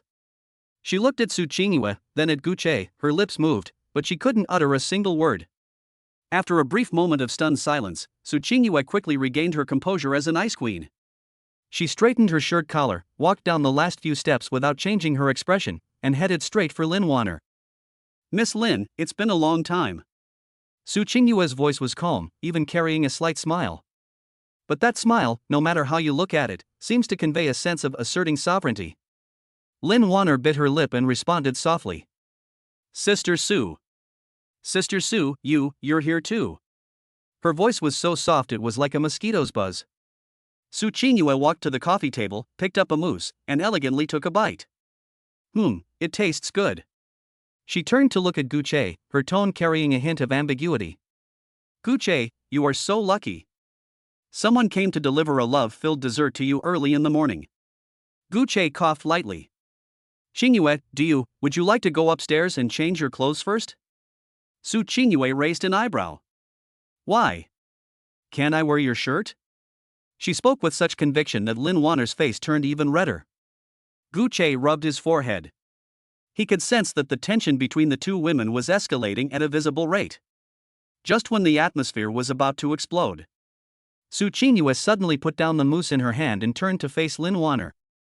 Her expression turned serious. Miss Lin, I have something I'd like to ask you. Lin Wanner was stunned. Huh? What is it? Su Qingyue took a deep breath, as if she had made a great decision. Regarding how you get along with Guche. She paused, then added. To be precise, it's about academic research. A string of question marks appeared above Lin Wanner's head. Academic research? What kind of academic research? Guche almost choked on his own saliva. He stared wide-eyed at Su Qingyue. Is this woman crazy? Su Qingyue, however, seemed not to notice Guche's reaction and continued speaking. I've observed that your interactions with Guche are becoming more gentle and considerate. As for me, perhaps due to my personality, I am somewhat lacking in this aspect. Her tone was very professional, as if she were discussing an academic topic. So, I want to learn from you how to better meet Guche's needs. Lin Wanner's face was so red it looked like it was about to bleed. She may be naive, but she's not stupid. She could tell. What Su Qingyue called academic research is not proper academic research at all. I. Lin Wanner stammered, completely at a loss for words. Su Qingyue, however, seemed oblivious to her embarrassment and continued speaking. Of course, I don't want you to teach me now. I just wanted to ask if you have any insights or experiences you could share? After all, we're all trying to make Guche happier, right? She spoke in a grand and dignified manner, but a sly glint flashed in her beautiful eyes. Lin Wanner was so embarrassed she almost died. She lowered her head, clutching the hem of her skirt tightly with both hands, wishing she could disappear into a crack in the ground. But faced with Su Qingyue's serious face, she didn't know how to refuse. Guche stood to the side, watching this absurd yet amusing scene unfold before him. The Ice Queen, under the guise of academic pursuits, sought advice from the white moonlight on how to better serve her. This scene is absolutely amazing. He suppressed a laugh and walked between the two. All right, stop fooling around. Qingyue, please don't make things difficult for Wanner. Su Qingyue turned her head and looked at Guche. I didn't make things difficult for her. I was genuinely asking for advice. Guche was speechless. This woman has really good acting skills. Just then, suddenly, a system notification sounded in my mind. Ding, multiple targets have been detected with the potential for peaceful coexistence. Enhance your emotional management skills across multiple threads. Host reward, 100 million yuan in cash. Current account balance, 2,550 million yuan. Guche was stunned for a moment. What does this mean, system? Encourage yourself to create a chaotic battlefield? As he was thinking, Lin Wanner suddenly looked up. Her face was still red, but there was a hint of stubbornness in her eyes. Sister Sue, I can teach you. Her voice was soft, but firm. However, I have one condition. Su Qingyue raised an eyebrow. What are the conditions? Lin Wanner bit her lip and mustered her courage to speak. You can't always bully me. Although I have a gentle personality, it doesn't mean I'm easy to bully. I also like Guche, and I want to be with him too. After she finished speaking, her face turned bright red, but her eyes did not dodge. Su Qingyue was stunned. She never expected that this seemingly delicate little girl would say such a thing. A moment later, she smiled. There was a hint of appreciation in that smile. Okay, I promise you. She reached out her hand. Then, it's a pleasure doing business with you? Lin Wanner looked at her outstretched hand, hesitated for a few seconds, and finally extended her hand as well. It's been a pleasure working with you. The two hands are clasped together. Gu Che stood to the side, completely dumbfounded. What kind of incredible plot twist is this? Before he could even react, Su Qingyue and Lin Wanner turned their heads at the same time to look at him. both women had a knowing smile in their eyes. Gu Che. Su Qingyue spoke first. Since Wanner has agreed to teach me, then tonight you have to cooperate with us in a practical exercise. Lin Wanner blushed again, but still quietly echoed her. Yes, otherwise how would I learn? Gu Che's lips twitched. He suddenly had a bad feeling. Could these two women be conspiring against me? Just then, Su Qingyue walked up to him, stood on tiptoe, and whispered in his ear. Don't worry, I'll be very gentle. As long as you can hold on. Chapter 50 The Deadly List. I have all the dirt on the Zhao family. The afterglow of the chaotic battle had not yet dissipated when Gu Che had already withdrawn from that absurd yet thrilling combat exercise. He changed into a dark casual outfit, walked into the study, and the smile on his face gradually faded, replaced by a chilling calmness. Zhao Li was already waiting there.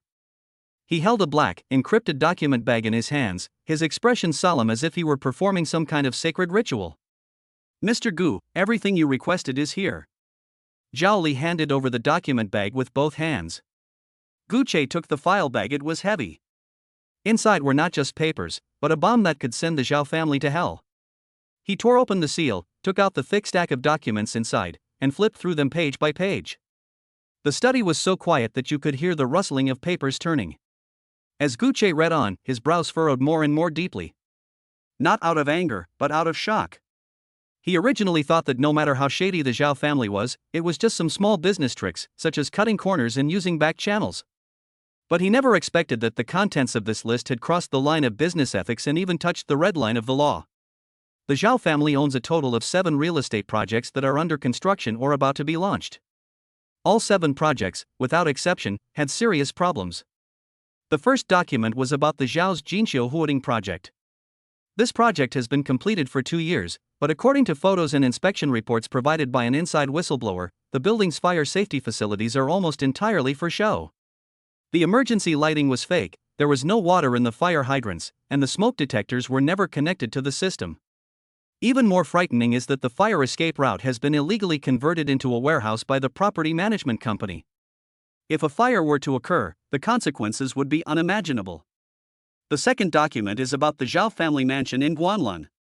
This project, touted as a benchmark for luxury residences, actually had its load-bearing structure constructed with substandard materials. Where standard steel bars should have been used, cheaper non-standard products were used instead, and the concrete mix proportions were also substandard.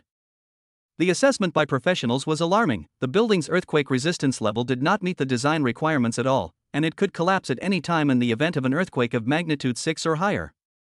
The third piece of evidence is that the environmental impact assessment report was falsified.